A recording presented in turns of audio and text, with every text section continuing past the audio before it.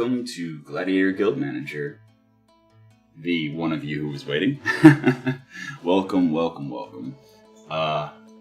It should be set, if you are not a subscriber, that you should be able to subscribe and immediately start typing. The test I did back when I started experimenting with streaming on YouTube, I literally got a bot in my first test stream, and I was just like, oh geez. So, yeah. That said, today we're, two concurrent viewers. Amazing. Awesome. I wasn't expecting a lot of people to show up, so we're just gonna quickly go over what we're doing today. I've played the Permadeath mode. Played a lot of it. The game is not properly adjusted for Permadeath yet. They're still working on it. Spoke with the developer a little bit. So we're just gonna play it as intended, and we're gonna see if we can actually get through the game in 12 hours. That's the premise of the day. So let's get into it. I've also experimented with several starting teams, and what I think I like is Cleric, Berserker, and either Warg to charge into the backline or Archer to have our own backline. Since we're playing with Permadeath off... Hey, Gabriel. Since we're playing with Permadeath off, I'm thinking the Archer might be the better play, because if she does get sniped by an enemy backliner, then she doesn't permanently die. Although I really do like wargs. They're very fun. You know what? We did some testing, and we know that the first two buildings we're able to build are going to be Cryomancer, Priestess, and Pyromancer, I believe. So I am going to go Warg, and then we'll just build a backline from whatever comes available. So let's begin. Just going normal difficulty, just like I said, playing as intended by the developers at current, at present. Alright, also let me know if the volume of the game or my voice or whatever needs adjusting. I will happily do so. Yeah, so guild, like I said, yeah, Hey, Manu! Yeah, I noticed whenever I was doing the Brigandine streams that mornings seem to be better for my subscribers. I think because mornings in Texas is like later in the morning for South America and Europe. Like, actually, I think it might be afternoon for Europe. But late night streams were rough on me. Like, I got really tired really fast, and not many people showed up. So even the weekday, it's 3 o'clock, or 1500, 3 p.m. So, yeah, late in the day, like, I think after 9, there's no point to me streaming, because I don't like staying up really late, and most of my subscribers don't show up if it's after 9. So, that and a lot of other streamers do the whole late night thing, so I'm actually, like, competing for attention. I don't know of many streamers who do, like, weekday or weekend mornings or weekdays in the middle of the afternoon. So I think I'm just gonna immediately buy the Frost Tower just to immediately have a backliner plus crowd control. Alright, so we learned from Permadeath that level 2s are worth the extra gold, except... Yeah, exactly. Like, people...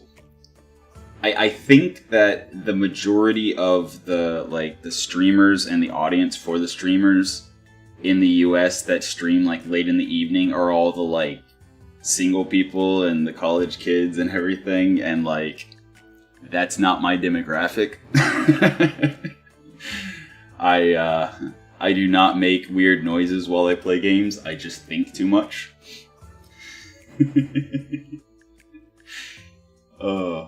So I see this guy. He heals 5% every second in the rain, and he can't be knocked down. But since he's a healer, he's a support class, he does almost no damage. He can heal other people, He's tanky, he can block damage, he can soak some damage, but he does almost no damage, so I can't spend all my gold on him. Unless... triple wage, but he's free to buy, which means I can buy him early and then throw him away real quick. I think I'm actually going to do this. I'm spending the majority of my money on this this frontline cleric healer type. And then agility is decreased. That's actually pretty bad. His attack speed with his big blast and his damage. No, not damage. Just speed. Okay. Yeah. So he would just be throwing stuff out really slow.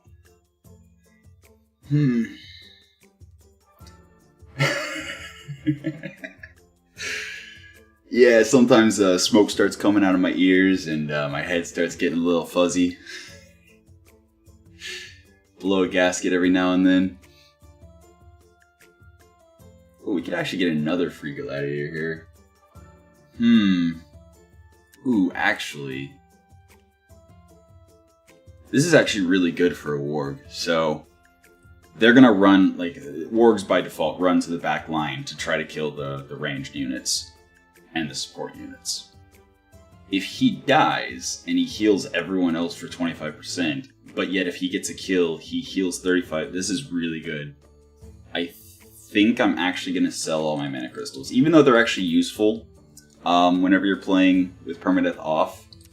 I'm still going to sell them all and immediately get him. Because those are like the two best perks, I think, for a warg specifically.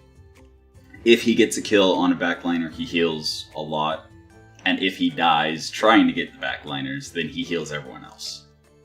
That's solid. That is quite solid. So we got a Berserker, a Warg. So this guy can't gain experience at all. He will always be level 1. This guy loses agility. A lot of agility. I can't afford him. So I think what I'm going to do is just play with these guys for now and see if we can maybe get some money from doing something like this. Few versus 1 is dangerous as the first one because it's going to be a higher level. It's going to be a higher level unit, so I think we're just going to go for the good old 3v3. See if we can get some forward motion going.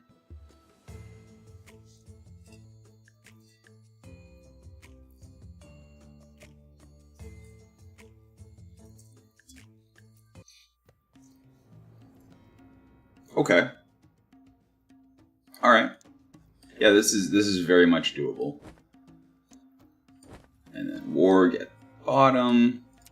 Turn on the priority point system because it's fun. Ignore that one. Go for her. You go for that one. Actually, I'm even going to position these guys a little bit lower to make sure they intercept here. All right. This should work in theory. Healer go boom. Uh-oh. Okay, our healer popped off a heal, but our warg is taking way too long.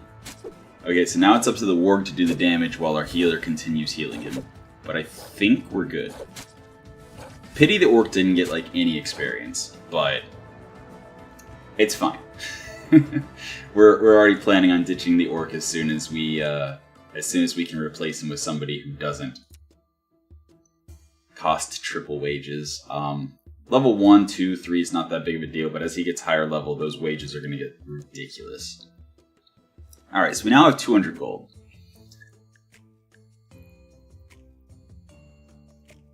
What is that perk? It has increased strength by 30% after killing more than 50. So, until he kills 50 people, he just has straight up 30% more strength. For 60 gold. Alright. I was gonna get a ranged character, like this guy, but our orc is injured, and this orc is better for now. Alright, so I think we're gonna wait. Oh. Death and reviving. Okay. So it's just telling us about the mana crystals and about how he needs one more day because he's level 1. Alright, and he's ready Before the Gladiators refresh, do I want this Cryomancer? Gaining experience 20% faster is really nice. Healing 5% each second, not that great for a backliner, because that heal is going to be so small. So I basically am paying an extra like 60 gold for nothing. No, I think I pass on that. Yeah, no. Let's get the free shop update and see what we can get there. Another bad Cryomancer. Wait. No, it's a different shop. Those two are just like the same. Same perks. What a reroll.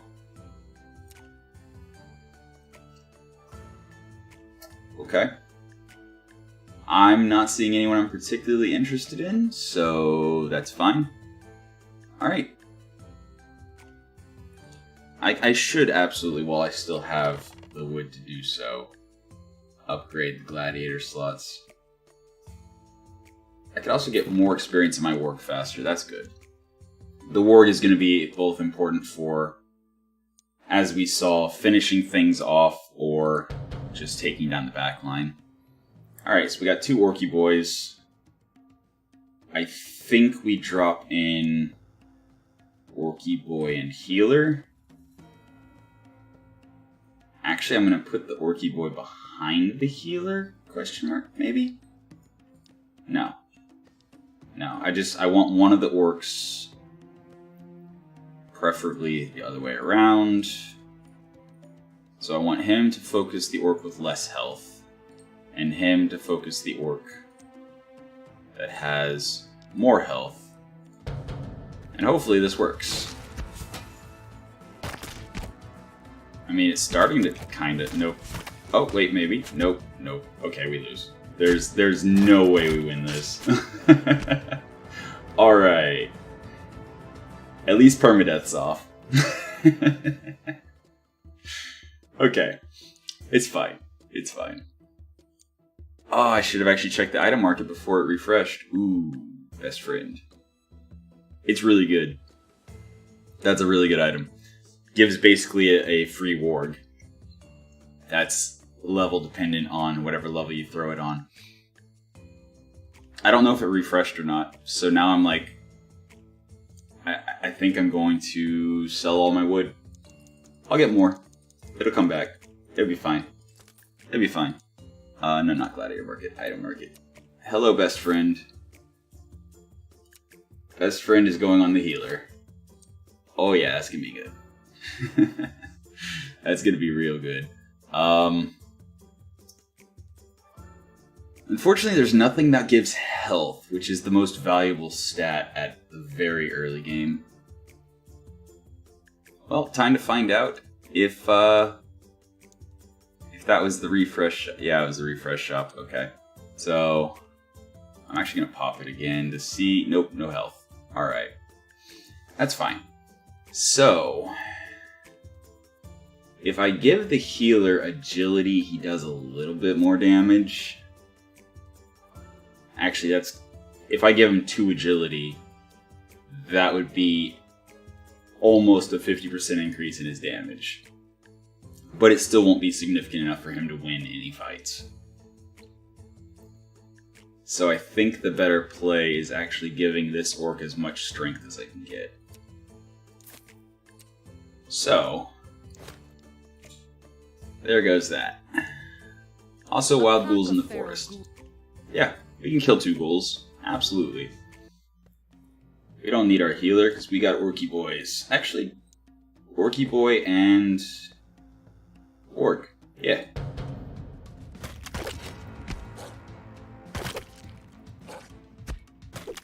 Unfortunate. Okay, the warg still got 77 experience, so that's good. Excellent. Because we did get one of them down before the warg died. Alright. Now we're going to take the gold because we need gold. And we're actually going to take the axe. Yeah. Yeah, so now Now our other Orky boy can also have an axe. Cool. Gladiator Market, before it refreshes, do I care? I don't think I care. Yeah, none of these are particularly interesting. And I'm specifically, so the rerolls, the update shop, whenever you do it, it goes up in cost. So I'm going to wait because at the end of the month, either the item market or the gladiator market's going to have a sale. And I'm hoping to pick up extra stuff then. Ooh, I probably went past. Okay. Yeah, let's do the 2v2 again. We know it's orcs. This time we have orc, and warg will at least heal if he dies. Okay, which one of them has more health? That one has more health. Okay. So, definitely focus this one, and definitely focus this one. Hopefully we can burn through one pretty quickly. Nice. Alright, so we got some experience on the warg, even though he's about to die. Or not. Amazing. Nice. That's a good doggo. Alright. So, we are in good shape. Item market has not refreshed. Gladiator market has refreshed, but we don't really have... Again, really good on a warg. And gaining 20% faster experience. But we don't have 300 gold. We can't afford that. Alright. And yeah, still no good picks for Cryomancers. You know what? Going into our first championship with free people. Because, yeah, we're going to have to pay 15 right before the championship to, for the upkeep. But that's a lot cheaper than paying, you know, 100 for somebody who doesn't have that perk.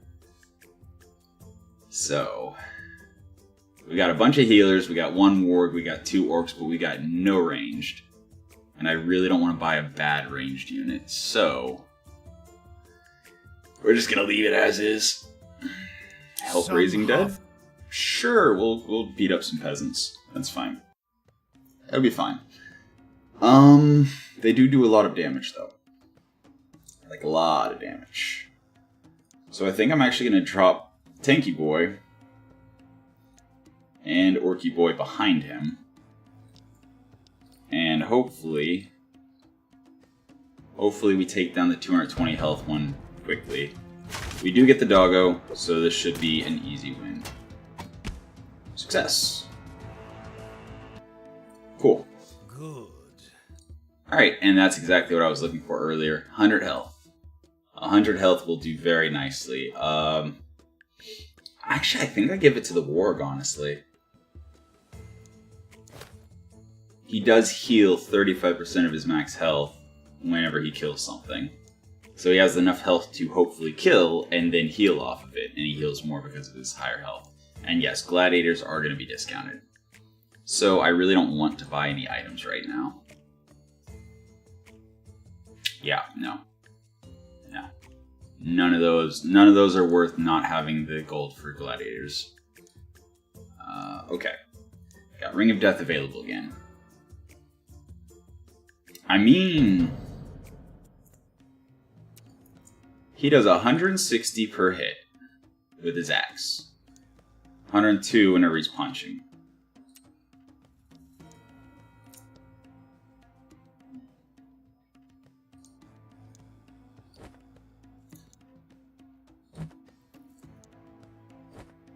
Alright.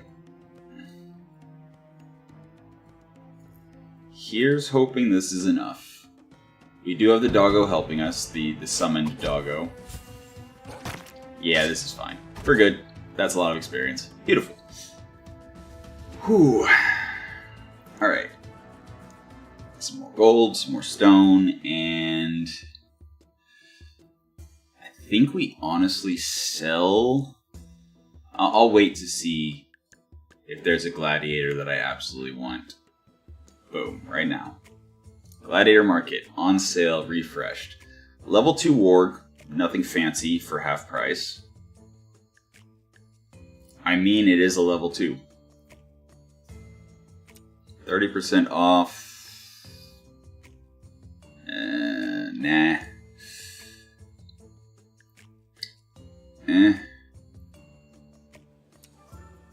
Each time he blocks or dodges, he gets 10% intelligence increase and he gains 20% experience faster. That's pretty good. And 35% off, you know what? But that's like the only one we'd be able to hire. Instead of like getting a potentially good cryomancer.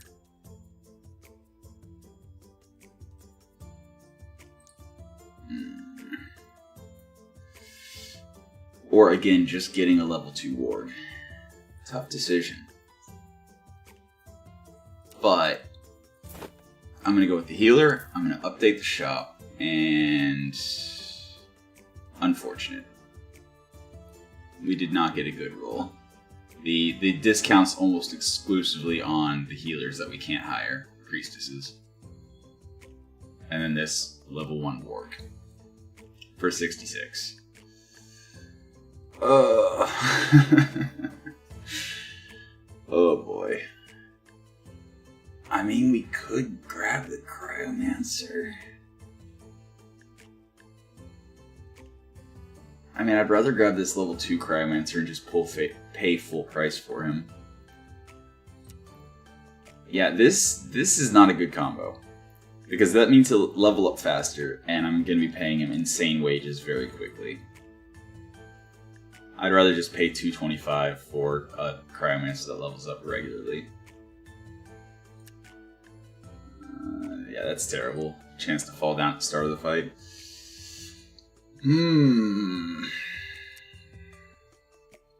Yeah, no, not interested. Alright. So, I think we helped the rating day. Yeah, absolutely. Appreciate you stopping by and saying hi. Have you ever seen what a Alright. Yeah, we can take that. We can absolutely take that. So, we just gotta drop the warg in the back. Going for her and ignoring him. Actually, he's got 270 health. Oh, they both have 270 health. He does 124, he does 150. Okay, so we're gonna stand up on this side. Attacking him, attacking him, attacking her. And fight.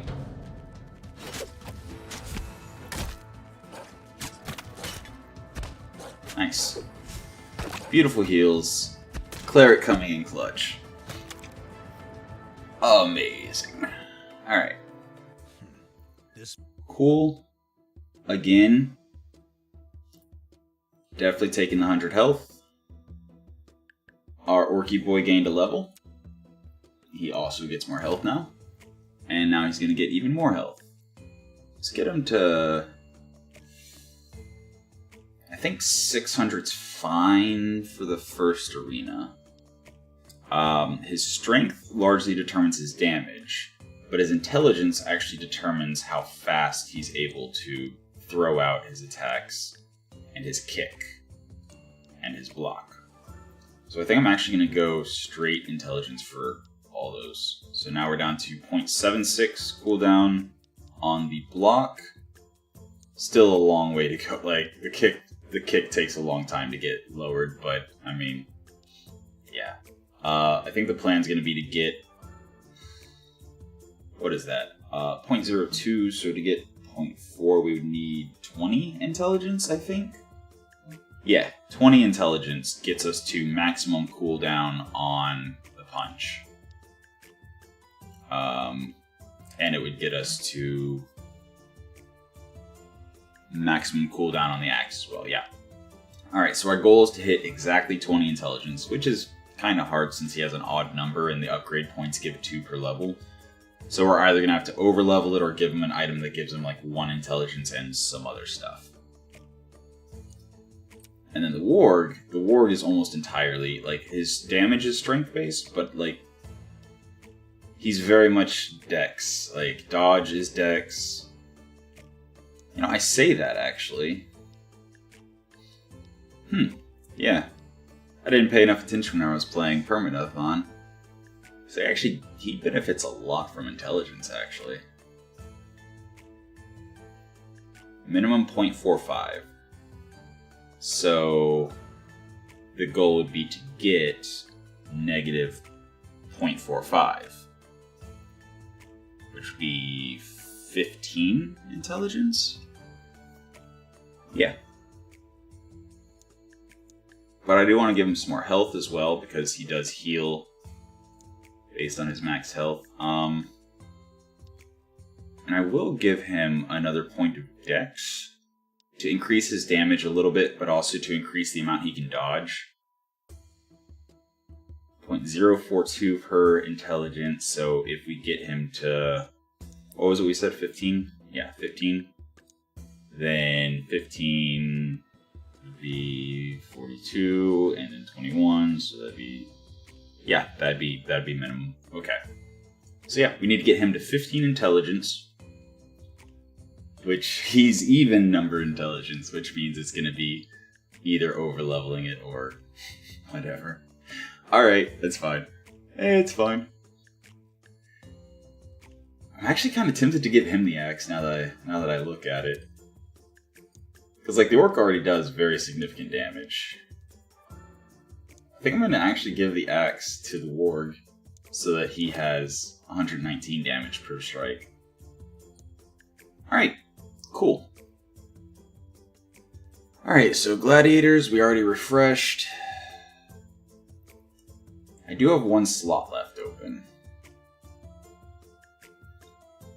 Getting another warg sounds like a good idea, but also getting a ranged character sounds like a good idea. Yeah, the original Warcraft. Actually, wait, I think it was Warcraft 2 where they actually started having little character callouts. I think Warcraft 1, they just kind of made generic grunting noises, if I remember correctly. And it was especially Tides of Darkness, whenever Warcraft 2 had the expansion, that had the like really good callouts that got added to like all the units that didn't already have them. The just continuous clicking on different people, hearing them just say funny things, and all the orcs just getting annoyed with you and grunting at you and screaming at you because you keep poking them. I'm absolutely gonna have to play Warcraft 2 at some point, just for the nostalgia.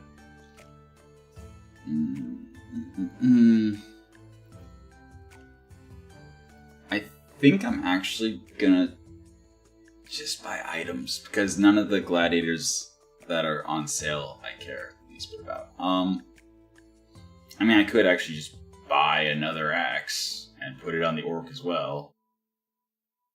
You know what, that actually sounds like a good idea. Buy another axe so that the orc also has an axe. Everyone has axes. Alright. So at least all the damage dealers have axes. I could also pick up a bow to give agility to, I guess, our cleric to slightly increase the amount he can block and slightly make him hit faster and harder. And let him heal more often. Okay, yeah, actually that... But then again, 70 gold for 2. That's not really worth it. I think I'm just gonna wait. Oh yeah, allegiance with high necromancers. So this would lock me into an alliance with them, and I'd only be able to hire the necromancers, witches, and whatever the melee unit is.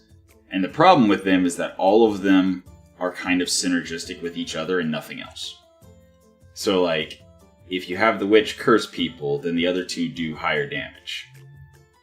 But without the witch, they don't really do enough damage. Whereas the Baroness has... Well, then again, no, because the Baroness has Spearmen and Crossbowmen, which are just worse knights. Yeah, you know what? Yeah. let's go ahead and agree to work for the High Necromancer. At the very least, whenever we do quests for him, we'll get more payout.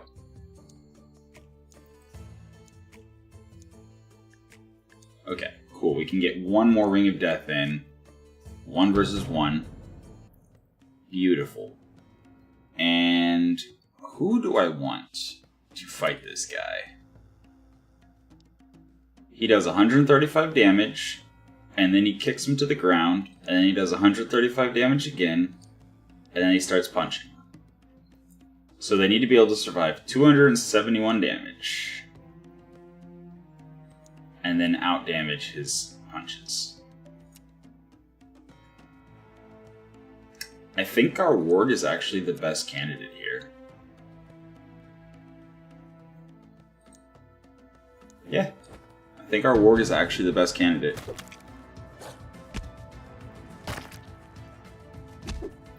Come on. Yeah. Bite. Bite. Beautiful. Just because he attacked faster. Our orc also probably would have been okay. But there was a chance that, you know, if he got axed and then kicked to the ground and then axed and then the other orc was within his minimum range, then he'd only punch and he'd already taken the 2x hits. Like, it was basically RNG of what would be better, but our warg, since we gave him the extra health, golden. And now I can give some extra intelligence to our cleric. Yeah, here we go. Necromancers joining gladiators. Okay. Ooh, they're on sale too. Nice. I mean, sure. So he is going to throw shadow bolts, so he's a ranged character, but he also raises ghouls. We have a lot of these guys that require extra upkeep. Probably not ideal, but yeah. Let's go to the tournament. Graveyard. Here is our first test to see if we are in good shape.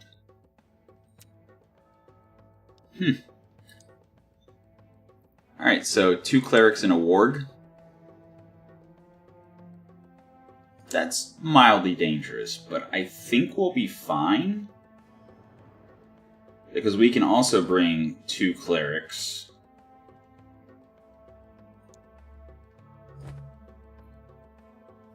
And a summoner. No, this is stupid. No, we need damage. We need to just burn through this warg so fast that he just dies from it. And then the clerics won't be able to really do much. Yeah, just like that. Alright, we win. Might take a while, but we win. Beautiful. Alright, next fight. 1 orc and 1 cleric? Okay. I mean, I see your orc and I raise you an orc.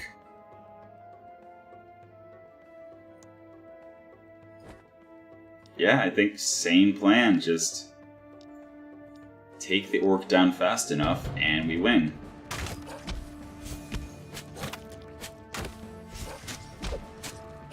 Yep. Alright. Easy win. This entire arena should be easy. Just because it is the first arena. Okay, these guys are level 2 and level 1. So we do need to be a little more careful. But I think our strategy still stands. I think this is just our winning team right now. Alright. Kill the level 2 first, which reduces their damage, so now our healer can out-heal them. Beautiful. And our healer even got a level, so now we can bump his health a bit.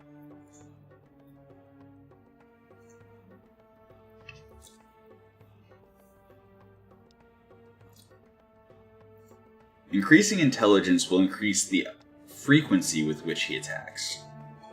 Oh no, never mind, it's already at minimum. Also already at minimum. Okay, so strength for defense, intelligence for better healing, or agility for damage. I think, actually, make sure he doesn't die, and make sure he heals everyone well. Cool. Alright, 2 orcs again, easy peasy. Orc, warg, cleric.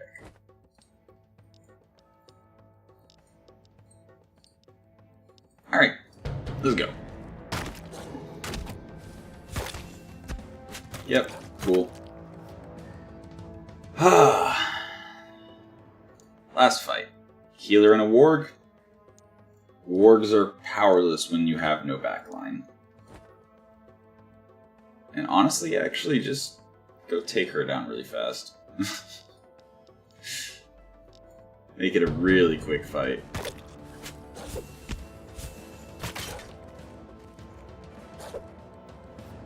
Or just distract her, that works too. Alright. That's 5. We get... Okay, not the items I was hoping to see, but I'll take them. I can always just sell them if I want to. Hey, our warg leveled up again, so let's get him up to 770, and then I think dump 1 more point into it. Then again, that's a multiplicative increase.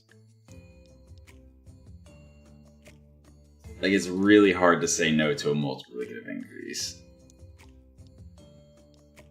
Yeah, he is now dodging at maximum. So, yeah. This is the point where he is dodging as frequently as possible. Alright, I do need to keep an eye on his stamina. So, every attack he does costs him 26 stamina, and I think every time he dodges, it costs stamina. I don't know where it's shown, but like, I see in the battles, they dodge and stamina gets depleted. Actually, I'm gonna sell this for the 40 gold. Unless, yeah, we can get a Pyromancer now, but yeah, it's only good for ranged. Projectile damage against burning targets.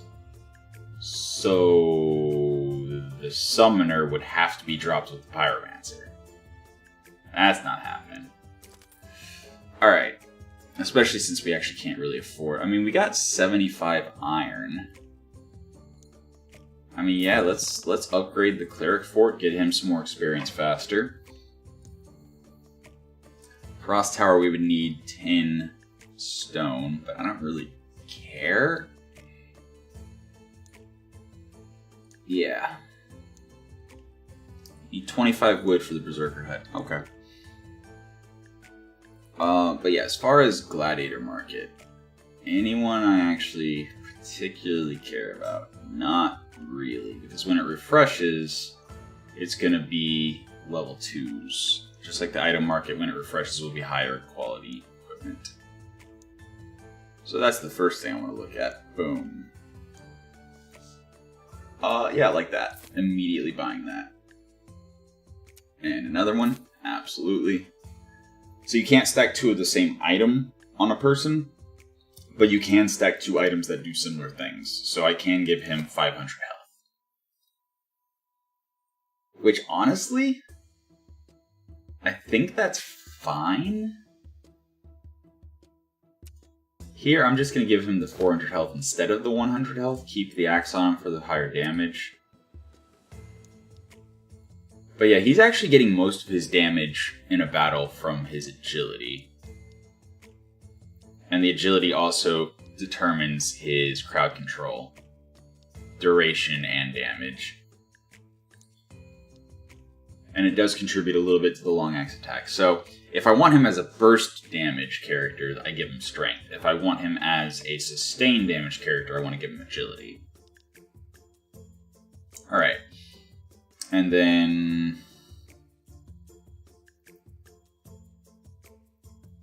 I mean, honestly... I'm kind of tempted to just, like, fire all these guys and just take this month to repopulate. You know what? I'm going to. Yeah. Him as well. Bye. Him as well. Goodbye. So I paid 15 gold for each of them just to have them in case I needed them for the last arena. And him, I'm going to take the axe back and get rid of him. Yes. Okay. So now we just need to work on building our stables this month. All right.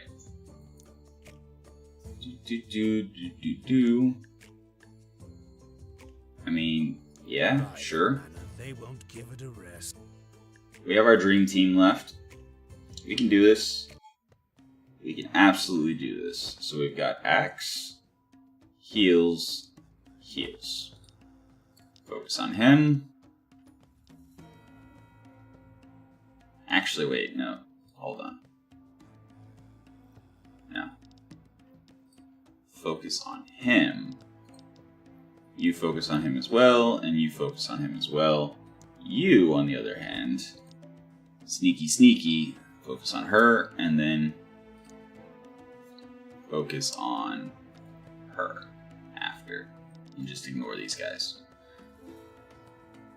Alright. Go! Oh yeah, and we get the summoned doggo. Huh. Alright. Easy win.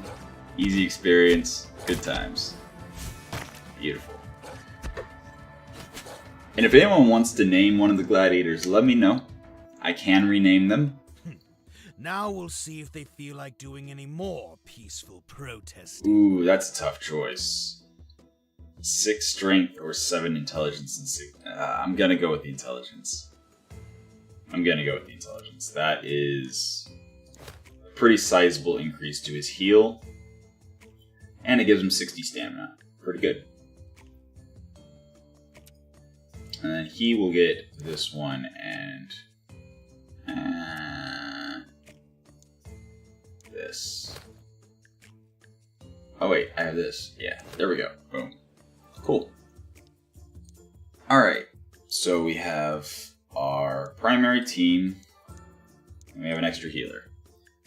And the Gladiator Market's about to refresh. Ring of Death is about to be available. And what do we got? Gladiator Market. Again, Cryomancer healing is not something I want to pay extra for. Level 2 Cleric, that levels more quickly. I mean, that is pretty good. But I can't invest all of my gold into clerics. They don't do damage. All they do is support. Even 2 clerics healing each other, I don't think would be able to win a fight against most enemies. So I'll wait. I'm not gonna use the refresh until, oh yeah, create new battle choices. Many versus 1. That looks like 5. I don't have 5 gladiators. Let's start with the 1 versus 1. Level 2 peasant, eh? So 200 damage, and then 72. Oh no, block 72, and then 105. Okay. But our orky boy, wait. We don't want to use him yet, actually. Because once he kills 50 enemies, he starts losing 30% of his strength at the start of the battle.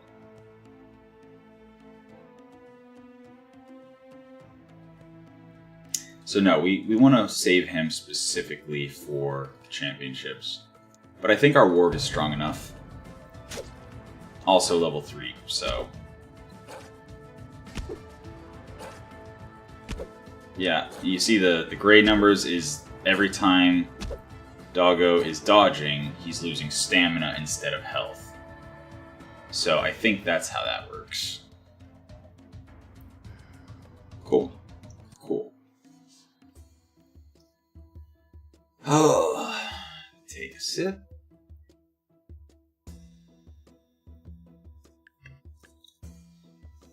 Oh yeah, let's look at the necromancers, see if there's any new ones that we might care about.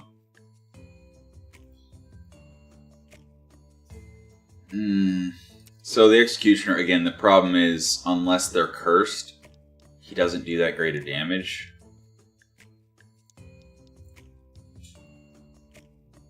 I mean, he does do AoE damage, though.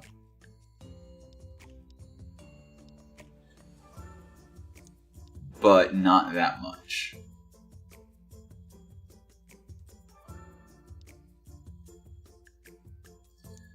I mean, he can block pretty well. But yeah, without the curse, he doesn't do enough damage. And in order to curse them, you have to have an afflictor. But the curse also reduces stats. So, level 3, she's able to reduce somebody's main stat by 12. It's going to take her basically the entire battle to do it, but minus 12 against level 3 and less enemies, like, that's significant. That's very, very significant. And she also shields friendlies. Enemy that hits the shield gets cursed, reducing their main stat by 4. Okay, let's try her. Let's try her. That sounds strong. I don't know how strong it's actually going to be, but we're going to give it a shot. Because I really don't see any other gladiator that I'm super interested in right now. At all. And I'm not going to refresh the shop until the end of the month, so... Before the items refresh, check one last time. Yeah, no, I'm good. I'm good on that. So, what do we got? Training peasants and item market.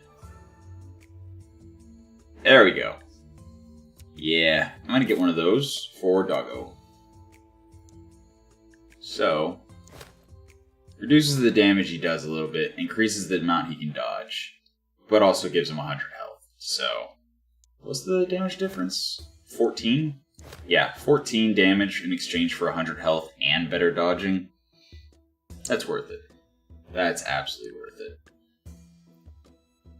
And what are her stats? Her stats are intelligence, agility, agility, intelligence, intelligence, agility, agility. Okay.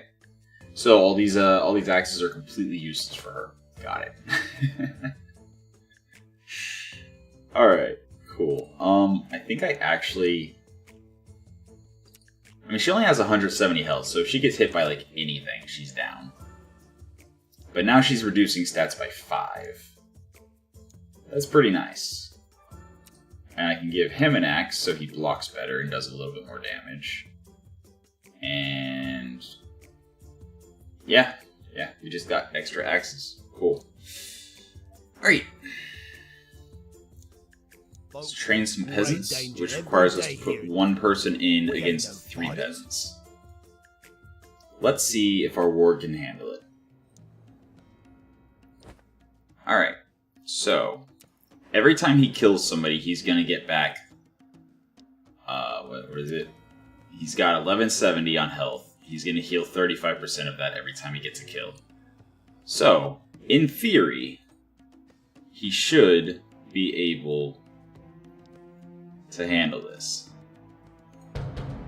Actually, I should have looked to see who had the least health and focused them first. Uh-oh. Come on, get the kill. Yeah, there you go. Yeah. Now that he got the first kill, he's good. Actually, he's out of stamina. Ooh. I need to get him more stamina. Yeah, he's dead. I need to get him more stamina because he can't dodge anymore once he's out of stamina. So they can just sit there and beat on him. Alright. That's unfortunate. That's 3 days. 6 days. Oh. Is it 2 times level? I don't think our orc can handle it. But we're going to try anyway. Here, the 100 health is not going to be as valuable as the extra strength. Because I need him to kill fast. He should be able to one-shot this guy. And then focus him second and him last. Go. Yep, whack. And then kick. Nope. Oh no. Oh no, he's dead. I mean, he got experience, so at least there's that. So the warg also got experience for killing one. Maybe. Alright. Hey, he actually leveled up from just the one kill he got. Okay. We're gonna go agility, agility, agility. 1 point into stamina. And 1 point into health. Alright. Cool. Beautiful. Alright. So we've got our frontliners injured for 6 days each. I don't think that any of these guys actually do damage. She gives a shield and reduces enemy stats. These guys heal and block and... yeah, okay. So we have to hire an actual damage dealer. But this one's so bad. Like, the chance of falling down at the start of a fight is just so bad. Alright, we should not have tried to train the peasants. Because there's no way we can do this. We have no damage. Unless... I mean, this does give us damage. Not great damage, but damage. Not much damage at all.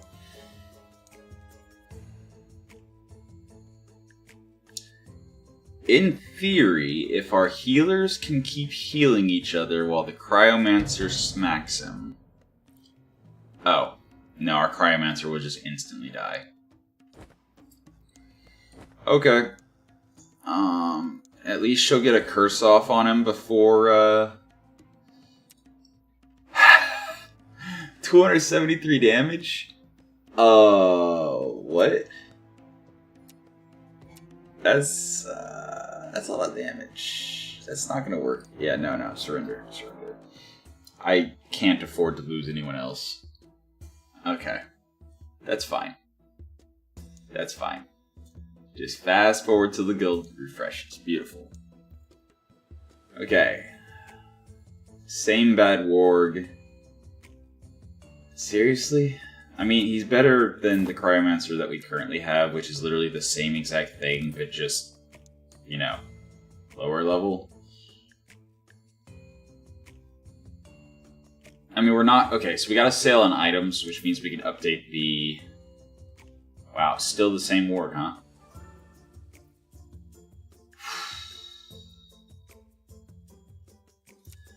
I mean...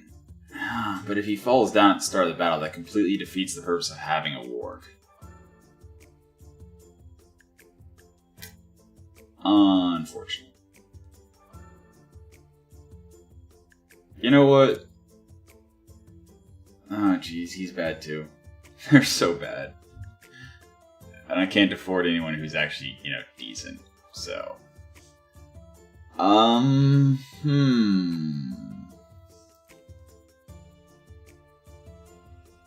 What is that?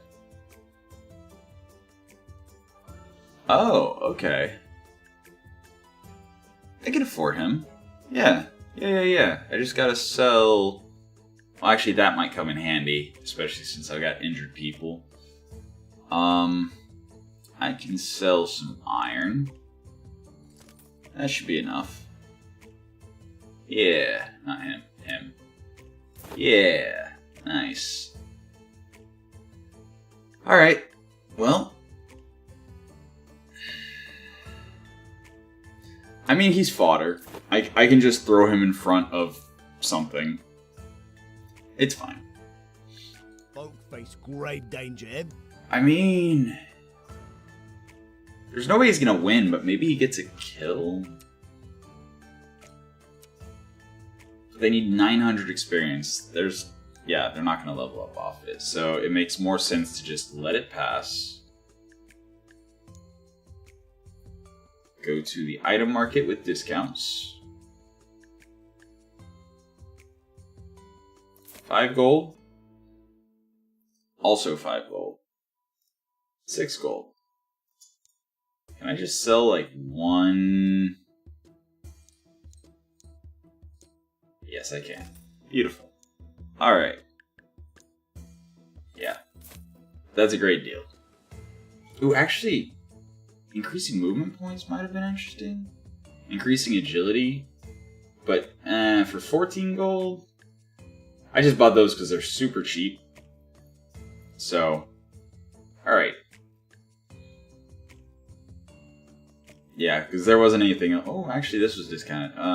78. Okay, you know what? Fine. Fine. Oh, I need to sell one more. Alright. Get to an even number? Sure, why not? Alright. Definitely buying that. Yep. And 12 gold for that? Oh, right, I need to equip people's stuff. Okay, first things first. Orky. That. And that. Okay. And then he already has one. So this orc will eventually break down and be terrible. So I actually want this orc to have the extra health so he survives longer. And then this one is literally a throwaway, just trying to do damage as much as possible before he drops. Okay. Alright. Alright. And actually, yeah, we're going to drop that and give it to him. And we're actually going to give that back to him. Alright. So we've got a lot of consumables we can use. Alright. And we can also refresh the item market. Definitely buying those two. And that's 6 gold. Okay.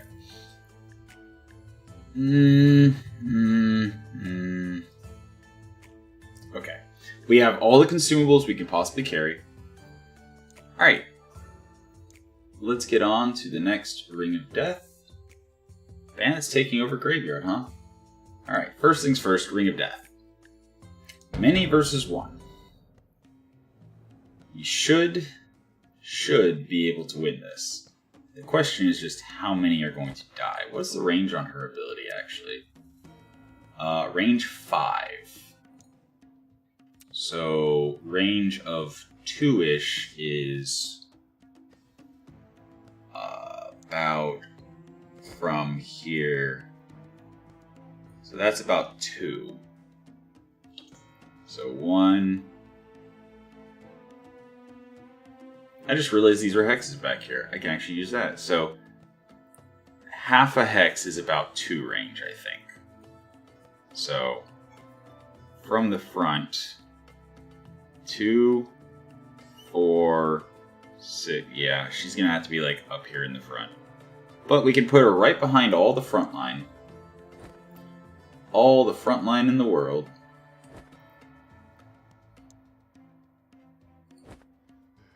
And we can actually put one more. Do we need... I don't think we actually need him. I think we would rather bring him. Both to get the experience and also because if this one kills too many people, he's eventually going to have terrible stats again. Right now he's getting a bonus once he gets 50 kills. I think he has like 5 kills already. So he's already 10% of the way to being bad. I could also put the Cryomancer in instead of the second Cleric. Or instead of the Afflictor. But yeah, this Cryomancer is getting out of here. So yeah, no. We're just gonna do this. Heals, beautiful. I just realized she's level 9. And we still took her down without losing anyone. Beautiful. Beautiful. Alright. I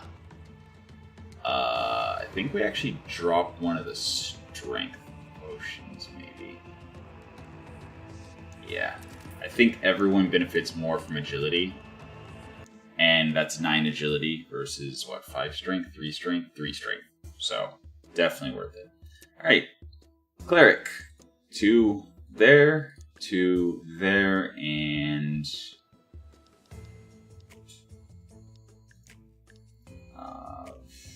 I mean, actually, you know what? Yeah, get him down to minimum cooldown on the block. Let's actually give him some more stamina. Because I'm realizing now stamina is actually very important. Yeah, you definitely need more stamina. And then... So one more tick, one more singular intelligence point will get him down to minimum cooldowns. And so now I think we just go agility. Just straight agility. So that's going to give... Well, we also want health, but we have enough health for now. Partially because the items are giving us 500. We want to be able to burn through things. So, that's good. Alright. Alright. So I think... A few drunk bandits have beat up 2 guards and claimed ownership. This is fine. Yeah, we can do this. We can absolutely do this. They're level 1s. We can bring 3 people. So I think we absolutely go Warg, Cleric, and Berserker. And we just go all for the back line all the time. Go.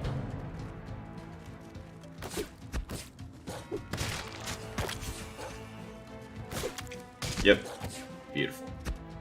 The backliners are the ones doing the real damage. The frontliners are mostly tanks. And with that, success. Beautiful. Well done, peasant. Yeah, we're gonna take the gold. Wait, what? Excuse me? 14 intelligence?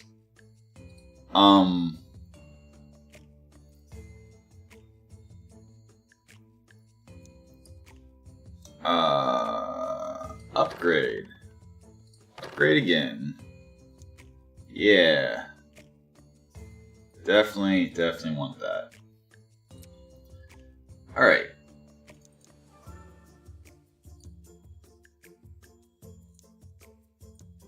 Alright.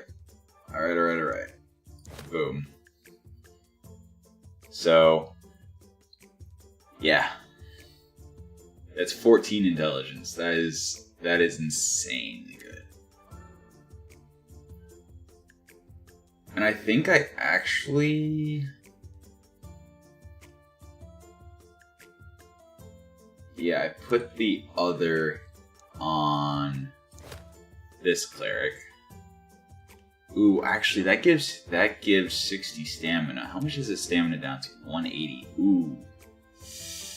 Okay. I stand corrected. We need the stamina on the stronger healer. Actually, now he's the stronger healer.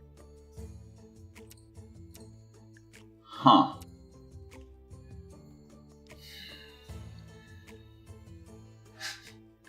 Alright, so... Yeah. It's fine. It's fine. Yeah, that'll work. Sure.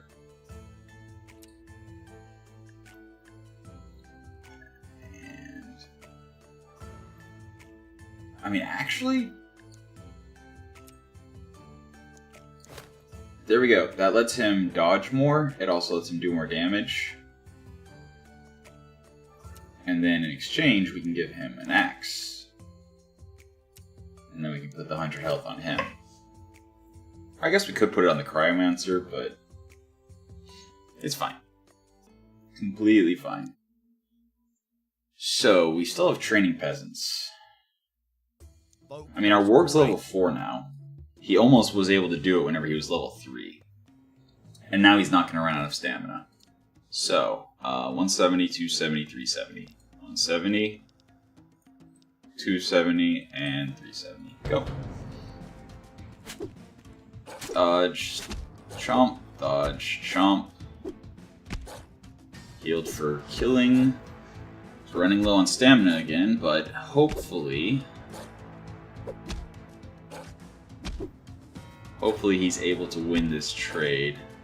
I mean, surely he wins. Level 4 versus level 1. They're both low on stamina. Yeah, he wins. Absolutely. Beautiful. Who's a good boy? Who's a good boy? I've never seen somebody. Alright, so we get 35 gold there, and I guess we'll take the 15 ore. Okay. No, I haven't looked to see. Is there anyone here that's actually good? That's good, but not the rest of this. Oof.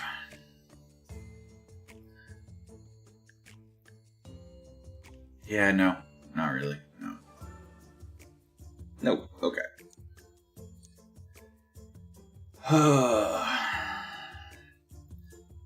So, looking around, I'm not seeing anyone worth hiring. Cool. Neat.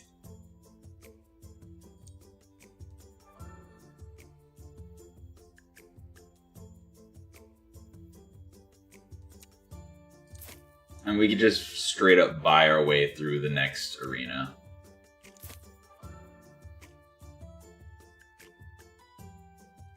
Yeah, so I'm actually going to give him the 200 health and 2 strength, and I will toss the 100 health on him. Alright.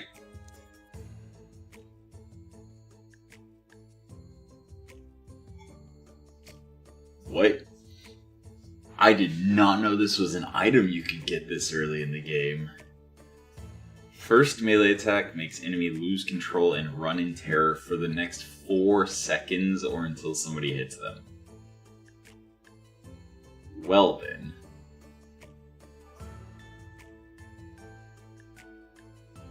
But that's 345 gold. There's no. That's no. Alright. So I think that basically just fast forwards it to the arena. And so nothing's discounted. We don't have gold. Wait. Ring of Death. Few versus 1. Yeah, we can do this. We can absolutely do this. Doggo. Let's actually get this cleric some health. I mean, some experience. And get our Orky boy some more experience. Yep, go. Just immediate heal to completely negate her initial damage. Beautiful. Alright. So during the next tournament, they should all be getting to level 3+.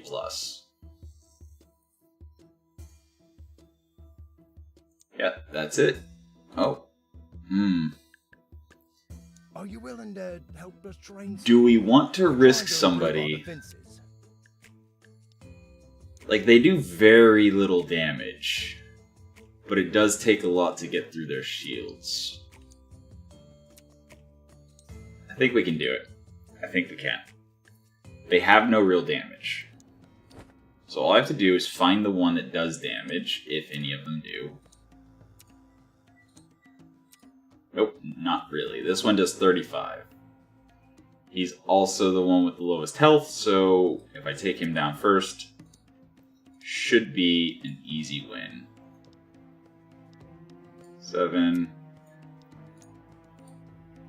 Make him a 3 and him a 0 or 1. Actually, wait, he has 270, so no. He should be 3, and he should be... Come on. Cooperate. Come on. Cooperate. Okay. There we go. Fight. A little bit of micromanagement, but I think we're fine. I mean, stamina is going to be a problem, because it does take a lot of damage to break through their shields. But we also heal every time we take one down. Oh, are they just going to stun lock him?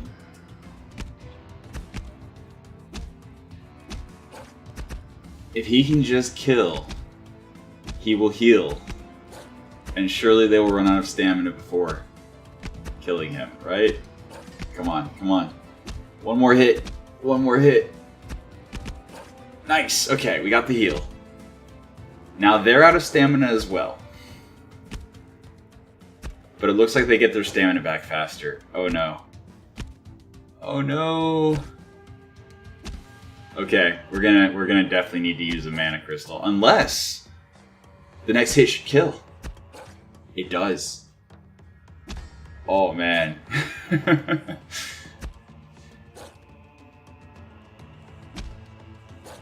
Okay, one more hit and we're golden. Beautiful. Wow, that was so close so many times. That was amazing. Nice. Yeah, I think the iron's actually more valuable than the stone, but I would like to start upgrading my guild some more. Especially, yes. Those guys are great. It's the opposite of this afflictor. Oh!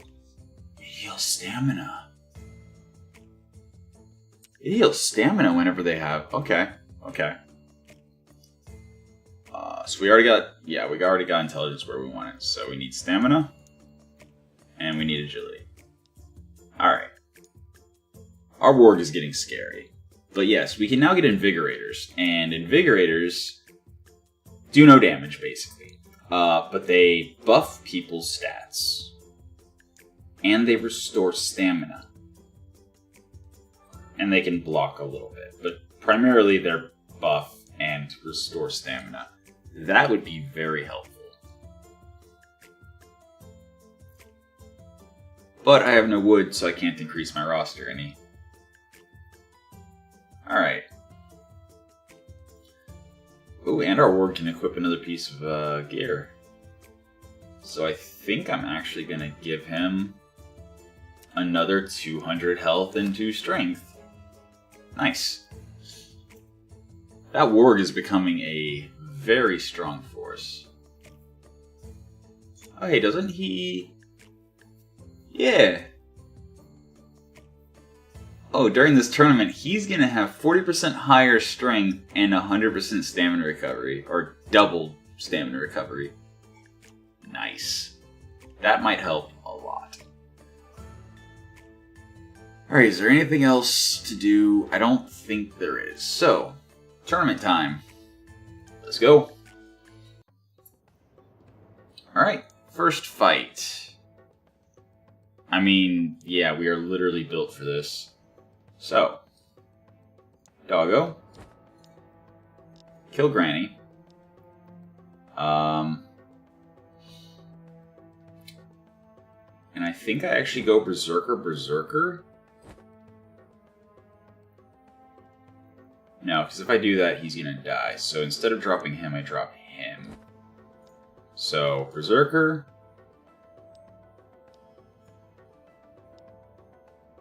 And then she's last priority. Berserker. And Warg. Just completely ignore all of them. Alright, and here we go. Yep, I knew he was going down. Oh no, I was actually expecting this orc to not go down. Uh-oh. Oh man, we might be losing this championship immediately.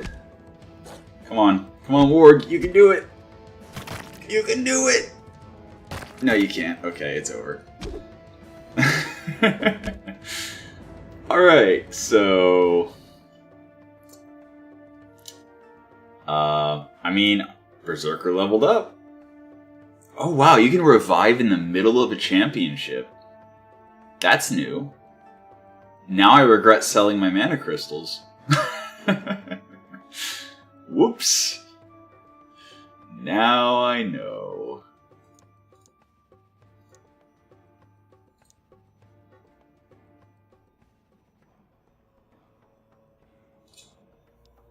Now I know.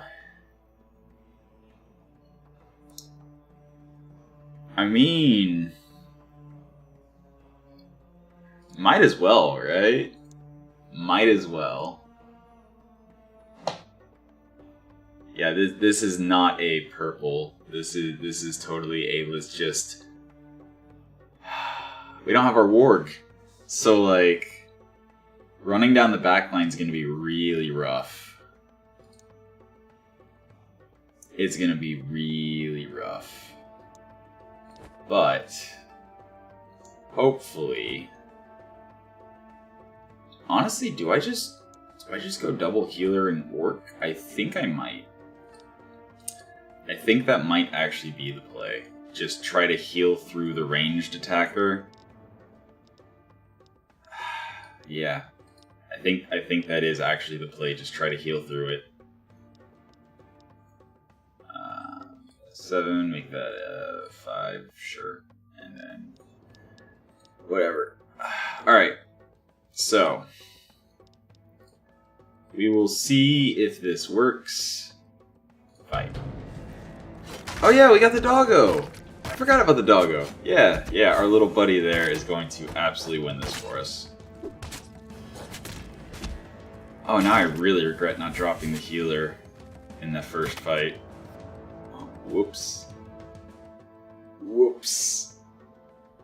Also, I have all these consumables that I just got done picking up saying, oh yeah, I can use those during the tournament. Oh, I'm so bad. It's so funny. I'm so bad. Alright. 5 against that? Surely we're fine, right? Orc. 2 healers, 2 supports, or 1 ranged, 1 support. Like, we absolutely win these, right? 100%, right? Surely.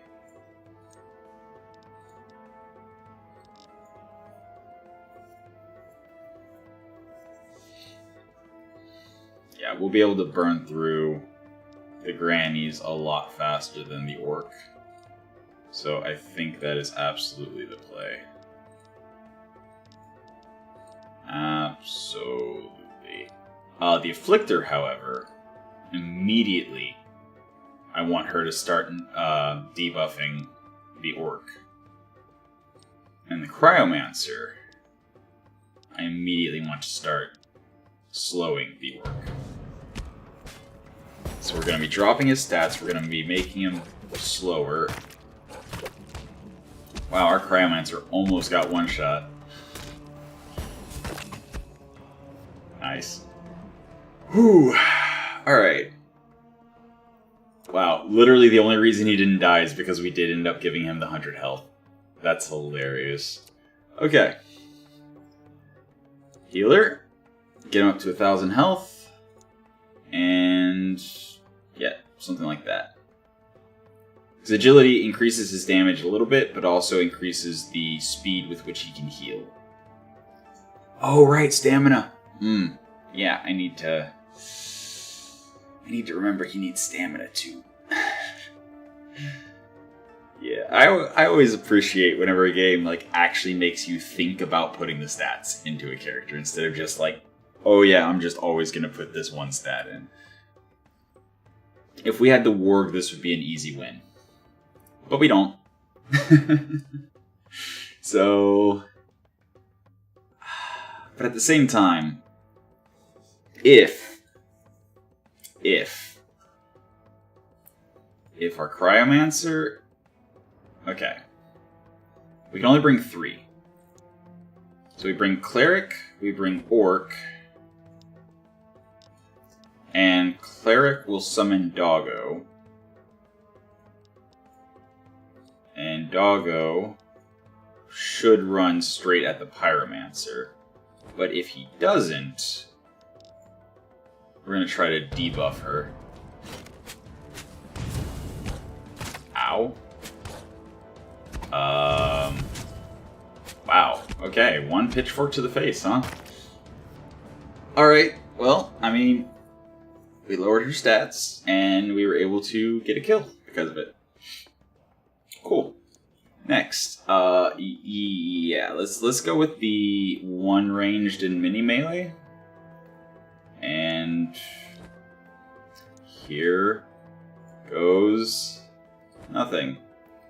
We're actually gonna start up here so that hopefully the dog summons and runs around.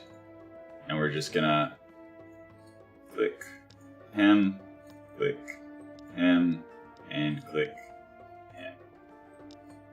him. And they're all like almost identical. Actually, no, we're focusing the one with the highest damage. They all have the same health though. Cool. Alright. Please, doggo, run to the back. No, don't get distracted by the orc. I really need you to kill the granny with the knives. Or just, you know, draw fire until you die. That's, I guess, fine too. You know what? Whatever works. Whatever works. Alright. Cool. Got some levels off of it too. Yeah, stamina.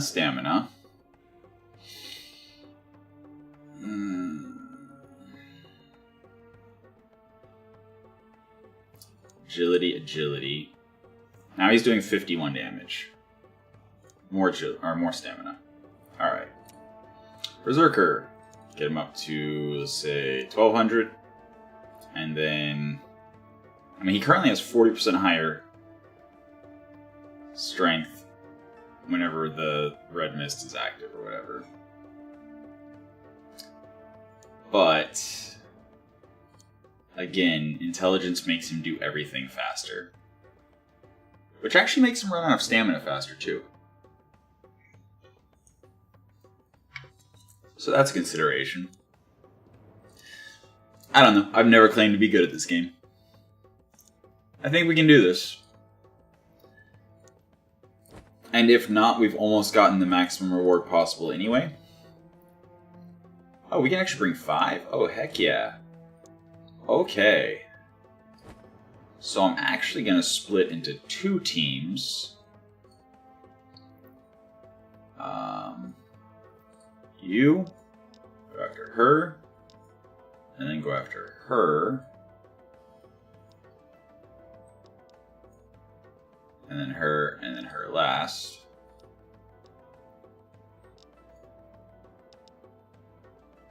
Yeah, sure. Cryomancer should probably go for, I think this one does the most damage. 106. Oh, that's melee. 174 versus 174, 120, and 138. So yeah, definitely focus her first and then her. Alright, and you go the other direction around. Although the healers aren't going to heal each other like this. No, I think the best play is literally just to keep everyone clumped up and just front to back them.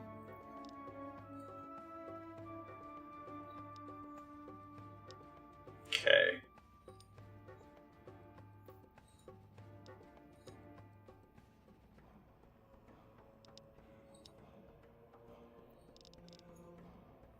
Just front, or I guess not really even front to back at this point, it's just going around in a circle. Alright, go. Alright. Cryomancer is not moving, so he's probably, yep, he's dead. Saw that coming. Alright, and we are just rolling across him. Beautiful. Nice. Nice. Okay. That's another level for our glorious healer. Did we actually win these? Okay, he's the one that definitely needs stamina. Yeah. Just like an entire level of stamina. And then, some more agility, sure. Alright. Last fight, assuming... Actually, yeah, if we lose, we don't have enough gladiators to actually do anything. So... I think we can survive this. I think with our just snowball on top of them and rely on heals and tankiness to win the day. Okay. She does 96 damage in melee. She does 90.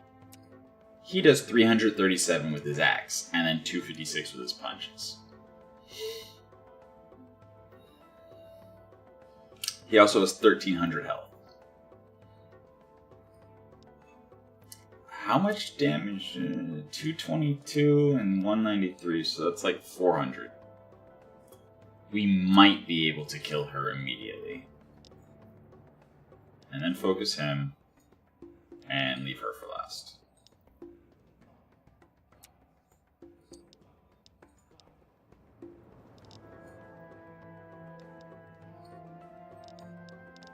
Okay, you...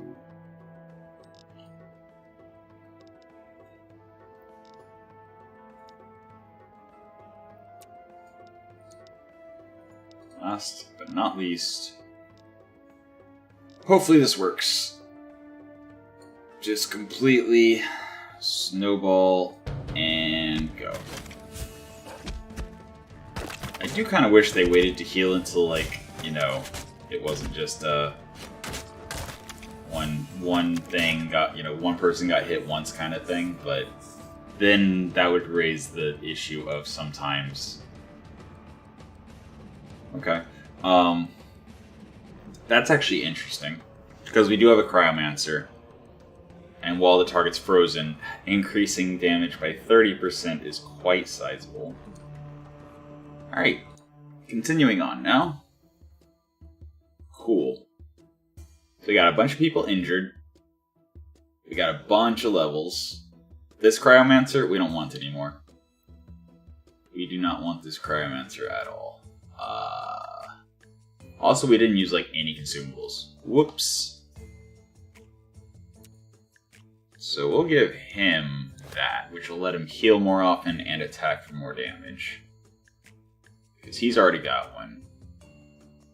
And then we will take his health and get rid of him. Yep. Alright. How much does it cost to... It only costs 60 gold to buy a mana crystal. So... that's actually not terrible. That's not terrible at all. Invigorators are fun. Restore stamina as well as buff stats, but we just finished another arena.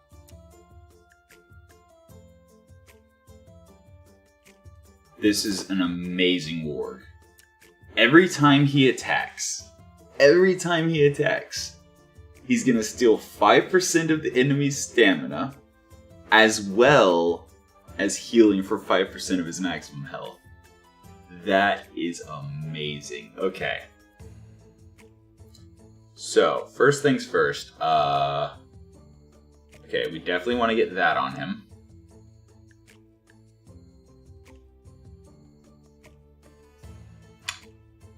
No. Actually, okay. First things first. We will just put this on him first. To get him the agility.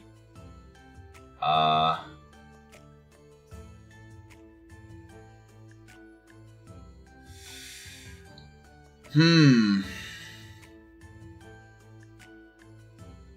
know what? It's fine. First things first, though, before I forget, let's do that. And let's also do that. Alright. And then wargs, I want more experience faster. Alright. I have 2 really good wargs that I want to level up as fast as possible. Okay. Drop this. I mean, actually, these guys are both really good. He's a much better defensive. And he's a much better just, like, healing. He's a better healer. And he's a better, you know, just tanky. Yeah, we'll just actually give him that.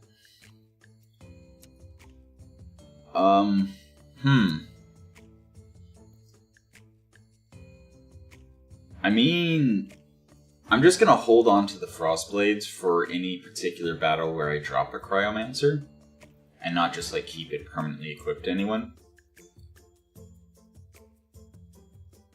But I definitely think for now, no, I need to give him more health. I need to give him more health, absolutely. Okay, so this warg is ready to drop and fight. Orc. Oh boy, that's really all I've got, huh? Just that. 100 health, 4 strength, 4 strength. Oh boy. I do wish this, like, actually showed how many kills he had. Because I don't know how long it is going to be before that actually triggers.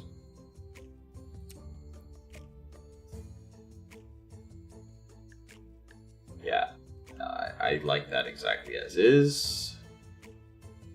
For now, at least. Yeah.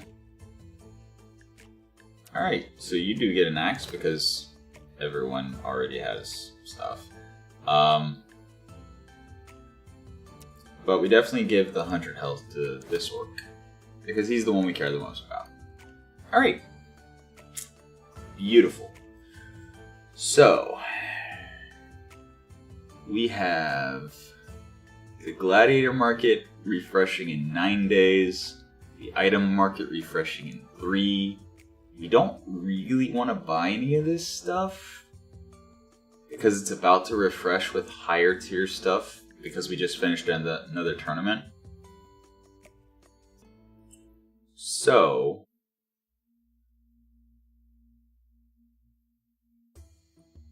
yeah. I do want an Invigorator, though. Unfortunately, I don't want to pay 180 for an Invigorator. Especially one that just, like, all he does is heal. It's like, healing 5% of his health in rainy weather is, what, like, 15-ish? Every second? That's not enough to make any significant difference. So yeah, no. Gonna go ahead and pass on them. Alright. And discount. Okay. We now have discount. Strength by 20. What? Wait, what? Here we go. Agility by 5, intelligence by 3, stamina by 60, and movement speed by 3. That's pretty good. For specifically a backline assassin. However, at the same time, I kind of think it works for a frontliner too. Specifically a frontliner who needs like exactly 3 intelligence to reach a breakpoint. And it is half off. I'm gonna buy it. Okay. Oh, that's so good. 18 gold to give 50% bonus experience for 1 battle. Okay. 20 strength is just so much. You know what? 21 gold to buy experience as well. I can't actually, I stand corrected. We finally managed to break through the doors of the ancient temple. Okay. Do I have 3 people that can take on a bunch of imps doing 100 damage every 1.5 seconds.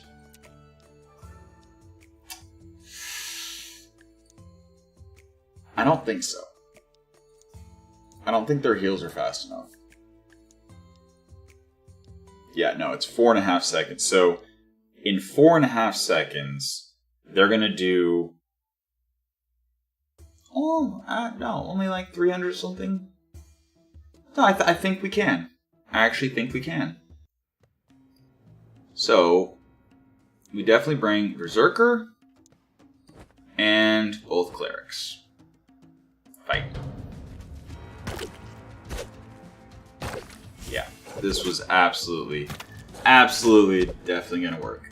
Beautiful. Amazing.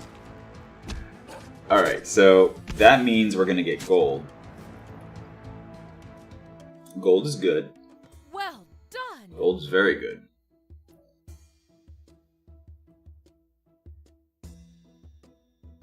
Okay. I was about to say the agility by 12 is a no-brainer, but 400 health and 4 strength? Easy. That is an easy choice. Because that 400 health and 4 strength is a massive damage increase for our little level 2 orc that needs to do stuff. And that lets us put 400 more health on our best orky boy. And also get him up to 1500. And get him up to 400 stamina. And then...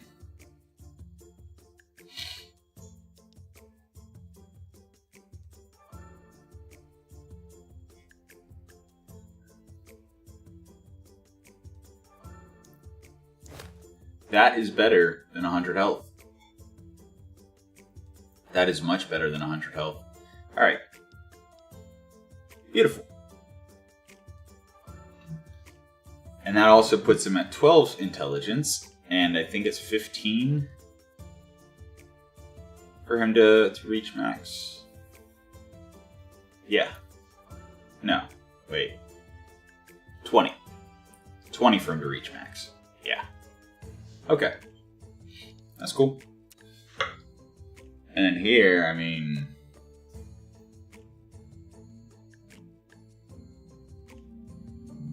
let's give him more stamina. Yeah.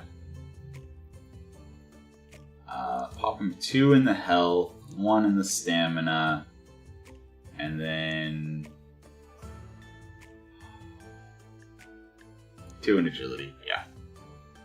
That's the play. That is the play. Just because agility lets him heal more often. And is more significant for damage, but less significant for tankiness. So. Alright.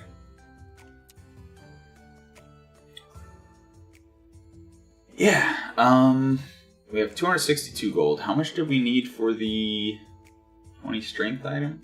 Wait. We can buy several of the 400 health and 4 strength. It's such a good item. But I really want the 20 strength. It's so good. It's so, like, it's literally... it's so good. It is just absolutely so good. But it's also 312 gold.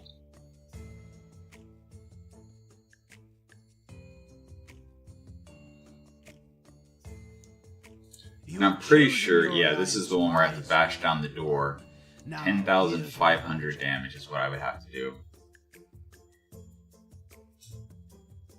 I'm going to wait the one day. I'm going to fight in the arena, or the Ring of Death, and hopefully get enough gold to buy that item for the 20 strength. Because I think, not even joking, I think the play here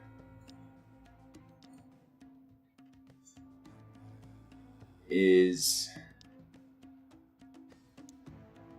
Orky Boy on Warg. Orky Boy against Orky Boy, Warg against Backliner. Fight.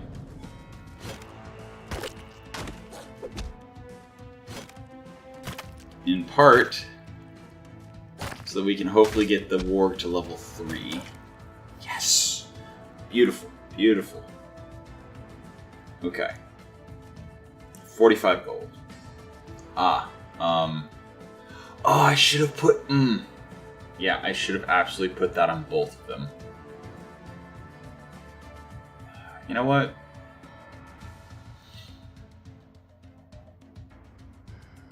I don't think 3 strength is going to be very impactful anymore. Alright. Warg. Currently doing 182 damage. Cooldown is bad.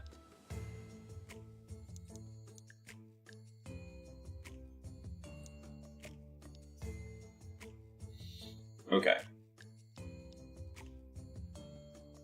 Okay.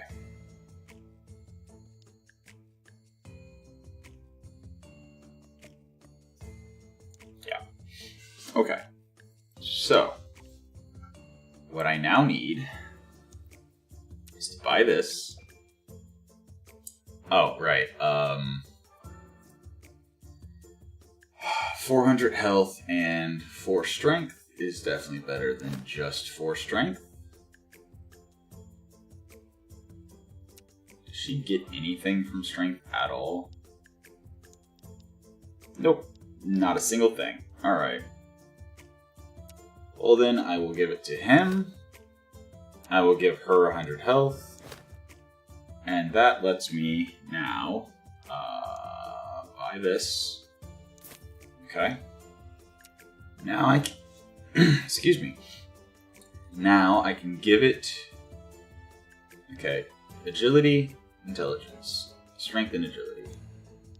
Agility, intelligence.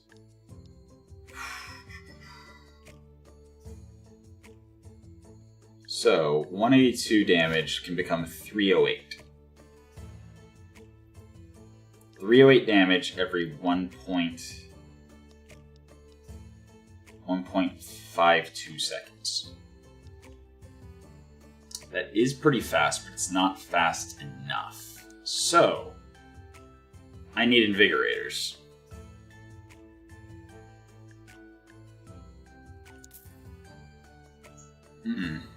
Those are the same 2 invigorators. Ooh, okay, I need 500 gold. Just straight up, I need 500 gold. Those sell for 20, that sells for 40. Sells for 5, okay. Yeah, bank.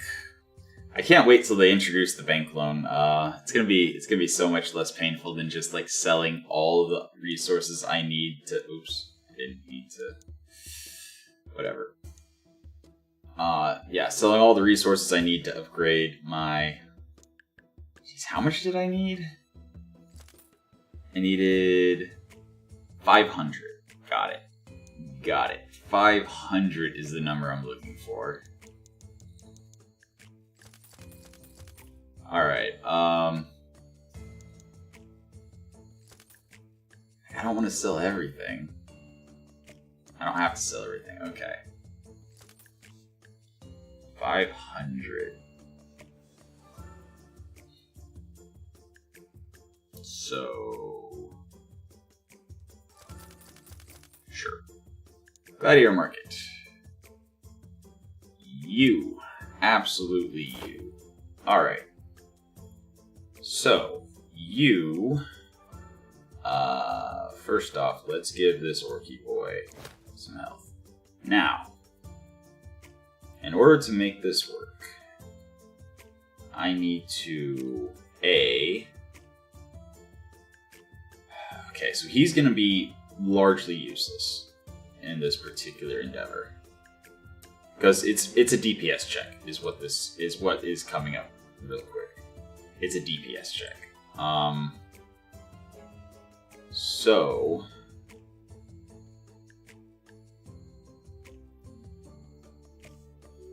Okay. I do not need health for the DPS check.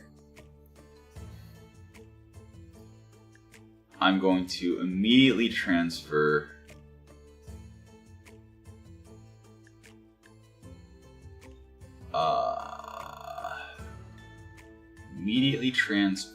what? What do I put on the Invigorator?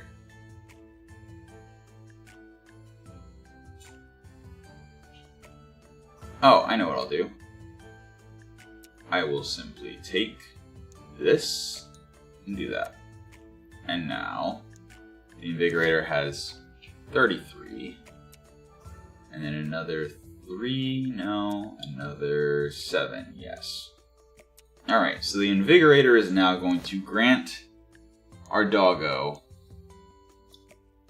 280 stamina every 3-ish seconds and 40 agility every 4 seconds, up to a maximum of 120 agility. Oh yes. Oh yes indeed. Oh yeah, we're gonna get this done. We are absolutely gonna get this done. Alright, and then... Okay. I think this is actually the best play here. Giving him the Cloak of the Assassin.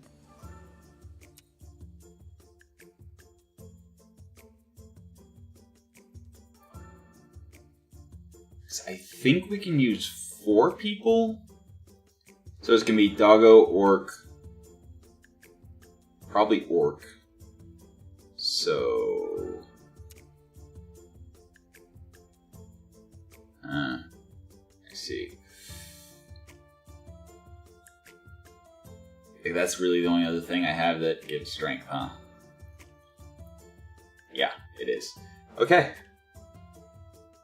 Well, actually, agility is more important for their sustained damage. It's just the initial hit that won't benefit as much. I might even use Biocrystal just to revive our other warg, depending on how many units I can use.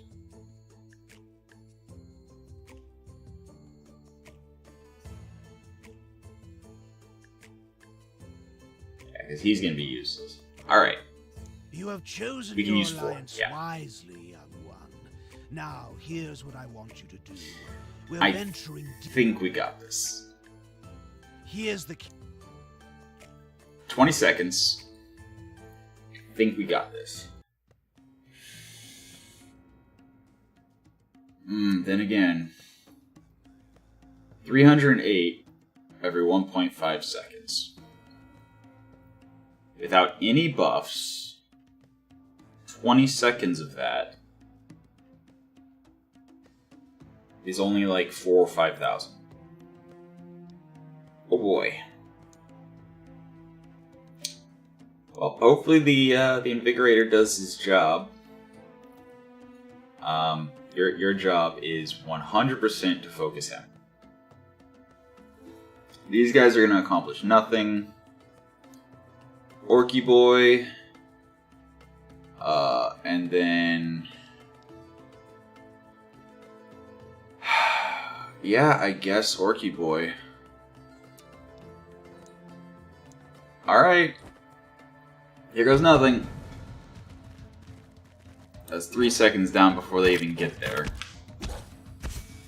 I could have used consumables, now that I think about it. Oh, do we meet the DPS check? Amazing. Okay. Cool. Now I kind of wish I would have thrown potions on them.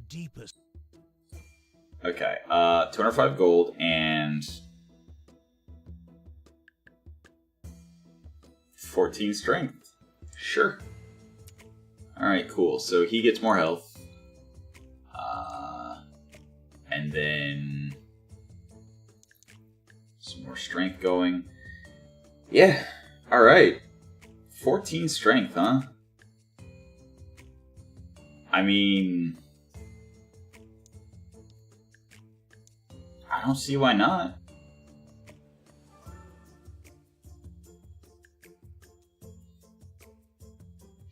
I mean, I guess I should give him more health and focus primarily on giving him the health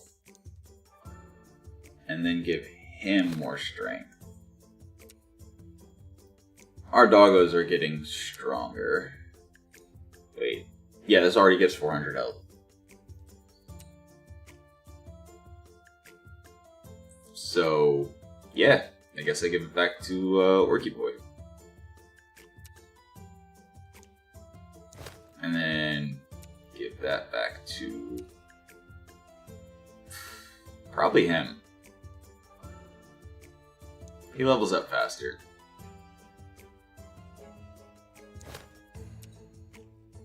Okay, and he gets that. Heals 252. That's not a lot. 252 is not a lot. Let's give him this back.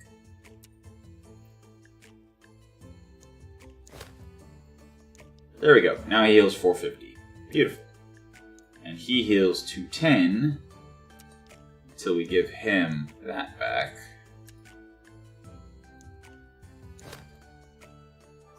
And now he heals 308. Beautiful. Cool.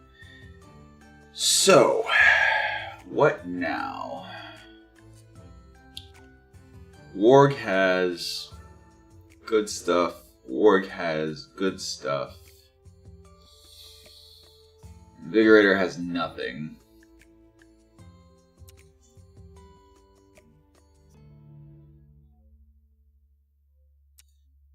I mean, honestly, it makes more sense to give him this. Absolutely. And then she has this. So we can at least give that to the Invigorator. Actually, isn't item... Yeah, item's discount right now, but nothing that we need. Nothing that we need at all. No. No. I'm... but then again, update shop. Okay. Another one of those. That's nice.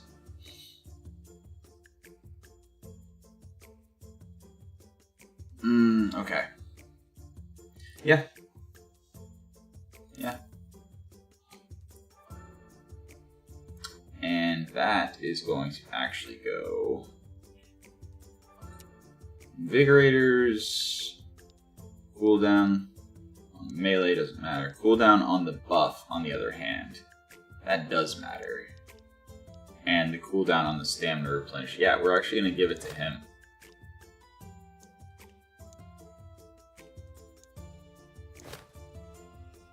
Okay, so that only knocks off like a third of a second, actually.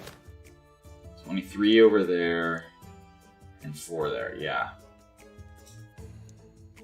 What about here? Not much at all. Okay.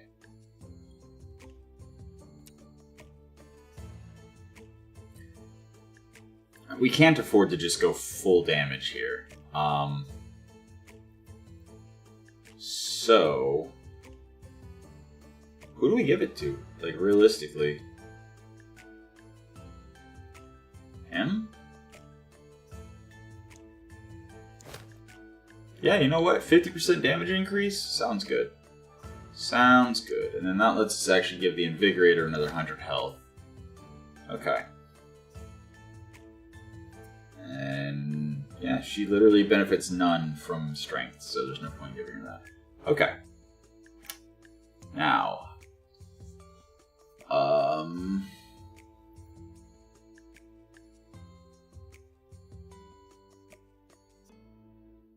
Yeah, again, like, strength is not what we need. Okay. I'll just buy another one of those. And that's fine. Is there any gladiators I care about? No? No. Not really. Not at all. Awesome. So, what do... I think we wait for the Ring of Death to come available again, or to get another quest. New gladiators. Gladiator market. No. No. No. No. I guess I'm mostly looking for, like, orcs.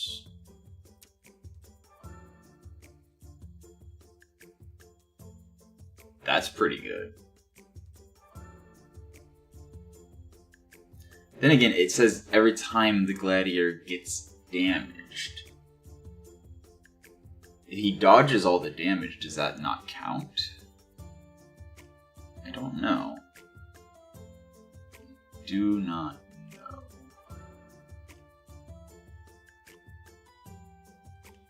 know. Alright, training peasants. Oh yeah, we got just the doggo for them. Then again, he only has 160 stamina. We've run into this problem before. But he does 308 per attack. So he literally 1 or 2 shots every one of them. Okay. I'm pretty sure he's gonna at least kill 1. Probably 2. Maybe all 4.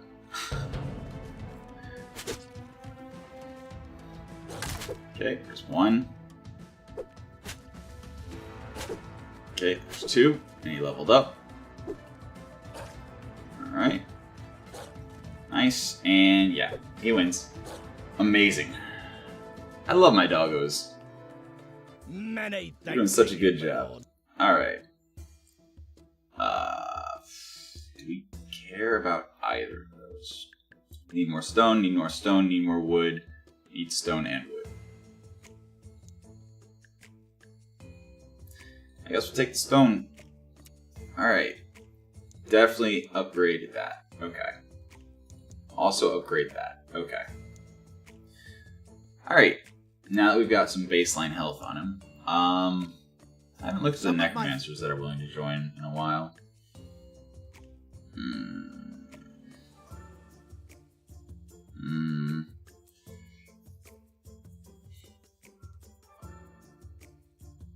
Nah. Gladiator market. Yeah, okay. That's fine. Again, I absolutely should have put the experience increase on him.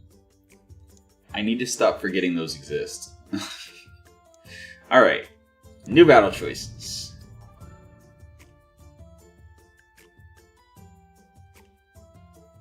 I think we'll start with the many versus 1. It's a level 18? Oh dear. 633 damage every second and a half. Actually, I think less than. Yeah, that's like 1.4. 1.45, 44, something like that. Less than a second and a half. 633 damage. Okay. How do? I think definitely double orc. Oh, that's my coffee maker saying it's done. Or it's turning itself off because I haven't... Yeah. I should refresh my coffee shortly.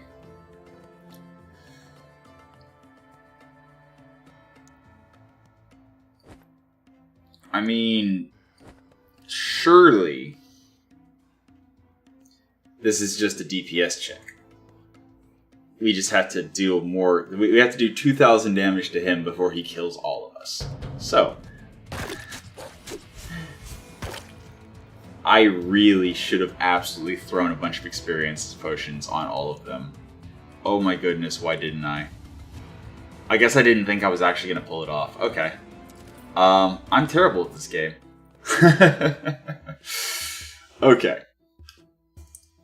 I'm going to go refresh my coffee, take a quick bio break, and then try to remind me, if you're all still around, to use the experience potions for once.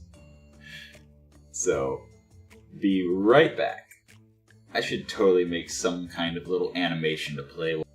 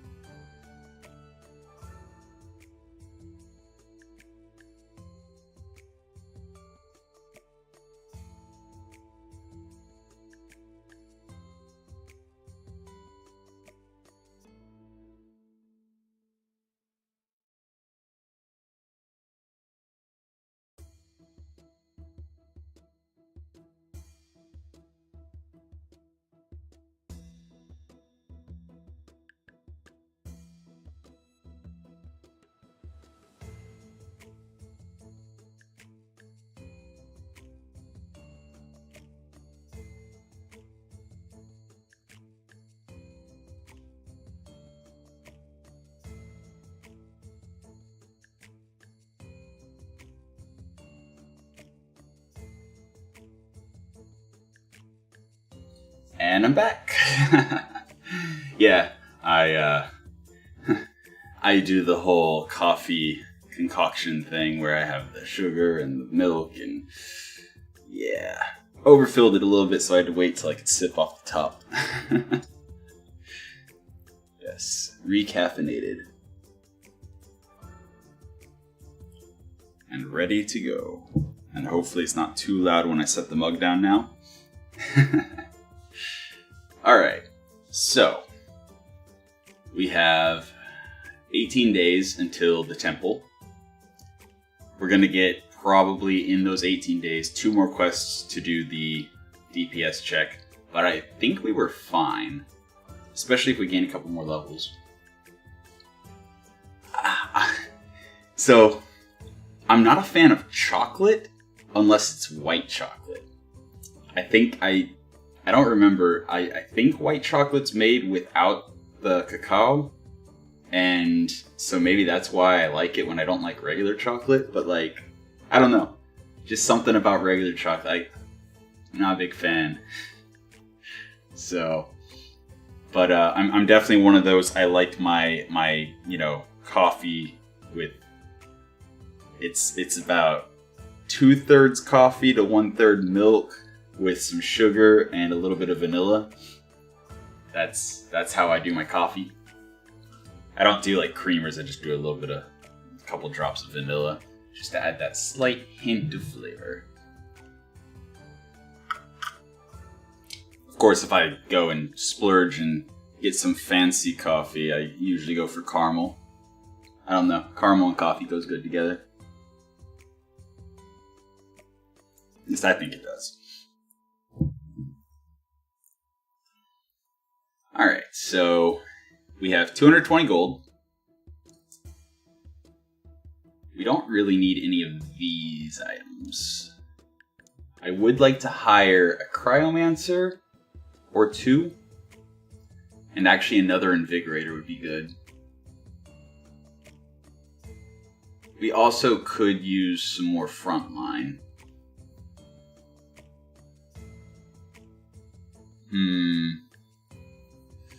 But yeah, I don't like these selections. I mean, a throwaway warg to just be able to like drop into kamikaze into the back line while we spend, our better wargs on the frontline stuff might be a good idea. But that would be all of our gold. So then, whenever the Gladiator market updates, there might be a unit that I'd rather have. So I'm gonna hold off. Hopefully I don't regret it. Alright, here's the second. Oh no, this isn't a DPS check. This is just straight up fighting. The rock imps are the ones that throw rocks and actually do pretty scary damage. Oh boy. Alright. But I think we're fine, because we can bring 5 people. Yeah, we got this. We totally got this. Alright. So, I think we're going to put the wargs on backline detail. So, your job is to kill him. And go ahead and take him out on the way by, and then kill him. Your job is to take him out on the way by, and then kill him. And the last 3, I think we will drop our best Orky boy. Oh, I hate when they do that. I hope this doesn't glitch out again. Actually, you know what? I'm going to take him off and then put him back. Because last time I had that happen, the warg ended up running like out of the arena and getting stuck in the wall. It was very unfortunate. I'm actually going to also put him on that one. So, Orky boy, straight to him, and then to him. And then, yeah. Healers. And go. Ah! Experience! No! Oh, I forgot to do it again. Oh, I forgot to do it again. Alright, experience. Experience. Oh, jeez, okay. They will make a fine undead. Well, actually, he can have another item now, so we'll give him his axe. Just hold for now. So we can take the last item, which I think we're gonna go for that. The 400 health and strength. Oh, I also need gold. Oh, or I could... Okay, hold on. How much is it to buy? There's 60 each. So if I were to buy 5, that would be 300 gold. And we saw we can use them during a tournament to revive people. So, yeah, absolutely. Okay, so we just got back the 5 that we sold at the very beginning of the game to buy gladiators with. Cool. Now we immediately switch that out. Boom. Oh, he already has that one. Okay, so then we switch it out with that one. And then give him that one. Beautiful. Alright, so... yeah, let's give him a little bit more stamina. And then... some more health, just so he's on par with the other warg as far as survivability goes. And... I think 15 intelligence is... minimum? Yes, okay. So he is now attacking as fast as he possibly can, doing tons of damage because of the crazy equipment he has. And then his dodging is not as good, but at the same time, it's fine. Now that I'm thinking about it, we should absolutely switch the builds. Wait, they both have those. Okay. Or not necessarily the full builds, just... yeah, we want him to have as much health as possible, because he heals a percentage of his health every time he attacks. And him, we just want to nuke people.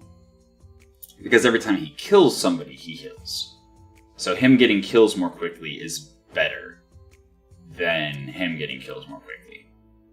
Alright. Cool. We have some really good wargs there. Again, this guy's going to lose his perk, basically. Probably sooner than later. So we need to replace him. This guy is literally just fodder. I just have him here specifically to throw in the front of something to, you know, get hit a lot.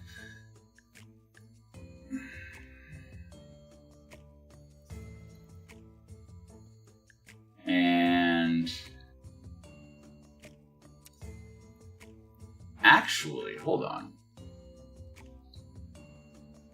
Agility by 5, intelligence by 3, stamina by 60, movement speed by 30. No, that's not best on the warg. I don't think so. The wargs have the perks that want health.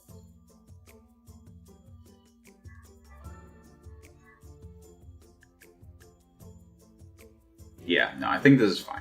I think this is fine-ish. I don't know. It works for now. It works for now. Gladiator Market, did it refresh? Or is this? No, this is the same ones. Okay. Yeah. That's when it refreshes. Item Market refreshed. That's what refreshed. Okay.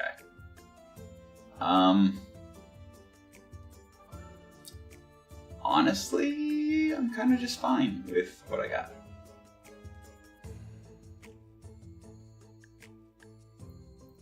Yeah. No, I'm fine.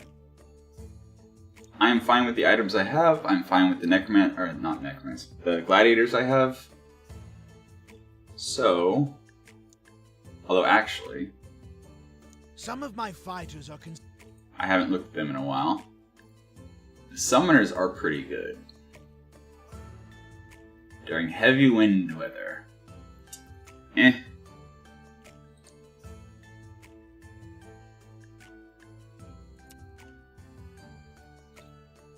40% higher, restore stamina faster. Every time Gladiator gets healed, that's not going to come up that much.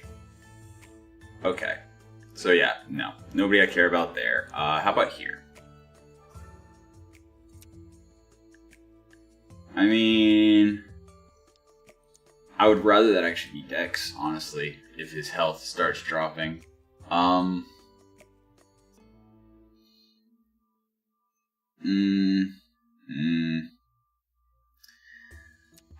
Picking up a free Invigorator, I mean, I say free, it's going to cost us 30 gold at the end of the month, but we can use him in the tournament. Saves us from having to actually hire somebody.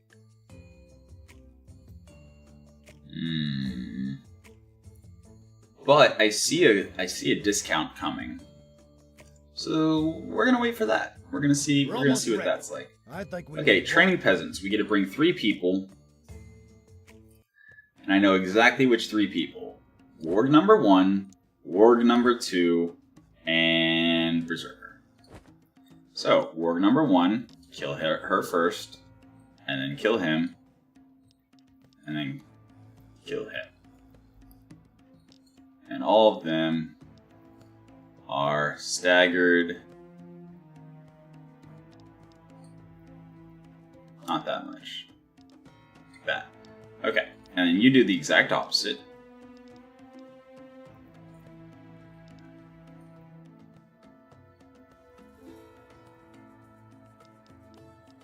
Something like that, I guess. And you start with him and him. And then just work your way back as able. Let's see if it works. Okay, so wargs are doing their job wonderfully, and Orc is holding his own against the shield boys. Yep. Exactly as planned. Oh, I forgot to use the experience thing again. I'm so bad at this. Many thanks to you. We're pretty much ready for anything now. Oh well, at least it didn't reward us with any items. I think the let me actually look. 15 iron, 20 stone, 25 stone, or 40 wood. All right. So obviously, I take the iron. Obviously, unless actually. Berserker needs wood. Cleric does not. Okay. Then yes, I absolutely take. Well, I can actually do this real quick. Berserker hut. Upgrade. Cleric fort. Upgrade. Invigorator temple needs stone and iron. So yeah, we'll take the iron. Absolutely. Cool. Alright. So we got more gold. We got some iron. And we got a Ring of Death available.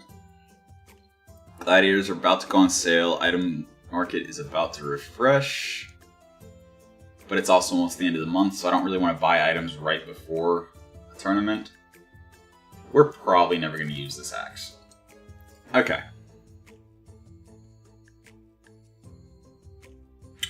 Let's go 3 versus 3.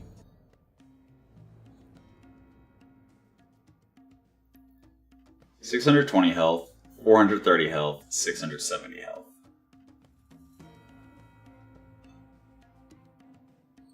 So, Orc, Warg, Warg.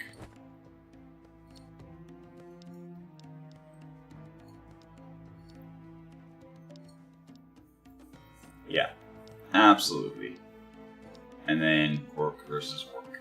And I'm not going to forget this time. Although, actually, is this going to be enough experience to really be worth it? They're just level 4s.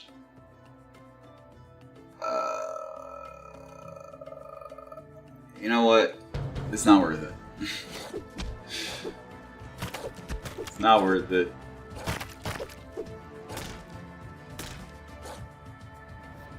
I mean, yeah, it would have been, it would have been bonus experience.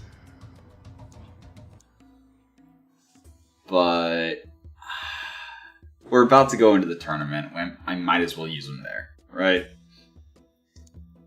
Might as well just use them there. Or We finally located the chamber we were seeking. 14-5. Fortunately, this sealed door is also. We have 2 guarded by invigorators this time. Yeah, we got this. We absolutely got this. Okay. Org.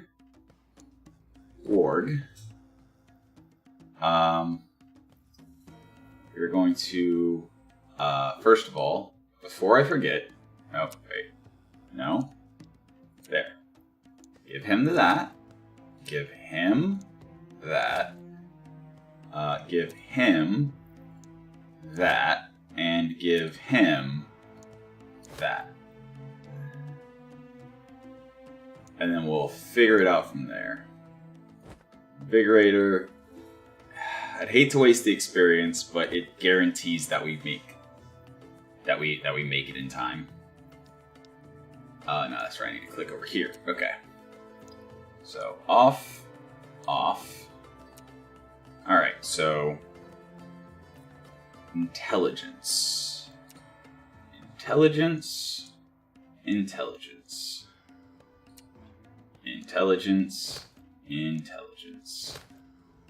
All right. I guess that dexterity too. Actually, I think dexterity is probably more important than 3 intelligence. Okay. Okay. And this needs to go on one of the people that's actually going in there, like him. Alright. And then that needs to go on somebody. Like him. Instead of that. Beautiful. And actually, if I'm doing that with him, then I should probably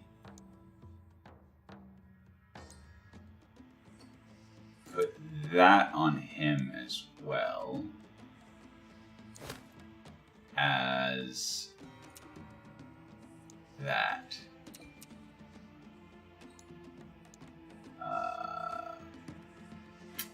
Let's see. Okay. I got this.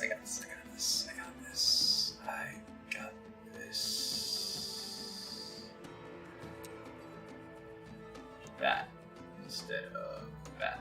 Okay. And then that goes there. And then that goes there. Alright. So he's doing 420 damage very, very frequently. He has that to increase his intelligence. And then we have that to increase his intelligence. And yeah, just intelligence and agility is all I care about here, right? Yeah. Yep, okay. So I actually, oh jeez, that's it? Okay.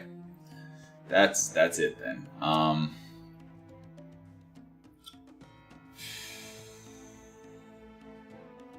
I mean, like, I'm definitely using him. Okay.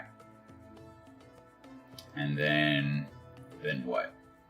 So we got 2 invigorators, we got the 2 wargs, we got the berserker.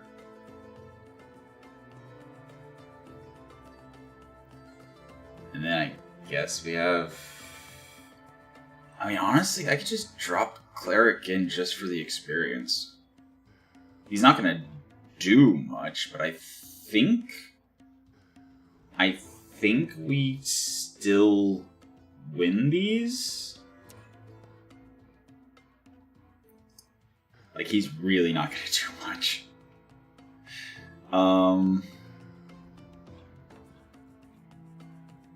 Because, like, yeah, we're kind of out of stuff that does things. I mean, we could drop this work, but again, we want to phase him out at some point. So I think we just give him the stats we can. So he does a whopping 69 damage, but then we also give him experience. Ooh, or actually, we just don't put him in. We just do it with 5, so that each of them gets more experience. Which makes the experience potion more valuable. Unless I am completely misjudging my ability here and they're not going to get it done in time. But it should be fine.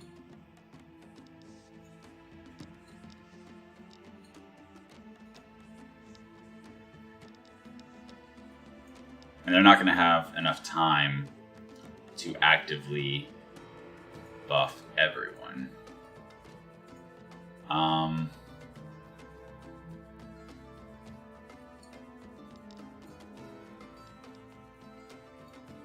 Okay, so both of them should buff him first, then him. Okay. Let's get everyone right up there in the front. Here goes nothing. I hope I'm not wasting 4 experience potions. Okay, we got 5 seconds down and they just now got to the door, but they're tearing through it very quickly. Okay. And we got it. Beautiful. That was a decent chunk of experience, but I actually think giving in the experience potions whenever we fought the 4 level 4s actually would have given us more gain. Whoops.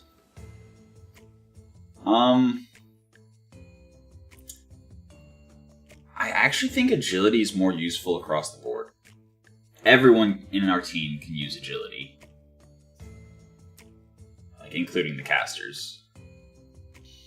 Alright, you know what? I would love to be able to upgrade that, but I can't. Okay, got it. Oh, there's so many. Oh no, we want to leave that on him. Yeah.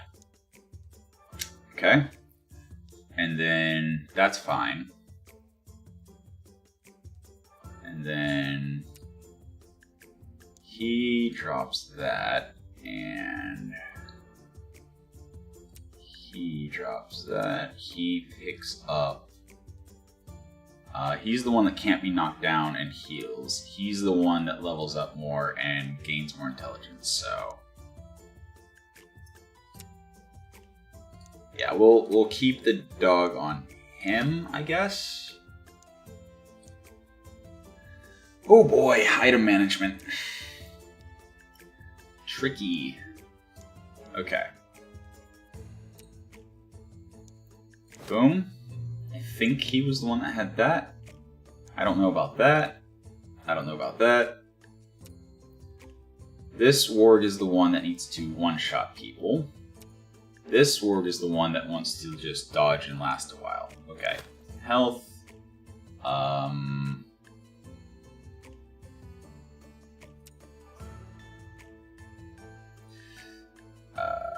He's one of these. Okay. So health. And then he gets strength and strength. Okay. And this... Oh, let me think for a moment. So he's already at maximum cooldown.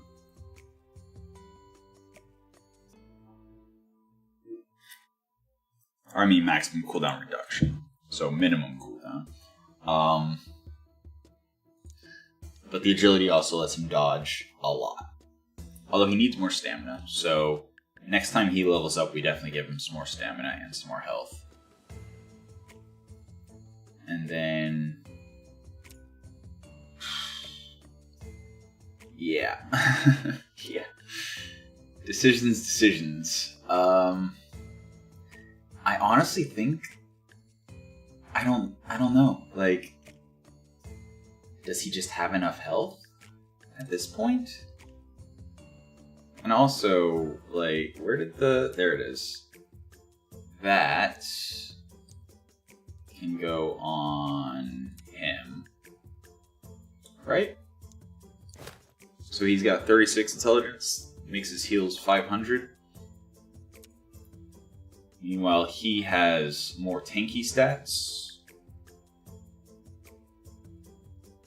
Actually, strength doesn't really do much, but agility does. Boom. 48 more damage we just gave him. Yeah. And then I think I like the 400 health. Yeah. And this orc does not have one of these. Alright. Or would I rather have 100 health and 4 agility? You know what? No, I'll stick to giving strength to the orcs and the wargs, and the dexterity, or agility I mean, can be used on everyone else. Like this Invigorator. So that he buffs people faster. And also is less likely to die. Also that, and that. Should go on, no, not that. This, him. And yeah, I think the 400 health is more impactful than the 2 intelligence. Alright. And then I guess she can take the 2 intelligence. Sure. Makes her slightly more impactful.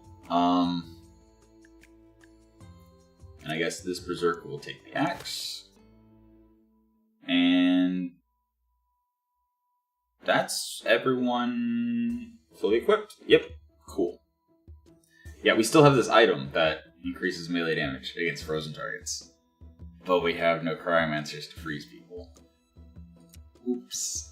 Okay, and I said I wanted to give him some more stamina. And maybe one more tick of health. Yes, he is exactly 1 intelligence away from maximum cooldown reduction on the bite. But that's fine, because he one-shots people, so... I mean... Sure. 400 damage every 1.4 seconds? Not bad. Berserker. Sustain damage. Burst damage. Give him 1 point of intelligence.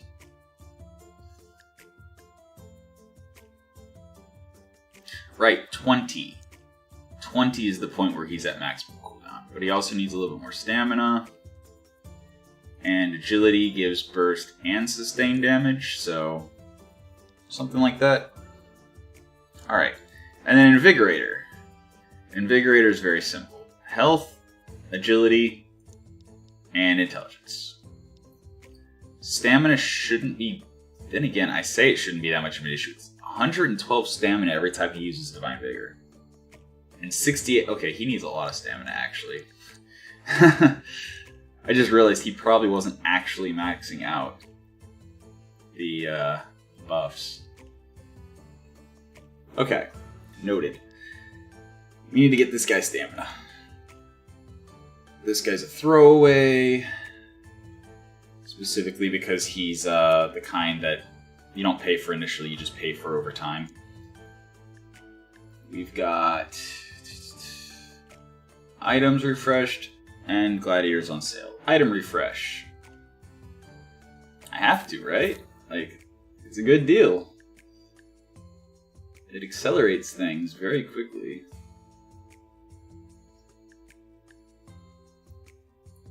And I think it might be good to hold on to one of these 18 intelligence items. Oh, actually 2 of them. Yeah, I think I'm going to...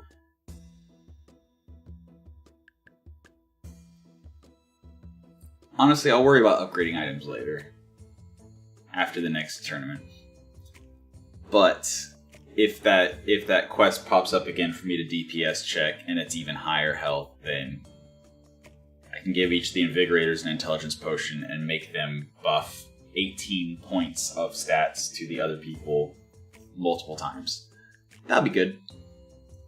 But gladiators are currently discounted, and none of the gladiators I care about. Well, actually, I wanted to click his stats, not buy him. That's good. So, Crimson Weather, he gets 40% higher intelligence and 100% faster. If a gladiator spent more than 2 months in your guild, his intelligence gets increased by 35%. Okay, yeah, no, he's actually really good. He's actually really good. Beautiful. Yeah, they're not. He's too low level. Not interested. No.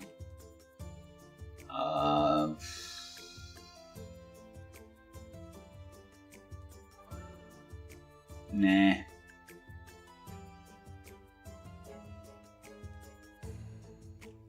Yeah, no, I'm good. I'm happy with what I found. And Necromancer Guild, any of you guys? I mean, 40% higher intelligence means the Raise Ghoul will get basically an extra 25%. Or no, more than that. 40%. So 2/5. So for every 5 levels, it'll get an extra 2 levels. That's pretty good.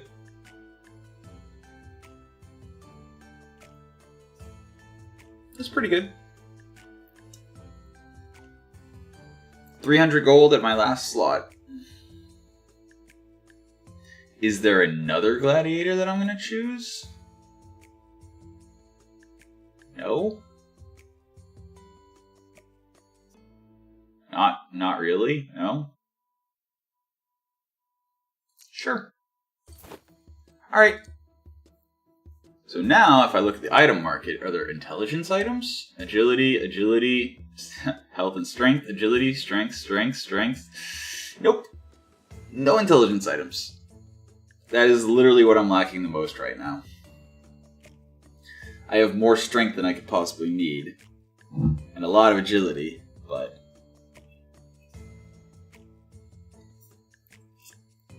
very limited intelligence. Okay.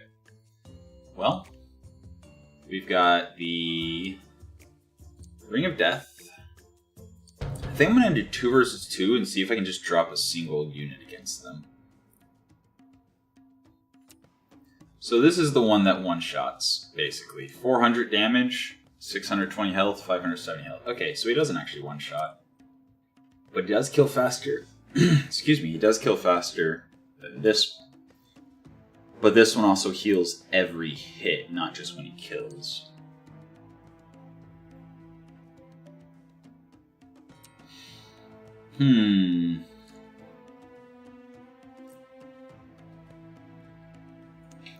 I think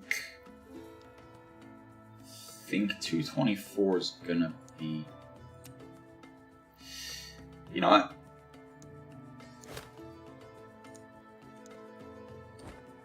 This is gonna be funny. Run straight past the ward and go kill the other. No!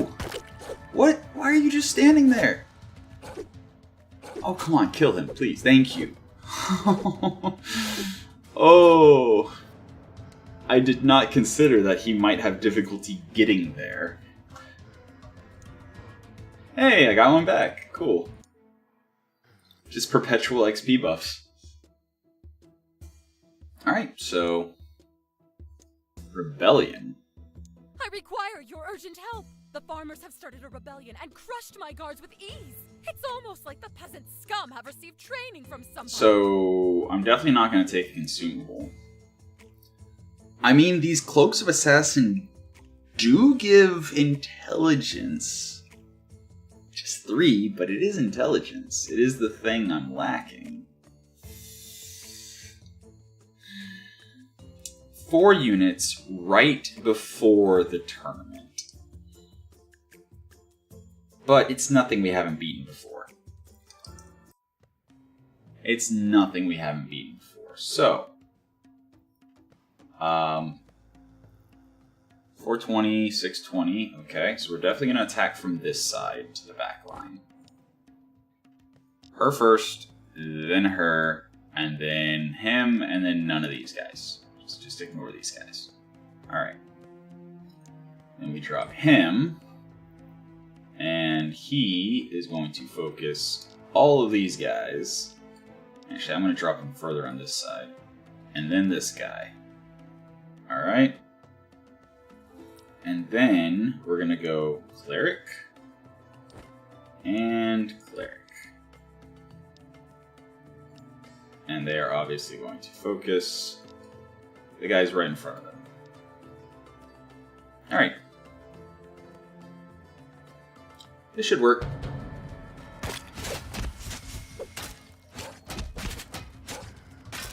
Yeah, this works fine. Okay, cool. We have ourselves a pretty solid, pretty decent leveled team, actually. It's amazing how much easier it is to level people up when they don't permanently die. I would have been in serious trouble if it were not for you. Alright. Okay, so those are 60 each. Wait, can I actually...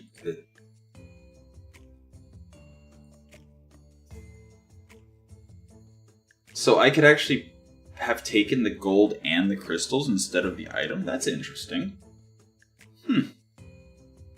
I don't know if it would have actually worked right, but that's interesting. Oh, right. Yeah, we're past the point where 3 strength is ever going to matter. Okay. So, Summoner.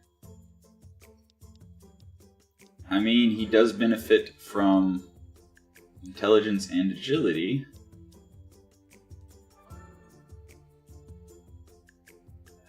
But I think the clerics would benefit the most from intelligence. Then again, yeah, he needs 4 more intelligence to be at max. He needs 1 more intelligence to be at max. He is at max. I mean...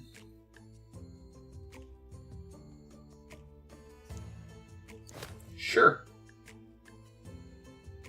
It'll make him get bigger buff more frequently. He has more movement to either keep up with whoever he's buffing or run away towards somebody else or whatever. Sure. And that frees up health and agility for...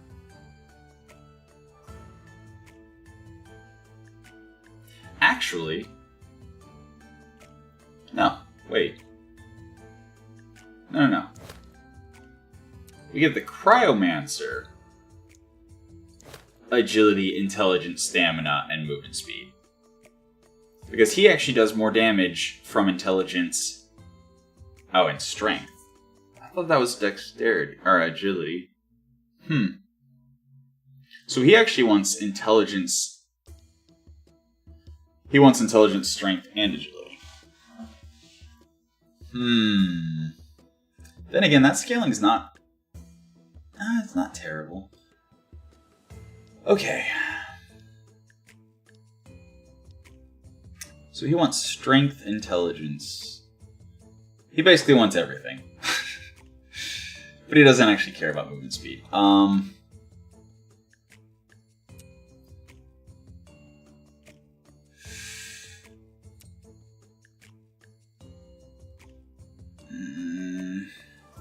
Let's see. What do?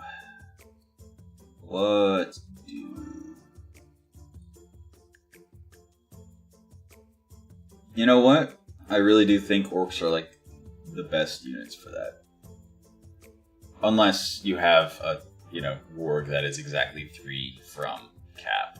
Like if I hadn't put that last point in intelligence here, he would be a perfect recipient for it.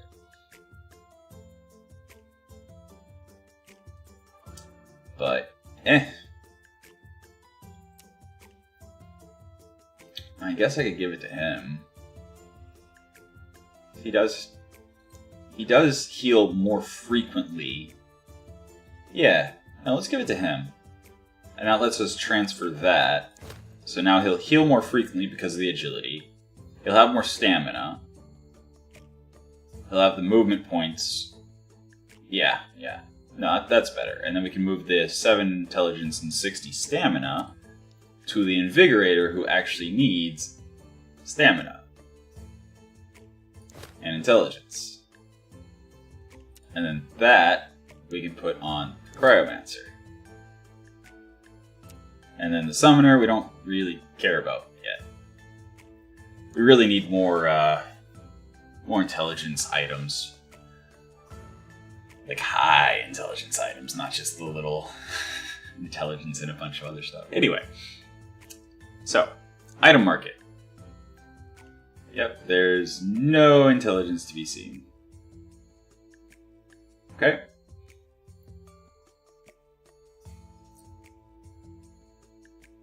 Actually, I think I would rather put the 100 health, because like she's gonna die in one hit at this point anyway. But he might survive one hit with 400 health. So I think that's a slight optimization. Alright. Alright. So I think that's about the best we can get going into... Actually, are there consumables? Increase strength by 18, increase agility by 9. Sure. Alright. So, here goes... Turns out the door was Okay, yeah, no. No, we're not going to do that before the championship. Not happening. So, I hope we don't have to do it before the championship. Okay. Well, here's the championship. We have a bunch of consumables that we really need to remember to use. Okay. Level 15 Necromancer. That's going to be a lot of experience. But he's literally going to make us kill everything multiple times. Because that's what Necromancers do. They raise dead. Raises a friendly or enemy gladiator back from death every 10 intelligent points, gives the risen unit 1 level. And then Terror makes an enemy flee for 3.35 seconds. So one of our units is just immediately going to run around doing nothing. But the Marauders aren't that threatening. Even if we do have to kill them multiple times? Wait, actually, what's his intelligence is 52. Okay. We kill one, he raises it as a level 5. That's not happening. No, let's do this. I actually feel better about going against level 10 Berserkers with level 4 healers. Let's do that. Alright, we have 6. Warg numero 1. There. Warg numero 2. There. Orky boy. Healer. And then... Cryomancer, honestly, I think. In part to get him experience, but also in part to slow down the Berserkers. Although, actually, I should definitely shift them like this. Focus him. Focus him and him. And you focus him. And then you focus him. Because the Cryomancer will freeze, which will slow them down. And actually, hold on a second. I have an item for that. Yeah. Absolutely. 202. So he actually does more damage with strength. So we can do that. Alright. Let's see if this works. Is this the battle where... No. No, I'm gonna save the potion, because I'm guaranteed to not get any more items. Ooh. That's something. I do not want my Berserker to get knocked down. Yeah. The healers, if they get knocked down a little bit, that's fine. Also give more movement points to the warg that is having to run by closer. Just to make sure I don't lose anyone in this first battle is basically the idea here. Just doing that. So, orc cannot get knocked down. Warg should run really fast past, and hopefully this works. Uh-oh. Okay. That's a warg down. It's okay, though. It's okay. It's totally fine. He gained a level. And we can actually revive him. 3? Okay. It takes 3 crystals to revive a level 6. I see. I see. And the real pity is this is the one that's more defensive. That's able to dodge more. You know, he probably ran out of stamina. That's probably what happened there. Because if I understand correctly, this amount that he's dodging is the stamina cost of dodging. I think that's how that works. So that means if he dodges, it's 137 stamina. Or maybe it's just the amount of damage he's dodging. I'm not sure. We're going to need more health. And then... some more agility, so you do a little bit more damage, and so you heal faster, and some more health. Okay. Yeah, more health. And more stamina. And more health. Alright. Okay. I mean, okay, we're only down 1. Okay. We can do this. We can absolutely do this. Warg. Please kill the healer. And then we go Orky Boy, Cleric, Cleric, and Cryomancer. Same setup. Same setup.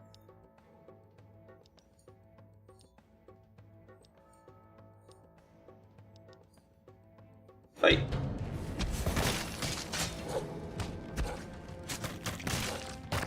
Okay. So far, so good. Oh yeah, I should totally be using the experience potions. Or no, that's where I was going to wait until there's a challenging fight with high-level people with less people on my seat. You know, he has really low intelligence, now that I'm looking at it. Huh. Right, I took his intelligence items. What did I do with them? Okay, so there's that one. Where? I didn't actually sell. Oh, wait. Okay, here's my 14 intelligence item. Where's the 7 intelligence and stamina item?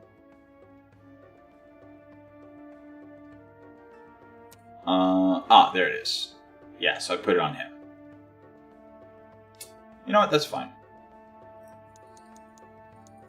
He actually benefits more from intelligence than other clerics of the same whatever. Okay, next fight.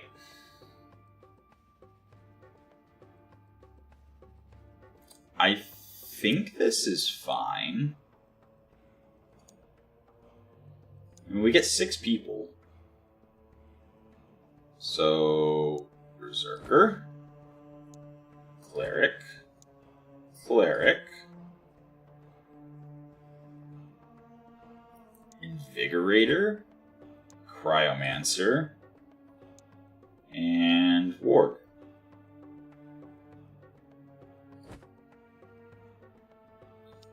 Warg, these guys are your threat. Cryomancer, these guys are your threat. Invigorator. Actually, I want you to max him out first.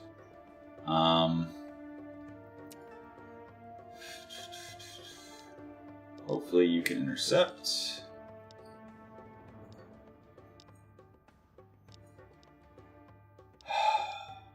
This is probably going to get the Cryomancer and the Invigorator killed, but here's hoping. Oh. Success. Okay. The Cryomancer's slowing while the Warg intercepted. It worked. Beautiful. Love it.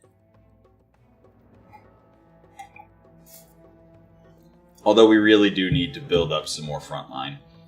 Like this. We have one level 7 Berserker, level 6 Warg, a level 7 Warg, and then we drop down to level 4 and level 2. We need more of a frontline than just the Clerics. Then again, they are kind of getting to the point where they do some damage. Like, 109 damage every 2 seconds isn't terrible. And they are pretty tanky.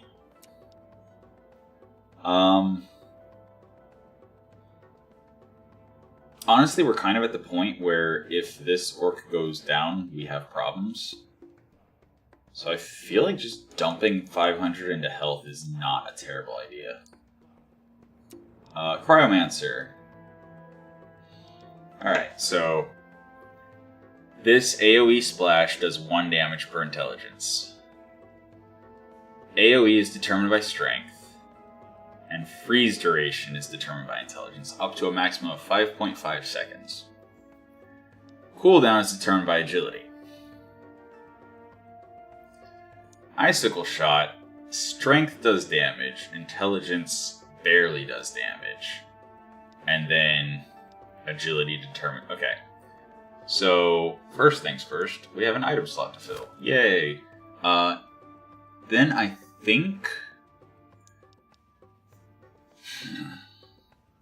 think pushing more intelligence is actually the better use of the stats to do the things more often, rather than trying to get 3.5 damage per strength or 1 damage per intelligence. Yeah, the freeze duration being longer is nice, but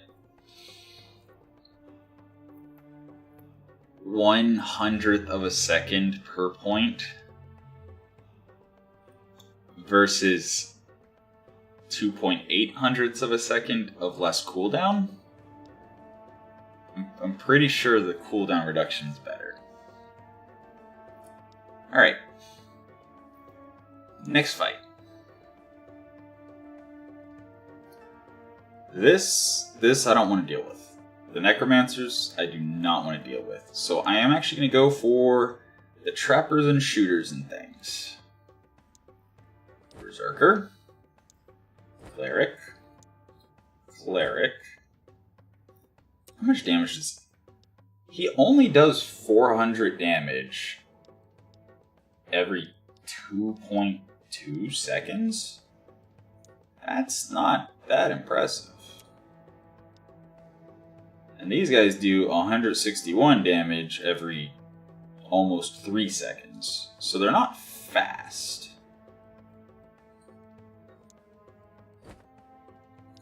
So, you, then you, then you. And honestly, you know what? You're gonna help.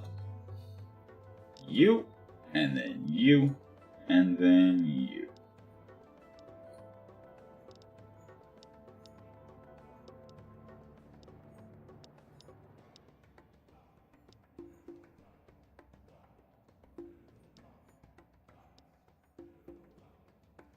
Sure. Something like that. And then I'm also going to give our Orky Boy bonus experience. Because that's a level 15. Then again, splitting it 5 ways, it's not going to be that much experience. And we still have several rounds left. Yeah. Although we can use the consumables to, for example, bolster... then again, I mean, these guys, even if they all shoot...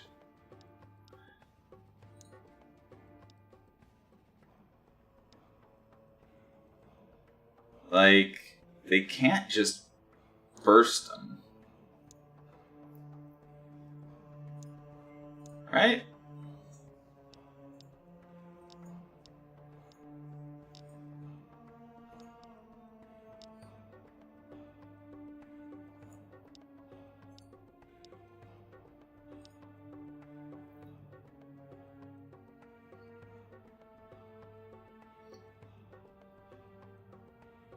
I mean, honestly, something like that. I could also just afflict her to reduce this guy's stats so that he no longer keeps doing 400 damage every 2 seconds. But it's not gonna be that big of a decrease. 4.4.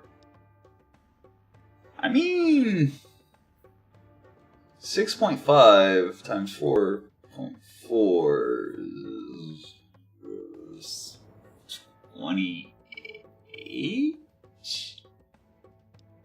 So it would reduce the damage by like 28-ish. Up to 3 times, so up to almost 100. I mean, it's not terrible. Alternatively, Invigorator, so that we just kill him faster. Alternatively, Cryomancer. Oh, we already have 5. Look at that. Alright. Okay.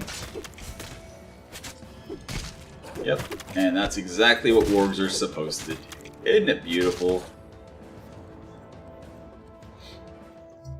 Alright. So. Cleric.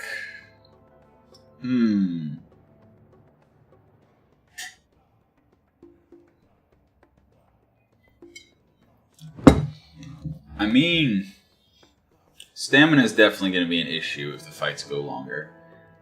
So, let's get him up to 480 and then 1670, sure. Cool. Alright. Next fight. Again, 4 wargs and 3 necromancers. Then again, if we kill the necromancers first with our wargs,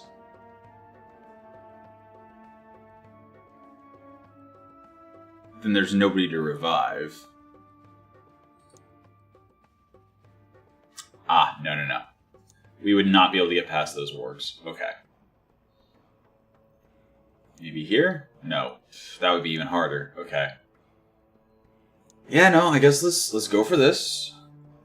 Let's just put both of our wargs down here. Oh, if we put both of our wargs, we actually can't. Oh, dear.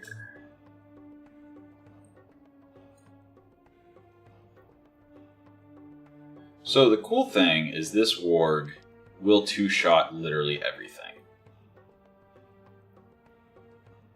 The thing I have to be concerned about is the necromancers popping their nasty little nastiness. Their fear as well as... You know what? What if I put my fodder berserkers in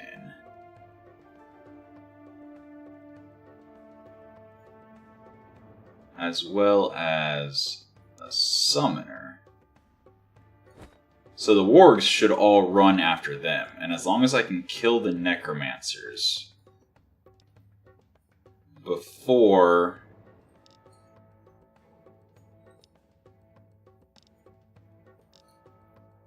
And actually, I'm going to move him way to the back. So he might get off a ghoul before they do anything. And if these guys start dying, our warg will get bonus experience. So this is absolutely a great time to pop one of these beauties on him. Alright. Bye. Okay, fear, I see the fear, I see. You know what? I'm fine with that. No, keep... No! What? They can raise each other? That's busted! That is so busted. Necromancers can raise the necromancer that then raises more... Wow. Yeah, I don't like necromancers.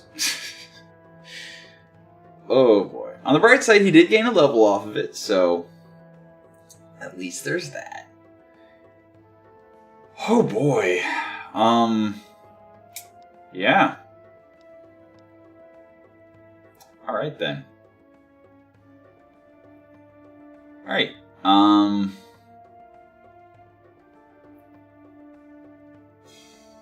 I think I'm actually gonna just pump more into strength to just try to one-shot things. So yeah, this Berserker I really don't care about. This Berserker I really don't care about. This Summoner I really don't care about. So the only real thing that we lost in that fight was the Warg for the rest of the arena. Okay, here we go. Much better. No Necromancer. Beautiful. And we can bring 6 people, so... Do.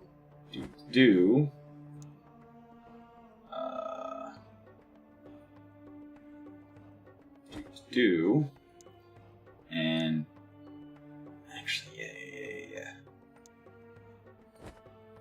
So... Alright. You hit him. You focus on them. You focus on them. You focus on them. And hopefully, amongst all of that, none of them get through to our Cryomancer. Fight. That didn't work. That didn't work at all. Well, I mean, I guess it still more or less worked. Because, I mean, also that would have been a great time to use an experience potion. I guess it did work because all we lost was the Cryomancer.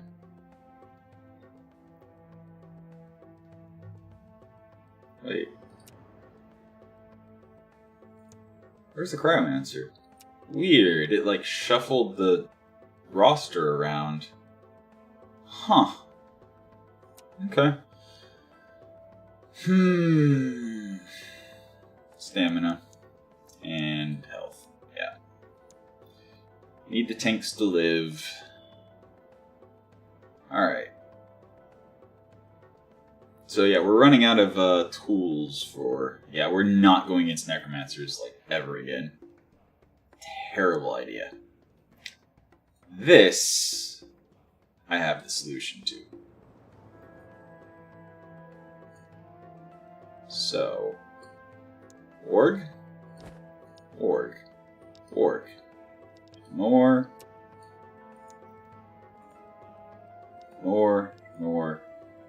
More, and ignore.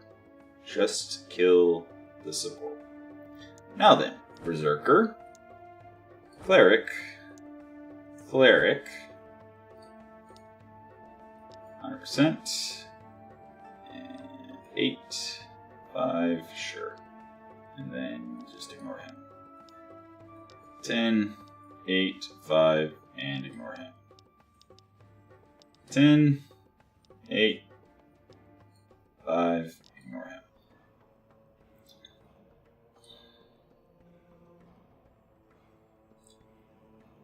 And I think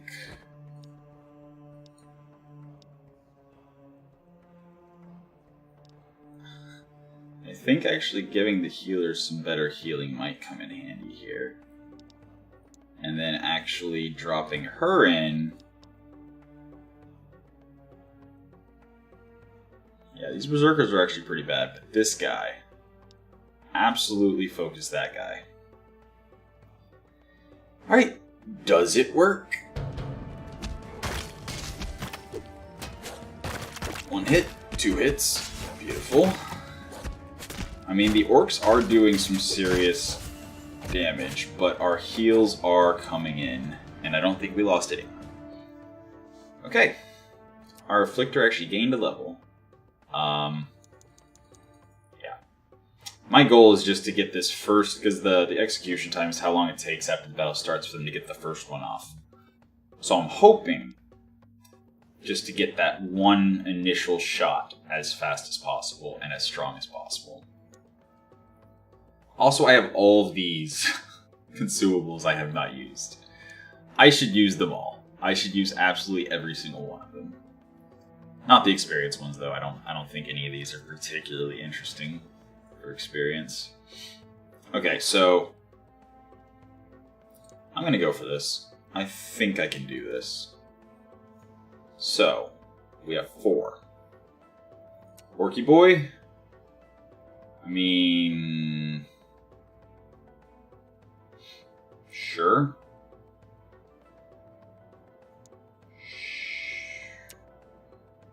Dexterity, or agility, I mean. Okay.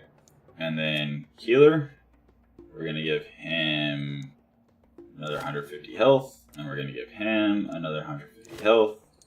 Alright, so the plan is Berserker, healer, and healer. Focus him. Focus him. Focus him. And then Warg, hopefully, manages to get through and take these guys all down while ignoring all of these guys. Alright. And Warg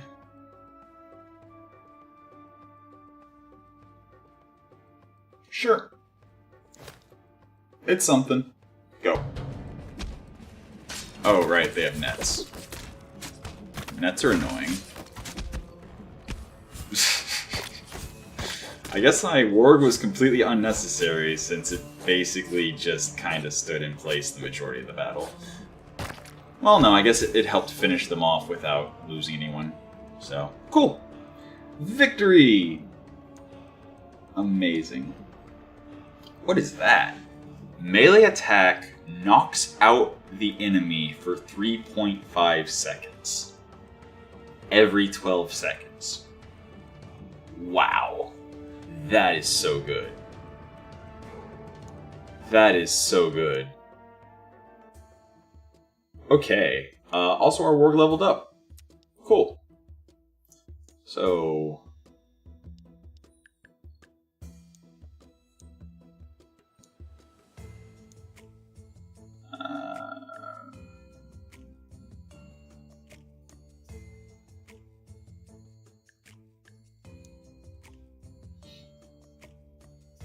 Sure. That's the Warg with all the dexterity, so he is able to dodge much more with all the stamina.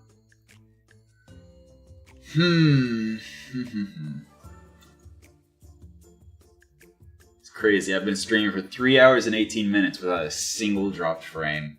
Fiber's amazing. Fiber is so amazing. Alright. We got a bunch of injured people, but that's fine. Turns out the door was the last obstacle. A giant monstrosity wearing huge claws guards the final chamber. I need it killed. Morning, Yuln. 1.75 seconds cooldown and execution on a 657 damage attack. Or AoE 511 damage that also causes them to bleed 36.5 every half second. And he has 7,600 health. And honestly, as much as I would love 9 crystals, I don't see how we beat that. How many can I? 6 people? 6 people. Because if I throw in the lower level berserkers, they just die. You know what? Let's... Well, first of all, guild. I can now build shaman huts and archery ranges. And necro crypts. Well, we saw how, crazy necromancers are. That's the thing. Shamans drop down totems. Very much like World of Warcraft shamans, where, totems do different various things, and the damage, healing, etc. And it's just less effective than any character class that does anything, but the fact that they can do all the things... Yeah. So... Okay. Let me think. Does this work on the boss monster? Because, if I can get 3.5 seconds to beat on him,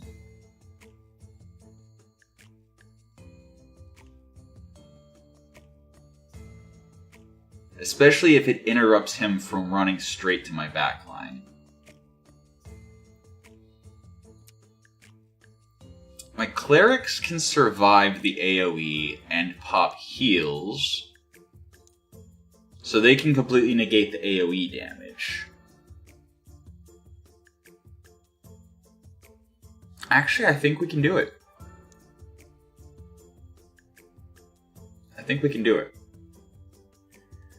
Alright. Berserker is going to get the gauntlet knockout gloves. And is also going to get... I mean, if I do succeed, this is going to be a heck of an experience boost.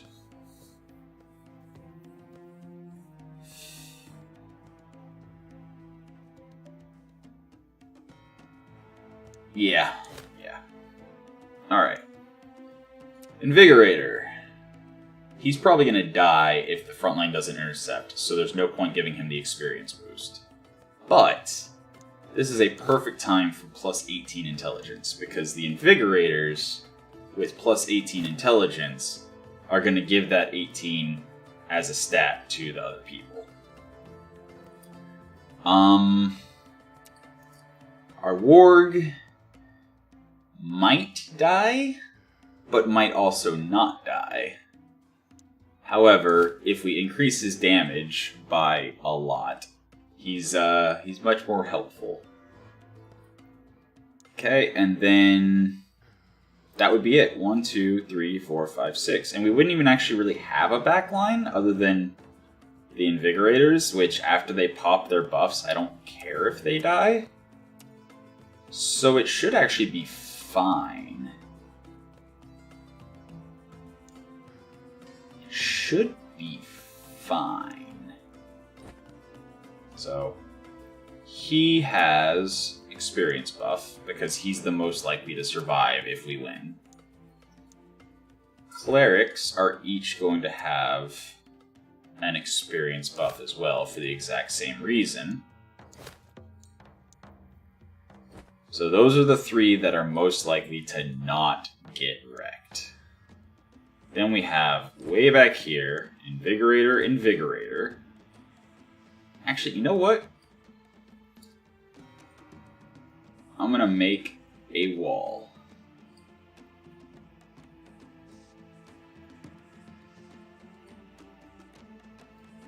And then the Warg is going to be back here. And we're going to try the old Warg intercept strategy.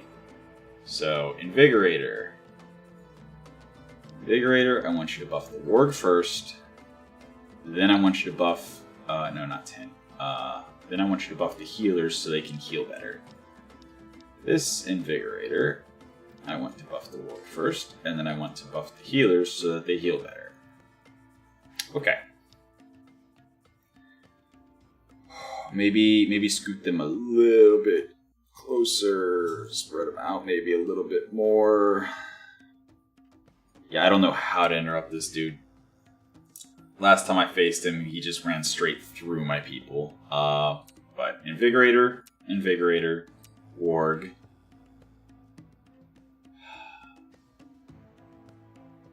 I mean, the 18 strength is a lot of damage. But the Invigorators are going to actually do a lot to help with the damage by just buffing, because like you. So this Invigorator has nothing. So intelligence and I guess intelligence. All right, that and that. Okay. So 45 of the primary stat on the warg. I think the primary stat for wargs is agility. Unless it's... Actually, even if it is whatever is strongest or whatever's highest, it's going to be agility. So he's going to get 48 from one of them, which is going to increase his damage about as much as the consumable. Up to 3 times.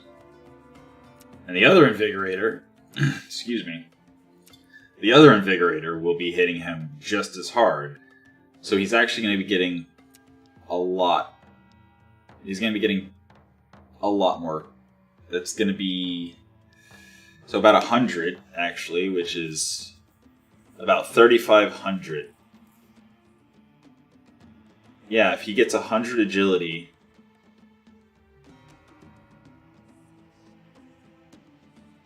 No, that'd be 350. What am I talking about? But it would be up 3 times. So by the end of the 3 buffs, if the Invigorators don't get killed before that, those 3 buffs, basically giving him 300 agility, will make him be doing 1,000 damage less than 1.5 seconds. How much health? This thing has 7,600? Yeah, okay. I did give him the experience thing, right? Right? Like... okay, that bleed is actually problematic. I did not give it to him. I'm pretty sure I did not give it. I did not. I took away the... whatever. It's fine.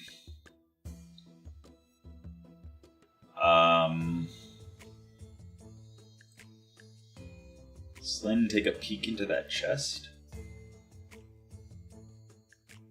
First of all, can I just say, these item rewards are kind of insulting. Can I just take those? There's just a few pieces of parchment covered in glyphs.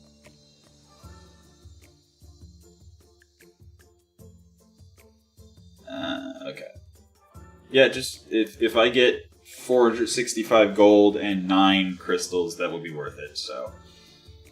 Here goes, does it work like that? So I'll be at 1,700 something and 25. I did math wrong. But yes, it did work that way. We did get indeed both the gold and mana crystal, rather than having to pick one of the less than stellar items. Cool. And... some more agility, some more stamina, some more health, and then from now on we'll start dumping into agility and intelligence for a little while. Alright. Item market has not refreshed since we beat the... You know, I didn't even pay attention to see if the orc hitting him actually did a thing, or if bosses are immune to that sort of stuff. But yeah. First melee attack makes enemy lose control and run in terror for next 4 seconds. Who would that be good on? Because as soon as somebody hits him... I mean, I guess it would be good for an orc. Because then they would run out of range of axe, and axe could be axed again. I guess. But... Gladiator Market, likewise, has not refreshed. Don't care about any of these people. Alright, let's get it to refresh then. And see... Gladiator Market. Alright. That's a pretty good Invigorator. That's a pretty good Invigorator. Bonus 35% intelligence, just period, for being in the guild for 2 months. You know what that's a lot better than? This Invigorator. Goodbye. Farewell. Auf Wiedersehen.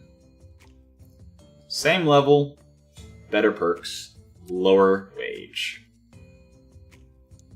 Cool. Alright.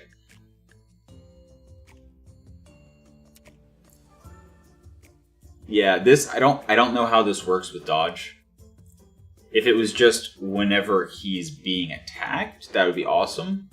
But if he specifically has to take damage, then by the time he's taking damage, his stamina is already exhausted. And at that point, there's, like, no point. Blocks or dodges an attack, his agility is increased by 10%. And every time he gets healed, his agility increases by 10%. Okay, I want the Hunter's Cabin. I want the Hunter's Cabin right now. I need 150 to... Okay. How much is it to get 125 wood? All my money.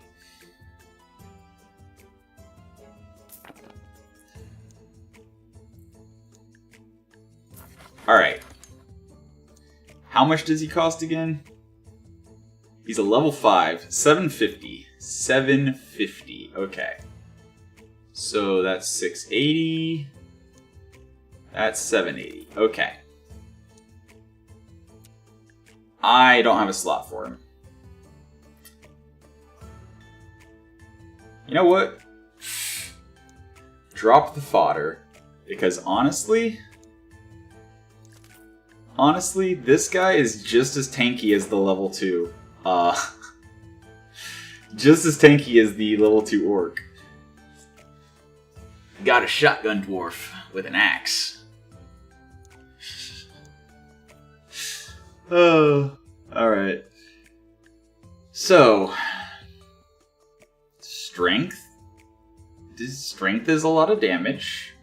Agility is accuracy. Intelligence is cooldown. Agility is execution time. Okay, here on his basic shot, agility is damage. On his melee attack, strength is damage. So, yeah, he kind of wants intelligence and strength and agility. Cool. Awesome. But I definitely want to stack a lot of agility because he gets so much more agility. Especially since, you know, dodging gives him more agility, so... Getting this lowered would be good. How much do I need for that to be max, actually? So...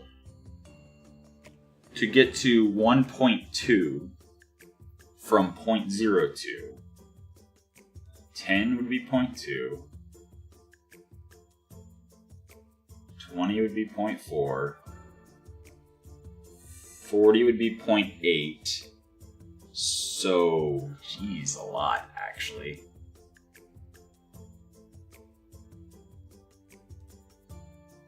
Yeah, that's actually a lot more than I thought it would be. Wow.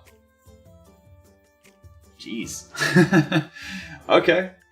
But yeah, so he really does want intelligence, agility, and strength. Cool. Well, let's give him some strength and I guess some health. Sure. That's what we got. The item market hasn't refreshed yet. No, it hasn't. And we're out of gold anyway. Cool.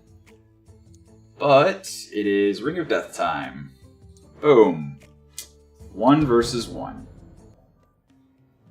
Level 8 Orc. versus level 7 Warg. Oh, I should have gone for the item that knocked him down whenever it starts. So I should heal and dodge enough. Or not. No, not at all. Not at all. He's going to, yeah, kick me down and finish me off. Okay. Was I not dodging because my dodge amount wasn't high enough? Because it looked like I wasn't dodging any of his attacks. Do you have to have more dodge amount than the attack for it to even work? Curious.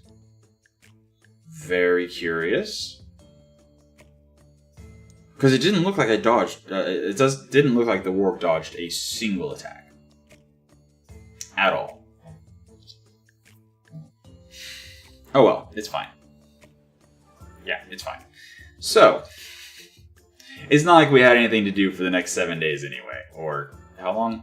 13 days. Oh, jeez. Okay. Rebels trapped in the temple, huh? Rebels in some of the ancient temple chambers, but you know what? Not worth it. I do not have a team that's capable of beating them. It's not worth it. Like, then again, 370 health. Our clerics actually do damage now. Ah, jeez. I'm such a nice guy, always helping people out of their problems. Alright. Well, we're gonna give the Hunter a try. And we're gonna give the Invigorator a try. Then again, I guess Summoner would actually be smarter, since the Invigorator is gonna give these guys intelligence, which does no damage. Like, yeah, he'll make the Hunter, like, one-shot people. But he already almost does. Because these guys have, like, very little health. So no, I think it would make more sense to actually bring the Summoner. And hope.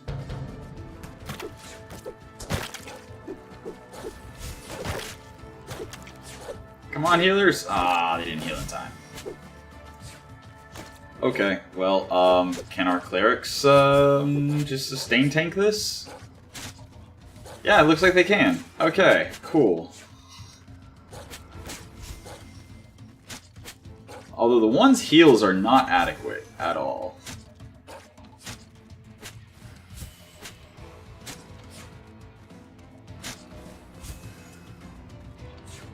This is kind of sad.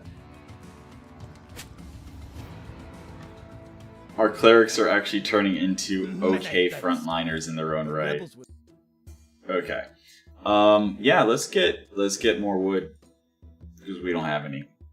Okay. Okay. Which one was it? I assume it was this one that was not healing super well.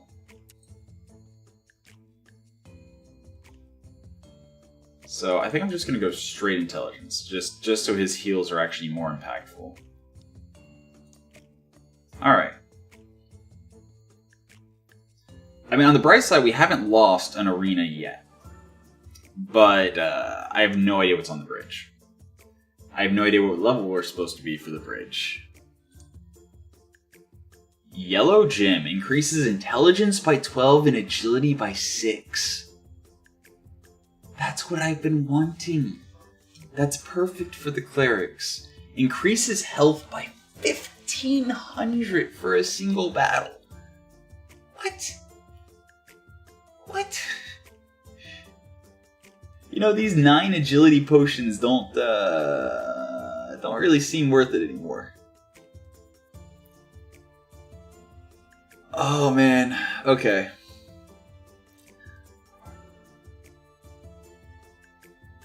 First melee attack makes enemy lose control and run in terror for next 8 seconds, or until somebody hits them.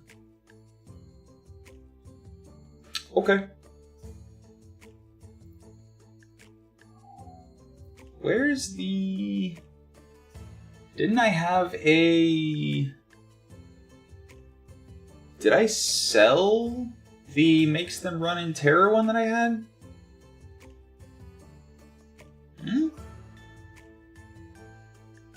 Did I?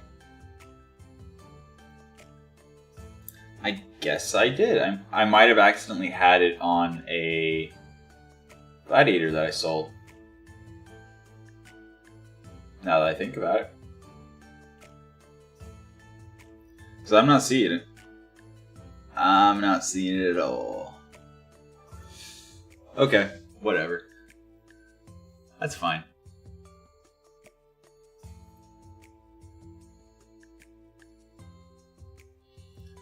But I don't have the 355. I do not have the 355 gold I need to actually get those amazing intelligence agility items that I need for literally half my roster. Rebels location. I've heard rumors about peasants hiding rebels in the ancient temple. Did you happen to know anything about this? Of course.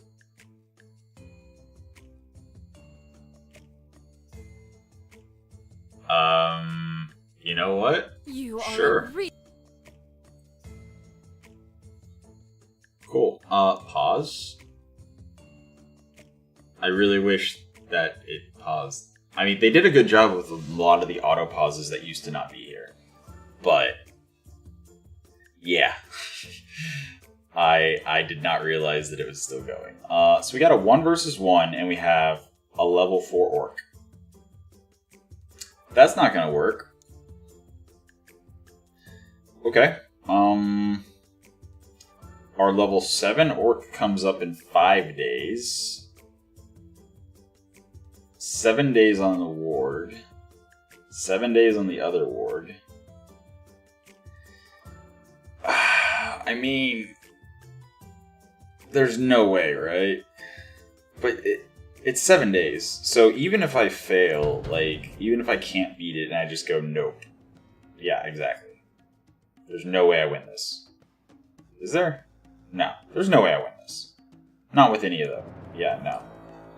But all it does is it puts the Ring of Death on cooldown for 7 days, which is how long I need for the people that I need. I do have 25 gems, but I'd rather save those for, like, tournaments. Alright, so Gladiator discount. Don't care. Don't care. Don't I already have one that's like exactly that? Yeah, I have one that's exactly that. And he's not even discounted. Well, while the discount's running, might as well re-roll. No. No. No.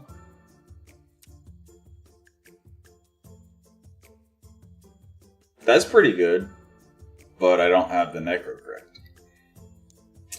Can I build the Necro Crypt? Yeah, actually I can. Okay.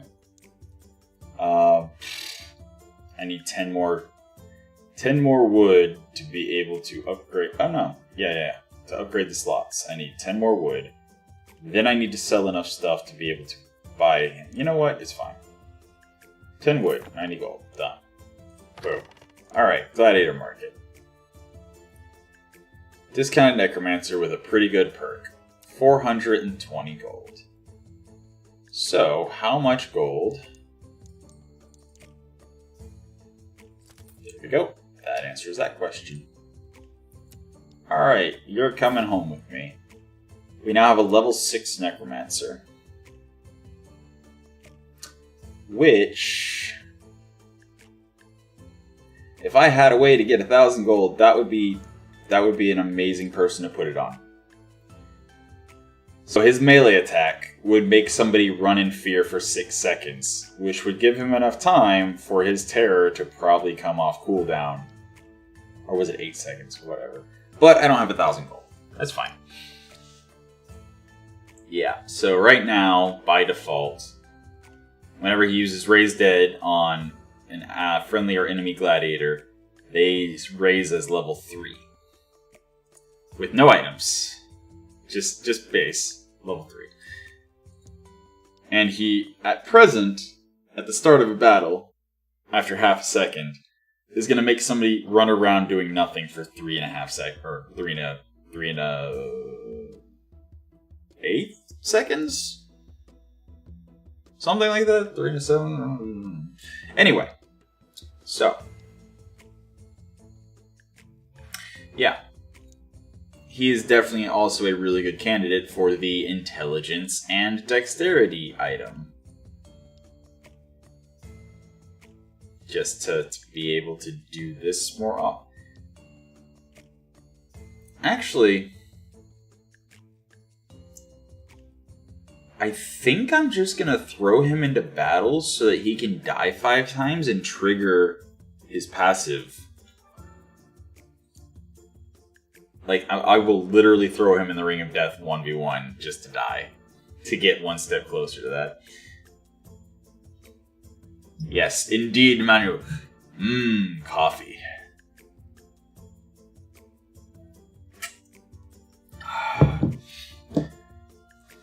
Yeah, I'm actually almost out of, it's pecan praline coffee.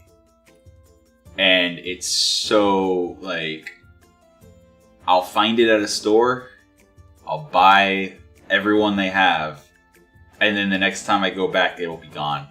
And it won't come back. And then I'll have to find it at a different store. It's just, it tastes like ice cream once you add the milk to it. And it's so good. It's coffee, but it, like, if you've ever had the coffee flavored ice cream, like, that's what it tastes like. It tastes like ice cream that tastes like coffee. It's like, I don't know, coffeeception or something. The coffee that tastes like ice cream that tastes like coffee. I don't do hazelnut.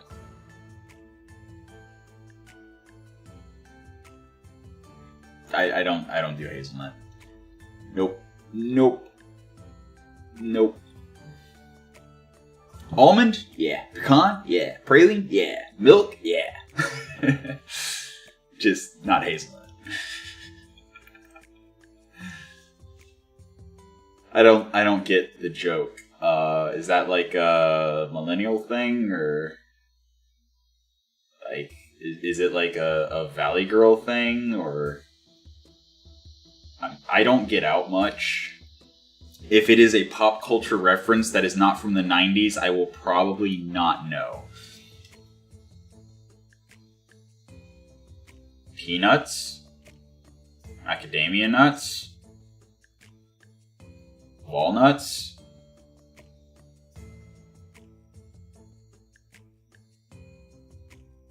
Nuts are good. I don't understand the joke at all. Anyway, back to the game. Complete derailment aside.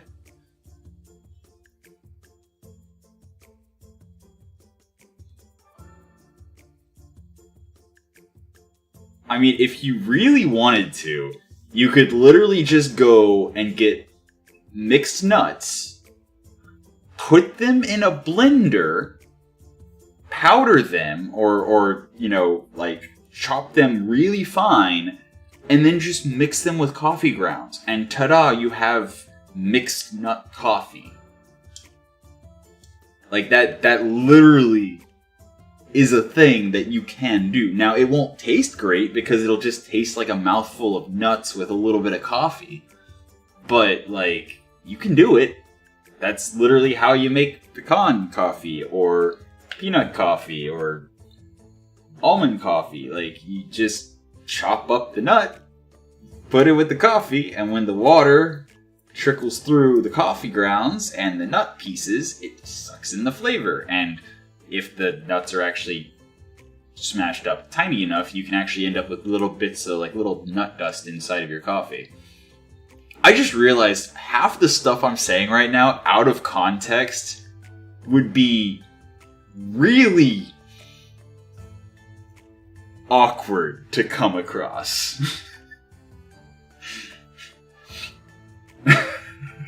Yeah, exactly.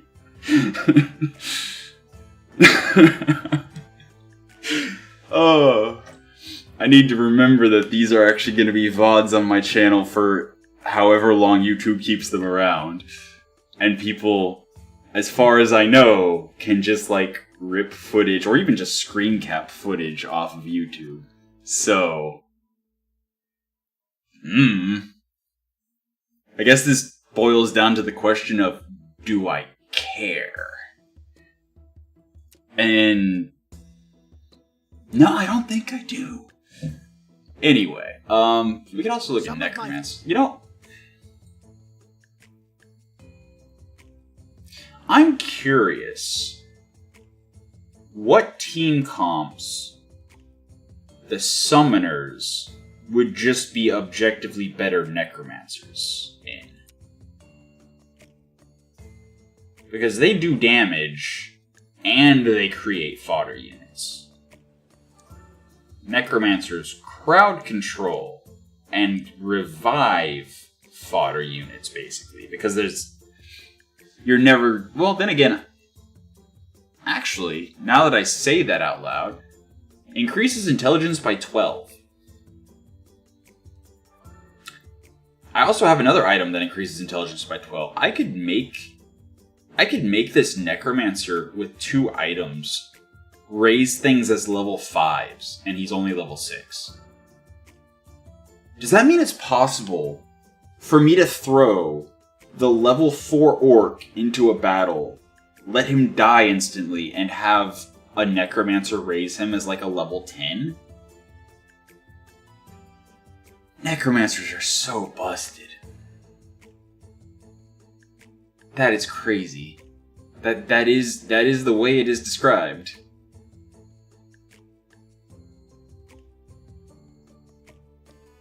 Wow. Okay. Anyway, moving on. What am I doing? Right, waiting. I am waiting. Gladiator market restocked. Don't care, don't care, don't care. Okay. Item market restocked.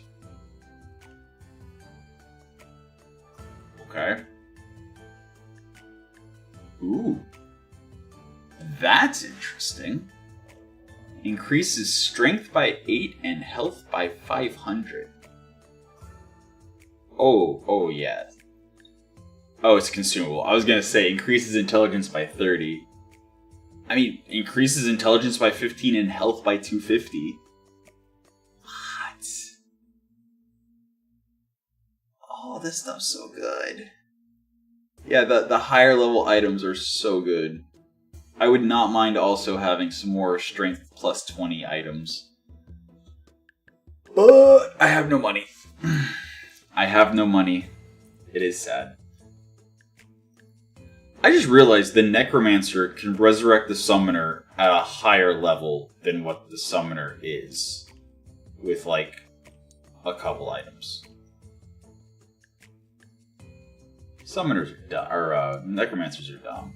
Alright, so we have a lot of people back. We can now drop into the 1v1 against the level 8 guard. Well. He literally gets nothing from that. Because it's a 1v1. Gets absolutely zipped. Alright, so I have to worry about him dealing 85 damage every 1.9 seconds or so. And blocking 195 every 0.74. Who do I want to give experience to? That's the real question. I think my Warg. I think I absolutely want to give a level to the Warg. I think that will be, hopefully.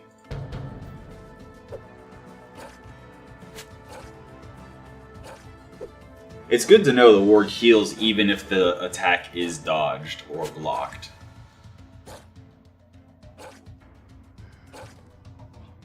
Alright. Farewell. 2,000 experience. Beautiful. And we get Intelligence 15 and Health by 250. Nice. And Strength by 27 consumable. It's a pity that it only still gives 45 gold. Like, the stuff in the shop is getting kind of ridiculously expensive. So, huh. But yeah, intelligence by 15, health by 250.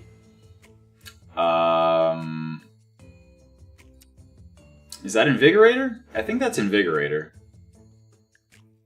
Just like, boom.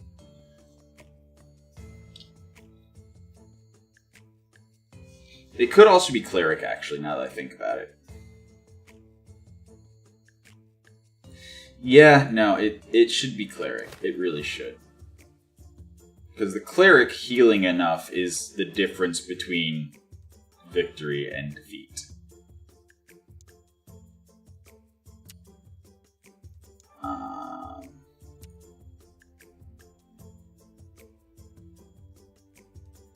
So I'm going to do that.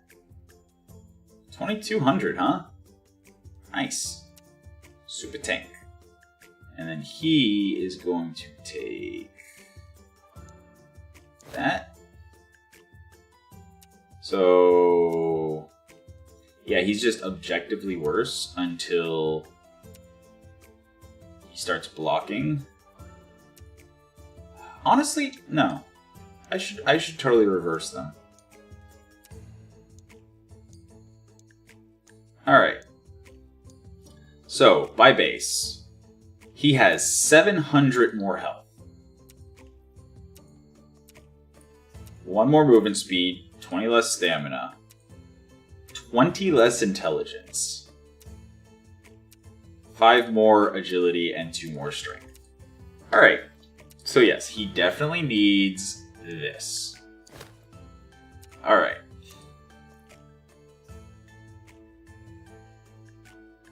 Yeah, you know what? I think actually that is the play. Give him movement speed, intelligence, agility. And then this guy is going to have that, and that. So now they both have 1900 health, 500-ish stamina. One moves a little bit faster and also drops a doggo that moves fast. The other one heals more. Alright. Sure. So one has stronger heals, one of them moves faster. Okay. Alright. Now then, who... Oh, you. You absolutely want 100 health and 4 agility. Beautiful. Cryomancer.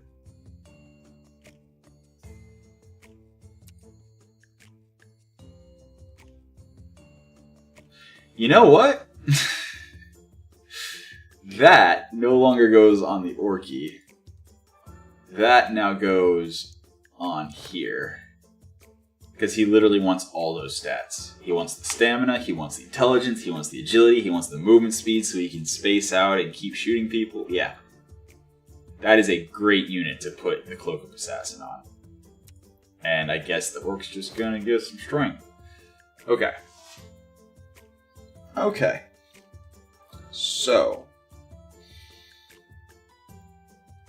This Invigorator and this Invigorator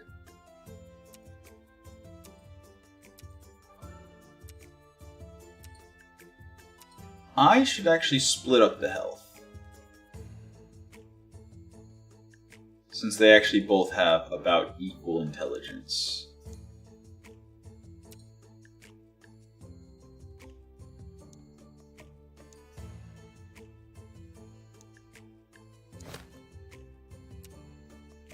Never mind. They do not have about equal intelligence. Whatever. It's fine. It's completely fine. Alright, and then we have a summoner, and we really do need those items that give intelligence, but we have no money.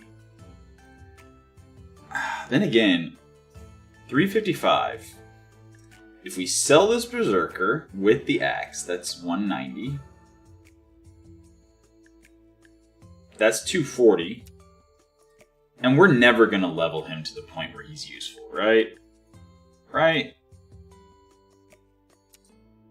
And the Necromancer is just literally better. Just objectively better. Yeah, okay. He's level 3. Goodbye. He is level 4. Goodbye. And that gives us 526. So now we can buy one of those. Put it on him or him.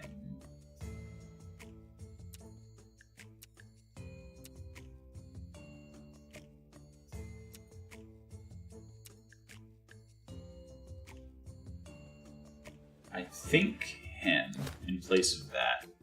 And Cryomancer, sure. Congratulations. Neat. Alright. There we go. Oh yeah, the Afflictor. I haven't used her in a while, and she, yeah, 6 points stat reduction. Not worth it. Alright, so now I only need 34.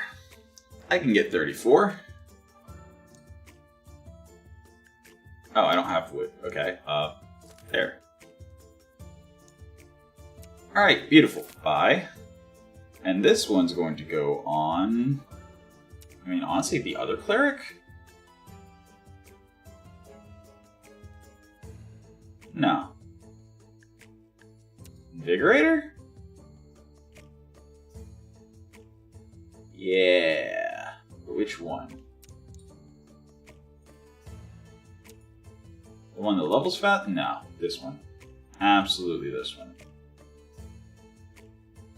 Then again, no. The one that has more health. Which will just be the one that has more health until the next level. Because at next level, he's going to probably surpass. Maybe. I don't know. In any case. In any case. That is now... Yeah, that is now 40 intelligence.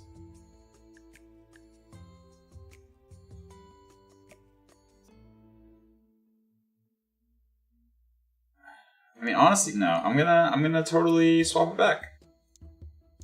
I'm gonna totally swap it back so that I have one that's somewhat able to survive and one that is just squish. And if he dies, he dies. Okay, it's fine.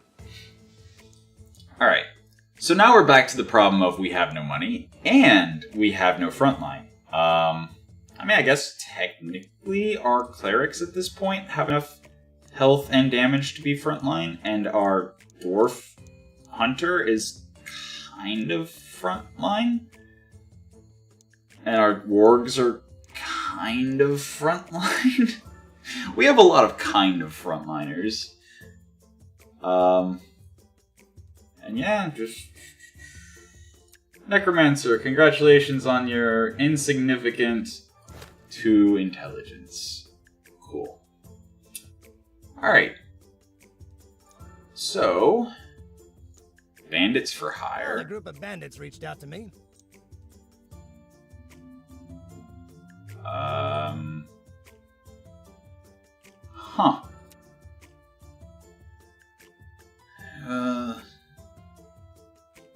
Huh.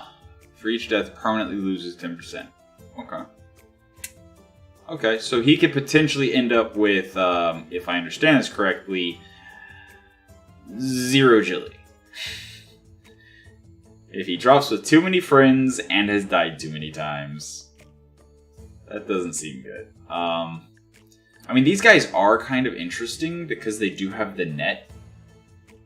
91% accuracy to stop them from moving for 4 seconds. 4 seconds. With 5 intelligence. 0.1 second for each additional intelligence. Up until the maximum of 5 seconds. And intelligence lowers the cooldown. Man, like... Yeah, the bandits with the nets, they're they're pretty good. Pretty good. Alright. Iron Axe increased strength and agility by 8. Okay. Strength by 8, health by 500 is pretty awesome. But, yeah, no, I stand by buying the intelligence items. We have been lacking intelligence items for a while. Alright. Yeah, I think this is literally a matter of... I mean, might as well look. We can't afford any, but... I mean, none that particularly stand out. Nope. Alright. So, one day, until we can do here... Boom. Create new battle choices. Blind fight. Ah, so they did keep it around. So, used to be, this was the first and only Ring of Death thing you could do. Which was miserable. And then they've made it better and better over time. I mean, let's do a Raffle Stomp, and then whoever's...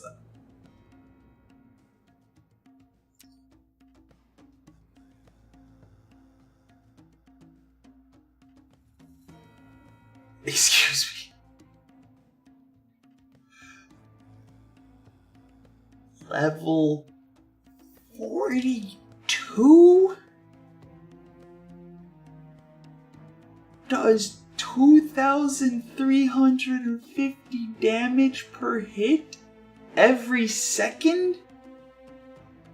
Can block 420 every quarter of a second? Punches for 11.6. Yeah, I'm not fighting this. No. No, I am not fighting this. Not right before a tournament. That would literally take out half of my roster. I don't care if I can drop 8 people. That would be half of my roster going in and most of them probably dropping. Yes, I could probably win if I stuck the Necromancer in and he was just constantly raising people. But no. No. That makes me kind of worry what the bridge is going to be like. Huh. Alright. My workers have discovered an Hey, it's another one. Wait. The ancient temple. But once they began breaking the door, an army of imps appear from nowhere. Can you take the door down and before the vermin appear? Didn't we already do this for the Necromancer? Or is this another one? No, this is still the same 16-5. Okay. Okay. I know it's right before a tournament. This is no big deal though. We take off the health. And honestly, we take off the dexterity too, or the agility too. Surely we have better than that. Yes, we do. This and this immediately go on here and here. All right, and then yeah, Doggo. Doggo is going to go on this Invigorator. All right. So now.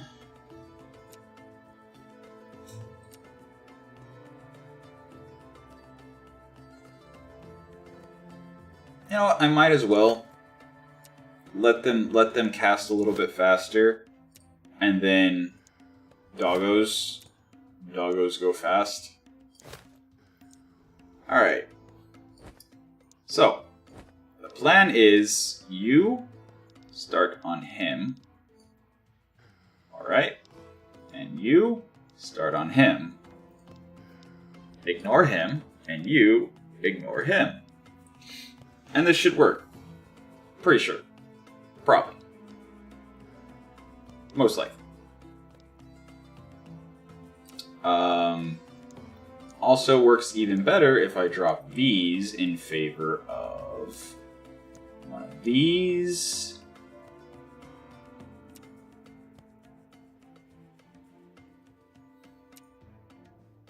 And one of these.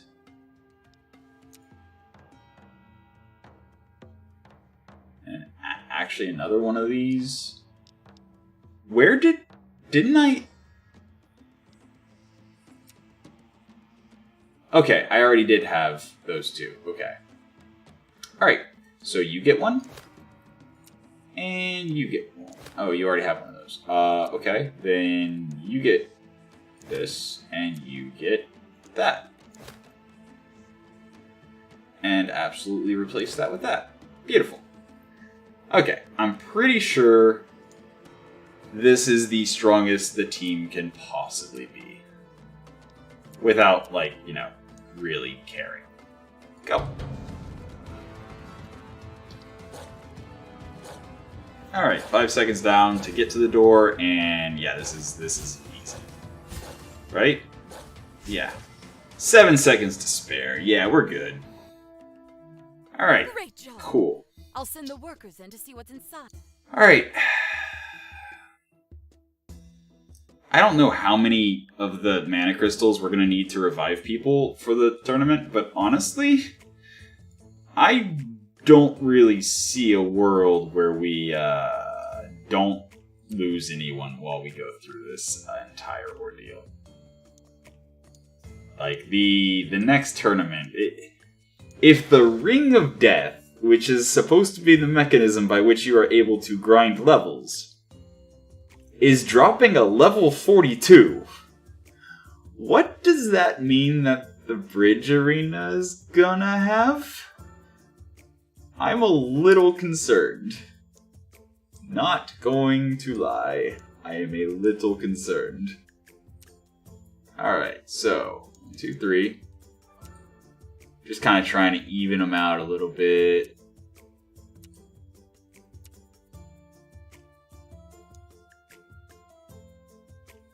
Alright.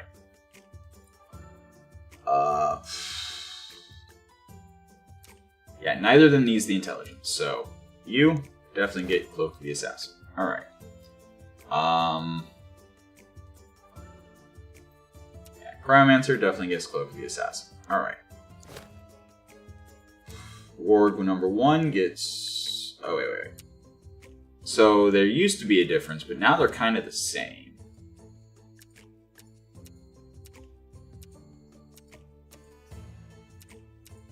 Alright. He wants health and agility. Agility, health and agility, health and strength. He wants health and strength, and agility. Actually,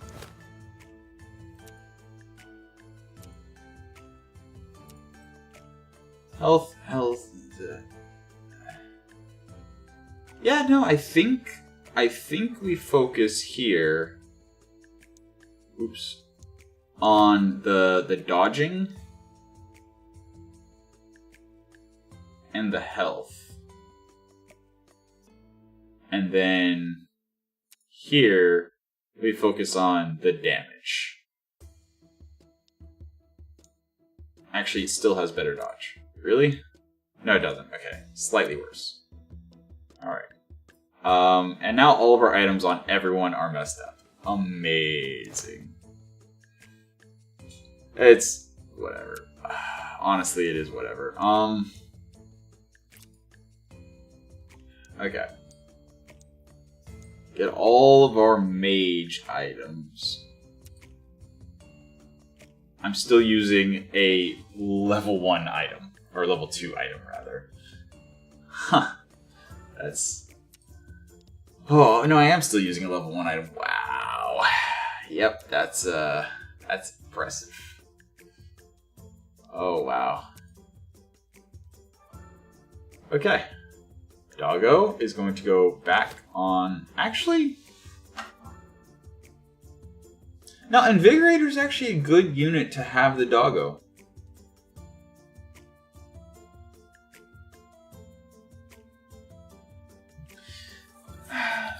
Because it doesn't give stats, and once they pop their primary 3 stacks on the main damage dealer, all the other buffs are just kind of whatever.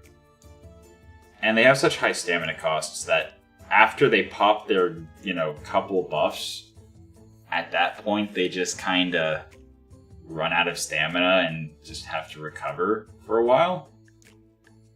So, yeah, no, I'm fine with that. Although I think I will drop the agility and intelligence items onto the clerics. And instead, and also the intelligence 14 is kind of what makes the buff worth having.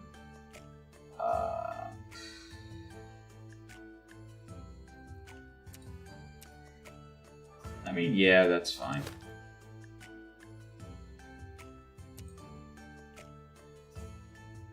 And then give him...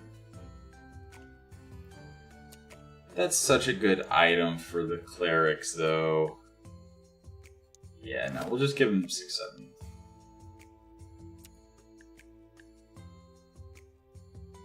And... 720 there. Okay. Now they're less likely to die. Boom. If I can get him 4 more intelligence from one last item, then he will be able to summon level 4 ghouls. And yeah, once he dies 5 times, it'll be level 6. Or not ghouls, revived allies. That'd be pretty cool. Anyway, Cryomancer is going to drop that, and... Oh no, never mind. That's garbage. So, Cleric and Cleric. Cleric number 1 gets that. Cleric number 2 also gets that. Wait, why does he have 700? Wait, I knew that, didn't I? I knew that, didn't I?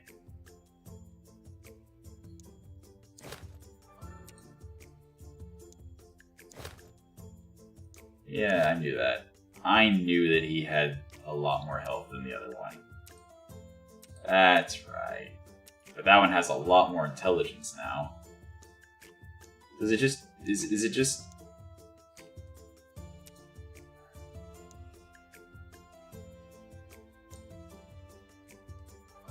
Yeah, you know what? He needs that.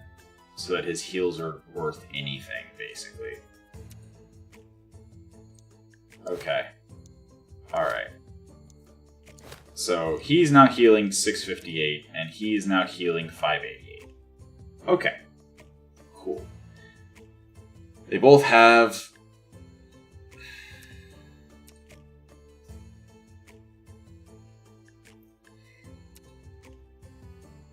Yeah.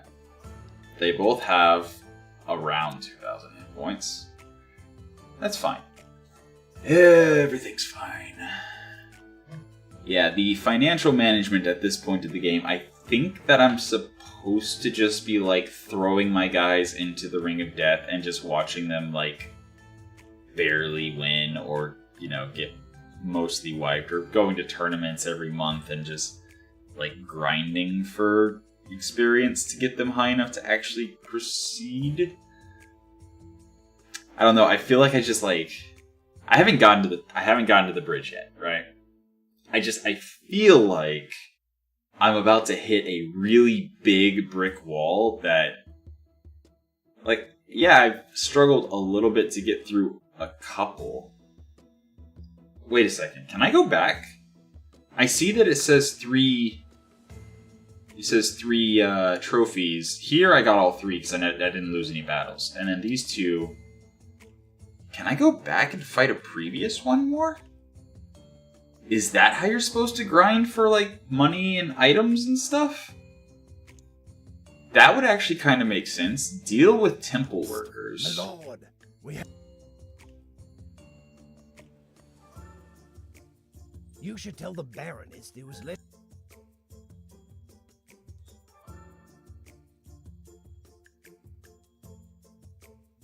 Sure. Cool. Before we get to the tournament. Yeah, that's, like... the level 9 items are so much better than level 10 items. That even the level 8 items are so much better than most of what I'm using. Like, I must be doing it wrong.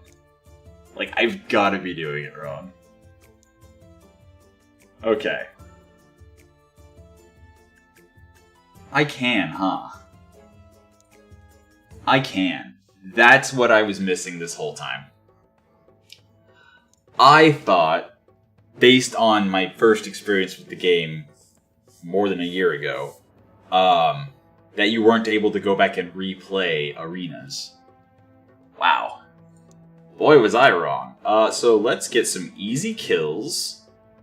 Some easy wins. I really hope the Necromancer actually dies here. Hunter, I want to get some experience on you. Cryomancer, I really want to get some experience on you. And let's go Invigorator, Invigorator. And start with him so that he can just one-shot stuff. And then go to him. Alright.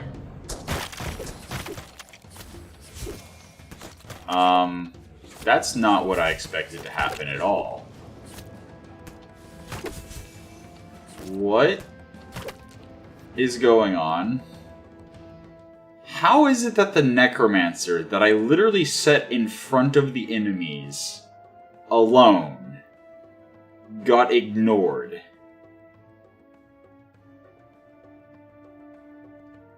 And the Cryomancer and Hunter died.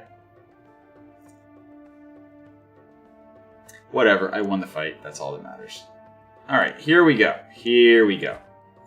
He should die. 100% he should die. And honestly, I like my chances. I absolutely like my chances.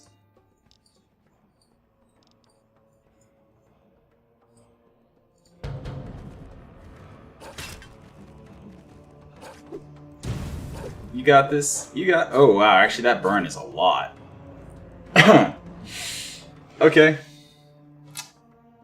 Alright, I was not expecting the burn to half health him like that. It's fine. Okay. So now we just use our Juggernaut strategy the rest of the battle. Or the rest of the tournament.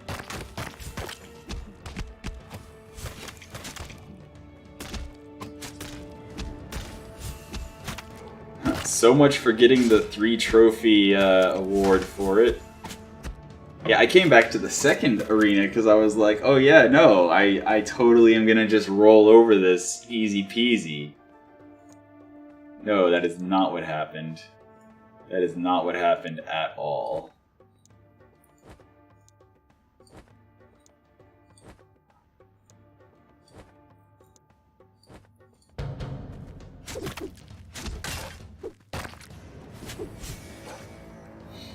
Okay. I wonder if I get a, like, reduced reward for having lost a fight. But I am getting levels.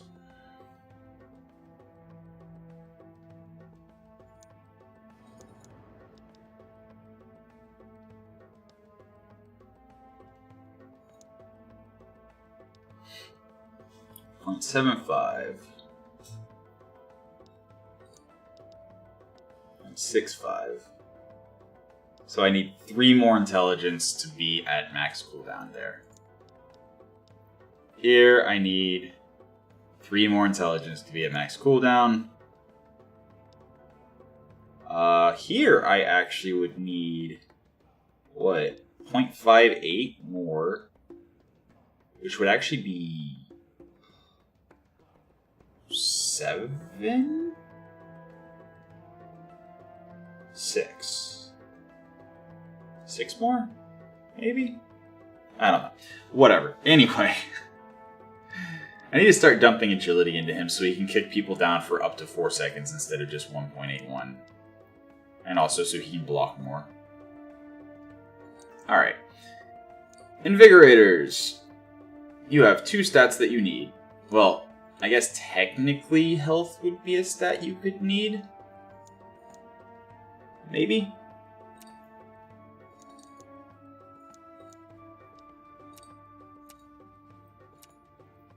And now I have 3 item slots and no item to put in it. Unless I just, I guess, take. Yeah. Let me just take from the Cryomancer. You don't need it right now. Alright. Next fight. I mean, this should be very much open shut. There's no way they outdamage me, right?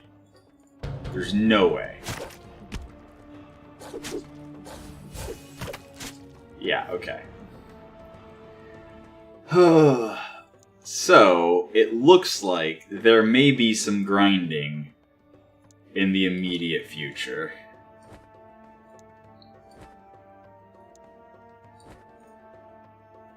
Oh boy.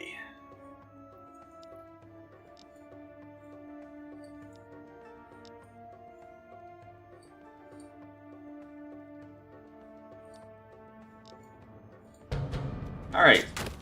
Archer go boom. Oh, it actually took 2 hits. Amazing. And we win. Cool. And last but not least, 6. What do we need 6 for? I mean, I'm gonna do it because might as well. But, like, what do I need 6 for? Anyway. Okay. Alright, so that's amazing. That's useful. Okay.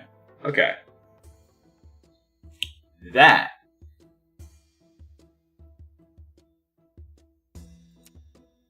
How long does it take for him to fear? Half a second. Okay. So he would literally become visible immediately after popping that.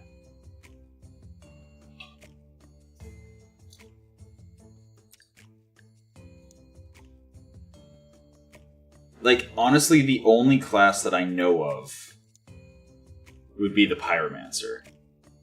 That just stands there for a while and then does something. Alright, well. Okay. We're gonna look at one more Ring of Death. Alright. And that Ring of Death is going to be the 1 versus few. Oh. This is totally doable. Him first, then him, and then him. Go.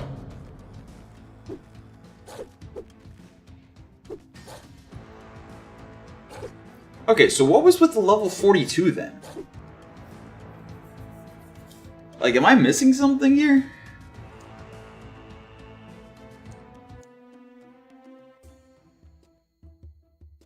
Huh. I don't get it. Also, we suddenly have 800 gold.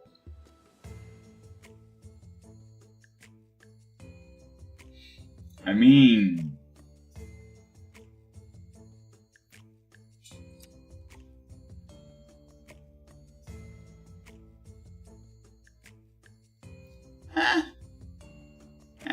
Yeah.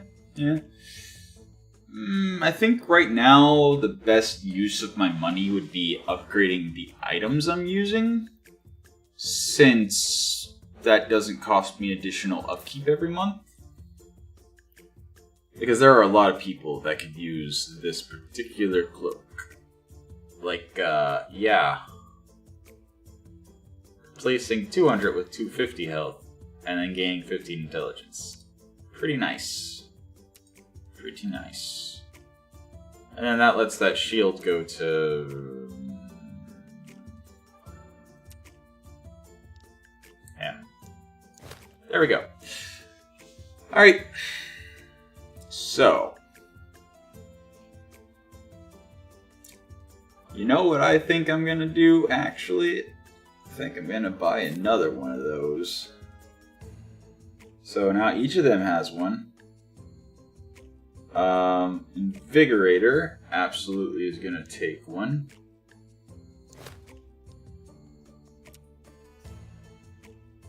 Okay. And then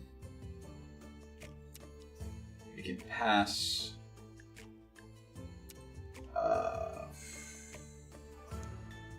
that on to him. And I think just sell the axe, honestly. Sell the 100 health. Oh, then again, oh no, he's already wearing one, yeah. I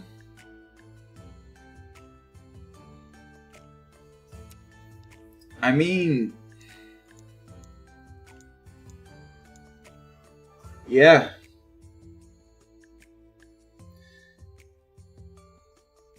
I guess I could put the cloak on one of the doggos to make sure they make it to the back line before they start taking damage. It's a good item. Also, intelligence 7 and stamina 60.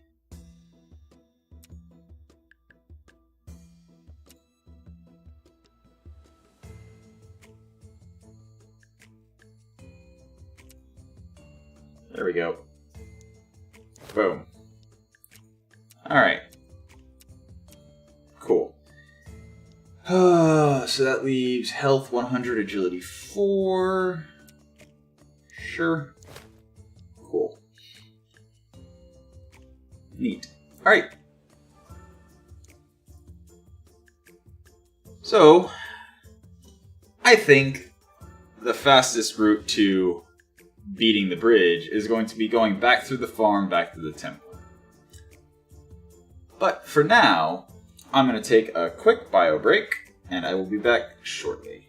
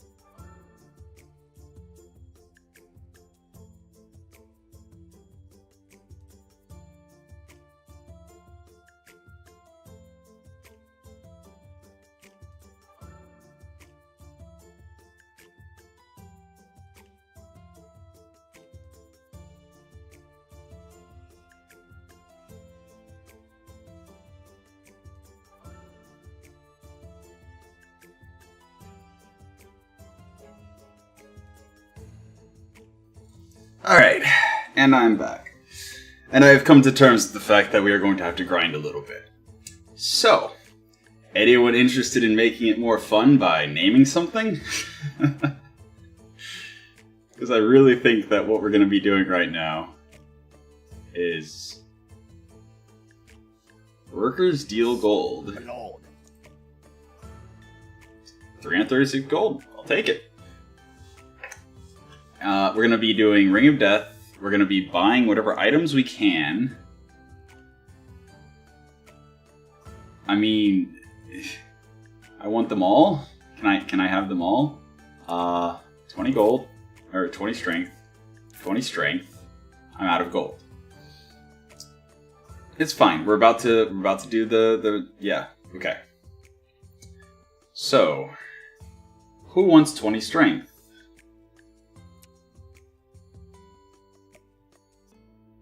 I feel like 20 strength is going to be more impactful than 100 health.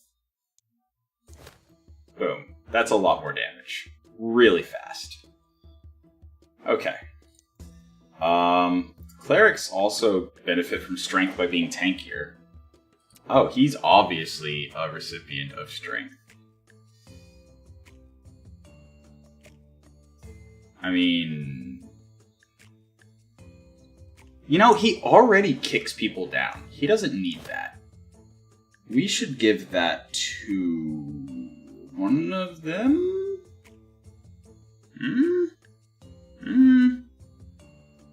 No. If we had a knight, that would be a good recipient for that. But for now, he's got lots of health. 100 and... Oh, he's already wearing one. He's already wearing one. I mean... Cool, we have an extra agility item. And then we have these two really special items. And we have this very situational item. We have these consumables. Cool. Alright. So... I am unmuted, right? Yes, I am unmuted. Okay. Alright. I think at this point, what we're wanting is stuff that gives more health. So that we can replace these 100 health for agility items. And 200 health, 2 strength. Because we are no longer using any, like, super low-level items. Yeah, okay. Level 3 and level 4. Oh, no, we are. But he's already using one of those. Okay. I mean, honestly, whatever at this point. That actually lets us buy this. Amazing. Okay, so who benefits the most from strength and agility? I think he wants the health more. I think this is the better place for it. Increases his accuracy, increases his damage by a lot. All of his damage by a lot. Yeah, that's a good place for it. Alright, anything else discounted? Consumable. Agility by 40. I mean, 20. I misread that so bad. I saw 400 gold. I saw agility by 20. I thought it said agility by 40. I mean, agility by 20 is still good. Don't get me wrong. Just... I got really excited for a second, and then I realized I misread it. Strength by 8, health by 500. That's... yes. Yes, I want that. How do I get that? 249. Who would get that? 8 strength, 500 health. Probably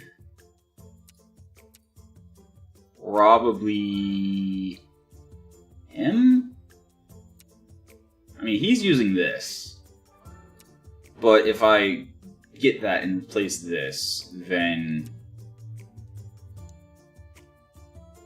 That's only 65 gold, but that lets me move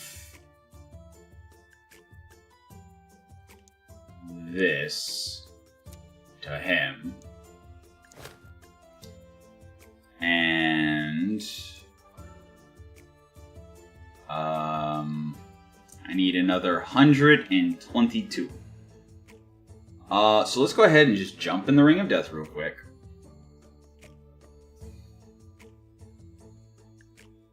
You know, this is as good a time as any to try it. Why not? Worst case scenario, everyone dies. Worst case scenario, everyone dies. And actually, we are going to give him that back. Alright. Invigorator, Invigorator, and Ward. So, theoretically, all of this should result. Actually, I'm even going to back off more to give them more chance to buff before like stuff actually starts going down. I'm gonna back way off. Alright. Except actually I'm gonna keep him down here just so I can do this and do this. Alright. So here goes nothing.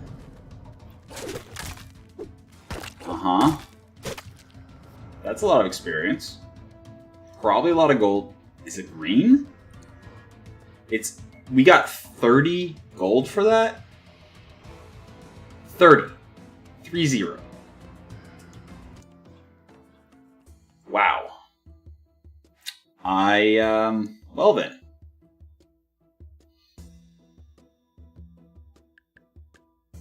Strength by 8, health by 500. I want that. What do I sell to get that? That's not nearly enough. I might as well hold on to those. They're not worth the gold. Okay, so looks like I'm selling stone. I guess. Alright. And then you give that to you. And boom. Nice. Alright. You are going to... You know what? Let's do this right. Let's do this right. Because we basically want them to more or less be, you know, similar. Because they are very much filling the exact same role. They are frontliners. One of them can't be knocked down and heals, and one of them gains more intelligence. So...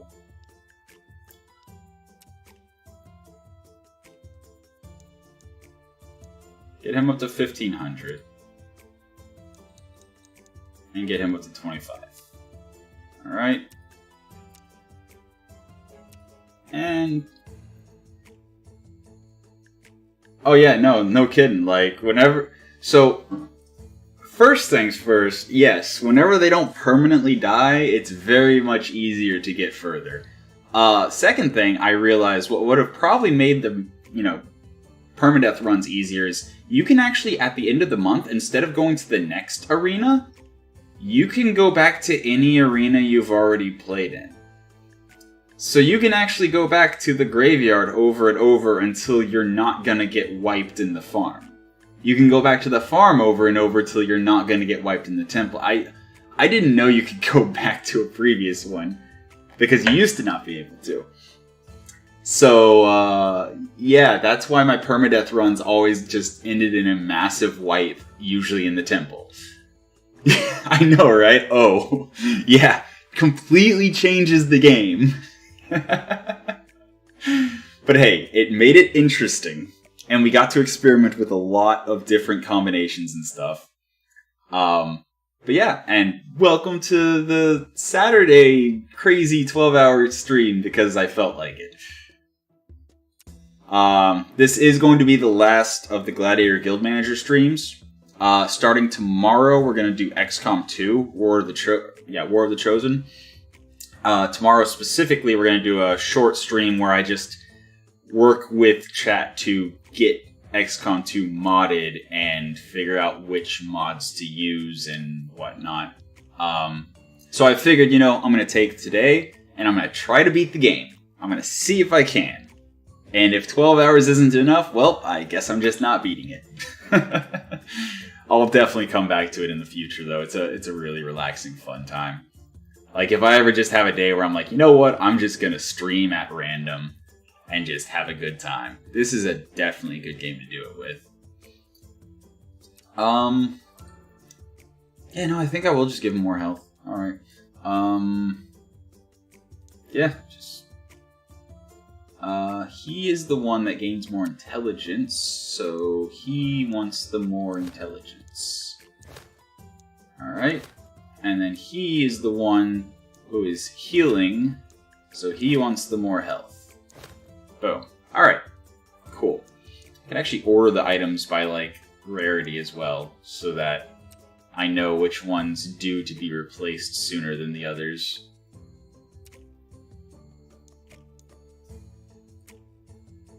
Oh, yeah. Finding out that you can just grind the old tournaments you've already beaten really does, like, open things up a lot. Oh. Like, wow.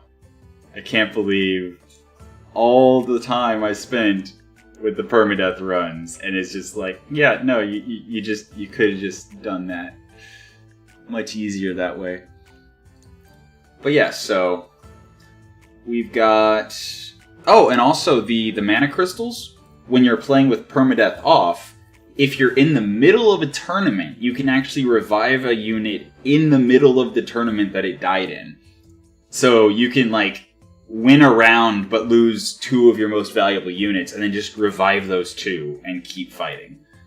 It's just, if you lose 3 battles in a tournament, then you lose the tournament.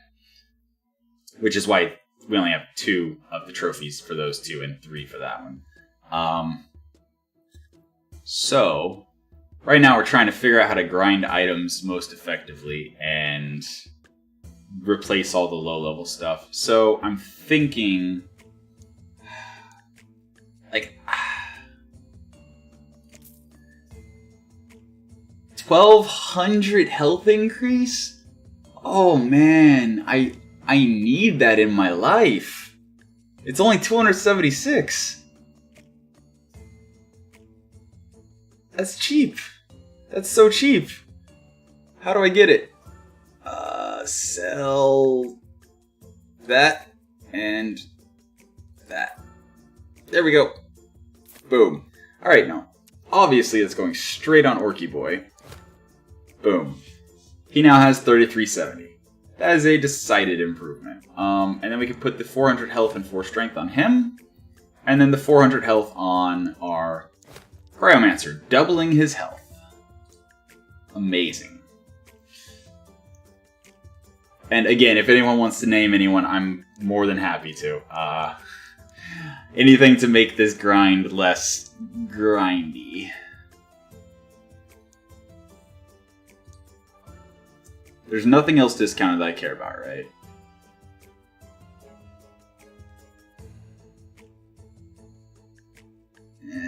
Nah. Alright. Yeah, moving on. And boom. Okay. We're going to do the 2v2. Warg versus Warg and Orc. Sure. Oh yeah, this is... wow. Beautiful. That was easy. And, of course, we get a very subpar reward because it was easy. That's fine, though. We got a level. That's the more important thing. Yeah, I think based on what I've seen, I think more health and more damage. Yeah. Alright. We found a witch. A witch has been discovered in the village. We could use your help capturing her, but be careful. She's back. Sure. Okay. It's money. I don't understand, like... whatever, it's fine. Who do I want to send in here? I mean, sure, Org. Chomp. And chomp. Beautiful. Alright.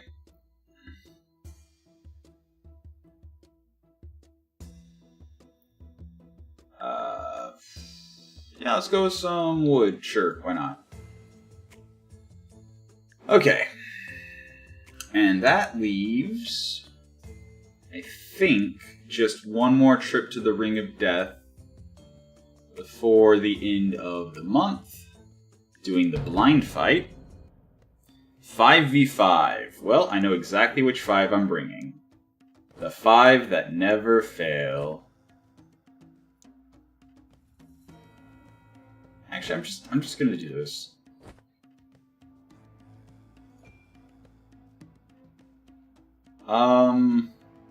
Yeah. Oh yeah, this is gonna be brutal. This is going to be absolutely brutal. Alright. You, him, then him. You, him, then him. You, her. Same with you and with you. And actually, I'm even going to hang back a little with the wargs so that hopefully they throw their nets or no, their bear traps towards our frontliners. Unfortunate, they did not. Whatever, it's fine. It's a lot messier than I wanted it to be, but it still works. So, what I've noticed from the arena, from the Ring of Death, the monetary and resource rewards do not seem to scale. Like, at all. Like, if they do, it's very, very little. The items do scale, but they do not scale as far as the store is. Sometimes you get items that are more than what the store is offering. Sometimes you get items that are kind of a joke compared to what's in the store. So I know I had discussed with the developers after I did the A Modest Analysis series. They were discussing different ideas they had for how to deal with the Ring of Death. And one of the things they mentioned, I don't know if they implemented or not, was actually having the Ring of Death as you completed it over and over again, increasing in difficulty and increasing in reward. Now, I don't know if they increased in difficulty and increased in reward based on how many times you've completed all 4 battles in the Ring of Death, or if the Ring of Death progression is based on which tournament you've made it to. Because whenever we were discussing these things, the Ring of Death did not look like this. The Ring of Death was always basically like a blind fight. That was all the Ring of Death was at the time. It was like blind fight and then maybe 1 or 2 other things as they added them in. So it was very much hypotheticals that we were discussing. And yeah, at the end of the day, my stance, as with any other game dev that I talk to, my stance is always, I will happily let you bounce ideas off me, but the game you're making should be your project, and your vision is what you should be pursuing.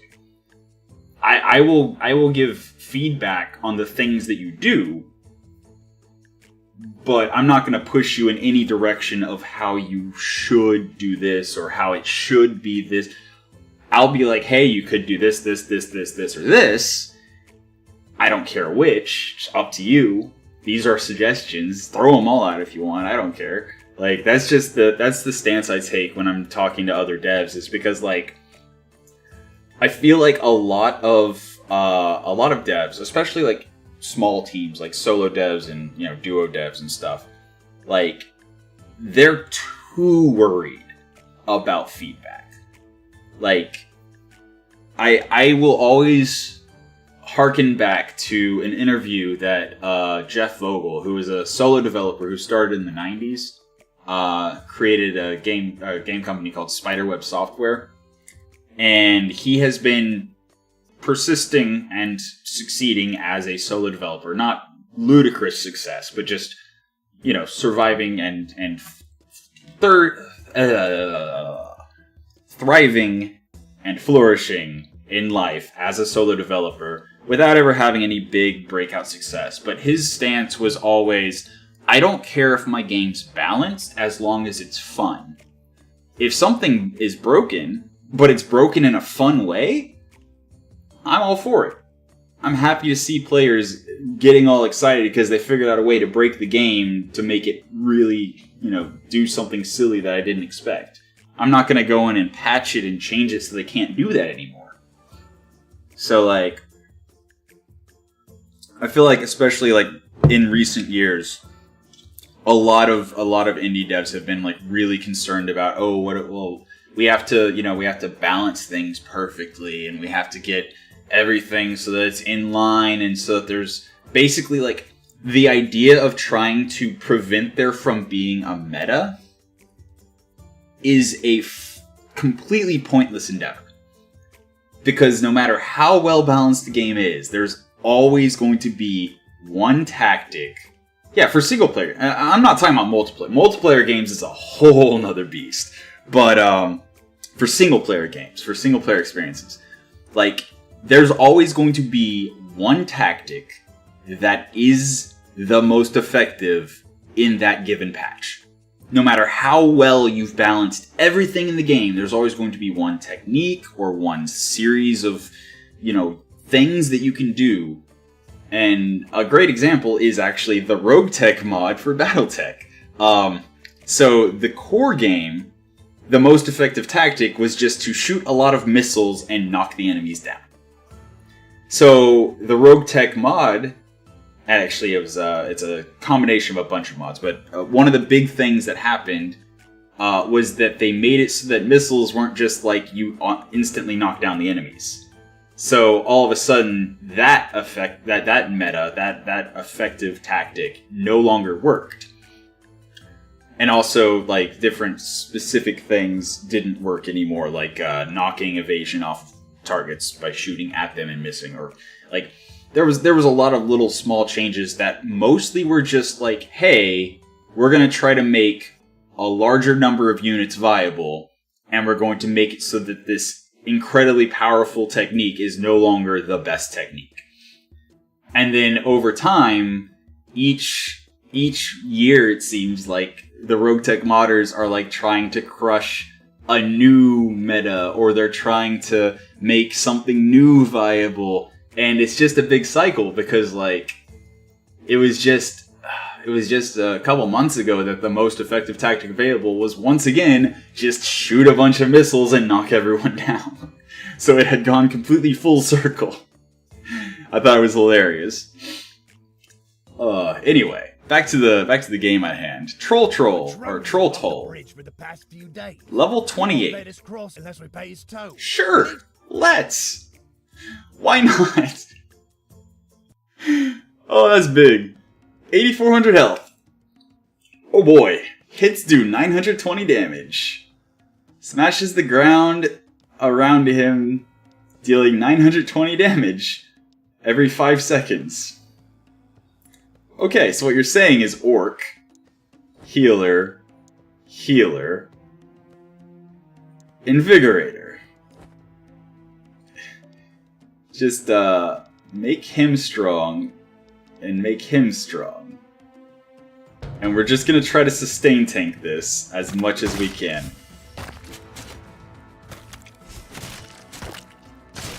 Come on, you can do it. You can do it. Heals. Uh-oh. We actually did it. Oh. You're down the thing. Oh no, honestly, look. Right now, these clerics, their heals only heal 728. And they only heal every 4 seconds. His AoE would have been out-damaging their heals. That's why I had the Invigorator target the healers first, to buff up their heals so that their heals were better. Oh man, that was crazy. I can't believe it actually worked. Let's go ahead and grab 50 of those, sure. I mean, I could get the archery range. Could. Archers aren't bad units. I mean, if you have them in a situation where they can shoot unfettered, you know, unobstructed, unbothered, works pretty good. I'm actually also going to upgrade the Hunter Cabin while I have a bunch of wood. Alright. Oh, I still need to upgrade the Berserker Hut again. Wow. How much do I need wood for? Okay. Frost Towers, whatever. Invigorator, okay. Necro Crypt, okay. So I need a lot of wood. Got it.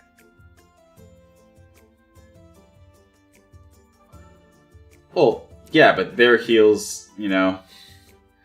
Their heals just getting knocked down. Oh yeah, the doors, whenever they're not fighting back, absolutely. And also I figured out how to prevent the boss monster from that series of quests from actually getting to your backline. You have to spread them out more, because he's so big he can't fit between units.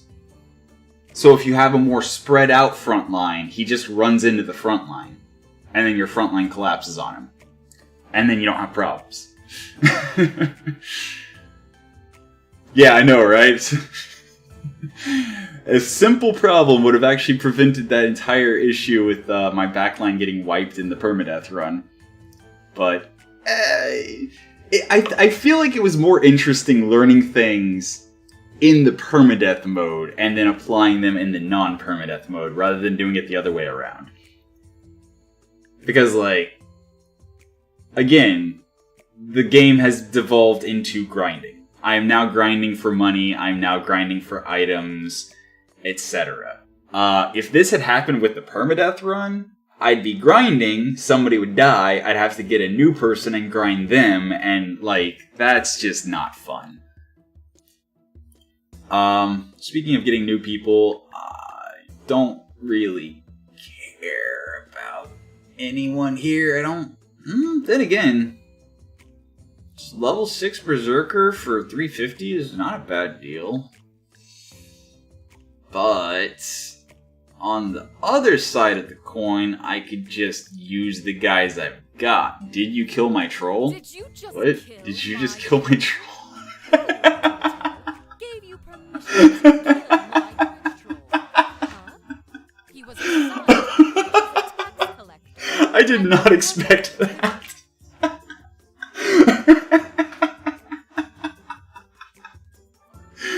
So, it was the peasant faction that told me there was a troll. Oh wow, I did not expect that. That is hilarious. Oh man. Yes. Bridges need maintenance and so has the pay. Damnation. Will you catch one for me? Will you catch one for me? Sure. I'll catch a troll for you, why not? Oh, dude, like, this game is so charming. It's so charming. I love it. It's a great game, and I love that item, too. That item is immediately going on him. Instead of... honestly... the health. If someone gets to him at this point in the game, he's probably dead anyway. I guess I'll give... oh, he already has one. Okay. Alright, that's fine. That's fine. He does not have one of these, though. Does it actually do anything? Yes, it does. Yes, it does. Okay, so strength actually does something for him. Is there somebody else I can give it to that would do better? They already have one. They already have... He has this, which is better for him. And again, I don't feel like 1,000 health is going to be much different than 600 at this point. rather than him doing an extra 461 becomes 685. That's a significant increase. And 355 would become 307. If they get to him, he's probably dead anyway, whether he has 400 more health or not. I'm at the point where I'm basically expecting every enemy to just hit me for, like, ungodly amounts of damage. Obviously, except for whenever we go back to the previous... Hey! Hey, more gold from the peasants.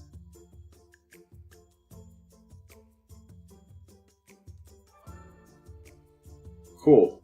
So... Wait, what? Did I not get the reward?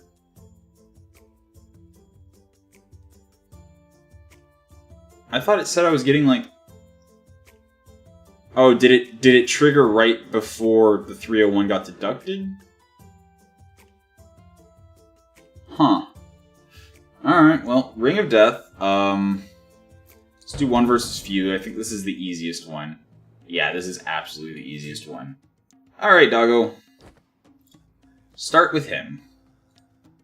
Start right on top of him. Eat him. And then eat him. And then deal with him. Yep, just like that. That's cute. They think they can fight me. Oh wow, he actually survived 1 hit. Yeah, I know. I got like 300 something gold, and then I just realized that it said I lost 300 gold for the paying the wages. So I realized that it was probably I got the gold and immediately lost the gold, or I had just lost the gold and then I got the gold and it brought me back out of the negatives or whatever. So it took me a minute to realize what had happened. Gladiator market? I mean, no. I don't want to pay triple wages, and I don't want a guy that's going to be horrible. I mean...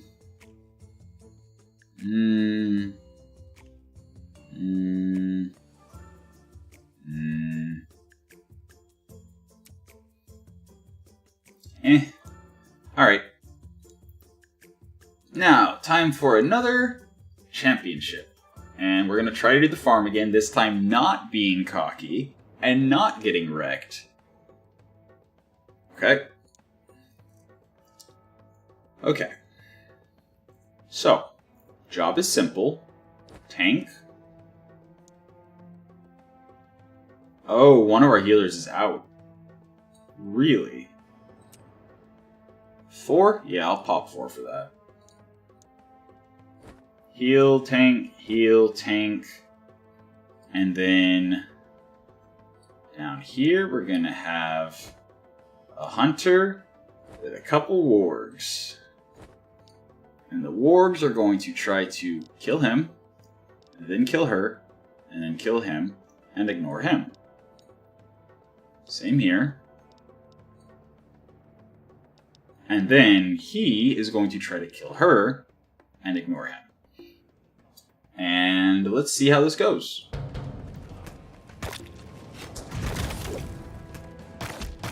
Well, I was wrong. The extra 400 health would have actually made a bit of a difference there. He almost died. You know, it's probably better than that right now. Just right now. Alright, Orky Boy did a level up, and we're just going to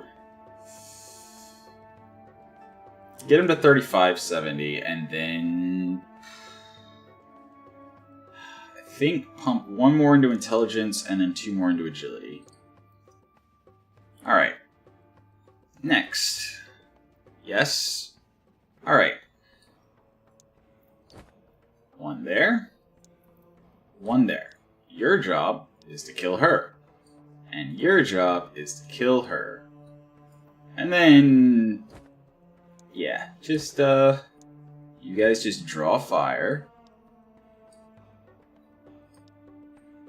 Actually kind of make sure that we let them focus them first. And your job is to kill her as well. Fight. Uh-oh. Okay, she died before she could get a fireball off. Good deal. Oh, alright. Next. I mean, sure. Okay. Warg. Her. Warg. Her. Orc. Cleric. Cleric. Go.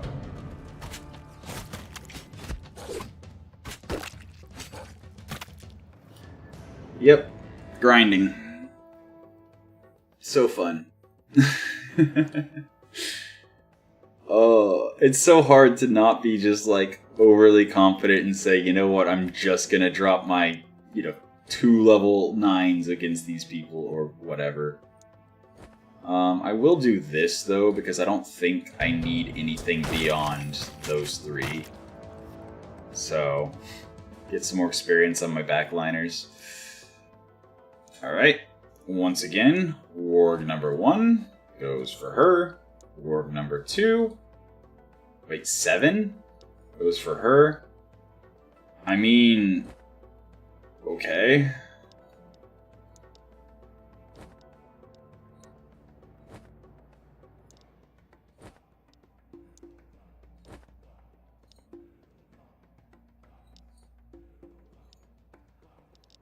Okay, fight.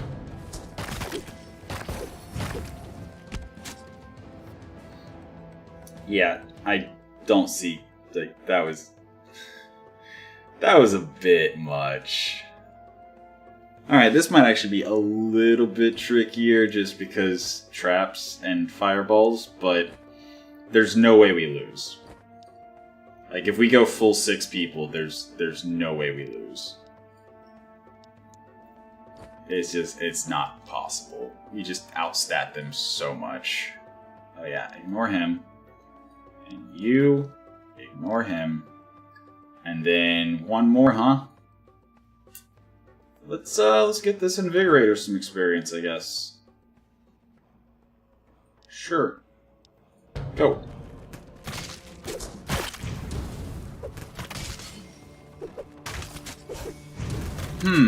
In hindsight, I should have probably targeted the Pyromancer first, but I think everyone survived, right?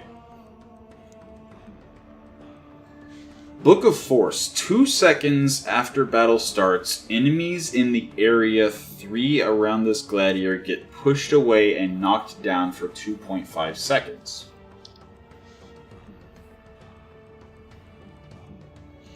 Oh, I was just trying to get all 3 of the trophies here first before I went to the temple. Because it was 2 trophies and a broken trophy, because even when I came back to redo it last time, I got a little overconfident and lost a battle. So, whoops. But yeah, garbage. Straight up just gonna sell that. Straight up just gonna sell that. This is interesting. I'm sure there's situations where it's going to be interesting to use. Which makes me think I should actually get more item slots. But yeah, next month, now that I got 3 trophies there, 3 trophies there, I'm going to start doing temple grind. Yay. But yeah, until then, I guess we, wait. Item market, I mean, this is good. 12 intelligence, 6 agility is good. Another 8 strength, 500 health is good. But if I wait until they're on sale, I can get more. So I'm going to do that. I'm going to check real quick. Is there anyone in the store that I care about getting?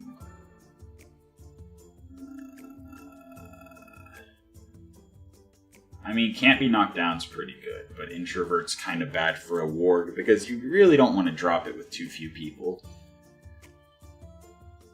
Yeah, not really. Not really. Alright. Stopping bridge assassination. Will arrive soon, but rumor tells me that bandits await him at the bridge. I believe they aim to assassinate him. Intercept and eliminate. Is this because I killed the bridge troll? Like, I wonder if this is actually happening because the bridge troll is dead. As far as the classes I've unlocked, I've got the Tavern, which lets me recruit Necromancers because I'm allied with the Necromancers. I've got the level 3 Wargs, level 3 Berserkers, or level 2 Berserkers, actually. I should totally upgrade that. I'm going to get more Berserkers soon. I got level 3 Clerics, level 1 Cryomancers, level 1 Invigorators, level 2 Hunters. I can apparently upgrade that too. Sweet. Wait, I still have another 150. Wow, okay. I might as well just, like, upgrade everything I can. So I got Archers and Necromancers. And yeah, as you can see, my slots are not full because right now I'm trying to basically get good gladiators only. And I'm not seeing any that I want yet. I'm also trying to wait for this, because gladiators being on sale means I can get more better good ones. But yeah, I do have also the ability to unlock the Temple of Light, the Fire Tower, because we figured out the 3 that you're guaranteed to come across out of the first 4. Temple of Light, Fire Tower, and Ice Tower, or Frost Tower. I let the devs know, and they should probably fix that soon. Most likely. But yeah, so... Like, yeah. Actually, every time Gladiator gets healed, strength increases by 10%. Really? That's interesting. That's very interesting. I was looking for another Berserker anyway. Alright, and then... Oh, I should have waited till the... I should have waited till the sale. Whoops. Shaman Hut, huh? I need a lot of stuff for the Shaman Hut. I can't afford to do that. It's a good shaman, but I'm not gonna break myself trying to both buy the wood and stuff that I need, as well as trying to buy him for 1,000 gold. But then again, he is really good. Like, if I was ever gonna have a good shaman, this would be the good shaman. Because, like, as far as I understand it, he's a summoning frontliner. Oh, yeah, the bridge job. That actually might be the answer to the question. Yeah. It's gonna give me a gem that I'm happy to have, and 325 gold. Sure. I'll do it. I'll do it. Yeah, I'm just gonna stick with the tried and true front line that never dies, flankers that hopefully get back there and kill. You, and then you, and you. Literally just intercept these guys, please. Do not let them pass to get to the doggos. And then actually... do I go Invigorator or do I go Hunter? I think I'm gonna go Invigorator, but I think I'm gonna use this.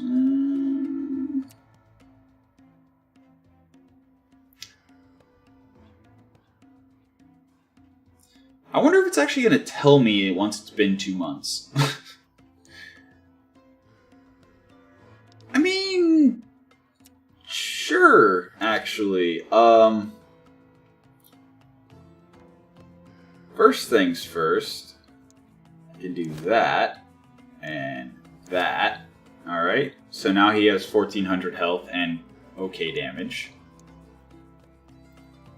Put him here so that he doesn't immediately get wrecked. And yeah, go! Oh yeah, the nets. Oh, the nets are a problem. The nets are a problem. Okay, they got through. We're fine. Everything's fine. Nothing to see here. Nothing to see here.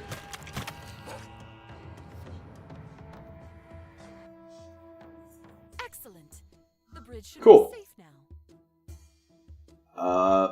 Yeah. Yep. Cool. Alright. Warg upgrade. I mean, honestly, I just want him to not die. He's the one that heals every hit, rather than whenever he kills. So this is the one that needs to do burst damage and kill stuff to heal. This one, as long as he just doesn't die, he will just sustain tank. He will steal stamina, he will steal health, he will survive. He will be fine. So, yeah. I mean, actually, I should probably pivot that way. And then, I mean, honestly, I'm not even joking. I'm just gonna...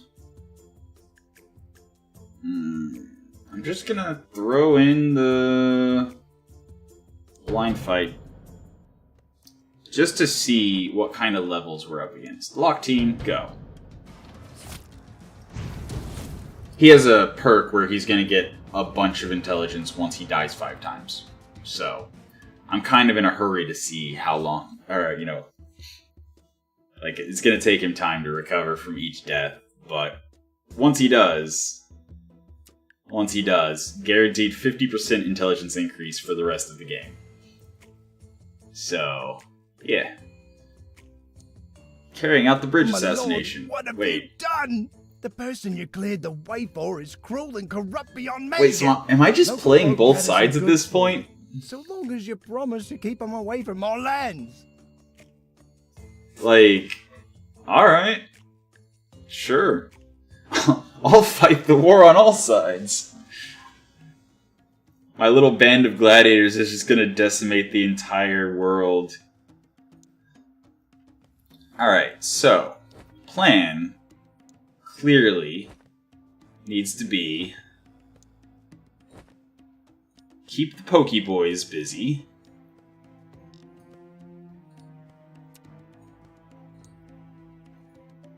The true mercenary experience, exactly. Exactly. Oh, there's a war, you say? Can I play both sides?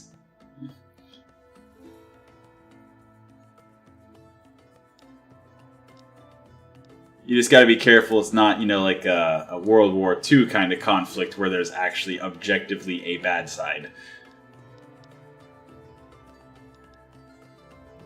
Or, you know, in case any Europeans see the VOD and feel offended. Or Vietnam, very much the same thing. You don't want to be a mercenary in a war where there is an objective bad guy side.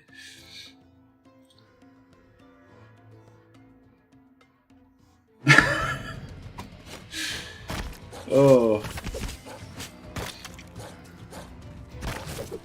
Oh yeah, I forgot to tell them to kill the Invigorator. Oh well, it's fine, we win. Justice has been served. Many thanks to you, my lord. Alright. So, we kind of need both, don't we? But for the Shaman Hut, we only need the stone. Alright. So, at this point, we have clerics leveling up. He's the one that heals, so I'm going to give him 3,000 health and some more strength. Sure. He's the one that gets bonus intelligence, so I'm just going to buff his intelligence straight away. Cool. Alright. And now, gladiators are on sale, which means I can get him for 420 gold off. Yeah, I'm gonna do it. I'm absolutely gonna do it. What do I need? I need 15 wood, right? Yeah, 15 wood is what I need there. So 15 wood. All right. And now, buy. And then, now we got ourselves a shaman. Cool. And shaman is actually a great target for this cloak, so that he doesn't actually become targetable until after he drops the first of the totems. And then this, so that once he gets in range and melee attacks somebody, they get knocked. And then other than that, I'll do that to give him some more intelligence and agility, because I mean, sure. I mean, I guess I could just give it to the Cryomancer instead and give him something that gives him health. That kind of makes sense. Is there an item that gives health just sitting around? Like another one of those, like, crazy... I could just get another one of these.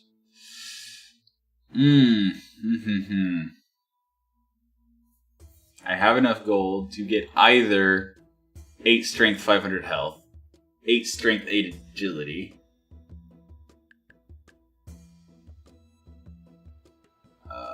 20 agility. If there was the option to buy another one of the massive, like, 1300 health or whatever, you better believe I'd be buying that. But, since there's not, I guess I'll grow with one of those. I mean, he does benefit from strength, right? 2 damage per strength, 2 block per strength, and that's it.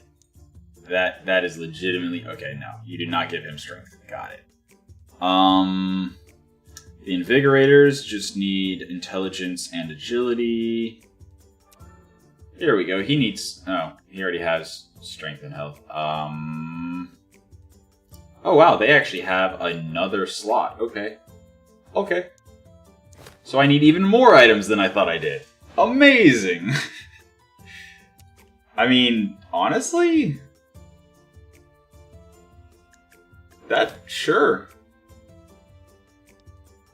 Ooh, actually, hold on. Doggo on this cleric would actually be level 3, I think. And then... I mean... Invigorator? I guess? I mean... 2 seconds after battle starts, so if Warg comes running at you, bump him onto the ground. Alright. Good enough, I guess. Good enough. Alright. Oh, and again, we're out of gold, so time to fast forward until we can make money again. Alright, so let's do many versus 1. 42 Warg, okay. Orc. Cleric. Warg.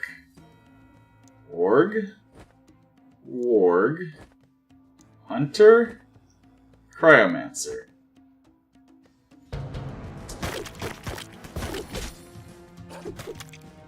Crowd control OP. Yeah, level 42. Yep.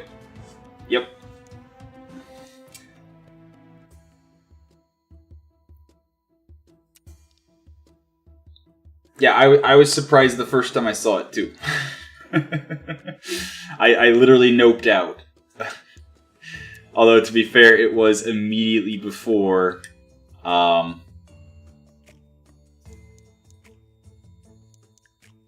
It was immediately before tournament, and I did not know yet that you could go back and play earlier tournaments. So I was like, yeah, if I play against this level 42 and get wiped, I can't even do a tournament.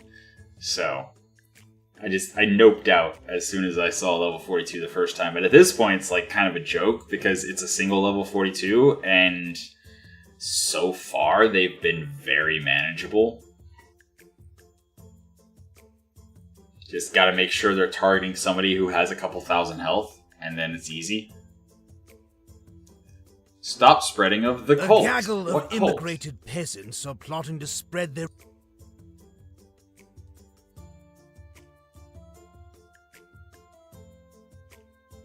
Sure. You're gonna give me one of two items I would love to have? Absolutely.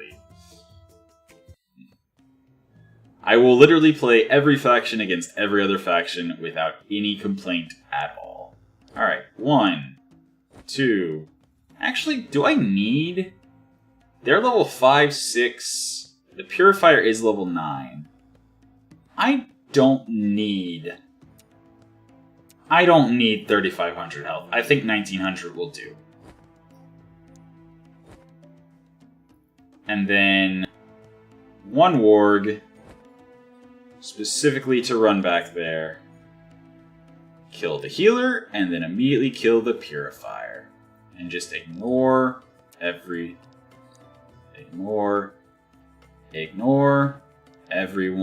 else. Alright, you. Kill him. Just intercept him. Do not let him get to the warg. That is the only thing you need to do for us to win. Good. Good job.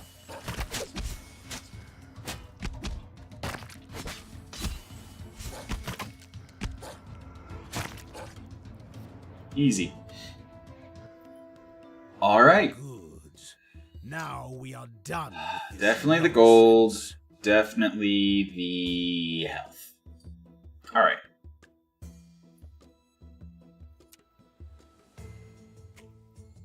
Actually, he should be the one with the health. And he should be the one with the dog. Meanwhile... Yes, please. Yes, yes, please. Yes. Thank you. Actually, that's 100 health. Yeah, that's much better. Boom. And then we pass that off to him. Sure, why not? Cool. Alright. Do. Don't care, don't care, don't care. Then again, actually.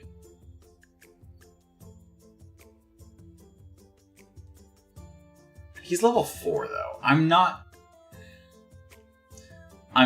gonna take a level 4. Like level 5, okay. Level 7, definitely if he was good. Level 6, sure, why not? But level 4 is just too low. Like, he would have to be like triple good Turk for me to be like, yes, I will take a low level, and then have to grind up with him.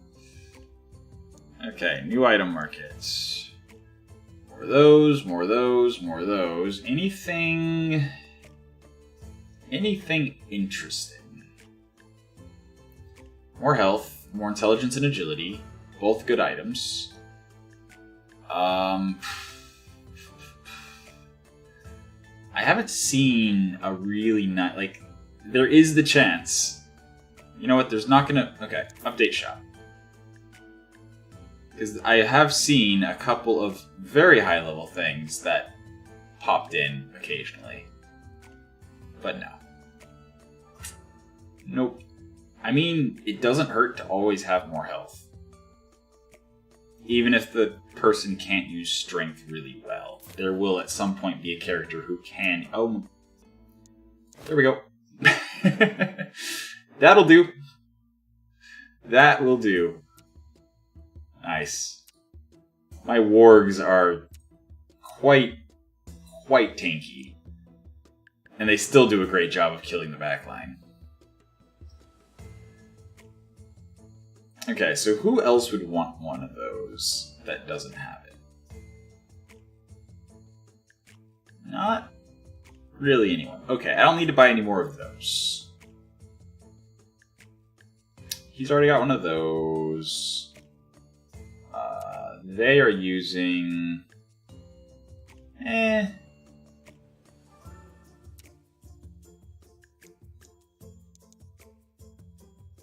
I mean, replacing 12 agility with 8 strength and 8 agility, it's... I think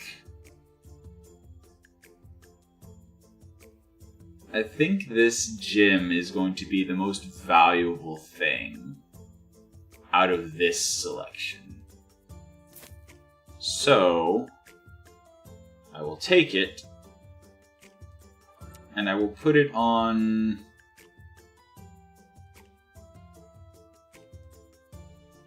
him.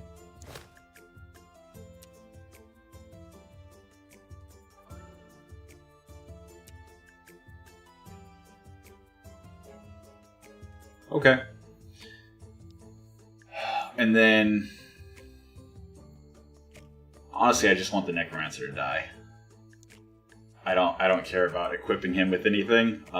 So, blind fight. Necromancer. Lock team, fight. I don't care. Alright, so that's 2 that I'm aware of. 3 more and his training is complete, and he will go Super Saiyan. Alright.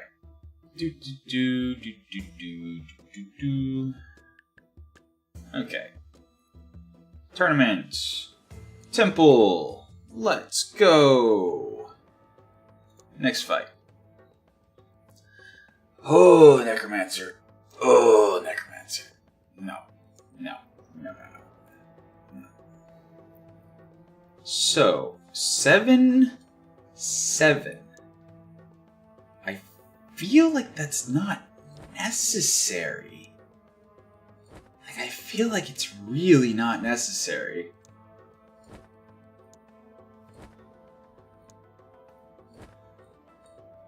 Okay. You, and then you, and just ignore them. They don't exist.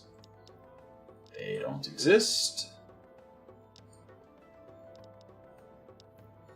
You focus him, you focus him, you focus him, you focus him, and then let's get some Cryomancer crowd control going. Yeah.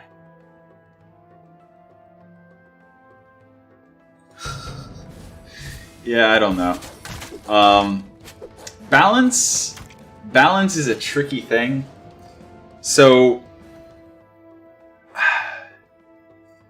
like, one thing that I've noticed about this game, as well as many others, is, like, linear progressions, by virtue of being linear, actually mean that the more levels you've gotten, the less impactful each level is going to be. Like, once you've already got, you know, you can get 500 health per level. When you only have 500 health, that's a lot. Once you're already at 3,500, it's not so much. Once you get to level 30-something, a level of health is going to be pretty much insignificant compared to what you already have. So, like, to challenge 1 versus, I think it was 7 or 8 of my units that I could use. I think it was 7. I want to say it was 7. Like, yeah, like, well, so, if by classic D&D fighter problem you mean the classic 5th edition fighter problem, or the classic Advanced Dungeons and Dragon fighter problem, because, like, 3rd edition and 3.5 actually had it right. Like, they had a spot-on niche for the fighter. he was the skill monkey of fighting. Rogue and Bard were skill monkeys of skills, but with a fighter, you could take such a wide number and variety of feats that you could make all sorts of crazy combinations that literally would not be possible with any other class because you just wouldn't have access to that many feats. But yes, AD&D, like the original Dungeons and Dragons, and the I guess it was technically a re-release, the Advanced Dungeons and Dragons, based on the old initial wargaming rules, basically. Yeah, fighters were just, you get more numbers, you hit harder. And 5th edition actually initially reiterated that issue, where it's like, yeah, you get 3rd level fighter, and you get to pick a thing that you're good at other than just big number hit hard. But then every other class just had better options until Splat Books came out, and then fighters gained some stupid options and some combinations of options that shouldn't work. But yeah. You want to see power creep in process? Check out 5th edition D&D. The core books I have no problem with. I love it. It's actually really good for bringing in people who have never played Dungeons & Dragons before. 5th edition is a much better communal storytelling experience for new players because there's not so much nitty-gritty mechanics and mechanisms to deal with and learn. Everything's a little more streamlined and simplified, and I hate to say it, dumbed down. So even if you've never played Dungeons & Dragons or a Dungeons & Dragons-like game before, you can get in the groove of things pretty quickly. You don't have to memorize, several hundred pages of rules. But at the same time, every new book Wizards releases for 5th edition makes me just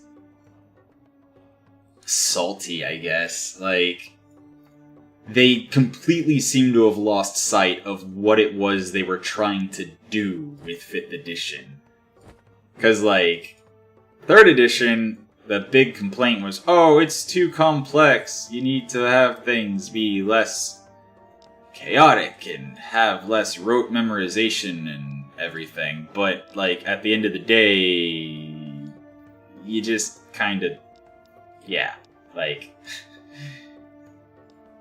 it's like the split Pathfinder 4th edition. So much history of D&D, and it can literally all be summarized as different people saw different things when they looked at Dungeons and Dragons. And that's what caused all the weird branches and everything throughout the history of D&D. I still miss THAC0.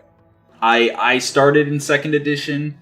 I will forever love 2nd edition, but not because it was the best edition, just because it was my first and nostalgia. But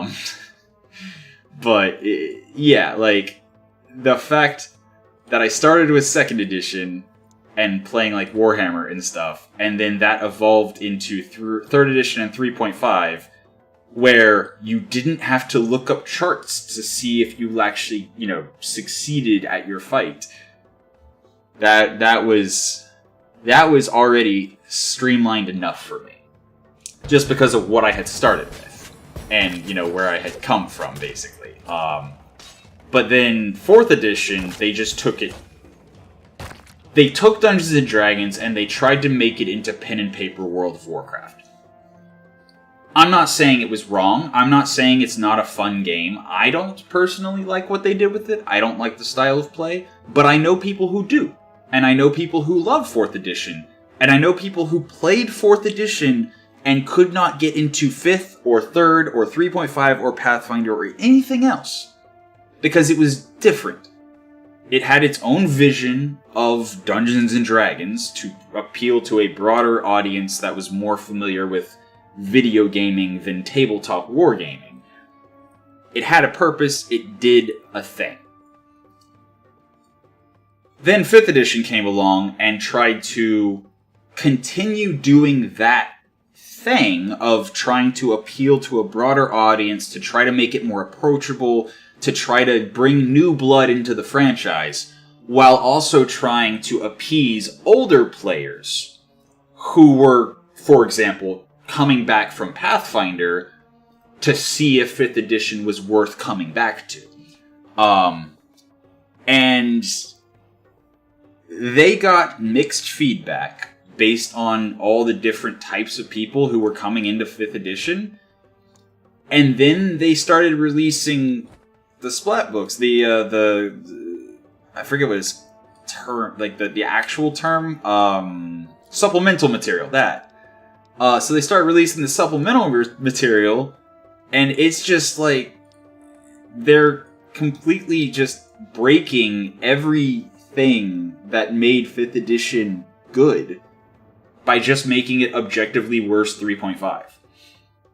Like, the more, character customization options that are just bad, like, imbalanced out of the book. And I think that they might, like, consciously know, because I have noticed that each book that comes out is consistently, like, blatantly stronger options for characters than the book before. And I'm wondering if maybe they're trying to take advantage of the new blood that is new to Dungeons and Dragons and hasn't fallen for the ooh shiny, if I buy this book my DM has to let me do this stupid broken thing trap before. And actually I'm going to drop him out and then drop him back in because I don't want him getting stuck in the wall. Actually turn that off. Turn that off. Cool. Yeah. And then last but not least, we're going to go with an Invigorator. Sure. And you're going to focus him. Go. But yeah, D&D rant fully aside. Yeah. I'm very passionate about games, and that includes being passionate about games that I love, that I dislike, that I understand but disapprove of. But the one thing that always kind of like makes me pause is like when it seems like a company is intentionally undermining their own game to try to make more money. And that's honestly what it feels like when I look at the new supplemental materials for 5th edition. How each new book is literally just like, you want to be stronger? Buy this book. So, I don't know. Maybe I'm being too harsh. Maybe, I don't know. Could be a lot of things. Yeah, I think I do just... But I do want to give him more health. I'll give him 2 more health and 3 more agility points. Okay. Do that. Yeah. Alright. Next fight. Yeah, that's doable. That is 100% doable. 1, 2. 1, 2. 1, 2. And... you. Alright. 10. No. I don't want to click him. I want to...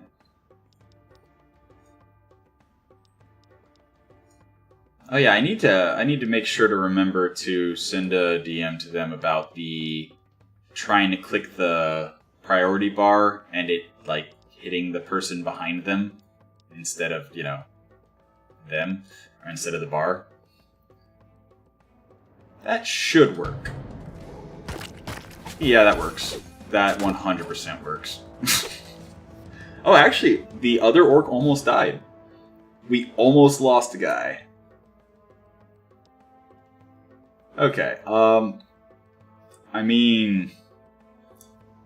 So, this doesn't say there's a cap, actually. So that means the less likely he is to die before he starts getting healed, and the more, times he can get healed before dying, the stronger he's going to get. Not going against necromancers, Nope. Nope, nope, nope, nope, nope, nope, nope. Not dealing with that garbage. Alright. Yep. And actually, you know what? Instead of both wargs, it's just 2 healers. I'm going to use 1 warg. And I'm going to use a hunter and a shaman. Sure, let's try shaman. Alright, so you attack him. You attack him. You attack him. And you. Actually, you are tank here, so you should attack him. And then you should attack him. Alright. Alright. Something like that should work. There we go. Yep, that works perfectly. Absolutely perfectly. Okay, so we are definitely strong enough to completely steamroll the temple. As long as we don't fight any necromancers.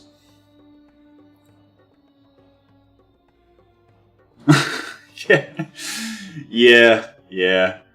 It wasn't so bad, honestly, before they added the priority point system, because the AI would easily get intercepted by the front line, because you'd drop all your frontliners here, and the enemy frontline would be here, but instead of going straight to them, your frontline would go off towards the middle of the map, and so that guy would clip your warg, and then your warg would just die. So, like, I think what's going on with the rhinos is that it's their attempt to solve the problem they realize they have, now that you can select priorities and literally just either have a backline that melts the enemy backline faster, or just, you know, have a warg or whatever that just melts through the backline. Gets to and melts through. Because, yeah, like, literally the counter to, hey, your backline just died, is have a DPS check where your backline kills the enemies faster than they can get to them. I mean, I'm going on the assumption that that's what the Rhino is meant to do. And I don't think it's necessarily that you have to get to a certain point in the game to unlock it. I think it's just that they just added that unit. I think it was the last unit, like the last patch that they added units. It was that one and that one and whatever the one after it in the character selection before the game starts were just added like last month, if even. So, like, it's gonna take time. Like, they understand that this is not going to be a, you know, immediate, balanced experience straight out of the box. But as any indie game dev does, they're just trying to do the best they can with what they've got, and they're trying to make it as fun as possible for as many people as possible, to the best of their abilities. I mean, honestly, this isn't even really a backline, so much as just a guy who's going to throw down support stuff. I think I'm going to Cryomancer to just slow these guys.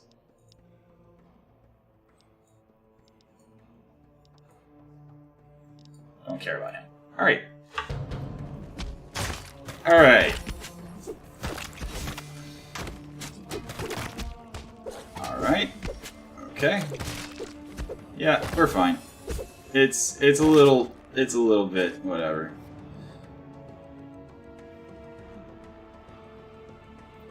Alright.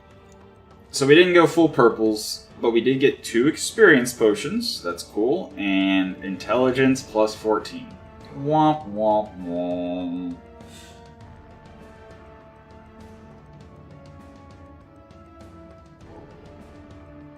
So, I don't think that's the case. I really don't. Specifically because, remember when we tested it? the 3 specific things that can be the first 2 to be unlocked, that first you get either one of these or 2 of these 3 things, and we selected those 3, and nothing was offered.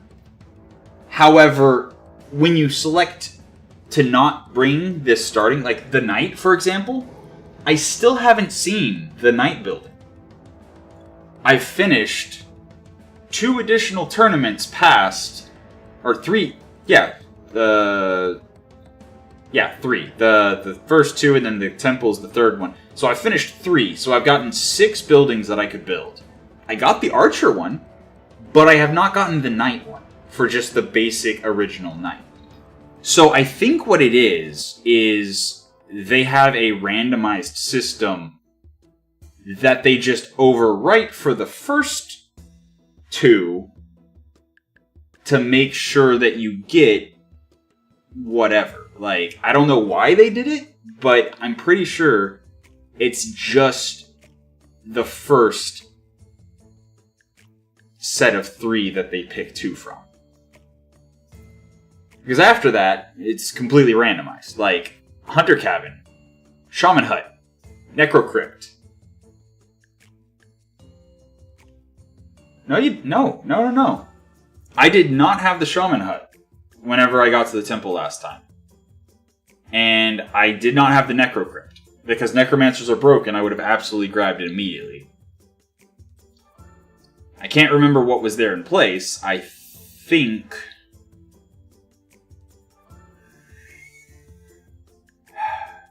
I don't remember. I did have Necro? Are you sure?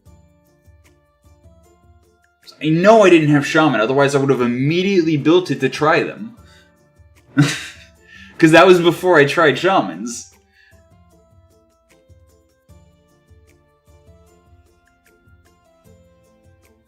I think I upgrade this. Absolutely, so my Invigorators can start leveling up faster.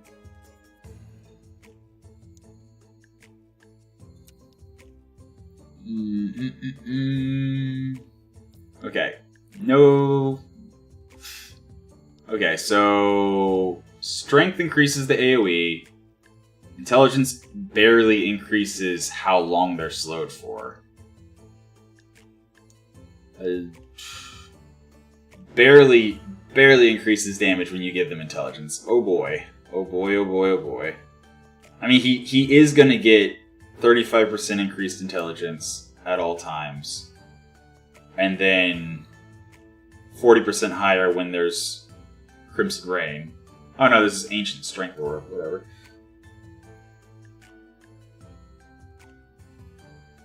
Ah, yeah. I remember now. Because I didn't realize, like, Necromancers are dumb. Necromancers can resurrect other Necromancers at a higher level than the Necromancer was before it died, giving it more stats so that the resurrected Necromancer resurrects things at higher levels than the Necromancer could have resurrected them at before it died. Necromancers are stupid. Like, I'm sure they're really fun if you, like, use them in certain comps and things, like, but, like, either you start killing and raising and killing more and raising and killing more and raising and killing more, or nothing dies before the Necromancer and you just wasted a slot to get a single fear off. Like, it's like really high rolling. Like, I don't feel like they're a healthy addition. I think that's the point I'm trying to make. I am actually going to increase health and agility evenly here to get the cooldowns down as well as increase the freeze duration.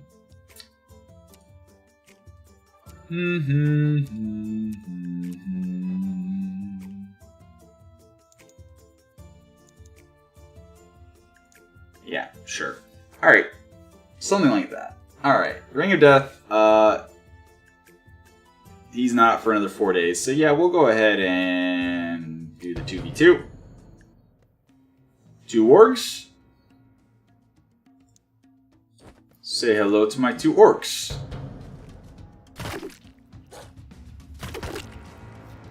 Cool.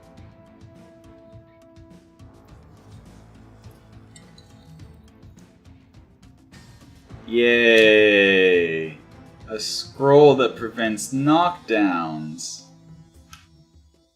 Wow, that's so much better than an actual item. I mean, at this point, do I just, like, troll a little lol and just bump him up to 4K? Sure, why not? What do I do? You know what? Sure. 2 seconds after the battle, everyone around him is gonna get knocked to the ground for 2.5 seconds.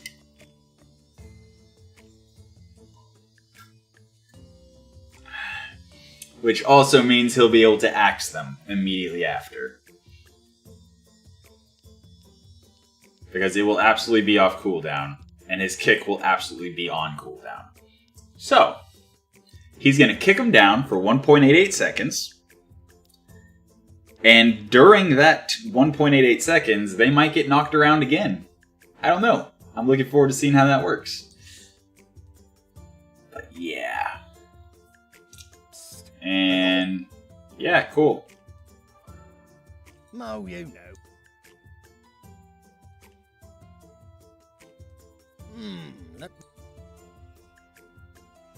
Why, it must be a mistake.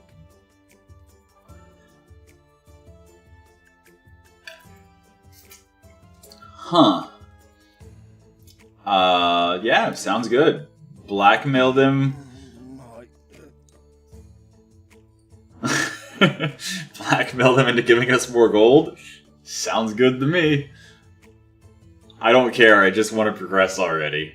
Although I think, now that we've definitely rolled the temple, we're going to try the bridge at the end of the next month.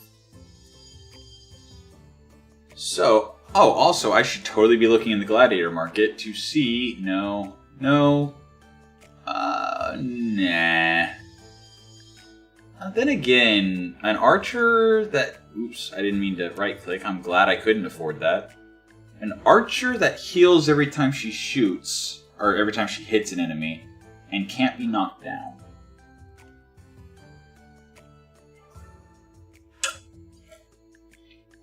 Who also starts with 770 health. Not bad for a backliner. Huh. I'm not gonna invest 1200. Yeah, exactly. Oh, let me.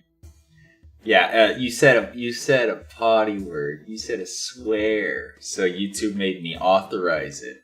But yeah, so you'd think that you would until you consider pyromancers. So pyromancer shoots a blast in a big AoE. It doesn't do a ton of damage, but it causes a burn effect. The burn effect is what kills people. However, the archer attacks fast enough that if she's healing 5% of her health for every attack, she'll out-heal the burn from a pyromancer. Now, it's not going to keep her alive against like a warg, but even against another archer, it could be the difference between getting the last shot in and hitting and killing the archer versus her being killed before the enemy archer. Same with actually any other ranged character, Cryomancer or whatever. Having that extra bit of healing could actually be the difference. Here's one more bet. Wait, did they actually? Hey! People get... Cool.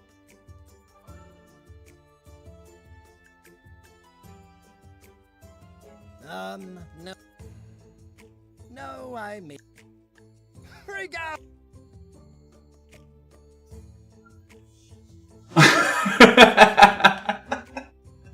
Okay, so... So our guild, like, helpers/assistant dude, like, just literally threw a wrench just because greed. I'll take it. I'm not going to give it back. That's enough for me to buy that archer. Boom. Oh, that's so funny. You know, I'd probably, like, care more about corruption and stuff if it wasn't, like, so cartoony. I don't know, for some reason it just makes me a lot more lighthearted about, like, people fighting to the death and everything. Oh no, you are not wrong, though. They are constantly starting trouble with the Necromancers and with the Baroness.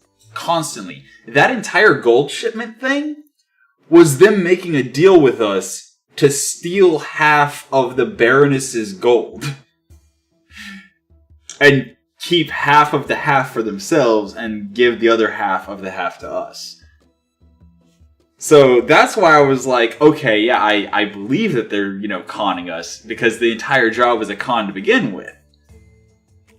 But, no, turns out it was not. Whatever, it's fine.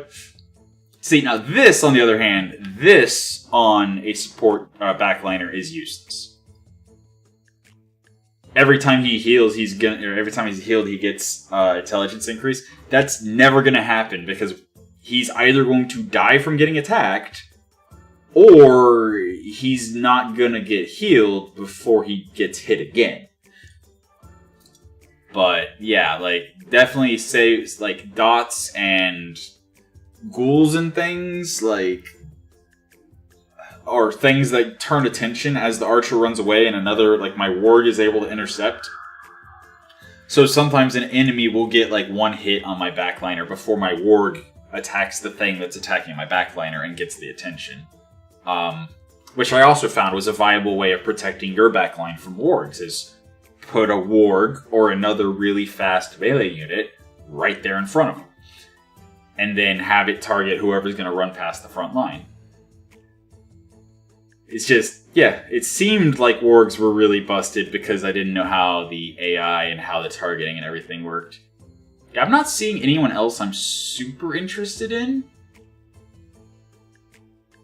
But I'm going to wait for that sale up ahead because I'm not going to reroll before it. Was there any item I cared about? 20 strength, 8 strength agility... stealthy stealth thing. What do archers exactly get? Okay. Strength and agility give them about equal damage. Agility gives them accuracy. Intelligence gives them cooldown. Agility gives them execution speed. Same. Strength gives melee, which is meaningless. Agility gives dodge. So yeah, agility and intelligence is what the archer ordered. That would actually be much smarter to put on an actual, like, caster class. That's good for her.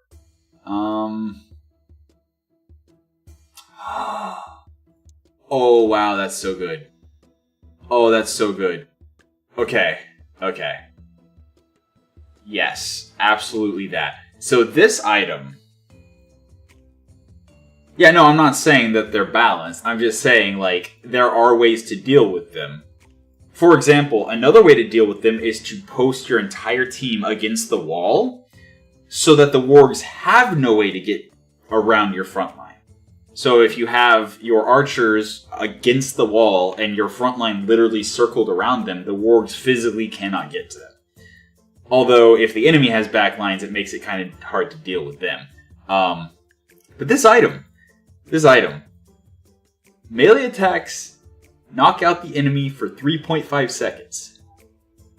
Which means if a melee unit gets to the archer, she pokes them once for 22 damage, they get knocked out for 3.5 seconds, and she gets to back off and shoot them 3 times. That's so good. That is so good. And then give her that as well, so she's got a little bit more health and a little bit more agility. Yeah, give. Then again, who?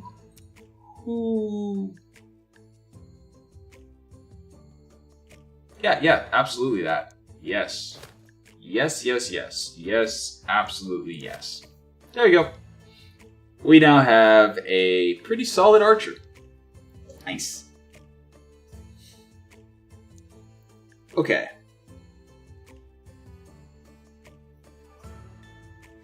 I mean, the shaman's a weird class because he literally just wants intelligence.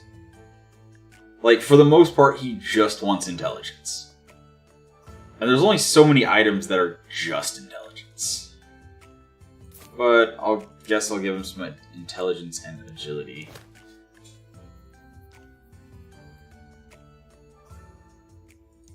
Sure.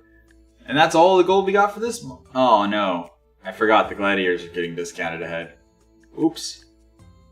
Well, that's fine. Maybe we'll get another quest. Hey, we are getting a new quest. Let's do a blind fight real quick. 6, huh? Sure. Sure. Sure. Sure. Sure. And sure.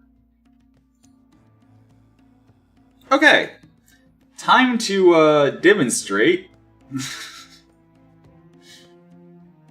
Okay, so we're just gonna pile our backline as close to everything as they can. And then we're just gonna physically set our frontliners on top of them. Alright. Alright. Now then, go!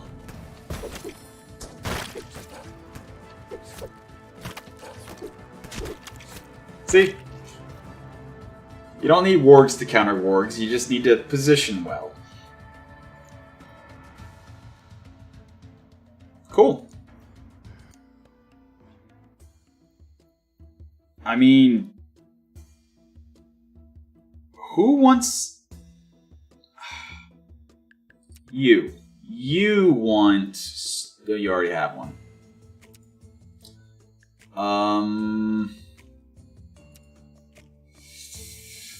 Yeah, I don't know, like... He doesn't have one yet. There we go. And... I guess I'll put that on the shaman? Sure, why not? I don't know. I haven't actually seen it really work yet, but whatever. Okay, so getting a new troll. Alright. Yeah, sure, let's fight another troll. Why not? Why not? Level 35, huh? I mean...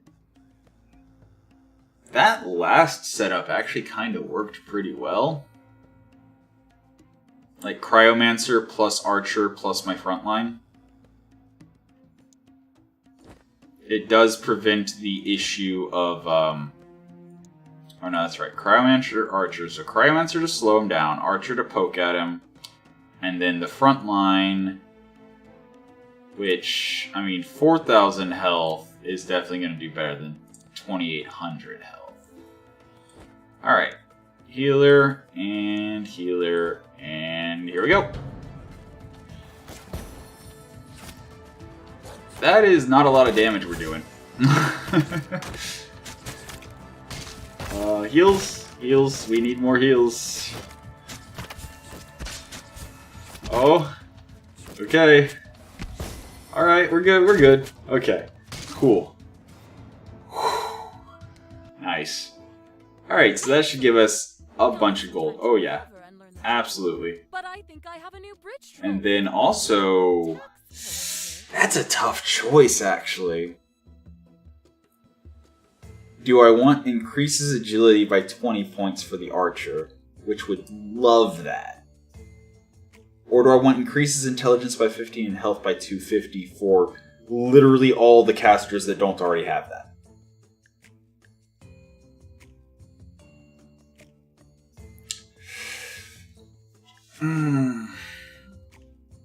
It's like I'm literally still using increases intelligence by 7. Oh wait, he already has one. He also already has one. Okay, that answers that.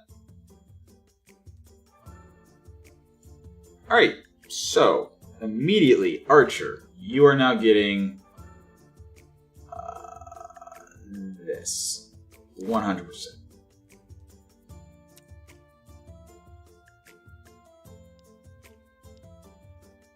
And you are fine with that, actually. And you know what? Sure. Another 500 health on him. Why not? Cloak of the Assassin. Who is that gonna go on now?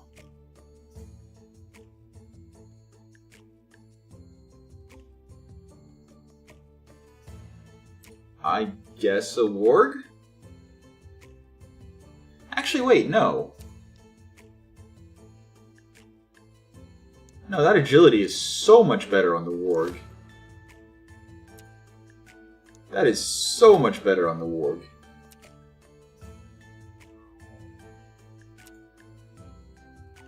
Yeah, because this is the warg that evade tanks and sustain tanks, and doesn't need to kill quickly. So that is a lot more evasion. Nice. Nice. Alright. So, you now go on to new gladiator list and a gladiator sale. Not interested, not interested, not interested, not interested, not interested, not interested, not interested. Update shop, not interested, not interested, not interested, not interested, not interested. Unfortunate. Oh well. Alright. Now that I've checked all that out, I'm going to go right now to this, create new, and then I'm going to go few versus 1. It's a level 20. Oh, because it's only 3 allowed. Alright. Alright. So that is now 3 deaths on the Necromancer. 2 more deaths till he gets 50% bonus intelligence for the rest of the game. Alright. Now then.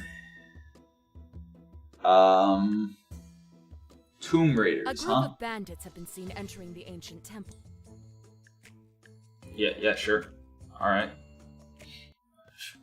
Hey, you got gold, I'll do the job. Alright, so. What team do we want to use? I think we'll go for the tried and true Orc plus double healer tank.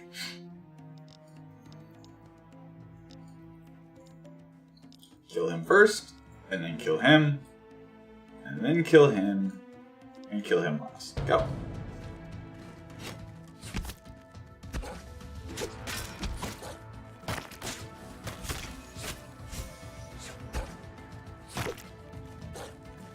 Or just, kill them all in whatever order suits you best. That's fine too.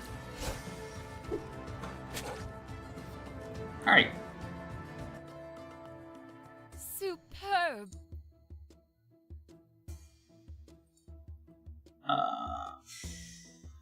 Yeah, we don't need any more strength on anyone we currently have. We need intelligence and agility. Yep. You haven't. No treasure. All right.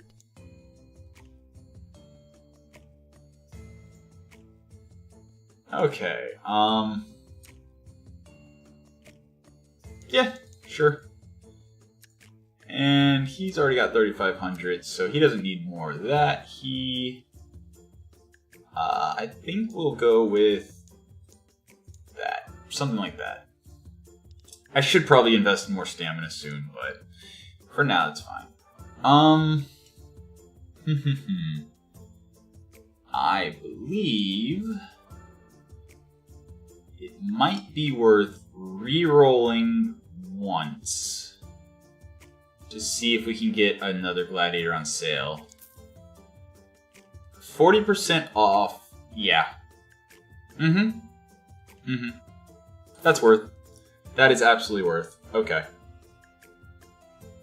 So, yeah, anytime he gets injured, not just, you know, he doesn't have to dodge it, he doesn't have to block it, if he takes damage, he gets his agility increased. And then in addition to that, if he gets healed after taking that damage, he gets agility increased. And since we've been dropping clerics basically every battle, he's gonna get a lot of agility really fast. Like it. And what's actually funny is I think I might throw this yellow gem on him. Because, like, yeah, it's better than that. But at the same time, it's going to give him agility, and it's going to give him literally all the intelligence he needs to be at minimum cooldowns. Sure, why not? Yeah, I don't need either of those.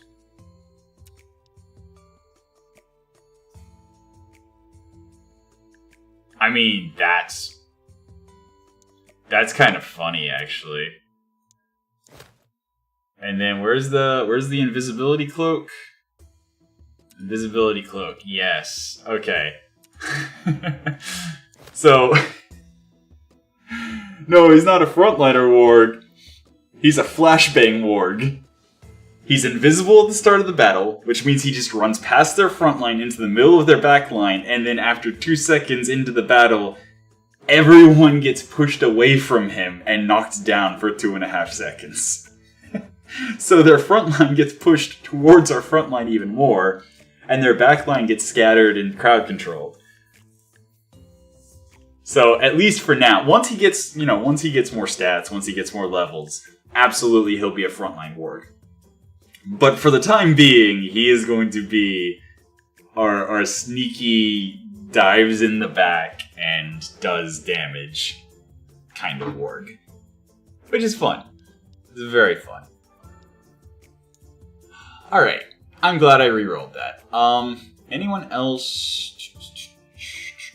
Nope.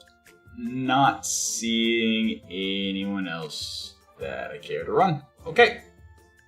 Actually,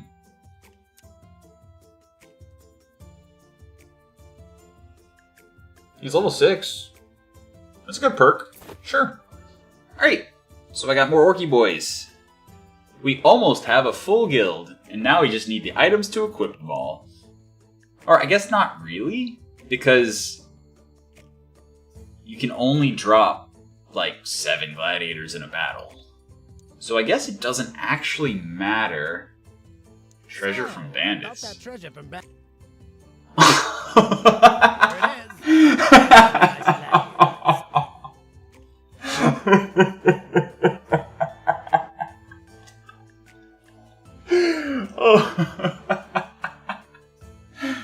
Okay. So you don't have to grind too much, you just have to wait for Slen to come in and just hand you an entire gladiator's worth of gold.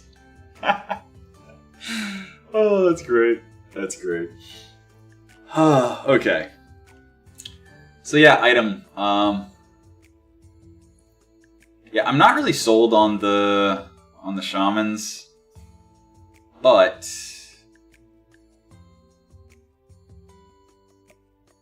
you know, 20 agility when you gain 10% agility multiple times in a battle is pretty strong. Probably stronger than the whole stealth thing. Yeah. Alright. Anything else interesting? Oh, we can put that back on the shaman so he has a chance to pop out a totem before he gets, distracted or whatever. Oh, right, we have a new orc. We absolutely need one of those. We absolutely need one of those. And we absolutely need one of those. Yep. That, and that. There we go. Our new orc is ready to fight. Wait.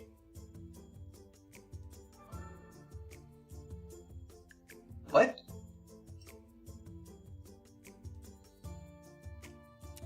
Okay, so this is our good orc. Okay. Alright. Got it. I mean, yeah, I guess it makes more sense to do it yeah, like this. Yeah, exactly, like that. Yeah.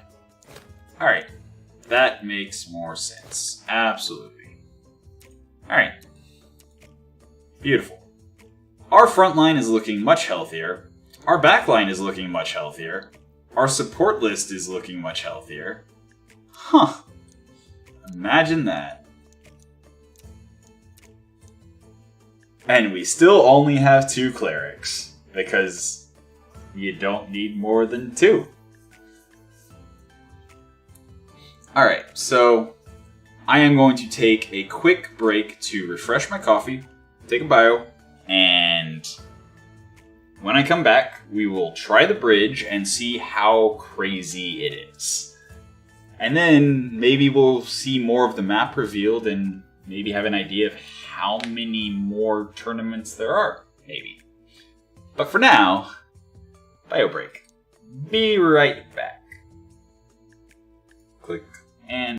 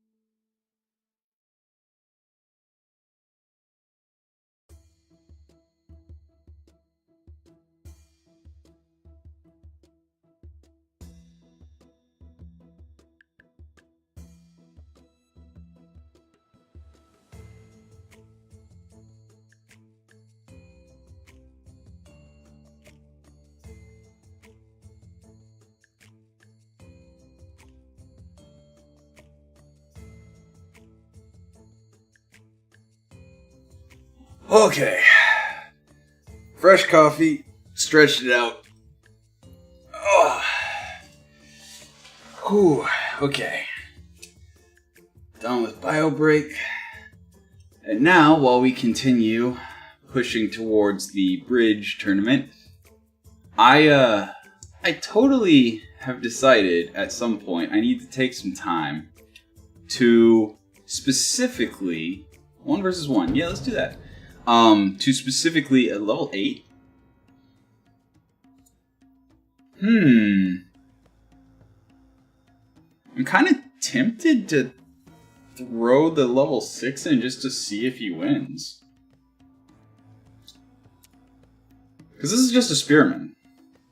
He's going to have 1 spear attack before he's within minimum range. It's going to do 240 damage. My berserker is going to do 367. He has 1300 health, and after we get into poke range, he's going to do 126 every second and a half. My berserker has almost 700 health on him, and every 1.5 is going to do... Yeah, no. We totally win this, and that's going to be a lot of experience. Whack. Oh, also his strength is going to increase continuously the entire fight. Every time he takes damage, he's getting 10% more.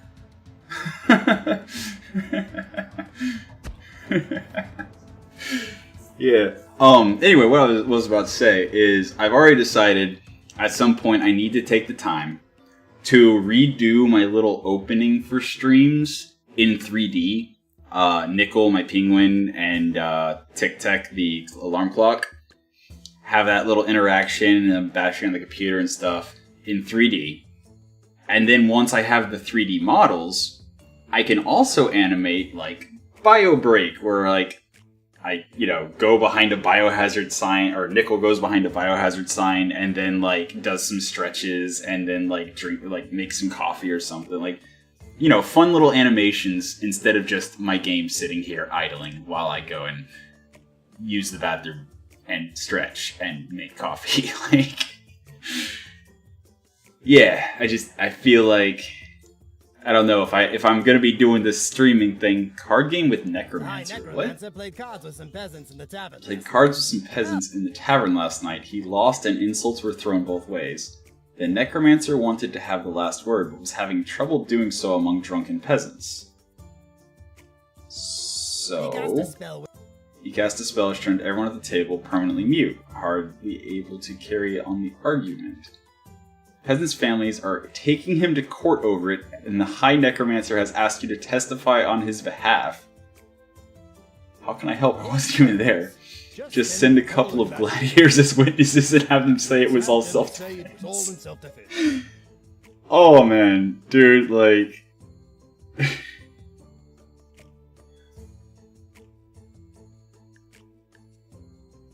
I mean, 974 gold? Yeah, sure.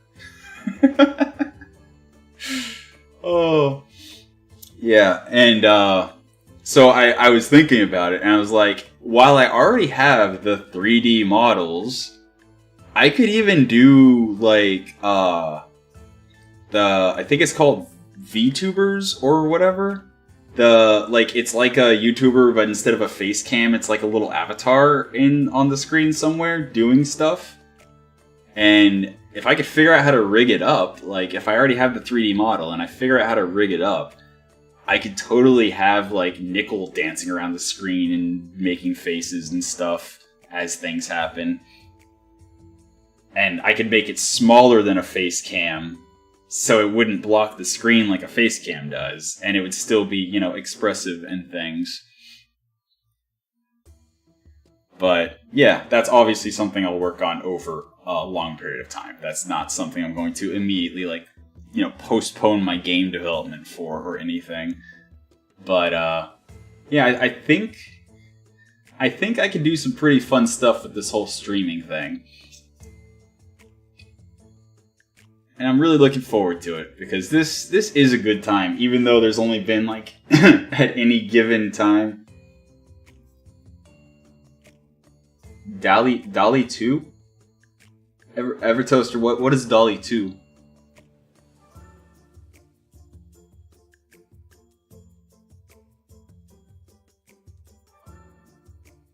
Well, while I wait for a reply, yeah, like, even though this entire stream since 8 a.m. has only been like 3 to 4 people at a time, there's been 35 people come by. I mean, I literally have an art degree, so I don't see why I would bother with that.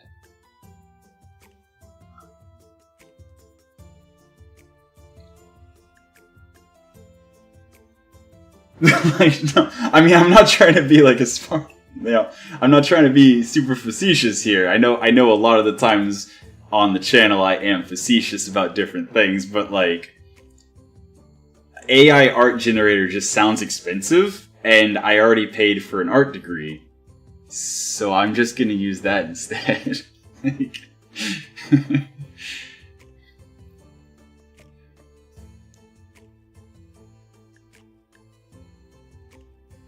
It's free. Almost. Anytime I hear of something that is allegedly free for commercial use, it immediately makes me wonder what the license restrictions are.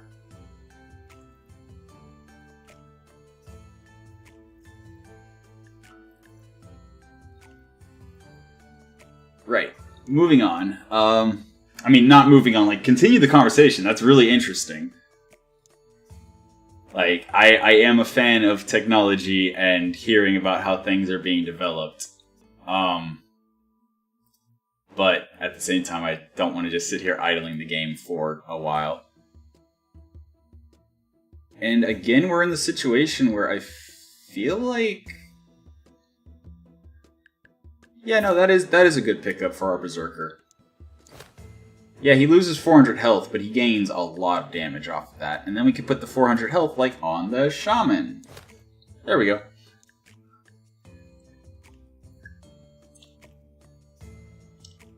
But yeah, like, I've been looking into different audio software, specific, not like audio recording software, but like audio production software, like, composing software to compose the soundtrack for my game.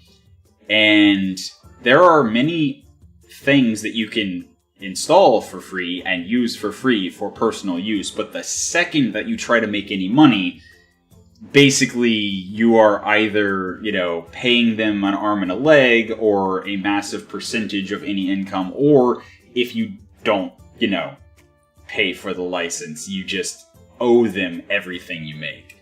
Even though it's a free software and it's available for commercial use, like, you have to be careful to use it properly or whatever. Okay, I think we're at 4 deaths after this one. Alright. Come on. Let him smack you. Alright, so all he needs to do is die one more time, and he has a permanent 50% intelligence buff for the rest of the game. And then we work on, you know, leveling him up.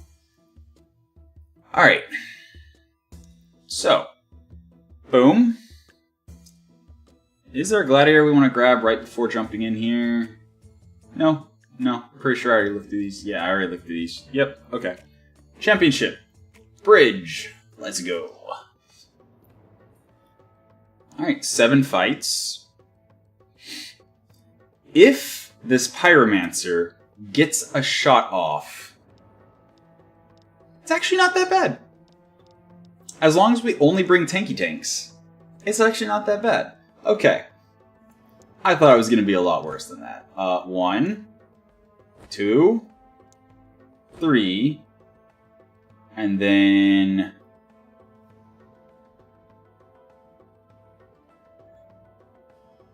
$1670 health. Okay, so we're going to need 2 orbs for that. Absolutely. Which means we actually want him, and him, and him to make a hole. So that he can get by, and so that he can get by. And actually just completely, please ignore him. Go. Nice. Alright. Easy win. Actually, that was kind of close to our orc dying. He has like 4,000 health. And he almost died. Oh boy. Alright, level 36 Spearman. Oh boy. I think we're gonna pass on that one. Let's deal with the level 24 healer. Okay, so this entire arena is gonna be a backline behind a very solid front line. Okay. I think we actually just need to bring our best team and then supplement it with whatever. So absolutely doing the same thing. Grab his attention so that the wargs can get by. Warg 1 on her. Warg 2 on her. And just ignore him. Just completely ignore him. Okay, and then Warg 3. Also ignoring him and going for her. And then we're going to also drop in our Cryomancer. And our Cryomancer is going to focus these guys. Specifically, actually, this one and this one. Alright, go.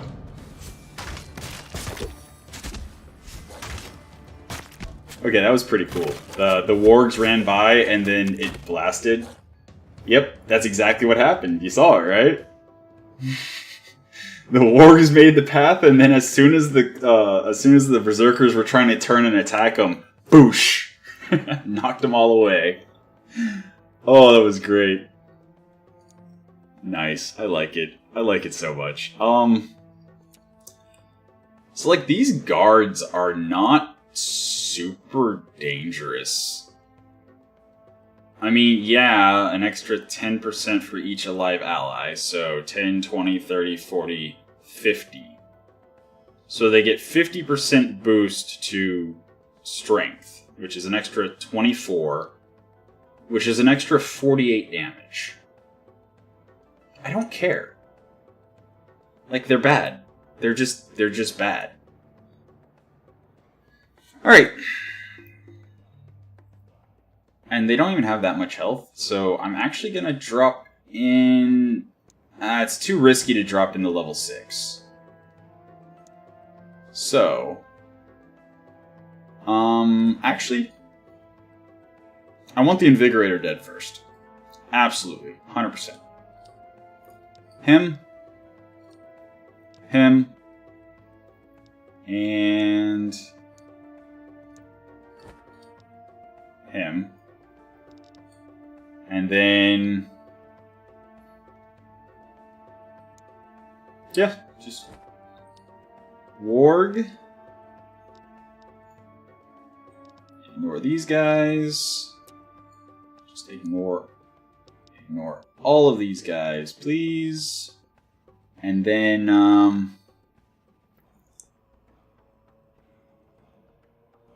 I think just the Flashbang Warg as well. Doing the exact same thing. Ignore this guy, and this guy, and this guy, and this guy. Get to him first, and then get to him second. Alright. Boosh. It's so good. It's so good.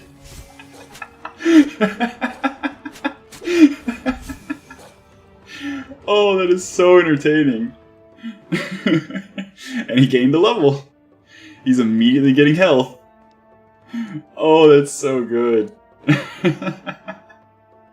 Necromancer, nope. Pyromancer hiding behind a bunch of peasants. Well, we know how to handle this situation. Peasants actually do decent damage. So... but we can drop 6. So I am going to drop the level 9 Berserker and the level 6 Berserker. And they are all going to just focus down this guy immediately. Meanwhile, Which warg is, that one's about to level up. So we'll use this one. And go for her. And we'll use the Flashbang warg. And go for her. And just ignore this guy. Ignore this guy. Ignore this guy. Ignore this guy. Just get to the Pyromancer. Go. Oh, our Flashbang warg died. Oh. Oh, that was great though. That worked really well. Unfortunately, she did just like nuke him and he burned to death. Unfortunate. So unfortunate. Yeah, again, second verse, same as the first. Yeah. I think we're actually gonna have an easier time up here doing our trickery. Yep. And yep. And you, yep, and yep. You, uh-huh, and yep, and you, yep, uh-huh. And then double warg, sure. Why not? What happened? Oh, that's how it happens. I see. Okay. Warg. Ignore him. Ignore him. Kill her. Other warg.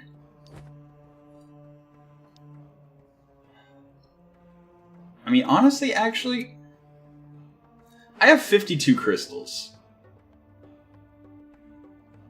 I have 52 crystals.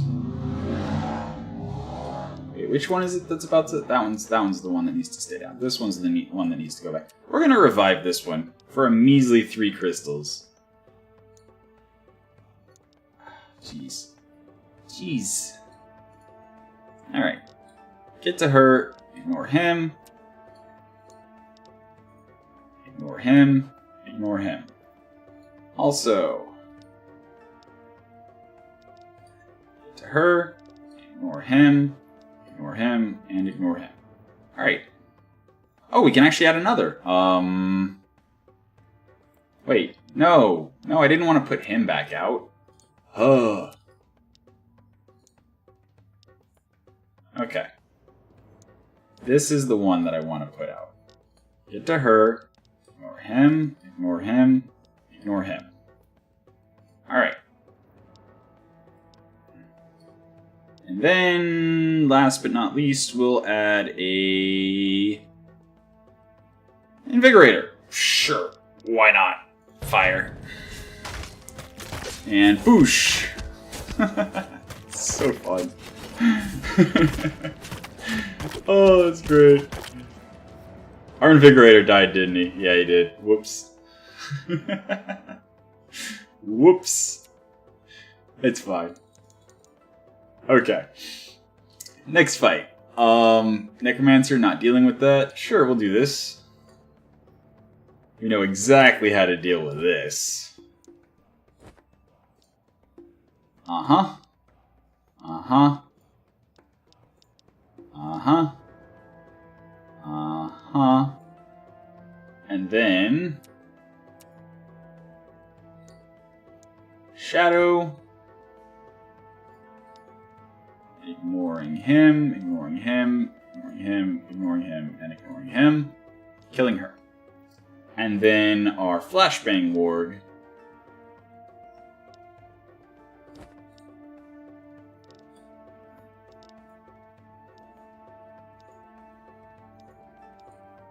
And...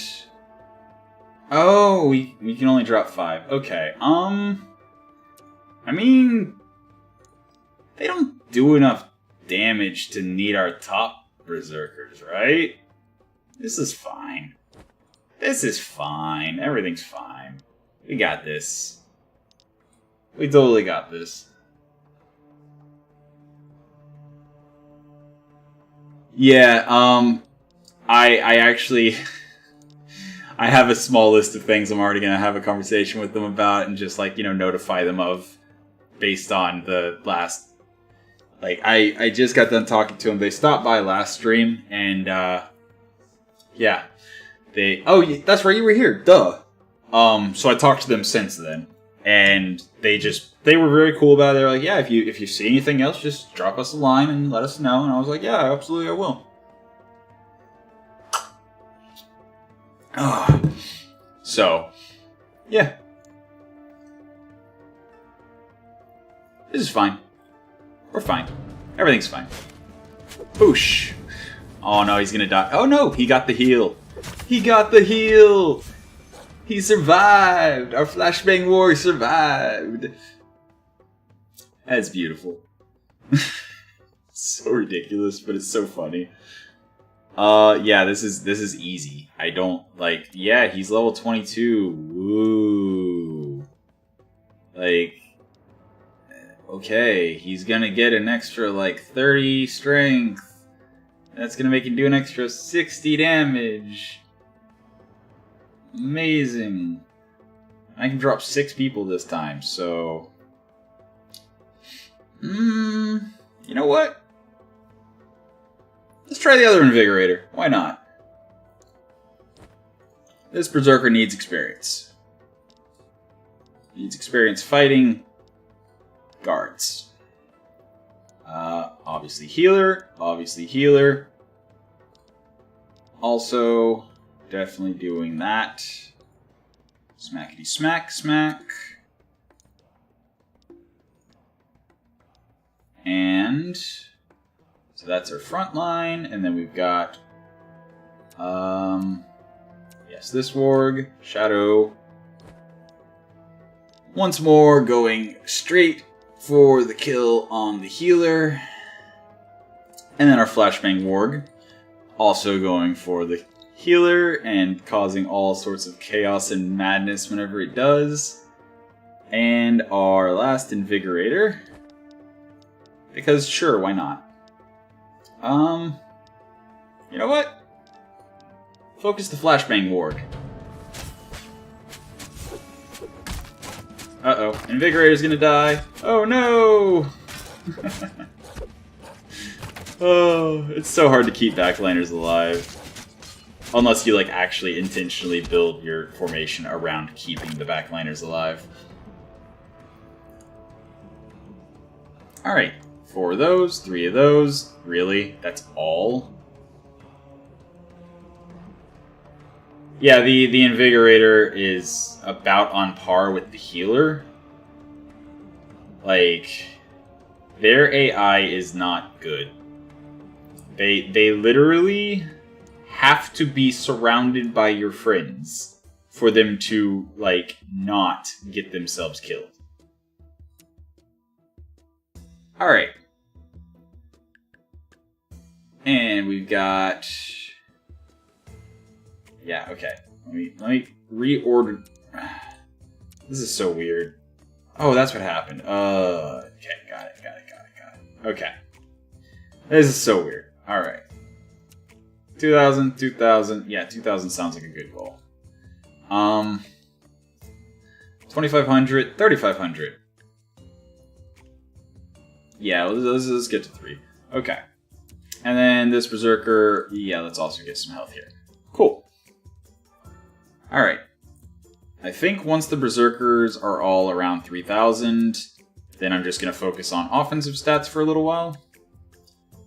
Archer, 870 is fine. 1220 on the Hunter is fine. Yeah, everyone except for the Invigorators and the Necromancer are completely fine on health. But yeah, so we uncovered a little bit more. What is this up here, I wonder? Is this just decoration, or is this going to be an arena in the future? Because, like, I thought we were kind of following the road, because, like, here's our guild, and there's the graveyard, and there's the farm. But then we come back and go up to the temple. And then we come back and we go to the bridge. And now we're at the Iron Town, apparently? And this is not a movable image. This is a still UI, like, decorative interface. You cannot move, you cannot rotate. So, every arena in the entire game is on this screen. Meaning we've at least gotten to the halfway point. So, 5 hours left to see if we can manage a win.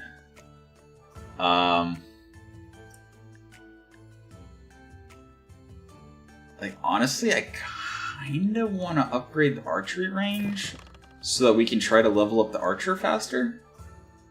1741 gold.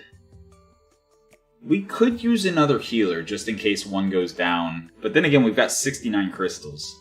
So, like, even if one of our primary team goes down, we just revive them, right? That's literally a thing. So... Oh, right. The new classes. Storm Dwarf and Purifier.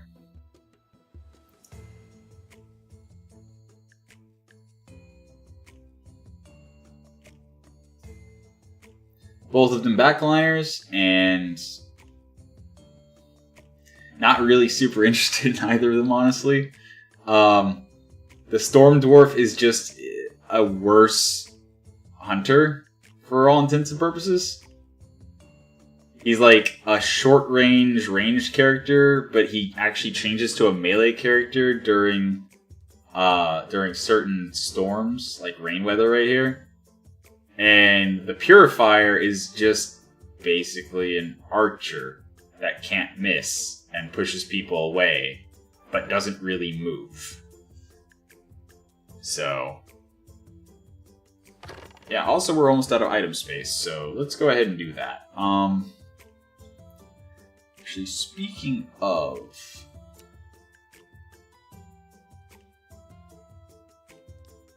Speaking of item space, is there an item that we can equip to somebody that's useful? At all? Kinda? Maybe? Because we just got one of those gauntlets, but... it's not a very good item at this point for most of our units.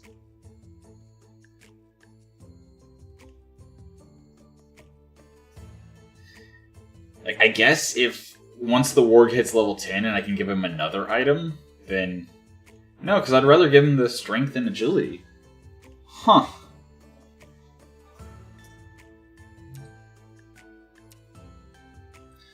I mean, I guess some health would put him on par health-wise with the others, but I really like the flashbang.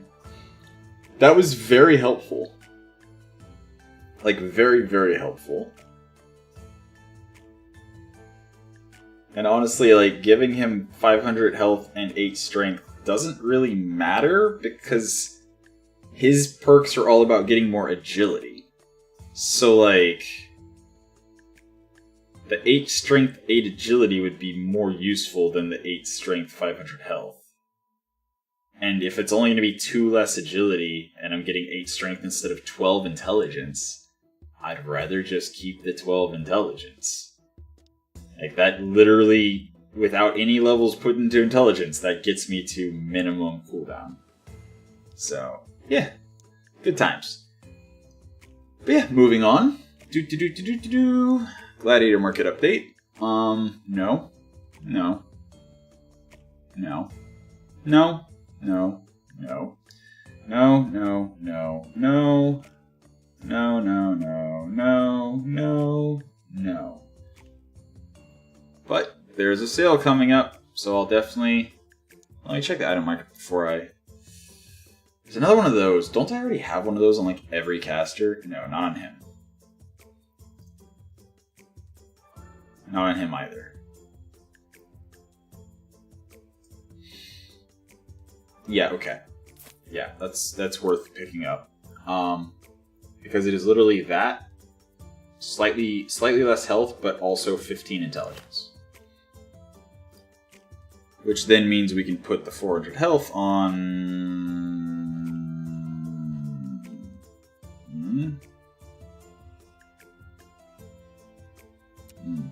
Yeah. And now our Necromancer is less likely to die, unless we intentionally throw him into a fight he can't win. You know, like we do, to get him his perk. To get him all fed up with it. yeah, that's... Alright, that's all the items we could possibly care about, really. Unless we get a great deal on a gladiator. Nope. Update shop. Nope. Nope. Nope. Nope. I mean... Level 8. 36 intelligence. After 2 months, intelligence increases by 35%. But during rain, he heals 5%. Like, that doesn't really matter. I mean, in the event that it is raining, and he is, like, on fire or bleeding or whatever, fine, okay, it'll help. But not if it's not raining. Which is just kind of whatever.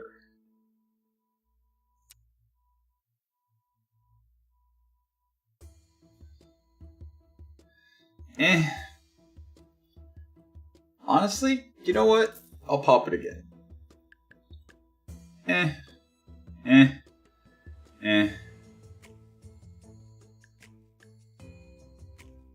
I mean, surely I'm gonna get somebody good soon, right?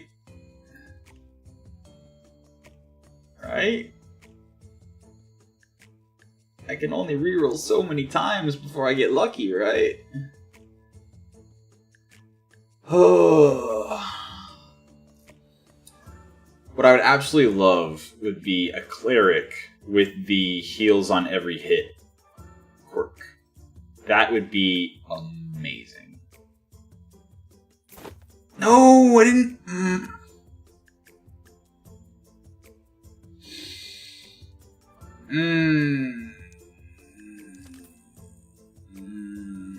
I meant to left click. Boy. Well, that was like 300 gold I just threw away for no reason. At least 300 gold. Ugh. No, no, no, no, no, no, no, no, no, no, no, no, no, no. Alright, one more time. There's a shaman with it.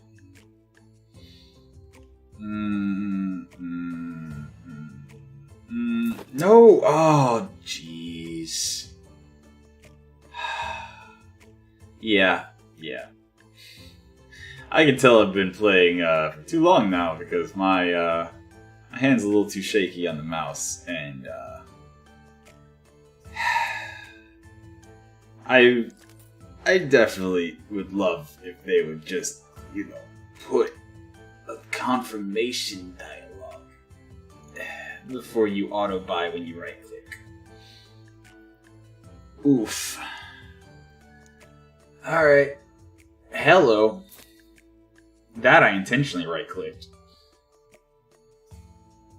Intelligence 20 and Agility 6. That's pretty good. That's pretty good. 12 Strength, Agility 10. So.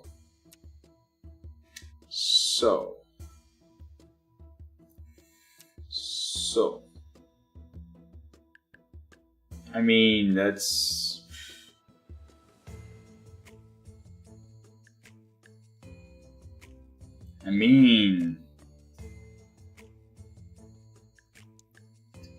Like... No, I don't want to sell it. Why would I want to sell it? There we go. 12 Strength, Agility 10. Boom. This ward is now much, much better. So now what are we going to do with the 14 Strength?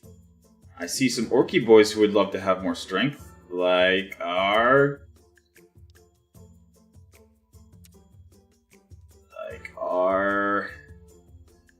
I mean, honestly, at this point, would I rather have every time he's healed, or would I rather have every time he takes damage? One requires healers, the other does not. But at the same time, I'm always dropping them in with healers, so yeah. Oh, no, that's not... Okay, I thought that was the cheaper axe. No, that's the one that gives agility as well.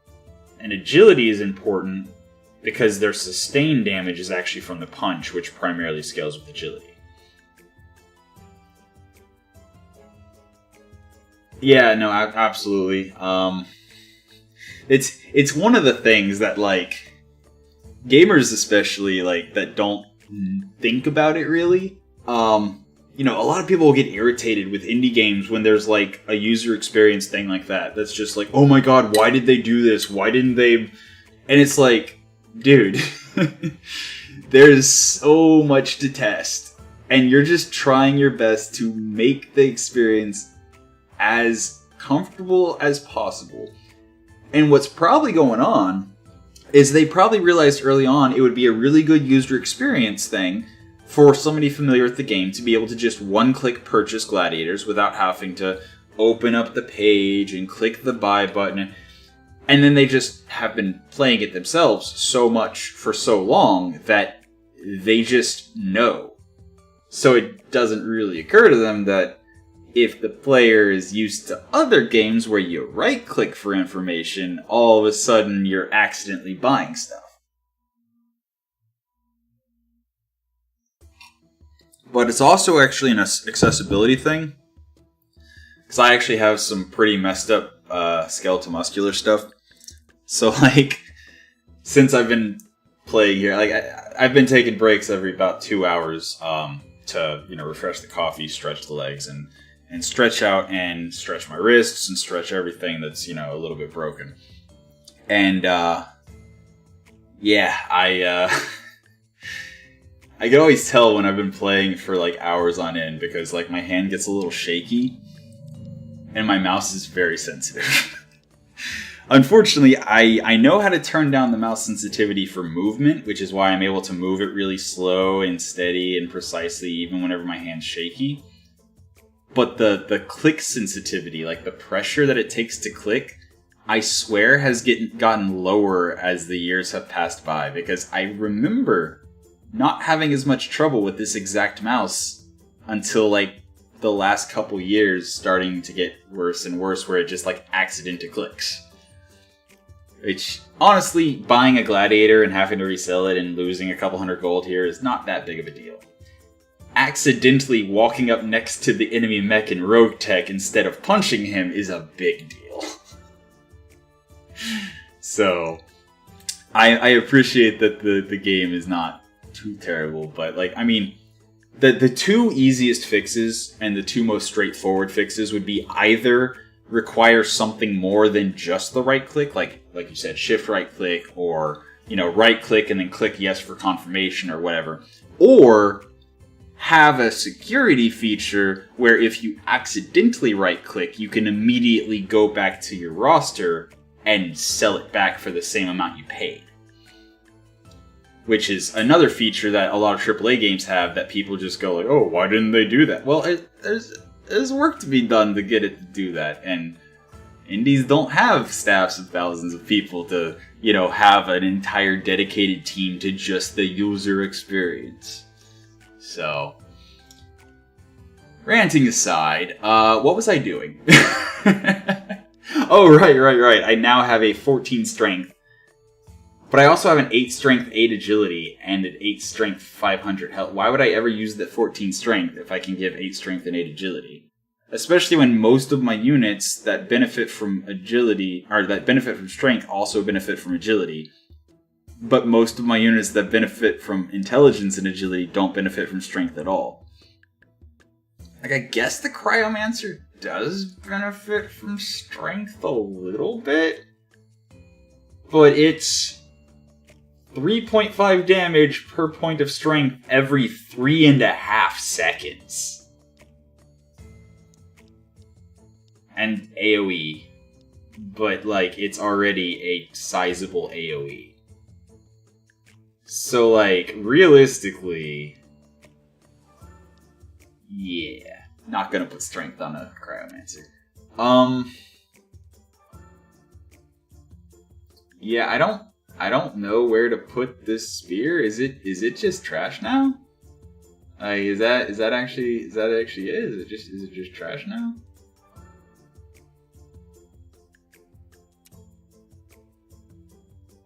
I mean... But no, it's honestly not better than this. Because his intelligence is so low that 3 intelligence doubles his intelligence.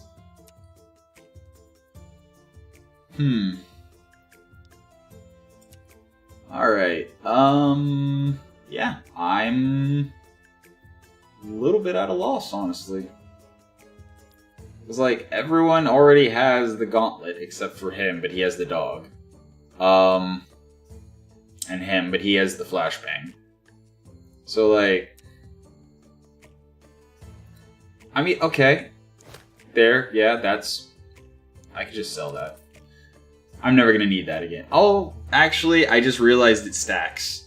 I could have put both that and then that on him and the... whatever. Oh, yes. Gaming fatigue is actually a thing. In any case, we're gonna still try to forge through and get... Oh, wait. Ring of Death. Few versus 1, sure.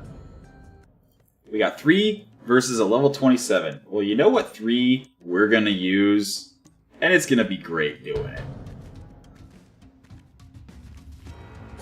Yeah, that's cute. That's cute. It actually worked. You actually killed one of them. Wow. Okay.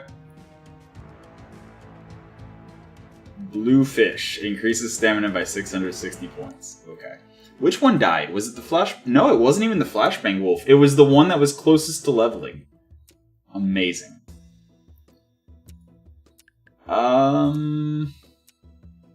Yeah, this is absolutely the dodge tank / sustained fighting one. I should give him more stamina soon. I keep saying that, but I keep forgetting. Alright.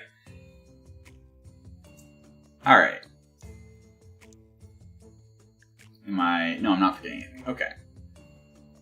Alright. Sweet Revenge against 2. Take care of a very dangerous criminal living in... Sure. Yeah, so the purifiers are good if they're being charged. They are literally just worse archers if everyone's leaving them alone, or if it's a backline versus backline fight. The only situation where purifiers are better than archers is when specifically something is moving fast. If it's moving fast side to side, the purifier always hits, whereas the archer can miss if the shot, if they don't lead the shot enough and land the accuracy roll. Purifiers always hit. But they do less damage and are less reliable and are not mobile, so they cannot back away from a threat. As you saw, they just kind of stand there and push the threat away.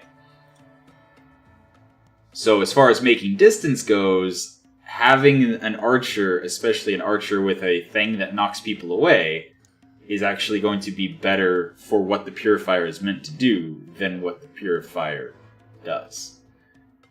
I don't have any reason to worry about this at all. So, yeah, get on the ground. Ha! Aw. Actually, I just realized we don't have the stamina for this fight. Oh, never mind, we broke his shield. We're good.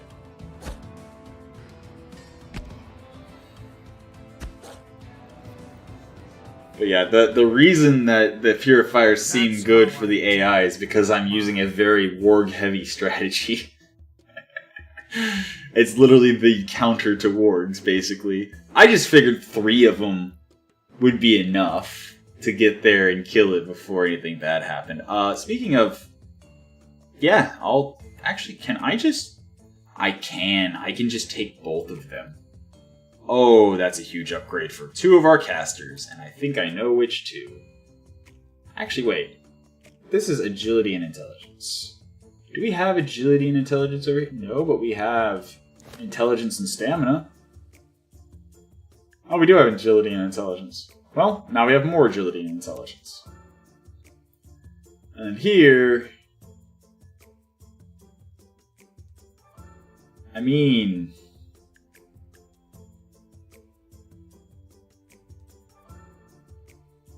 What doesn't match the UI at all?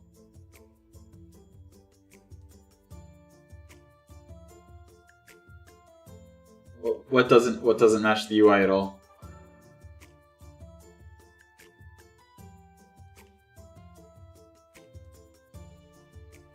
Oh, I don't know if it's a bug or a feature, but I realized, I realized a while back that you can, if you don't like the items, you can just choose the gold and the crystals or whatever else is offered with the gold as an option. And then I just now was like, I want both those items. Can I actually? And I can. So, again, I'm going to talk to them about it after the stream and be like, hey, this is a thing. Is that supposed to be a thing? Do you want it to be a thing? Like, I love game development exactly for moments like that where it's like, is that intended? Like, is that a failure of programming or is that a failure of UI design? Or is it just grouped monetary or like resource rewards versus item rewards and you're just freely able to pick any two reward? Like, how would you indicate that most efficiently without just putting pick any 2 of 4 or something on top of it? Like, it's interesting. It's an interesting consideration. But yeah, I think I'm going to... Actually, I'm gonna give this to this one. The bonus intelligence. Yeah. In place of that. Boom. Alright, and then this one has better stuff. And this guy has... I mean, honestly... Intelligence doesn't matter that much. Like, intelligence increases the freeze duration by 0.01 seconds. But at each point of agility reduces the cooldown by 0.028 seconds. So, agility is actually far preferable to just straight intelligence.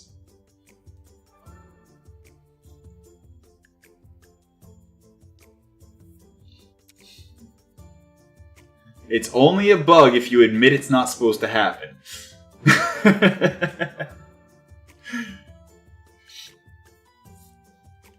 Yeah, I think I'm gonna start selling some stuff. But what? Definitely this. That's super old and useless. No, I don't want to. This is the other thing that's bugging me. Yeah, like you're moving stuff around, no big deal. But if you try to drop something back in the same space it was in, it tries to ask you if you want to sell it. No, I don't want to sell it. I want to move it. That's why I'm moving it.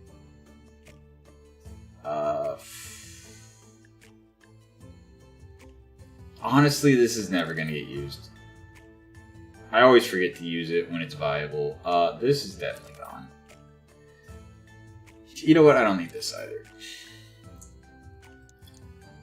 Hold on to those, I guess. This. Strength. Okay. Agility. Intelligence. And we can just pop this strength up here as well. And then stamina. And then just a whole bunch of not getting knocked down. Alright. Cool. Now that we got that all sorted, time to go to the Ring of Death. And you know what's available?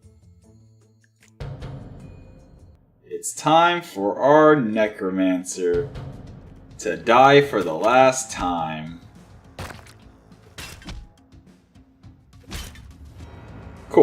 So now when he comes back, we're going to see if he has a change to the icon to indicate that he is now... No.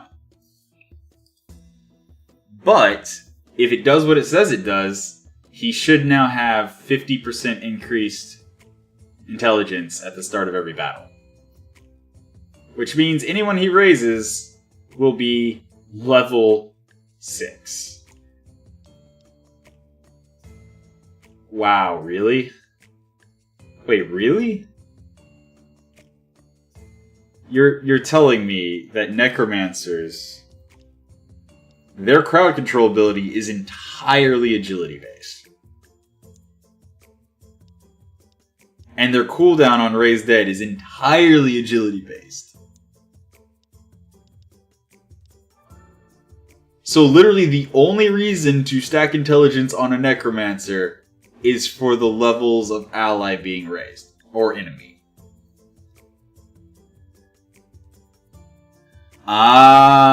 So we probably do need to kill him one more time, maybe, possibly. We'll do it. For science. I have no problem murdering my employees for science. It's important. Okay, and... Yep, nope, not interested. Item market. Increases strength by 5 and health by 950. What?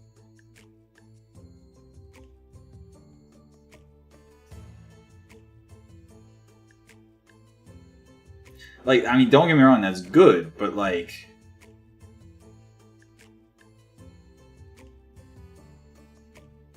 It's 3 levels higher. It's a level 12 item instead of a level 9. But it gives 3 less strength. And 450 more health. I wonder if that's a typo. I have to buy it just to find out. I have to know. I have to know. Alright. So right now his strength is 42. If this is correct, it should go down to 39. It did. Wow. So yeah, it is literally 950 health and 5 strength. Okay. Okay. Let's give it to our Orky boy. Yes. The one that is not quite to 3k yet. Instead of that. Yeah, he's got longer cooldowns now, but he also has almost 1,000 more health.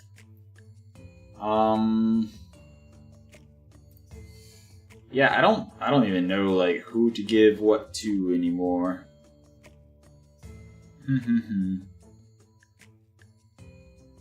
Don't know. Alright. I mean, honestly, the 7s I could probably start selling. Especially now that we're seeing 12s in the item marketplace. That doesn't even seem good. Level 14 item, 14 intelligence, 280 stamina. Compared to level 7, 14 intelligence. Well, I guess 280 stamina is a lot more than 3 levels. So, that's 3 levels worth of agility. Okay, no, it makes sense. Never mind. I personally undervalue stamina, I think. I think that's the issue here. It's not a game problem, it's a me problem. But I do want that. I do want that. So, drop that. And we need another 110. And we can get 120 from 10 more stuff. Sure. Cool. Alright, now, you also totally want intelligence and agility. Now you have it. And you... 14 intelligence is far better than 3. Cool. And we can just sell that. Yep. Sorry. I tried to mute my mic in time, but I did not get there. Yes. Alright. Whew. Okay. I mean, it is interesting to see the item progression actually, work.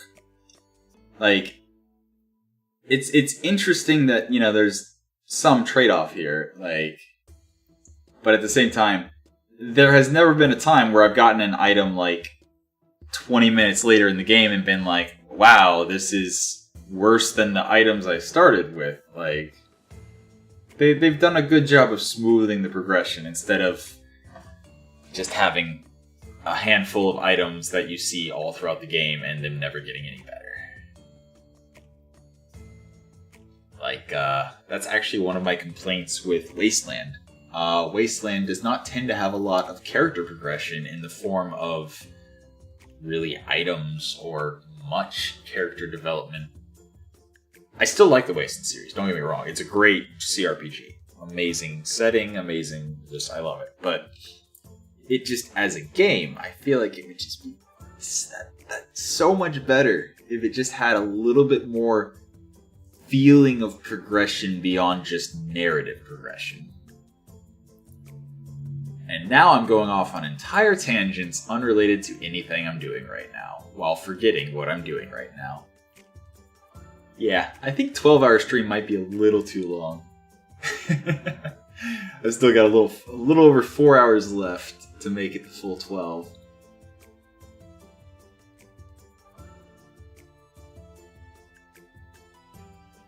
So, stamina is 40 per stat point. You get 5 stat points per level. So, one level of strength or agility is 10, and one level of stamina is 200. Health is 100 per level, so a full level, or 100 per point, and a full level is 500 health. So, like, it just seems odd to me that this is just shy of 2 levels of health and half a level of strength, so 2.5 effective levels. Whereas this is a full level of health and almost a full level of strength, which is just shy of 2 levels. So the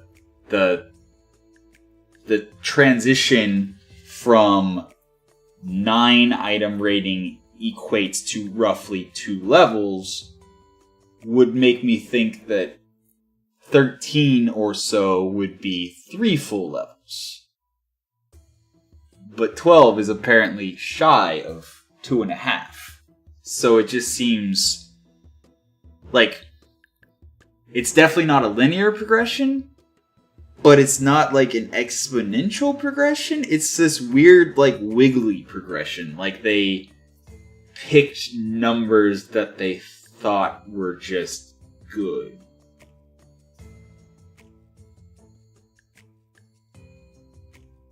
No, it's not linear because look, okay. So here is level 7 item. It gives 14 strength. So it's the equivalent of 7 points in strength. This is a level 8 item, which is linear from the level 7 item. Yes. In the event that it's using just strength, agility, and intelligence, it is a linear progression. They have a very stable linear progression. But stamina, movement speed, and health are weird. Like, really weird. Because, like, this makes sense. This is why I didn't say anything when I saw this heavy leather glove. It makes sense. Level 9 item, 5 points of health, and then 4 points of strength. Perfect. So why is this 950?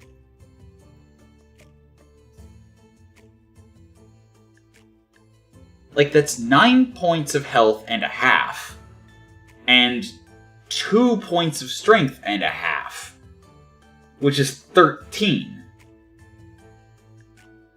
which is weird.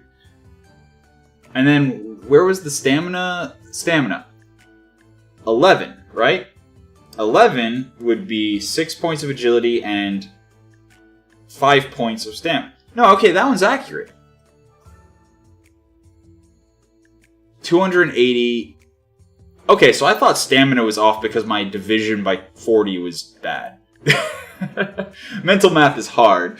Of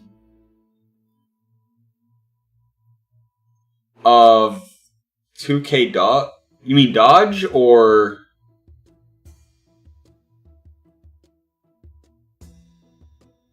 damage? Oh, yeah. So if you're familiar with the quest where you have the DPS check where you have 20 seconds to destroy the door, and it starts with 10,500 health, I think that we did that a couple days ago on stream with a DPS check where we had 2 like level 3 invigorators and like a level 2 archer, and we managed to pull it off just because stack intelligence on invigorator and just hope that DPS win. Or no, I think it was like a level 2 and a level 3 archer. And 2 level like 3 invigorators. And yeah, we managed to make the 10,500 damage in 20 seconds easily. And like nobody was like beyond level 3. Oh, was it high level? Man, I don't remember that well because I remember like I barely used them for a while, and then all of a sudden I realized they were really good. Level 5 and 6, okay, but. Yeah, I remember it was a level 2 archer and I think a level 3 archer as well. I think I was originally going to try an orc and an archer, then I just decided to double down and just do 2 archers. But I know that one of them was a level 2 archer, and I mostly did it for science, and yes, the maths checked out, punching it in the calculator real quick, and we passed the DPS check.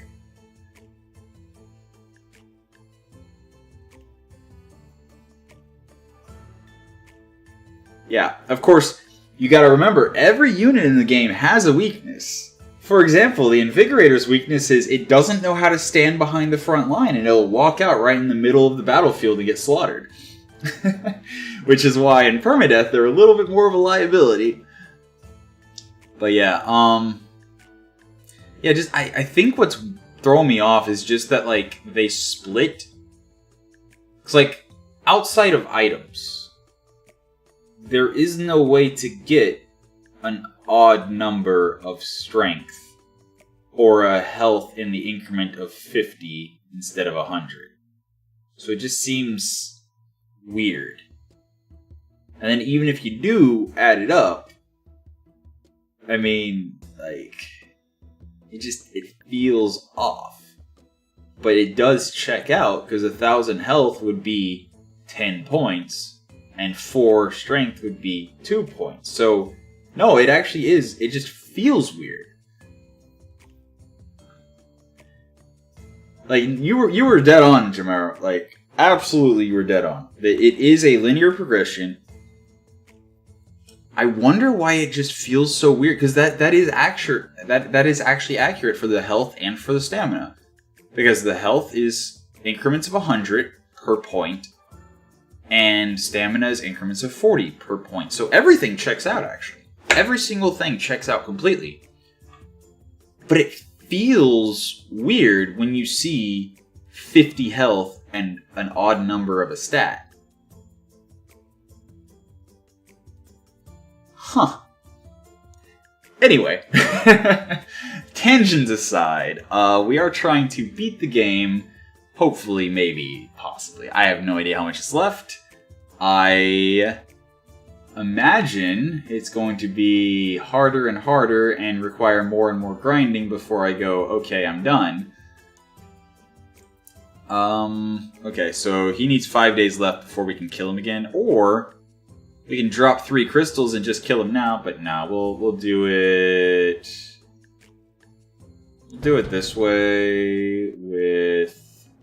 Oh, a pair of wargs, huh? How about... Paraberserkers. Yeah. Whack. Kick. Whack. Yep.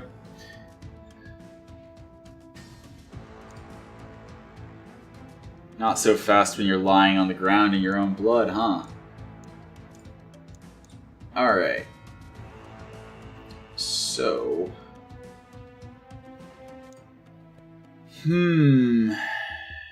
We've got just a tick before we get to championship. Undead from Iron Mountain. We had a few groups of Skeleton Mage? descend from the Hollow Mountain and attack the city. 100 damage to all units in 1.60 area and casting freeze buff on them for 3.8 seconds. Gives a shield to a friendly gladiator, protecting them for 180 damage points. Enemy that hits the shield by melee attack gets frozen, unable to move for 3.8 seconds. Hits an enemy dealing 8 damage. Okay.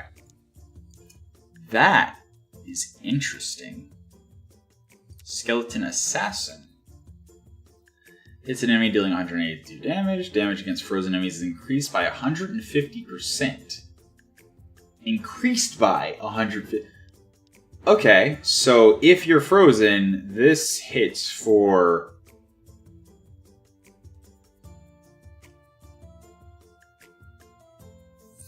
$450-ish? That's quite an increase.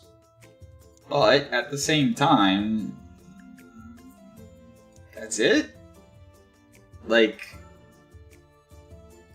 yeah, we got this. Oh, cool, I can get another one of those or another one of those. Alright, so I think the play here is very simply Warg.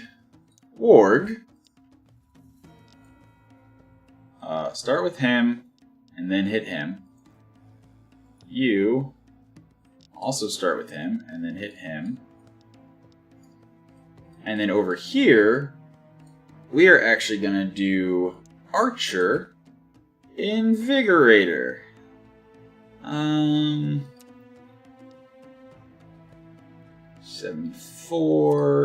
74. Yeah, I want to get him some more experience. So, Invigorator, max her out. Ignore them. Don't do that. Go. Wait, it said in melee. Hey. That's not cool. It said in melee. She got frozen in place, but she shot them. Well done. I'll keep my eye on what's real. Okay, yeah, I'm gonna go the mixed damage and the... I mean, I could just go both and just upgrade, yeah. Let's upgrade. Alright. So, here... I don't know what I want to do. I guess get to 2,000. Yeah, let's get to 2,000. And then we'll do other stuff. I mean, it is the best deal, honestly. If you can actually use the items, it's the best deal. If you're just gonna sell the item, then the gold is way better. And if you're gonna use the crystals, they're way better than the gold. But yeah, if you actually can use it, yeah, just take both items. But there have been quests I've done where I've been like, I don't want either item. And yeah. Now that I'm looking at it, actually, I don't have a lot of use for... Well, then again, yeah, I do. I have wargs. Wargs like strength and dex. But this one wants more strength so he can one-shot people. Right? No, this is the one that wants more dex so he can dodge things.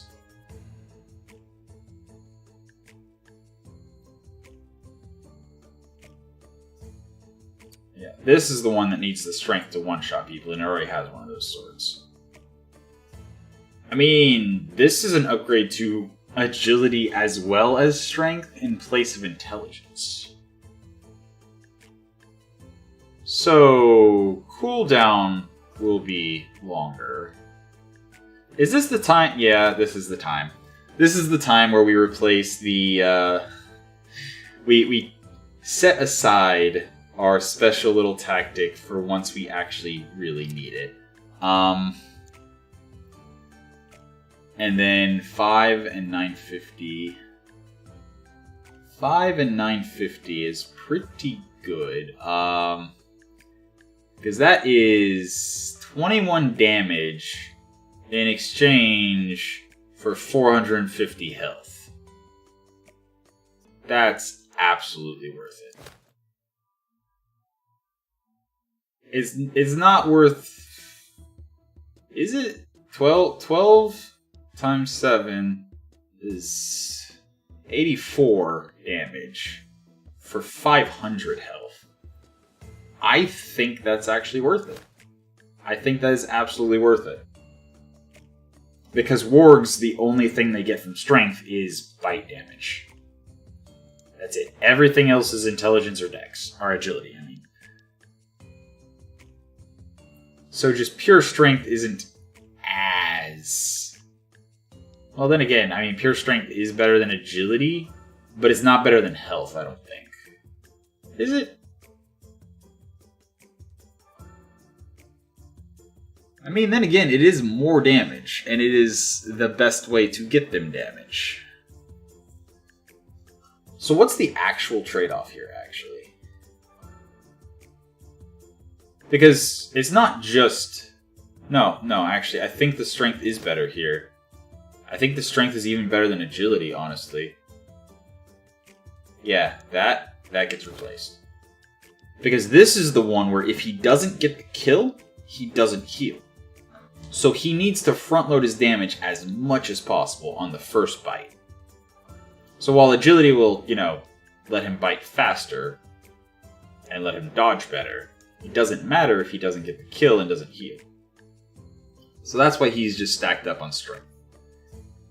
Now everyone else doesn't care about this strength as much as... Oh, he's already using it. Yeah, actually he's already set with agility. Then again, actually...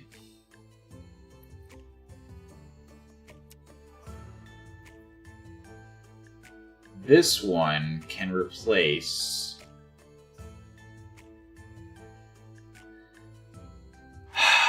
Actually, no. Because... Actually, yeah, because it doesn't have enough stamina to actually make full use of its dodge reliably. So... I think until it gets more stamina, the intelligence is unnecessary. Because the intelligence is lowering the cooldown, which makes him burn through stamina faster. Versus the health, which just lets him soak damage. Yeah, I like this. I like having more of a puzzle than just bigger number, stick bigger number in slot. I like that. I always have, and I think I always will. And Orkies are the same way. Like, sustained damage is largely agility, but burst damage is largely strength. And they want health.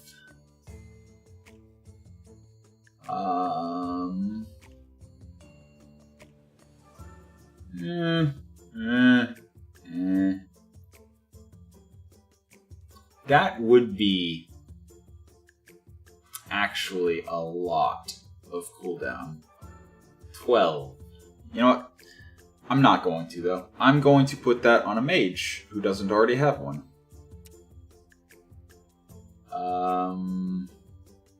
But not this mage, because his stuff is better. And he already has one. And he already has one. He does not. Alright, so we're selling that, and we're giving this to the Necromancer. Alright. I've spent enough time messing with items. Let us get to our last chance to purchase before the tournament. Intelligence by 19, stamina by 100. That's pretty good. It's pretty good. Not gonna lie. Pretty good. Yeah, no, I think I'm just gonna go to the tournament. Boom. So Irontown is definitely the interesting one. You know what? Let's go to Irontown.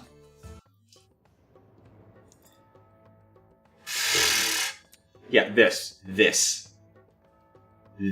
is ridiculous. Every 10 intelligence points gives the risen unit 1 level. That's almost 12 levels. Almost 12 so you kill a level 7 and he replaces it with a level 12. And then you kill a level 7 and he replaces it with a level 12. And then one of your units dies and he replaces it with a level 12 trying to kill you. Necromancers are stupid. Like, I knew that necromancers had been a problem for a while, but I didn't think that they were still such a problem. Apparently they are. I'm actually just gonna front to back this, honestly. Cleric. Some orky boys. Just 8 orky boys should be fine. And then Archer, Invigorator. Alright, so. I want you to focus on her.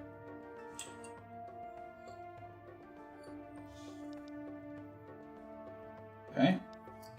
And I want you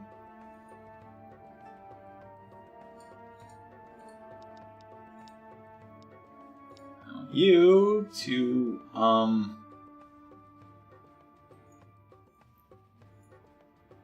oh, that's the cleric. Oh, that's funny.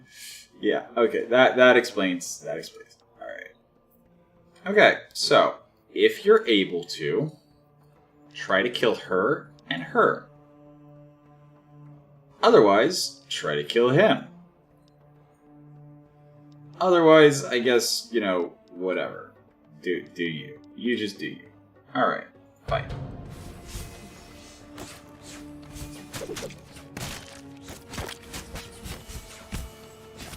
Yep. Cool. Alright.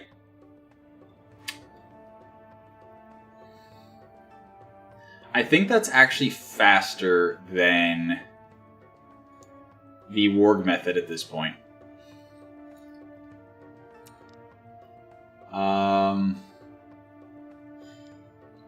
Yeah, you know what? Sure. Give her 2 little taps of health and just a bunch of agility. And then these guys, intelligence and intelligence. Alright. So we can make 8. We're gonna do 1. Actually, we're gonna do 1. Your job, first and foremost, is to kill her. And then if you can, try to kill her. And these guys are slightly lower priority, and these guys are the lowest priority. Alright. Meanwhile, you and you start her engine and get her moving. Then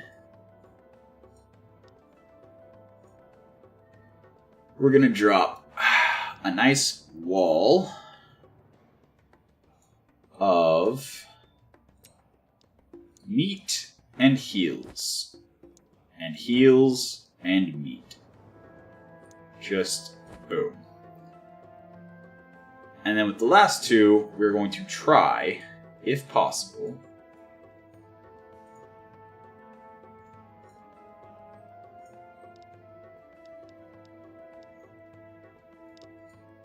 to try to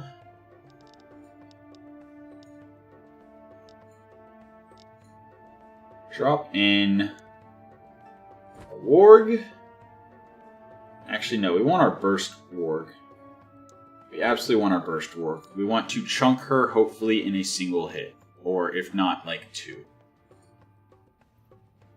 So we're doing 644 per hit instead of 525. We're also not healing unless we kill. Never mind. This is the better option. Shadow is the better choice. Just turn that off. Just turn that off. Okay. And then I think we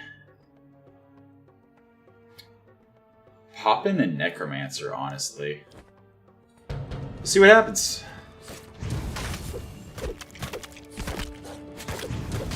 Necromancer, you gonna do a thing? Wow, that was bad. Yeah, no, I remembered that once I saw the orcs taking the hits. Whoops. Alright, so we have 69 crystals. Might as well use some. Actually, one of the clerics got blasted too. Okay, it's time to upgrade our health yet again. 6 and 5 and 5. 3 and 3. Cool. Yeah. Invigorators, man. I don't understand. When they work really, really well. Otherwise, sometimes it's just a little touch and go. Alright. So everyone's back alive. We still have another 47 crystals to use if needed. I'm fine with that. Next fight. Huh. We're just gonna front to back them. It's literally a cleric, a bunch of wargs, and some hunters. So we are absolutely going to just front to back these guys. And I kind of want to drop in the Necromancer just to see if he dies. He didn't die last time, huh? Well, let's see what happens. Okay, he died. Cool.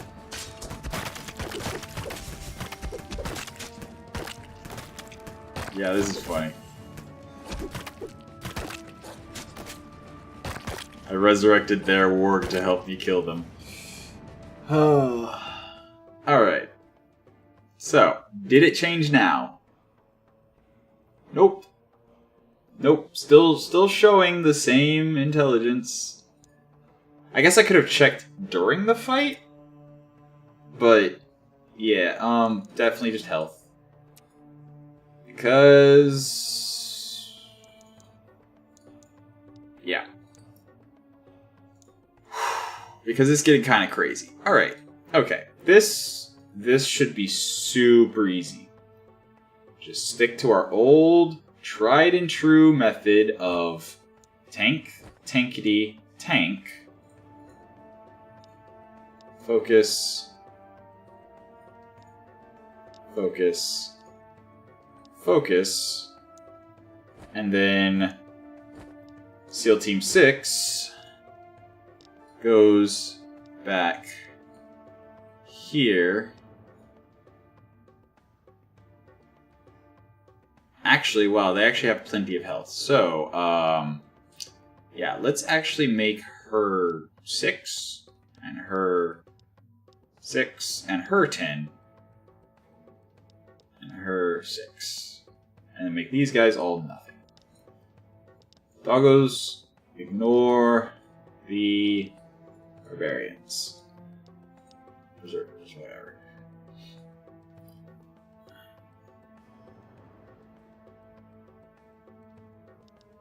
Yeah, I'll have to check it during battle, but obviously I didn't think to until he was dead. Yeah.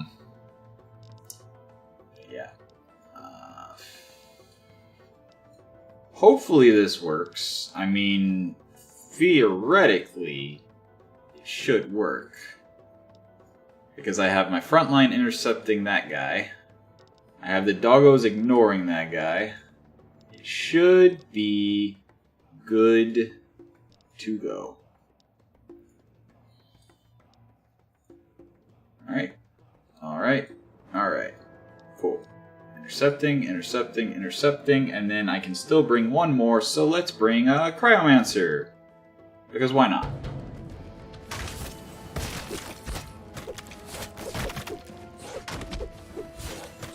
Oh? They're actually gonna kill? Unbelievable! They actually managed to kill. Okay. Yeah. My team is just not high enough level to actually flawlessly win this. Yeah, just more health. And then you actually are the one that needs to kill, so more strength. And you just whatever. I mean, I guess intelligence. I mean, he gets 15 from feeling at home. That's pretty good. It's weird that it doesn't show it for him. I guess because he died? Yeah. I mean, no, don't get me wrong. I'm going to win. I'm fairly sure because I have the 47 mana crystals. So, I'm pretty much guaranteed to win this battle. Or this tournament.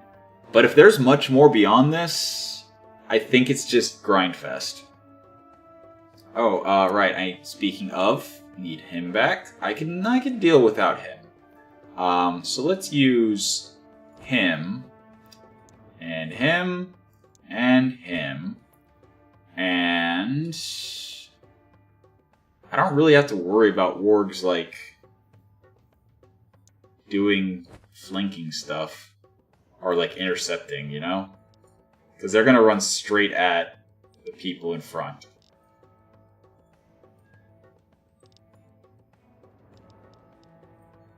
Alright, and then other warg. Ignore him. Kill her first. Ignore him. Ignore him. And something like that. So. Yep. 10-7, sounds good. 10-7, sounds good. This should work. It has worked many times. Except when it doesn't. Except when it does. Yeah, this composition is just good. Just objectively, no matter what you're up against, it's good. If you're against people with a strong front line and a good back line, you just got to get to the back line. If you're against a team that is entirely back lines, oh buddy. Oh buddy. Alright, so 15-15-2, 15-15-2. Okay. Work. Cleric. Cleric.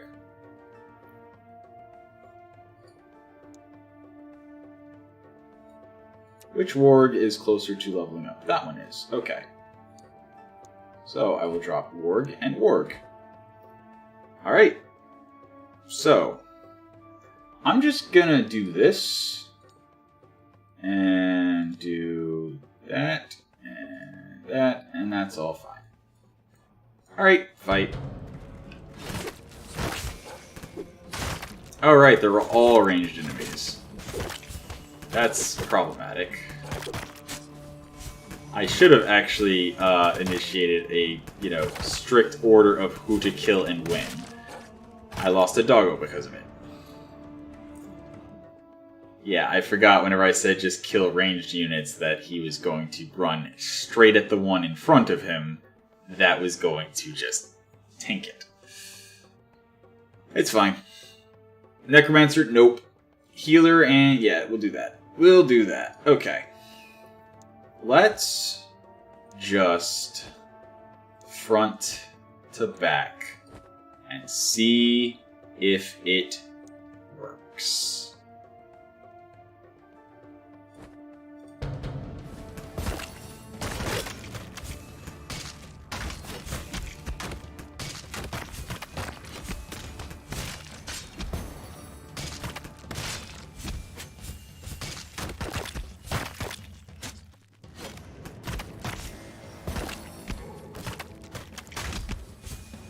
There has been one... Oh wait, no, that's right. That was just on the bridge. Never mind. I was gonna say there was a unique arena for the troll quest, but then I realized it was just because I saw it before we went and fought in the bridge arena. I mean, this doesn't actually seem too terrible.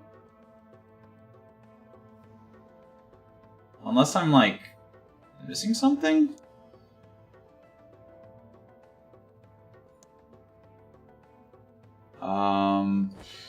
Orc, cleric, orc. Oh wait, no, that's right. I actually want, back over here, I want Invigorator and Invigorator. Both of them focusing her. And I want her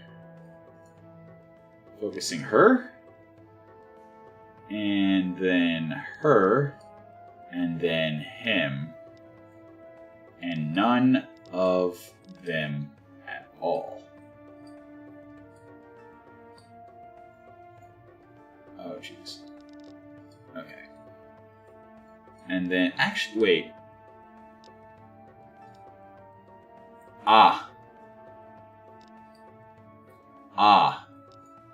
I think I figured out why they always walk... Oh, okay. Wow. Yeah, that would explain it. So the reason they would walk out into the middle of the brawl is because they were going to try to support the fighters.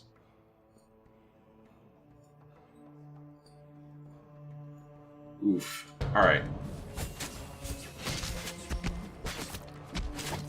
Okay. Well, hopefully front to back works because, oh, front to back's not working.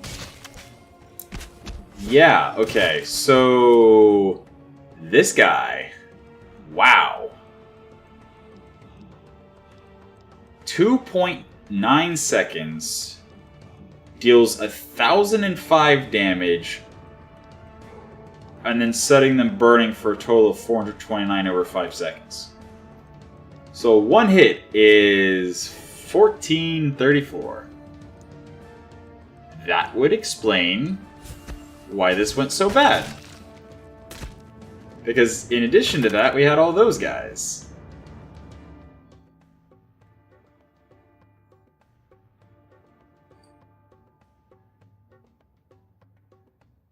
Okay, so...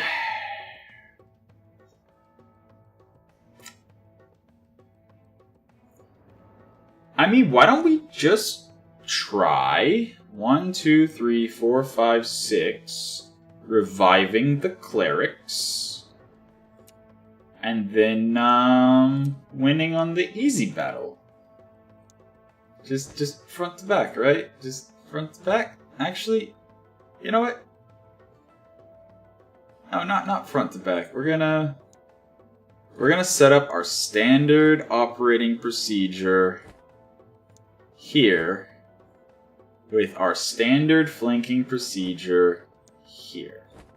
Warg, kill him, kill her, kill him, ignore him, and him, and him, and him.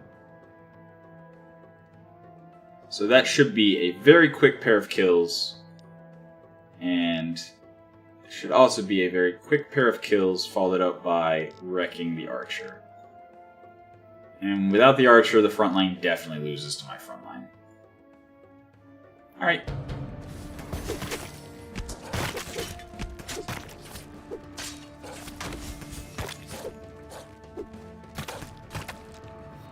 Cool. Alright. Open, open, open. Collect died. Oh, right. Don't have the room. Sell... Oh, yeah, consumables. I think I'm actually kind of done at this point. Like, unless it's, like, right there. If it's right, like, if the end is nigh, fine.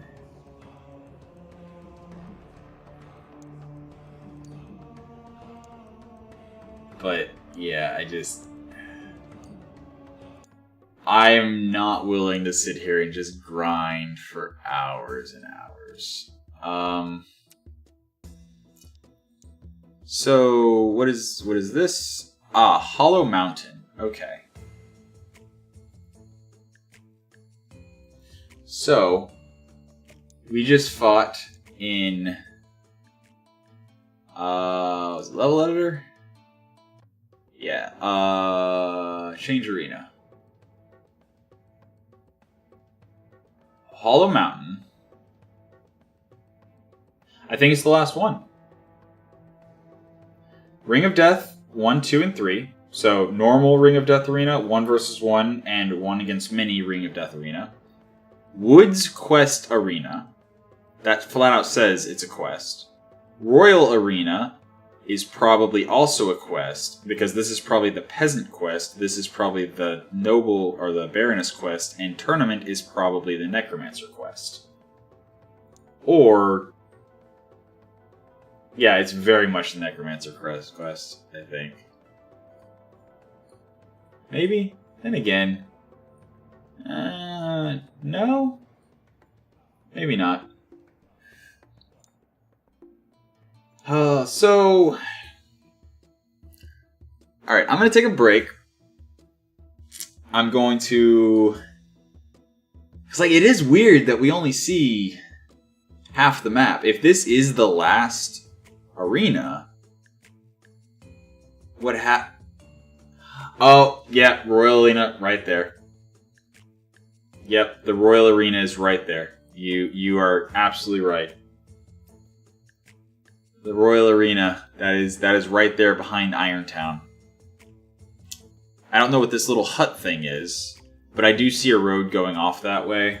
I see a road going off that way. I see a road going off that. I don't know how much of it's actually already implemented. You know what?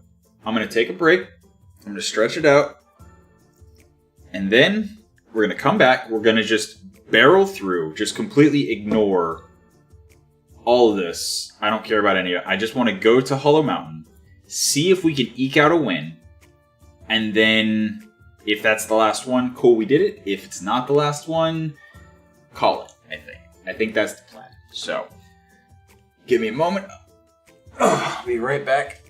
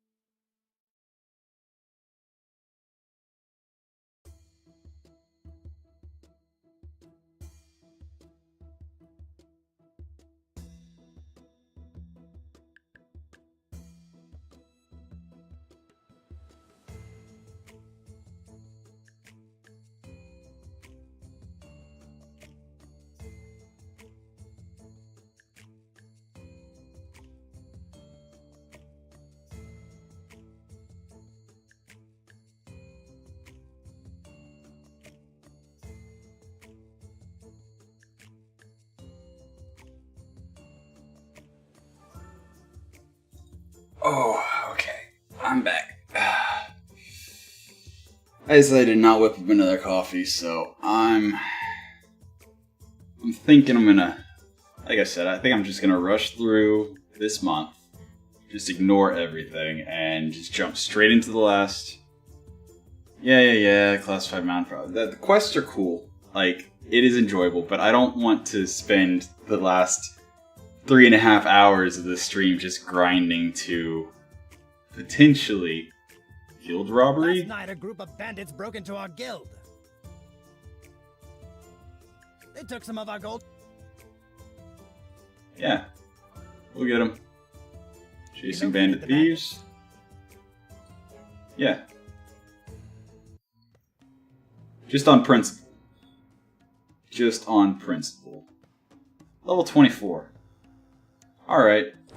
Fine. That's fine. Just kill him. And try to kill him. And just ignore those guys. Let our front line handle those guys. Coffee mug 4. Yeah, I had coffee mug 3 and I was gonna make coffee mug 4 and I was like, I don't think I'm gonna stream for another couple hours. I think this is gonna be relatively soon to ending. So rather than whip up another coffee, I was like, nah, I'll finish the stream, I'll go have dinner and then relax for a while and whatnot. And by relax a while, I mean actually work on Devlog 2, which is coming on Monday. I got the script finished. I'm just proofing it now and making sure I've covered all the things I want to cover and all of that. But do I want to? Yeah, I think I'll throw in a Cryomancer. Sure. And did he change? No. So I'm gonna throw him in just to see if he gets the bonus stats. Alright, so you are ignoring everyone except for those two. Everyone should run forward. Alright. And click. Yeah, okay. He gets 50% bonus intelligence. His intelligence is 85. He is raising level 8s anytime something dies. That's so busted. Like... And that's a level 6 Necromancer. Imagine what a level... What was the one 30-something that... Or 40-something that was in that last arena? The ridiculously high level one? Cool. Alright. Yeah. Fast forward. And we hit... the arena. Boom. Hollow Mountain. Let's see what madness is in this place. Honestly, not much more than the last place. Let's just go with the easy fights just to get through it. Sure. Sure. Sure. Makes the slow last longer. And he wants a little bit of everything, but we'll just give him agility so he's more accurate or whatever. Okay. So, we're just going to stick to the plan. Front line, front line, front line. Cryomancer, too slow. And then flank number 1. Warg, kill him first. Ignore him. Ignore him. Kill her second. Kill him third. Ignore all of these guys. All of them. Alright, and then Warg on the other side. Kill her first. Kill her second. Kill him third. And ignore all of these guys. Alright. Does it work? Yes. More or less. More or less. Not as clean as whenever they're more compacted, but it's fine. It works. It works. Everything's fine. Oh. Pork chops? Oh man. I used to love pork chops, but I can't do most pork anymore, unless I want to suffer for it. Basically, I have some like GI issues, so like I have to eat lean meats, basically fat-free everything, just because my gallbladder's faulty, and yeah, good times. That's a warg that does 1,000 damage every second. Like, how? That's so much. That's a level 30 necromancer. 72, like 3,000 health and 72 intelligence. So everything that dies is going to get raised to level 7.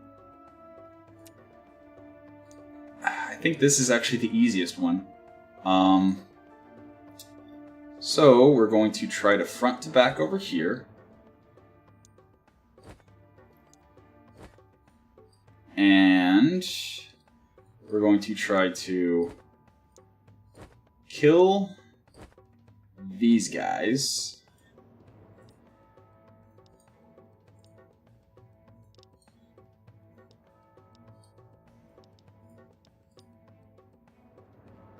Yeah, it's actually funny. I was dealing with problems for like over 10 years. And finally saw a specialist, and he was like, yeah, it sounds like your gallbladder's problematic, and so we're going to need to remove it. So, like, it was just like, oh, okay, so what do I need to do to prepare for the surgery? Alright, so I need to stop eating fat in preparation for that, and so I stopped eating fat, and all of a sudden, all of my symptoms basically disappeared. And I was like, okay, I guess I don't need my gallbladder removed. I just need to act as if it was removed. And everything's fine. Like, I still enjoy the ability to occasionally have, you know, steak and things. Actually, I'm going to drop them in the middle here. I'm going to have them focus these guys first. Which should also allow them to draw the guys from the top, and then hopefully our wargs do their job. They did, and everything's fine. Yeah, pork. I used to love ribeye steak. Ribeye was my favorite. I can't do ribeye anymore. I can still do sirloins. I suffer a little for it, but it's worth it. And I can still do like filet mignons and stuff, like the lean cuts. I do pay for it a little bit, but it's not nearly as miserable as if I eat a big fatty ribeye steak and just, it's awful.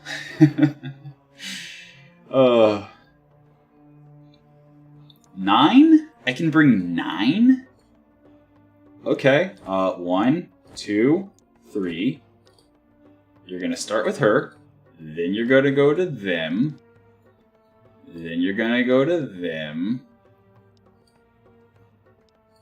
And then you're going to go... Oh, there's no more over there. Okay, so there's no more over there. Alright. So, same thing here. Kill her. Kill them.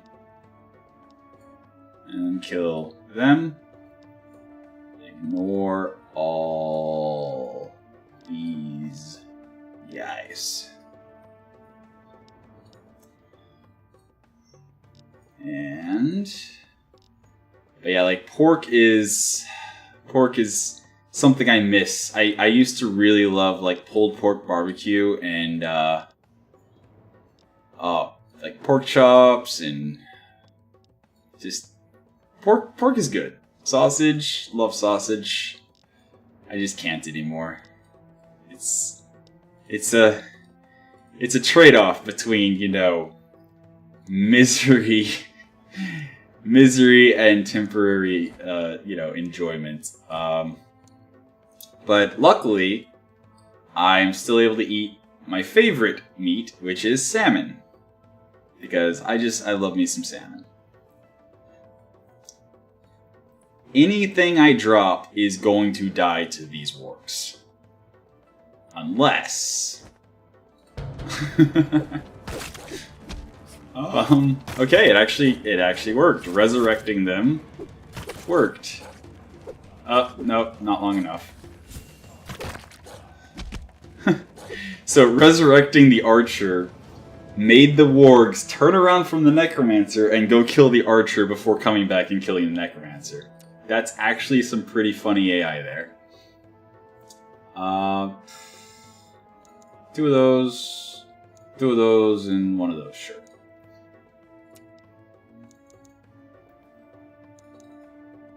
Alright. Oh, venison. I don't even know if venison's too fatty for me. I haven't had venison in years. I did love venison the last many times I've had it, but...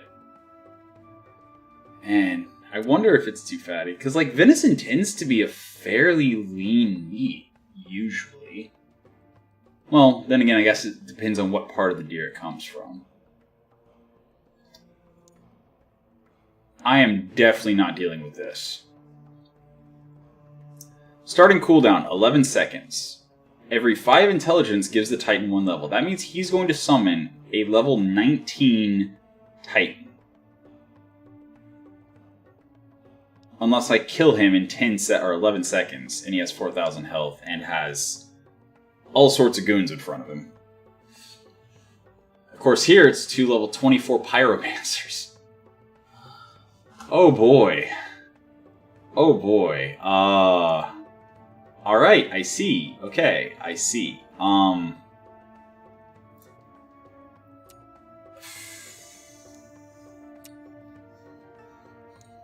Let's give this to him.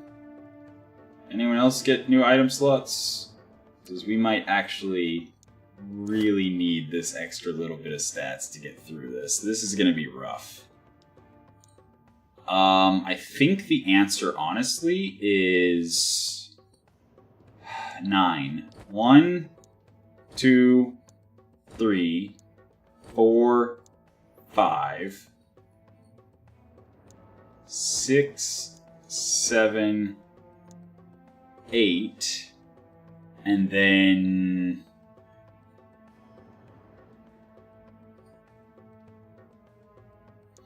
Nine, I guess. You know what? Whatever. Just kill. Oh, run straight past him. Okay. That's fine. What a mess. We win, but what a mess. Alright. Alright. Yeah, this is definitely the easiest, by far. We can absolutely just front to back this. 1, 2, 3, 4, 5, and let's just throw in our heals every hit frontliner warg.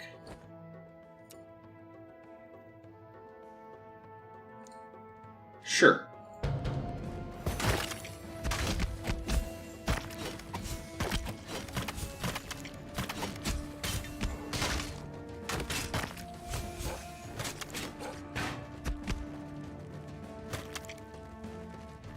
Alright. Looks like we're gonna win Hollow Mountain. Unless something goes very wrong very fast.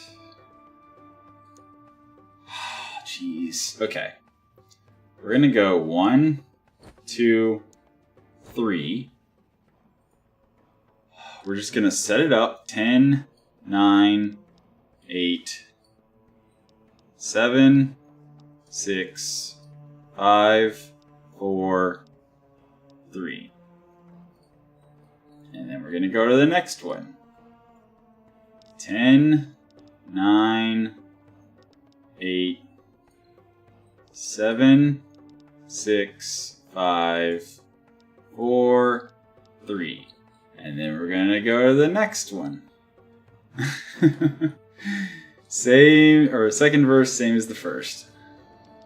8, 7, 6, 5, 4, and 3. Alright, and then we drop in our front line. Our entire meaty, massive front line to just run at them. Meanwhile, our hunter is gonna whatever. Alright. So...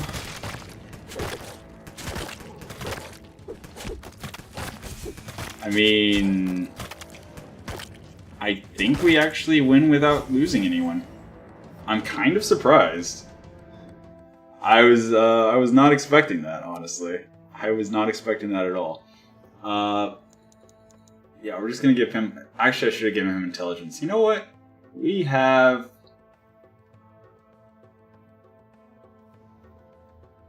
I could just give him 1200 health. Oh, right, his strength... I should have given him strength. Okay.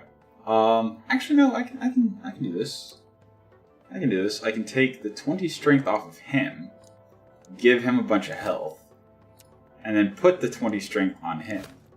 Yeah. And he is... whatever. Tank. Alright. Okay. Anyone else get a slot? Anyone? No, nobody got a slot? Okay, cool. Next fight. Okay. A summoner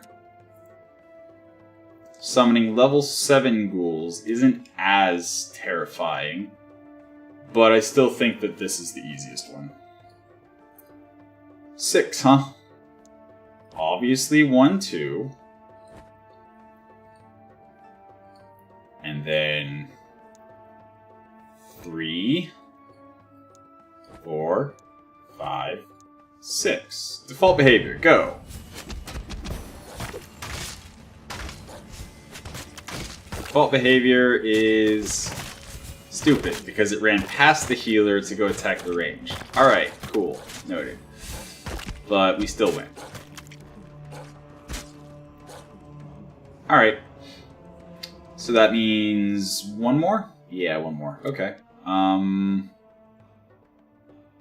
Yeah, this is the one that has to burst to actually heal. Okay. Next fight. Huh.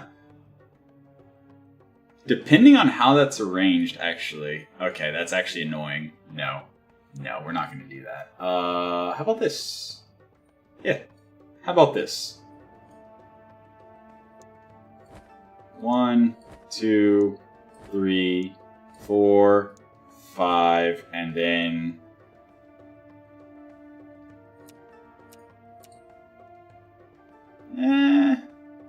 Yeah. Let's bring the steals, whatever, blah blah blah. Okay. Going.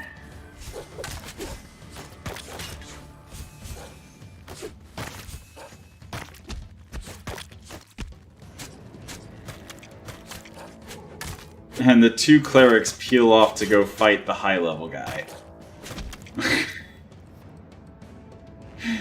Whatever, it worked. Alright. Open, sure, whatever. Let's go... Yeah, Royal Arena, okay. So that's interesting. The Royal Arena is apparently the next stop. Horned beasts from the Hollow Mountain have... Yeah, sure, let's see if this is the Woodland Arena or whatever. No, this is just the arena we've been fighting in. Okay. 3? Yeah, let's see if our doggos can handle it. Sure. They're out-leveled, but it's whatever.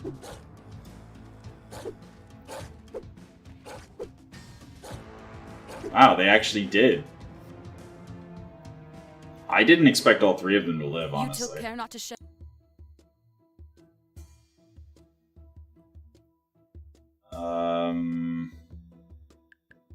Sure, whatever. Okay. So... Up in the Hollow Mountain, I'm managing a secret project that must remain classified. Don't care. This must And be here... Level 98. What?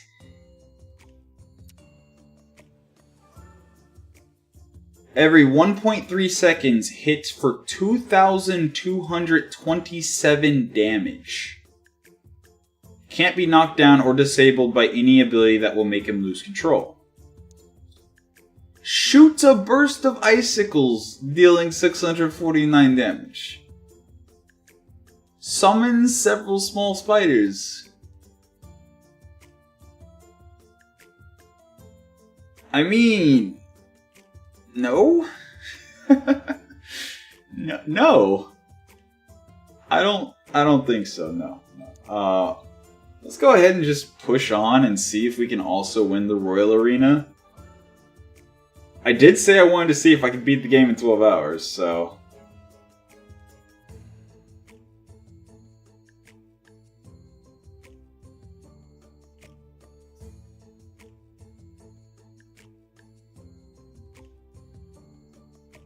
An important associate of mine from the High Council is... Have it in you to hunt more horn beasts?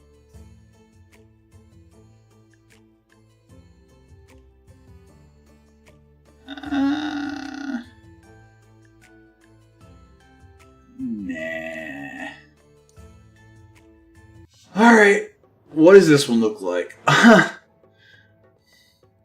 Level 37 Explosion Bot. Explodes and destroys himself, dealing 1,970 damage, and sets enemies burning for 780 damage in an area of 2.3.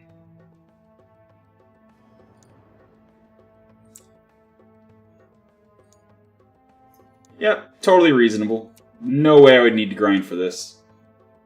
Not a chance I would need to grind for this. Dude, can I just, like, right-click to place people? Can I just... No? I can't just right-click, okay.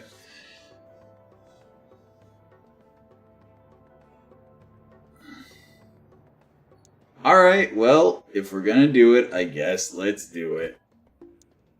Front line, front line, front line.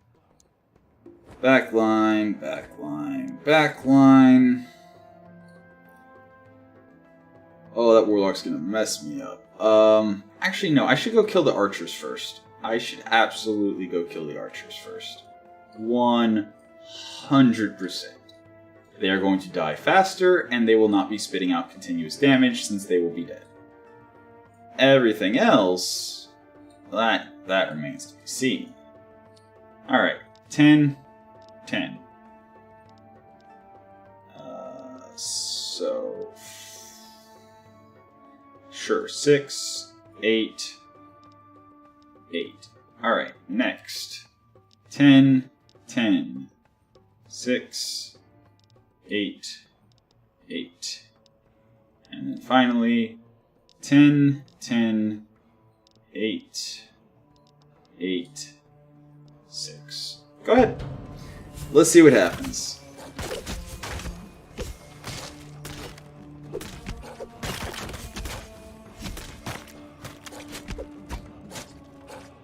Not bad.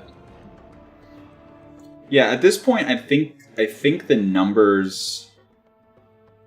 So, oh hey, rhinos! We finally found the rhinos!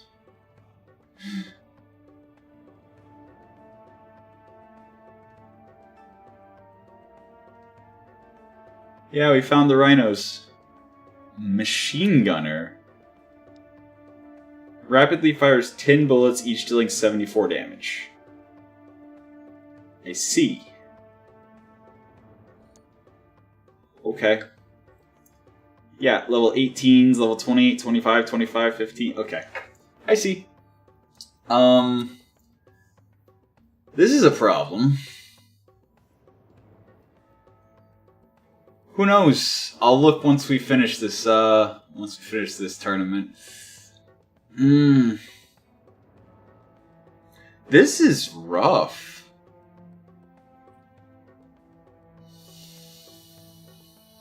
This is really rough. Like, I guess we do this and just 1, 2, 3, 4, 5, 6, 7, 8. And, oh, we can't do 8. Okay, we just do, you just do 7. Alright. Why would you run at the... Oh, jeez. Okay. So, without manually controlling, they're going for... They're running past targets that they could heal off of to go and hit other targets. Also, this is a Titan. I see. Fire Swing. 2600 health. This is a thing that these guys summon, and can summon more of if we don't kill them fast enough.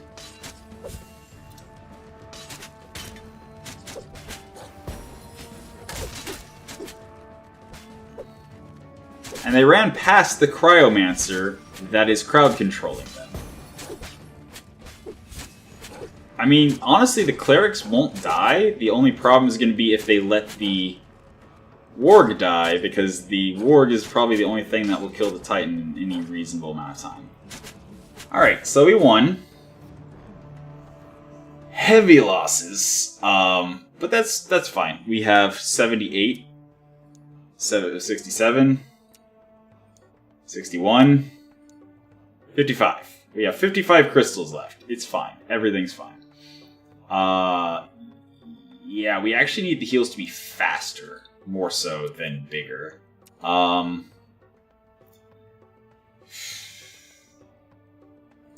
actually going to hit his intelligence to try to get his cooldowns down. Alright. To be fair, these wargs... This warg is really powerful because it steals stamina and heals with every hit, and wargs attack fast. This is literally the best possible combo of quirks you could have on a warg. And then this one, on kills, heals a massive chunk, and if it dies, it heals all friendlies. Also, good quirks to have on a warg. That's why these two wargs specifically have been so powerful this entire playthrough. So, it's not just wargs are dumb, it's my specific wargs do their job really well.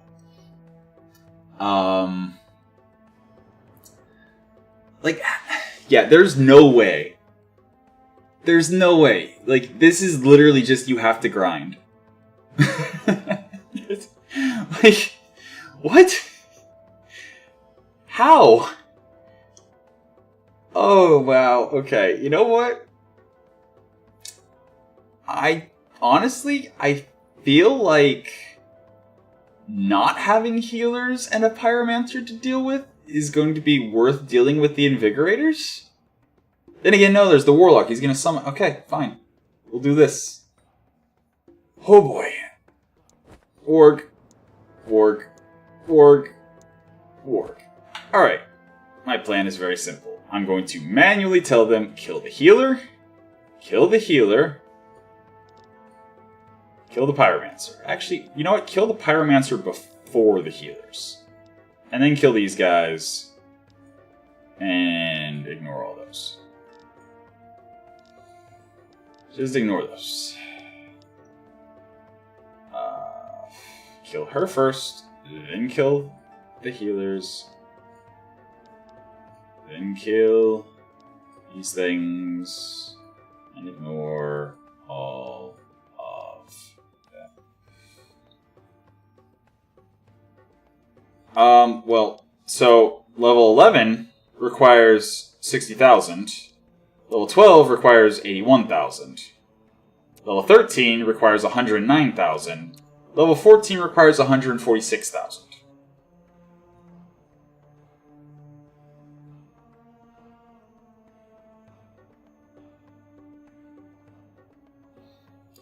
And I don't know what's above that, because I don't think I've ever had a level 14 in this game before. I think this is the farthest I have made it in ever. So, literally same as every other battle. Set, not set. Okay. 10, 6, 8, 8, 6. Off, off, off, and off. So, set, set, set, go.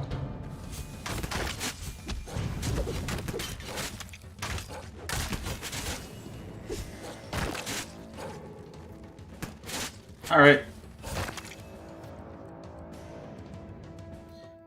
Now then. Yeah, get some more agility. And you are this one. So yeah, get some more health. Alright. Next fight. Oh dear. Oh dear. Oh dear.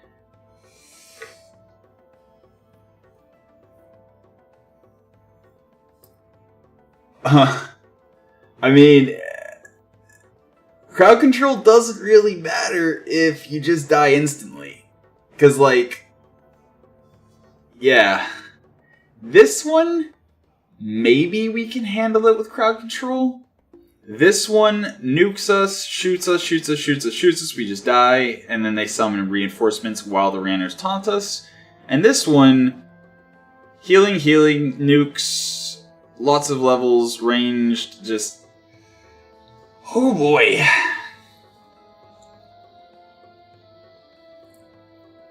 I'm curious where this difficulty equation comes from, because, like,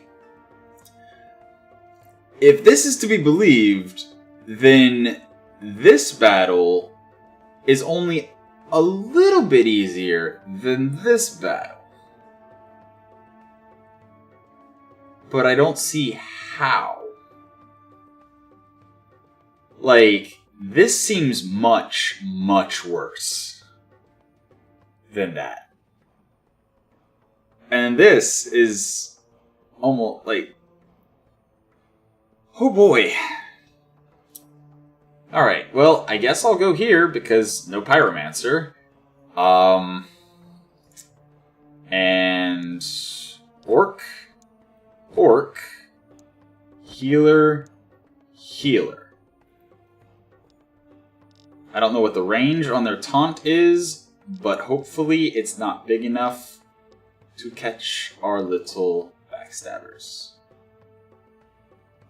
Oh, actually, hold on. Hold on. Wait. I set this up wrong. I need to go to that side. And focus him.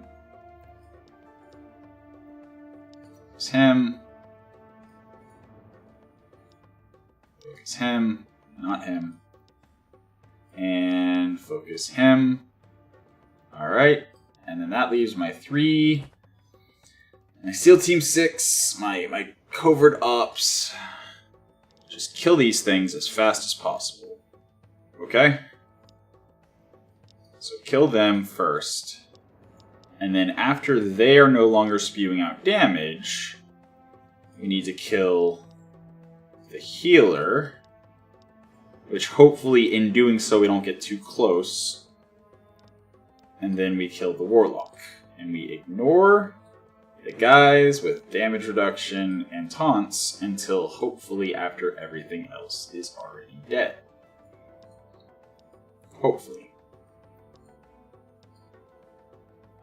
8 and 8 and 6 and 6 and 8 and 8 and nothing and nothing and nothing and nothing. Okay. Ready,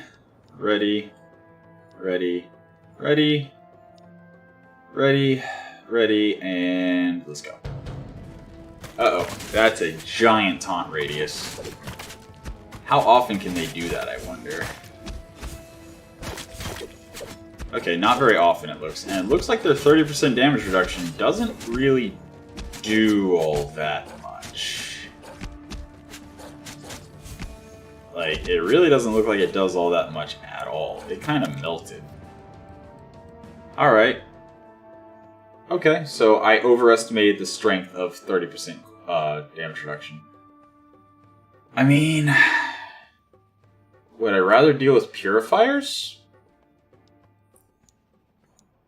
No. I think I would rather deal with the pyromancer and the cryomancer. And the archers. And actually, they're all ranged. Okay. You know what? Fine. They should kill all of them. But just to make sure, focus them.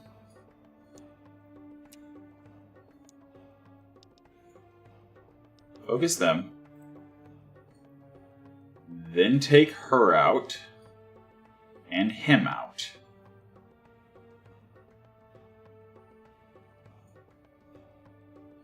Because these guys have like... Actually, they have decent hit points. Whatever. It's fine. It's fine. Because we're going to go Orc, Cleric, Cleric. And then we're going to go Archer, Invigorator, and Invigorator. And these guys are going to just buff her into a machine gun so that hopefully she wins it for us. Or, you know, just dies instantly to Pyromancer. Everyone gets scattered, healers can't heal each other, and we get wiped. Yeah. I can't compete with the levels. It's just gonna get stupider from here. Like, it's just gonna get worse. Let's see the explosion bot. I want to see the explosion bot. Let's put the shaman right up in front, and then everyone else in the back, because I just want to see what kind of blast radius it has and whatever. Okay, go.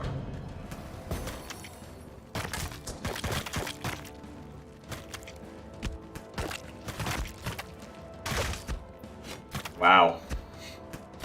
No kidding, huh? No kidding. They really do just blow up and kill your entire team. Yeah, no, I'm gonna call it. I don't feel like grinding like 20 levels on my primary people.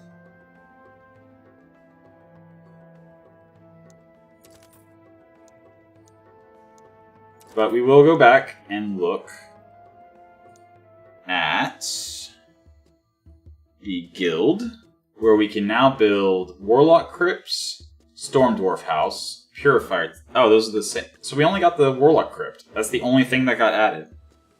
Huh. I wonder if it's because we already had, like... No? No, because we did not pick... I kept the Berserker Hut as a starter, and the Cleric Fort and Taming Hall are usually available very early on. So, whatever. In any case, so we did confirm there is no indicator whenever a perk like this actually pops. You just have to click on them in battle. Actually, let me just go to Discord. Discord. Open Discord. Alright. And go to that. And hey, just finishing my last stream of GDM for a while and wanted to toss you a quick bug list. One brain.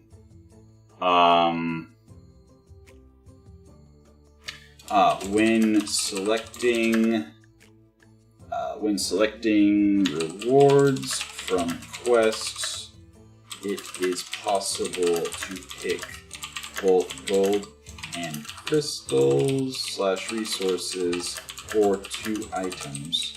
Not sure if it is intentional, but the UI seems to indicate that only one from either group should be selectable. 2.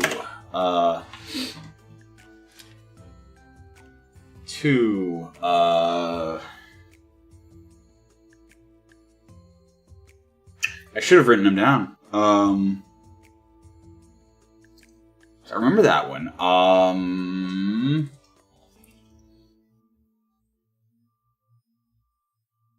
Yeah.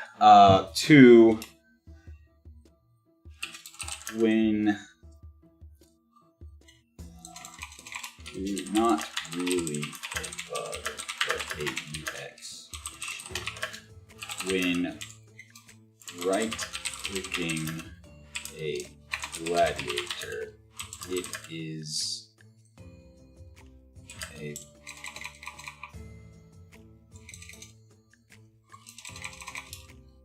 some games use right-click for more detailed information, and there is no confirmation or combination of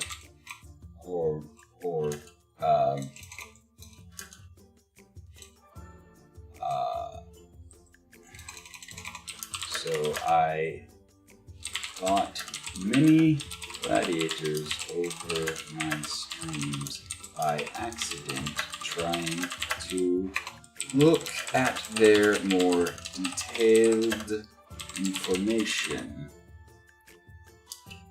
by right-clicking. Since there was no confirmation dialogue, extra key required, like holding down Shift, and no immediate sell back refund. I was just out several hundred gold many times. Especially difficult for me since I bounce around many games, and the primary content I make is for Grow Your Tech, where you right-click to look at unit details. 3. 3. I know there was more. Trying to set priority values on the sliders. The slider itself does not stop the unit underneath it from being selected. So any tight formation of enemies is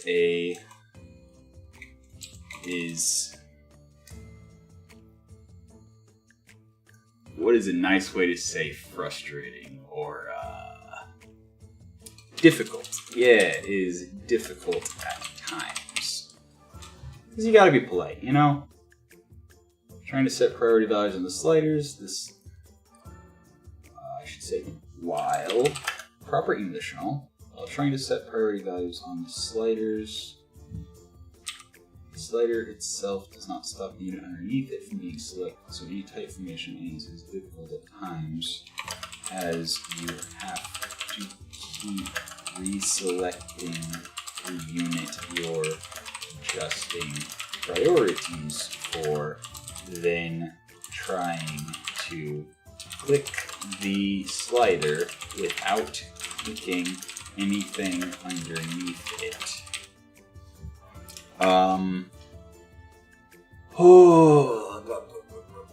Dropping guys. Oh, yeah. Thank you. Man, tomorrow you are on top of it. Thank you so much. So I can rely on you on late night streams to be my brain whenever everything's fried, and I can rely on you to be my memory on long streams. I appreciate that. When in tournaments, dragging a unit onto another unit's portrait switches them in a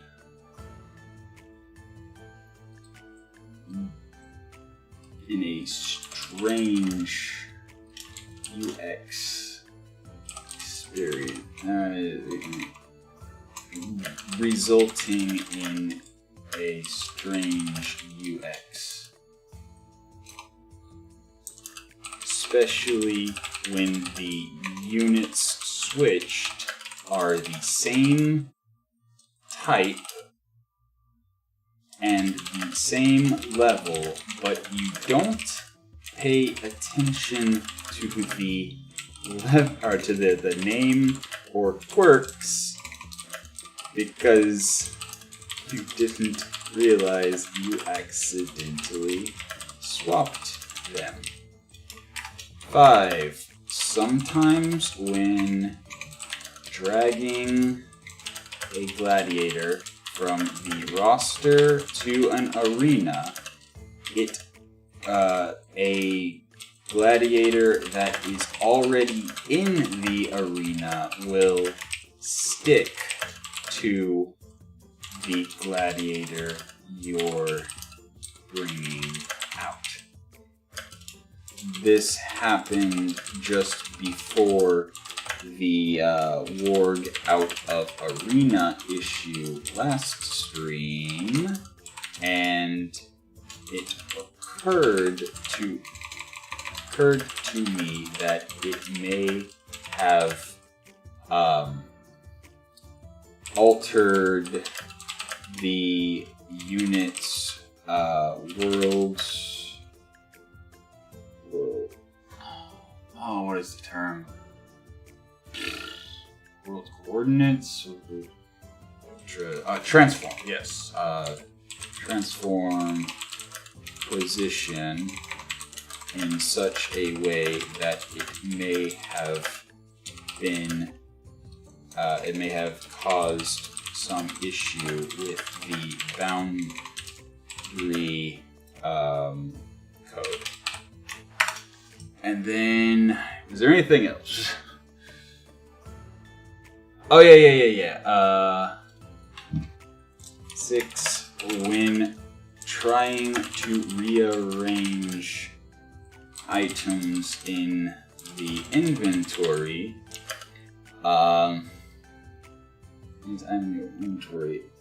dropping the item back in the slot it was in pops up a cell dialogue that can unfortunately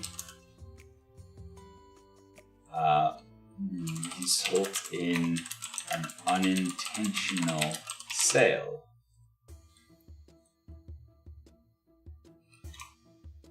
Or just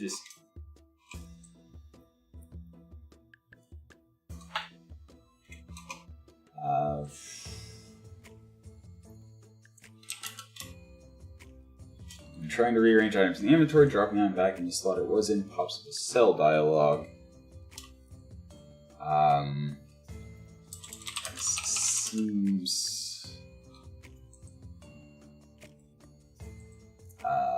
counterproductive when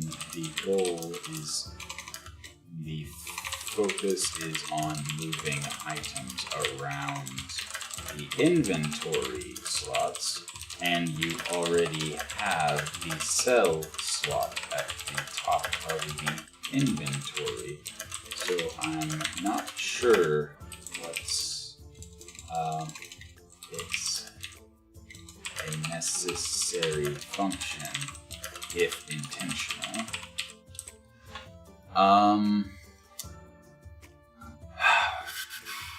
Yeah, click on the character, drop down, change right click eyes and hash. Okay, cool. Thank you so much, Jamaro, for being my memory. I really appreciate it. Sometimes I forget how much blunt force trauma I've experienced in my life. In any case, I think that's it. Unless anyone else can think of this item market.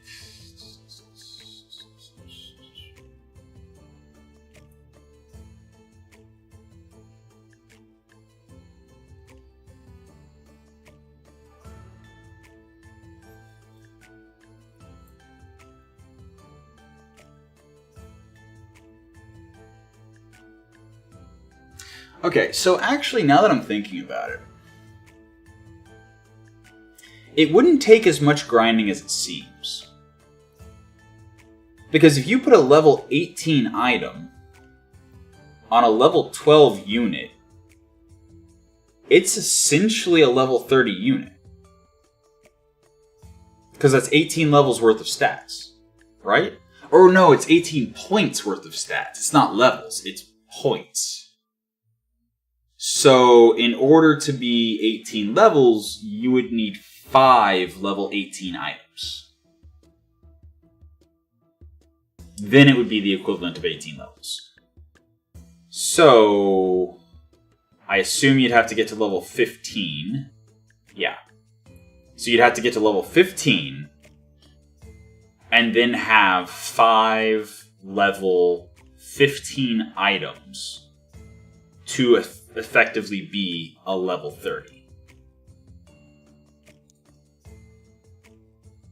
So yeah, there's grinding involved, but it's not as much as just like flat out you gotta get your characters to level 30 to be a match for the Royal Arena. So, yeah. It's interesting. Ah, jeez. Oh, fine. Copy. And then delete half. And send.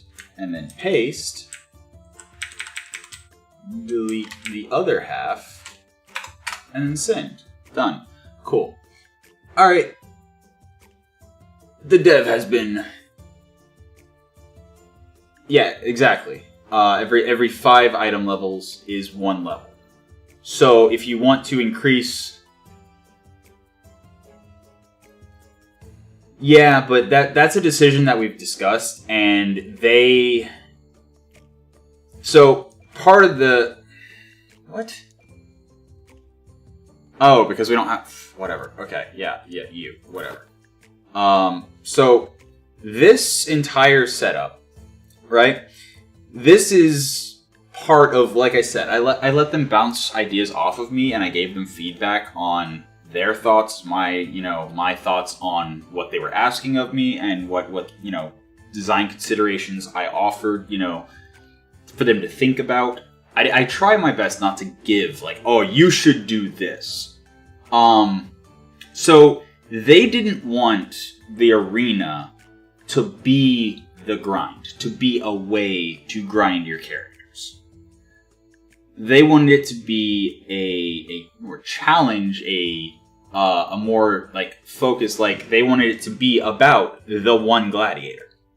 They wanted it to be about the small team of gladiators, or the crazy matchup of one gladiator that's high level versus whatever it was, 6 or whatever. They wanted this to be like a special event, which is why you can only do it every 7 days. Like, if I had been designing the game, this would have been, in my opinion, not in my opinion, but like, if I were designing the game, this would have been a little bit more of where I would have allowed grind to be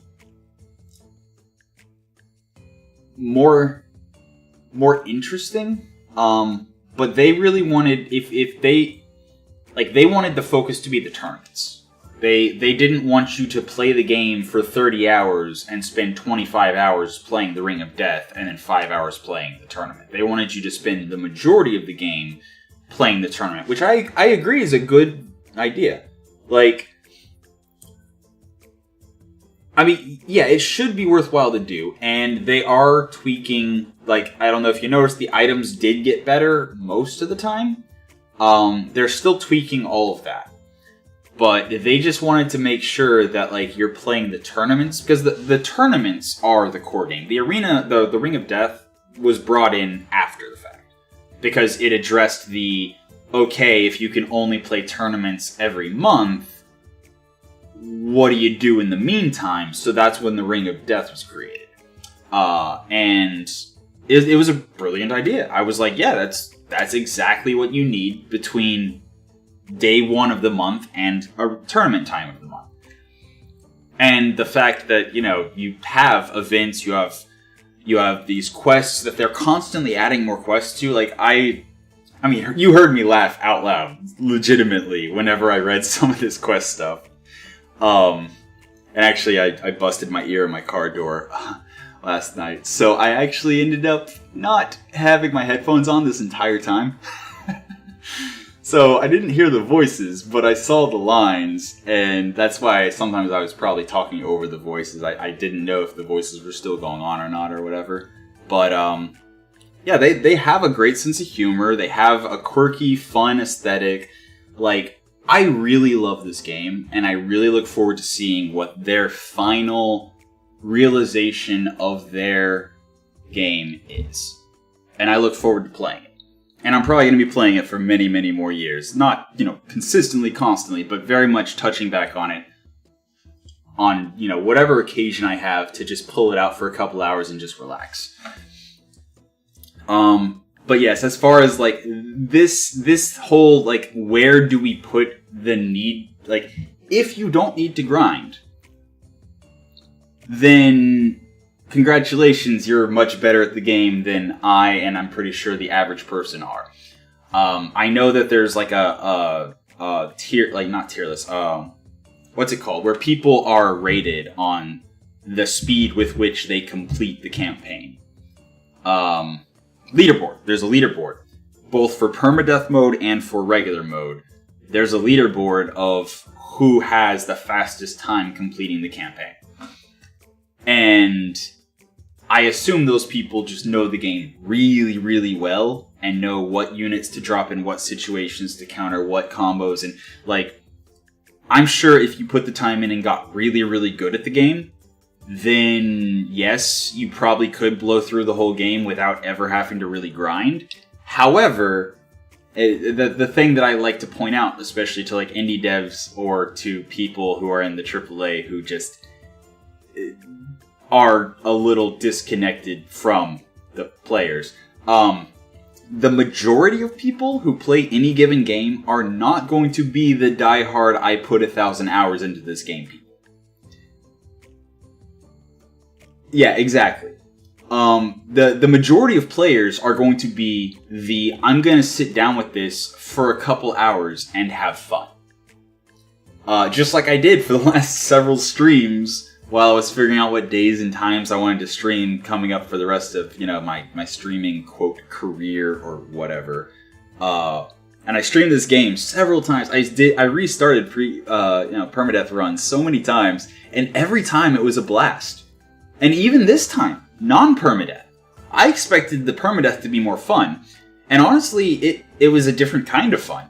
But they were both fun. And yeah, like, I definitely, I enjoyed it up until the point where the grind started being an issue. Because I do not have a versatile enough team. I don't know what counters what. So, like, my only way to get through a challenge that I can't overcome with my default strategy that works most of the time, probably, is to just stat check it. And the way you stat check it, like I did whenever I went back to the farm and the temple a couple months, the way you beat it when you're just stat checking is grinding.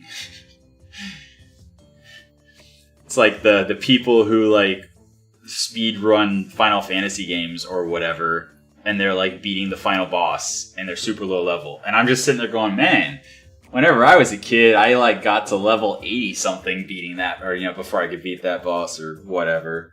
And it's just like, there's the get good, and then there's the put in the time.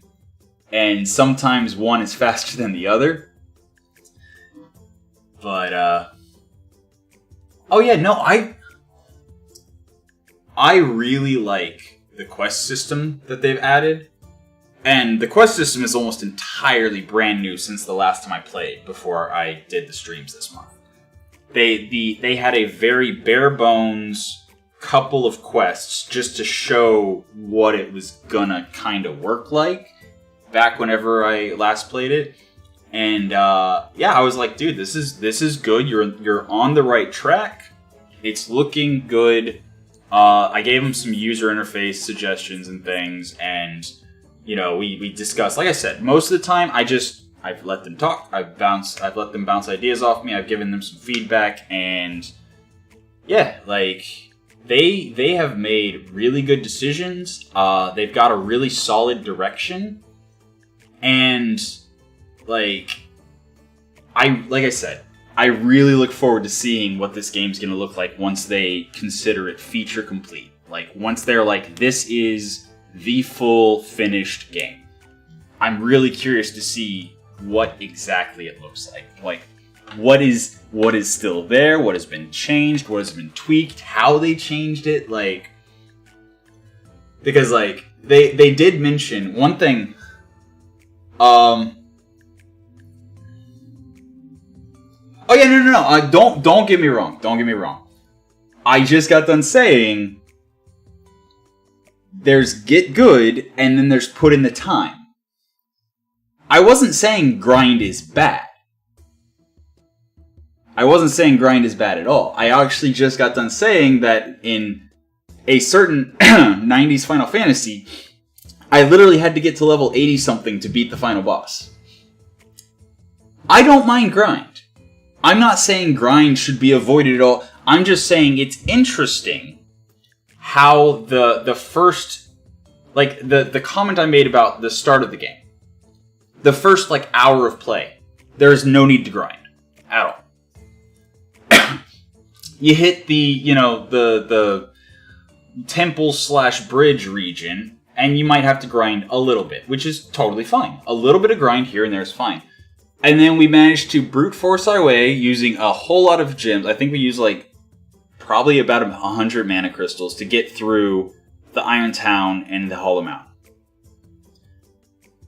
But we just got to the Royal Arena where there is no way for us to win this arena unless we do just grind a lot.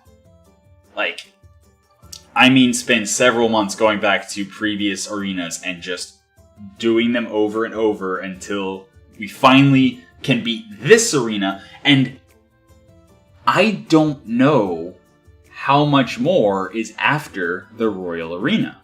I don't know. If the Royal Arena is the final arena of the game, okay, yeah, no. The grind is perfect then. Because early game, there is no grind.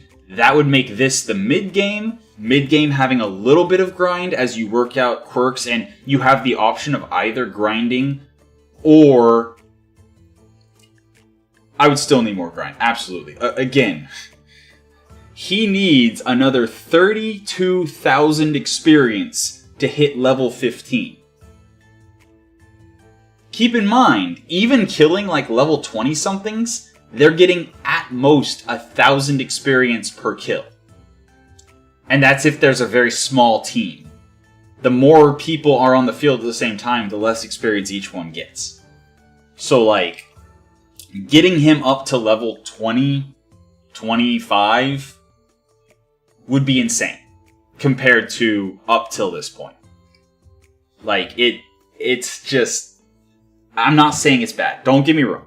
I'm not saying it's bad. I'm just saying it's a slightly different experience than what the first portion of the game and what my previous experiences with the game... Because way back, you didn't have to really grind at all. Back originally, you couldn't even repeat a tournament that you finished. So once you beat the graveyard, you had to move on to the farm. Once you beat the farm, you had to move on to the temple. And so there was no way to grind. There was no Ring of Death. There was no repeating tournaments. You couldn't. There was no grind. There was zero grind. And I actually pointed out to them, you actually kind of need a way to grind if necessary. And I didn't tell them how to do it. I didn't say, oh, you need to put grind in here, you need to do it this way. I was just like, you can't just like require people to have restarted the game and replayed so many times to know which combos of units to recruit and to build and to put together into what teams to send in. Like, you can't. There has to be a fallback. if the player runs into a wall, there has to be a way for the player to have a training montage and then get past the wall. Like, in Dark Souls, yes, it is legitimately just slam your face against the wall until the wall breaks. But in more, relaxed games, that is a very bad strategy. Like, imagine if the only way that I could do anything at this point was to continue fighting in the Royal Arena until I figured out how to win. Obviously, the quests help. Obviously, the Ring of Death arena helps. And obviously, being able to replay the past tournaments helps. I'm not opposed to grind. Yes, you can grind Dark Souls as well. But do you know how long it takes to grind for enough levels to make a significant difference to the boss that you're currently stuck on? I don't have that kind of time. Like, this grind is nothing compared to that.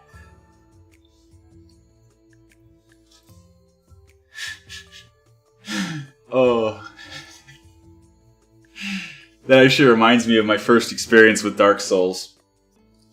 So, I leave the tutorial area, right?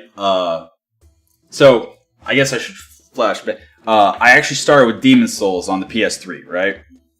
So, I was never able to beat Demon Souls. I hit a point where I just got wrecked. By everything. All the time. So I set it aside. And then I heard Dark Souls was a lot more approachable than Demon Souls. So I immediately got it and started playing through it. And I got through the tutorial and was like, okay, tutorial, easy, no problem.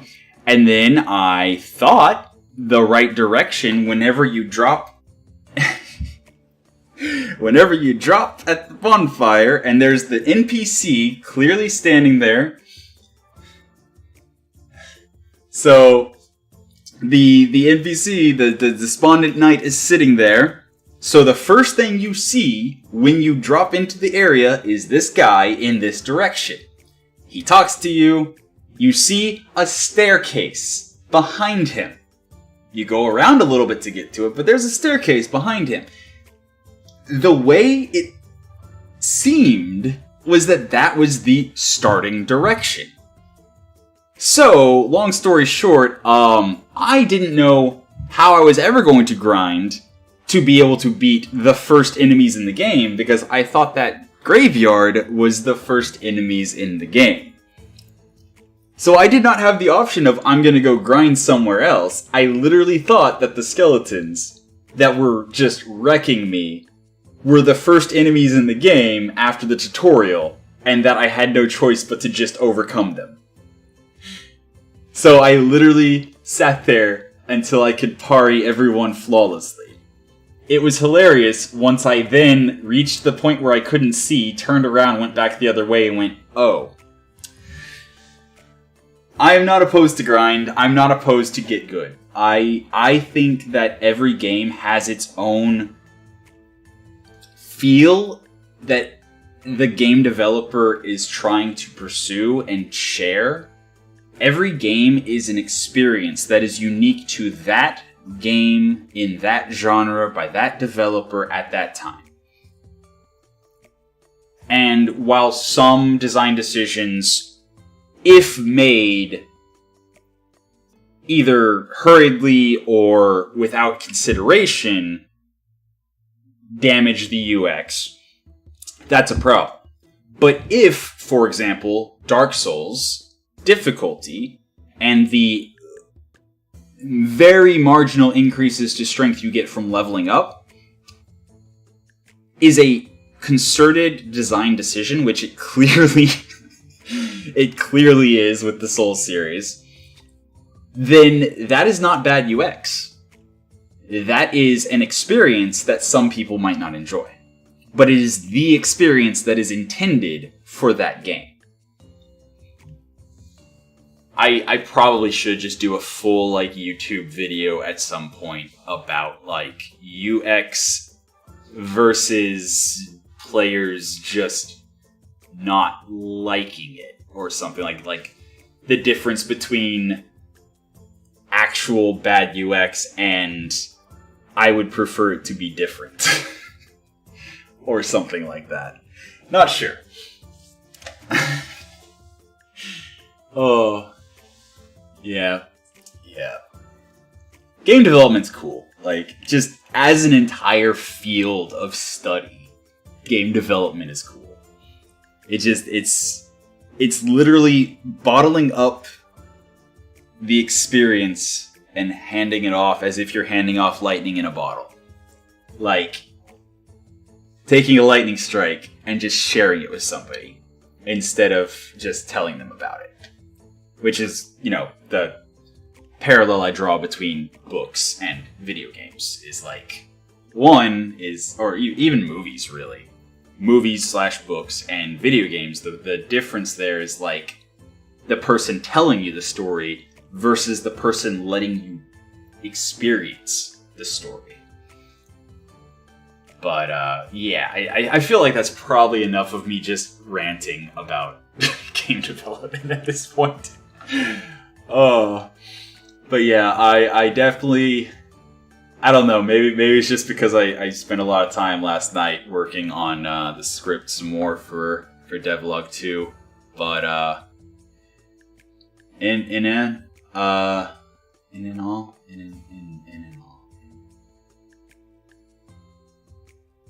all, I'm what? in all. Yeah, I'm not following. I'm new to streaming, so if that's like a streamer thing or a chat thing, I don't really understand it at all. Care to explain?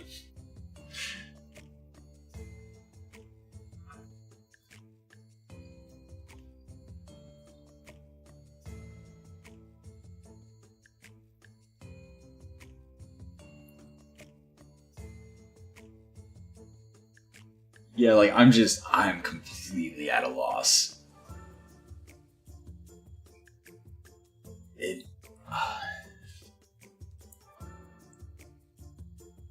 Like, I can't think of an acronym.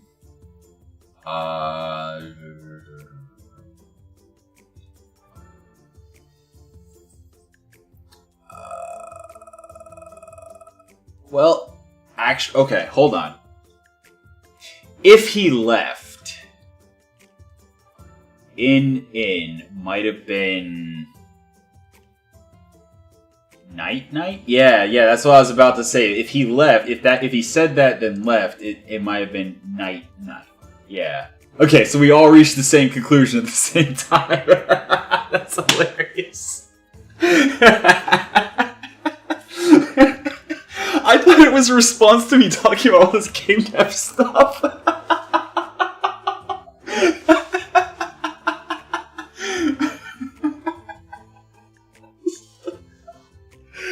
Oh, I'm sitting here ranting about game dev stuff, and he says in all, and I'm just like thinking, oh, what could it be? Could it be a game or a developer or no? It probably was just nighty night. Oh, that's great. But yeah, so, like, I don't know. Maybe it's just because I'm, like, so ingrained in the thought of, like, user experience versus accessibility versus good versus bad UI versus the experience that the developers are, trying to convey. Because, like, there are games that were vastly successful specifically because of, well, not specifically because, but like in decent part because of a UX decision for that game that would have been terrible UX in any other game. Like, what is the name of it? There was a game that was like a horror game where like the game UI was unreliable at best. Not because it was poorly coded, but because it intentionally messed with your head. It was infamous for like telling you that your save had been deleted or your card had been your memory card had been corrupted, telling you in the middle of a fight that your controller disconnected. Like, those things in any other game, in any other genre, would have been terrible UX. But it sold the experience the developers were wanting. And because of that, in that game, it was amazing UX.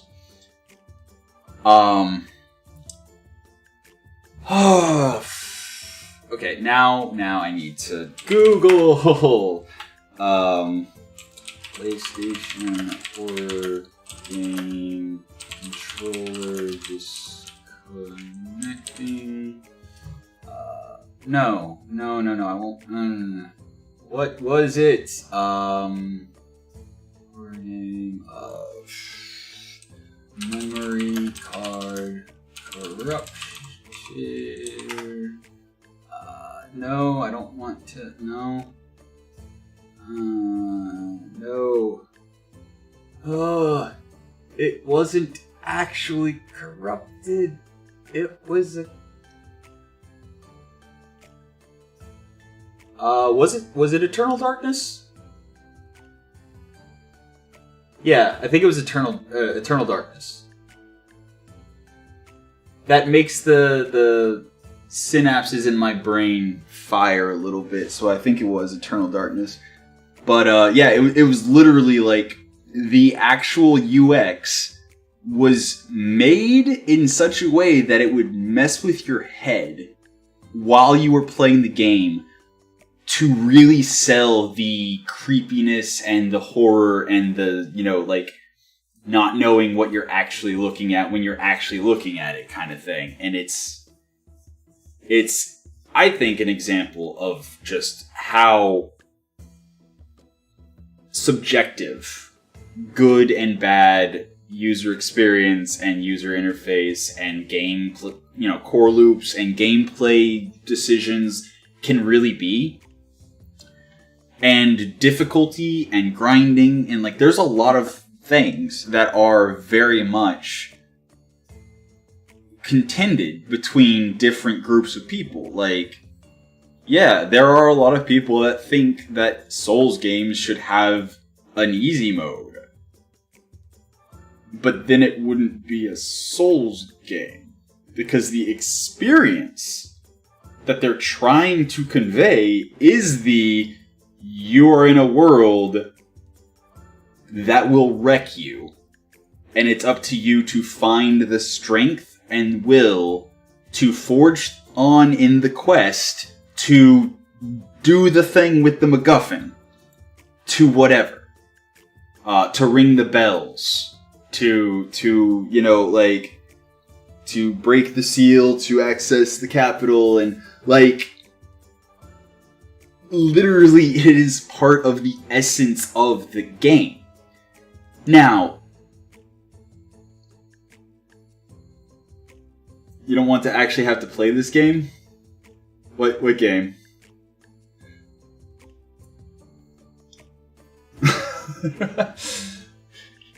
I totally just started ranting. Are you talking about the Eternal Darkness or this game like Gladiator Guild Manager?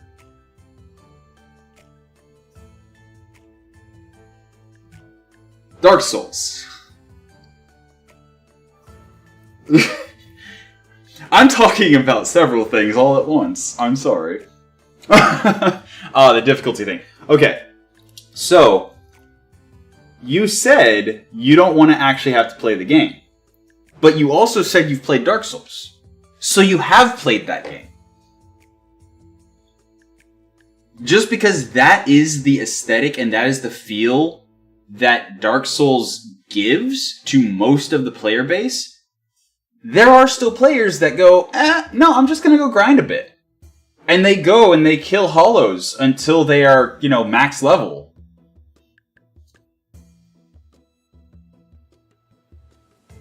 Well, then don't buy Dark Souls.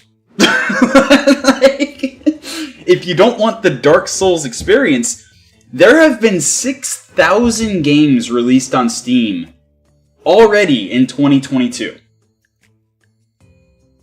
Rather than ask that game that has that feel and that, aesthetic and that feeling invoking in its players, if you don't want that experience, there are so many others that you can go and have.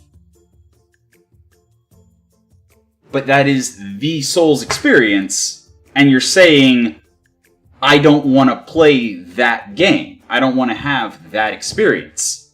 So I want you to change that experience to my liking so that I can play the experience not as intended. Now, mind you, I actually get into this during the devlog 2 script. I actually get straight into this exact situation because I am both the person that says Dark Souls doesn't need an easy mode because that is the aesthetic, that is the sensation, that is the experience that is being sold. And if you don't want that experience, just don't play Dark Souls. Don't buy Dark Souls. But I'm also the type of person who says if it can be optional, it should be optional. I am absolutely the person that says if there is not an explicit, conscientious reason why something should not be optional, then it should be optional. In the example of Dark Souls, yes, the conscientious reason that there is not an optional difficulty setting is because that would literally change the experience on a fundamental level. However, if you look at something like, brain. Good example. It was in my brain. Yeah, perfect. Gladiator Guild Manager. The option of permadeath. It's an option. If it was permadeath only or no permadeath, either way, the game would be worse for it. The game is better because permadeath is an option that players can choose because it doesn't fundamentally change the experience. It changes nuance of the experience. And because of that, it actually makes the game a better representation of the experience the developers are trying for because the player can opt in or out of the permadeath experience. So I absolutely applauded them before I even, started interacting with them and met them, or not met them because we're in different continents, but, started interacting with them online on a decent basis. I was applauding them. Like, they put things in that were optional only for the sake of giving the experience of playing it that way as an option. And it really did make the game better for it.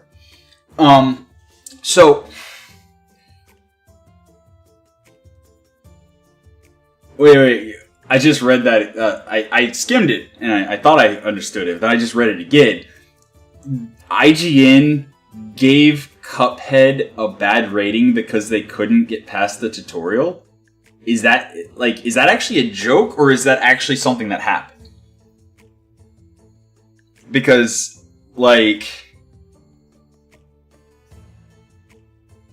really?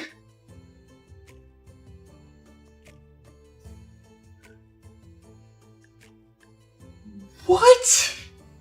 That's so stupid! Literally, the experience they were selling was, remember when games used to be stupid hard? We're gonna do that again! Because they were nostalgic for the days of arcade games and NES games, which were mostly ports of arcade games, that literally were designed to be so hard that you had to keep feeding money into it in order to complete the game. They were literally designed to kill you as often and as cruelly and as suddenly as possible, so that in frustration you would put in another quarter. That was the aesthetic they were going for. That was the experience. That was the experience they were going for. Yeah, because input back then had to be precise. Like, Cuphead was the love letter of the century. Like... Wait. He's serious? What? Like...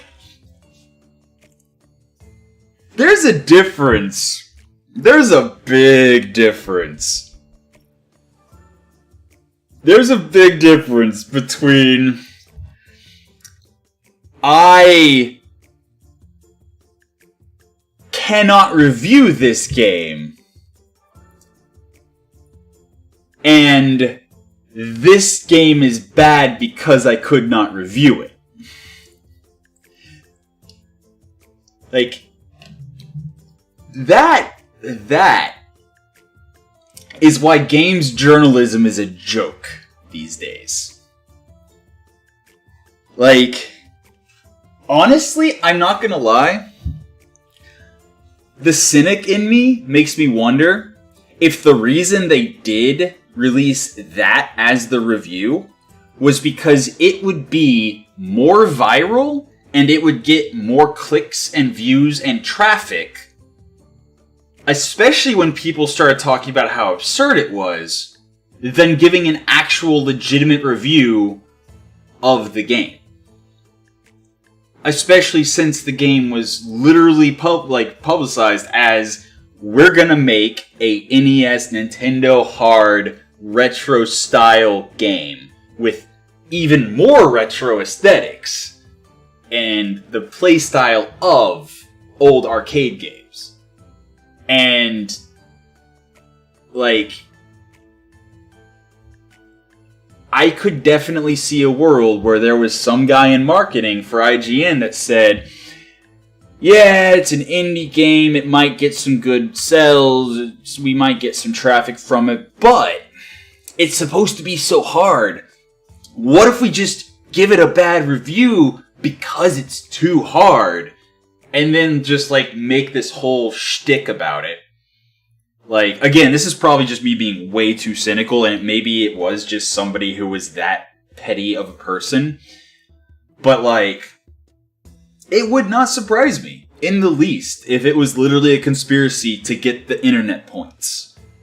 Because, honestly, that's what a lot of games journalism is these days. Whether it be YouTube reviews, whether it be people actually doing, like, legitimate deep dives, whether it be whatever, blogs, or if it be IGN or other websites trying to draw traffic to their whatever that they offer, which honestly these days isn't much anymore. It's all about getting the clicks, it's about getting the views, it's about getting the internet points to make the monies, and honestly, it's part of the reason why I really hope I never am, like, a professional YouTuber / streamer. Is because, like, that just, it makes my skin crawl. People just, like, doing whatever just to make the internet points go up and just to make the monies, and it's like, no. Everyone just needs to be genuine, and everyone just needs to try their best to just speak calmly and, frankly about whatever topic they're covering. And that's it. Like, that's it. In any case, I believe the start of all this tangent, all the tangents of the tangents of the tangents, was I failed to properly express what I was trying to say about the grind. What I was trying to say was that the progression of no grind to tiny little bits of acceptable grind, especially if it's because of, for example, bad party composition, or whatever. But the fact that the thing that I think caused my need at this point in the game to have to grind so much to get to the point of the levels of this arena I think might be because I didn't fail arenas. So, like, I beat the graveyard, no deaths, first try. I beat the farm with 1 defeat, first try. I beat the temple with 1 defeat, first try. I saw how tough the temple was and said, before I get to the bridge, I should go and I looked and I saw that the little trophies weren't full. They were full on this one, they weren't full on that one. I was like, I wonder if I can go back and recomplete it to get the trophies. And so I tried it. And I realized, oh, you can. So, what would have been a better progression would have been if I had struggled a little bit in the graveyard, maybe did it twice to beat it the first time. Maybe if my teams weren't that good, or my positioning was poor, or my strategies weren't working, or whatever. So I'd have to play the graveyard several times, and every time, yeah, my people get injured for, at the time, they were level 1, level 2, so, 2-3 days, whatever. And I can still go to the Ring of Death, and I can still experiment, and I can... The fact that I blew through the graveyard, blew through the farm, blew through the temple, I think that was what caused the first grind. And it wasn't even a bad grind. It was literally just like, I know I'm not high enough level to deal with this yet. Let me go back and at least get the 3 trophies on these 2. That was fine. But now I beat the bridge, I beat the Iron Tower, and I beat the Hollow Mountain. And I only lost 1 trophy between the 3 of them. Then I go to the Royal Arena, where things are literally more than twice my level. like every enemy on the easiest fight is more than twice my level. That was what I was making a commentary on. Not the fact that there is grinding in the game. That is fine. 100%. The majority of games should have grinding of some kind as an option, even if it is the alternative option to, for example, get good. Just like Dark Souls. However, when you blow through so much of the game, and then you just hit a wall, and at that wall, you're just going to have to sit there and grind for hours through content that you blew through already. That's a little bit of a problem. Now, the funny thing is that I think a good solution to the problem would actually be to make the earlier tournaments harder. Because I have yet to ever lose a fight to the graveyard. Ever. In every iteration of the game, I think I have never lost an actual tournament in the graveyard. Ever. Farm can be challenging sometimes, depending on what team you start with, depending on, how good the quirks you have are, depending on what levels you are, depending on whether or not you have permadeath on, whether or not you lost anyone in the graveyard. The farm can be challenging. And if the farm was a little bit more challenging, to the point where you had to compete in the graveyard a couple times to be able to complete the farm, then at that point, that could continue on where you play the previous tournament a couple times, which then prepares you for the next, which then prepares you for the next, etc. And in that way, the grind would be more spread out, it would be more nuanced, it would be more akin to what expectations would be. Rather than blew through it, blew through it, blew through it, blew through it, blew through it, blew through it, hit. And then now grind, blew through it. So it wasn't a commentary on there shouldn't be a grind. My commentary was the grind could use some UX attention. Not to remove it, but to improve it. So, I think that is a better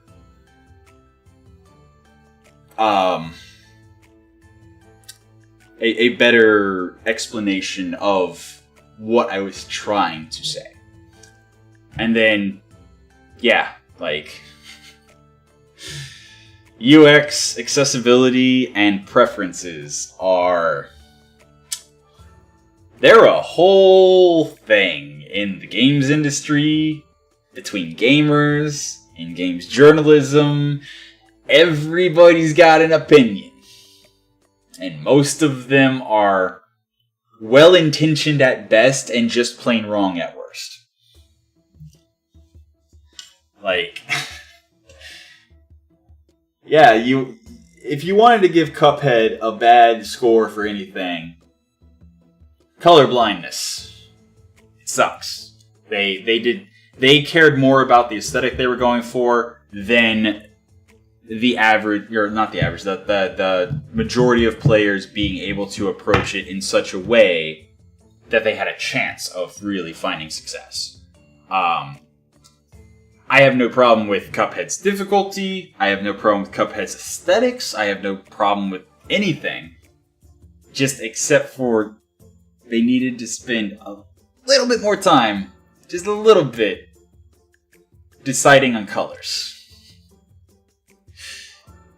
But not that much. And honestly, it's not that big of a deal except for some projectiles throughout the game. That's it. That's it. Other than that, they sold the experience that they wanted to sell. And it did really well.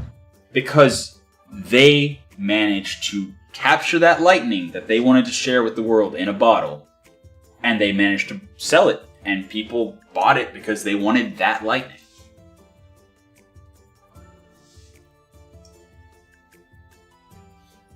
And just like those cheap little lightning generators you can get at, novelty stores, the real thing is always going to be far more impressive than any cheap knockoff. And this Gladiator Guild Manager, this is the real thing. This is that, well, not that lightning. Obviously, Cuphead's lightning in a bottle is completely different than Gladiator Guild Manager's lightning in a bottle. But this is a great example of developers who know what they're trying to share with the world and are doing everything in their power to make it. And I absolutely applaud it. And I will absolutely be playing more of it. Probably every time they release anything. It's just like Mortal Glory. Mortal Glory, Age of Gladiators, there's a lot of games that I jump back, like, if I'm just, tired at the end of the day and I just want to do something enjoyable for, an hour, I'll pop open a beer, I'll open up Mortal Glory, or I'll open up Age of Gladiators, or I'll open up, one of the many, many other random little short games that I can have, a complete experience in a short time, just while basically vegetating and recovering from, for example, a long, stressful, tiring day or something. And that's the experience that those games offer. And that's, I think, the really the starting point of where the conversation should be. Instead of being, oh, this game shouldn't be so grindy, or oh, this game's too hard, or oh, whatever the complaint is. There's the objective and there's the subjective. If the controls are not responsive, if the user interface is literally unusable, if the text cannot be read, that is an objective issue. However, if the game is telling you your memory card's corrupted and your controller's disconnected while you're trying to fight a monster, that is not bad UX. That is exactly the experience the developers were wanting to show you, to give to you. That is exactly the experience they were going for. Any other game randomly popped up an erroneous message saying your memory card was corrupted or that your controller disconnected when it didn't. Any other game, that would be bad UX.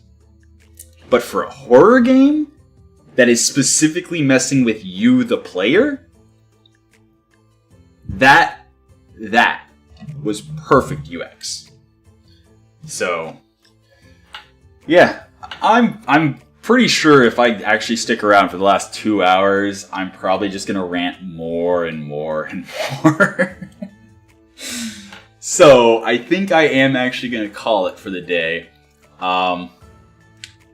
Yeah. Look forward to, if you want to come by for the XCOM 2 setup stream tomorrow, by all means, help me figure out how and with what to mod XCOM 2. Because apparently things have changed since the last time I played XCOM 2. There's apparently an entirely new launcher or something, and I might be getting tech support from my chat. But I have looked into it a bit, and I think that I know what to do. If it doesn't work, then my Google foo has failed, and I will need to call or phone a friend. That was the thing. Phone a friend. Or actually, no, ask the audience. Yeah, that was the other Who Wants to Be a Millionaire thing. I'll have to ask the audience to answer the question. But yeah, appreciate y'all coming and hanging out. Hope you had a good time like I did.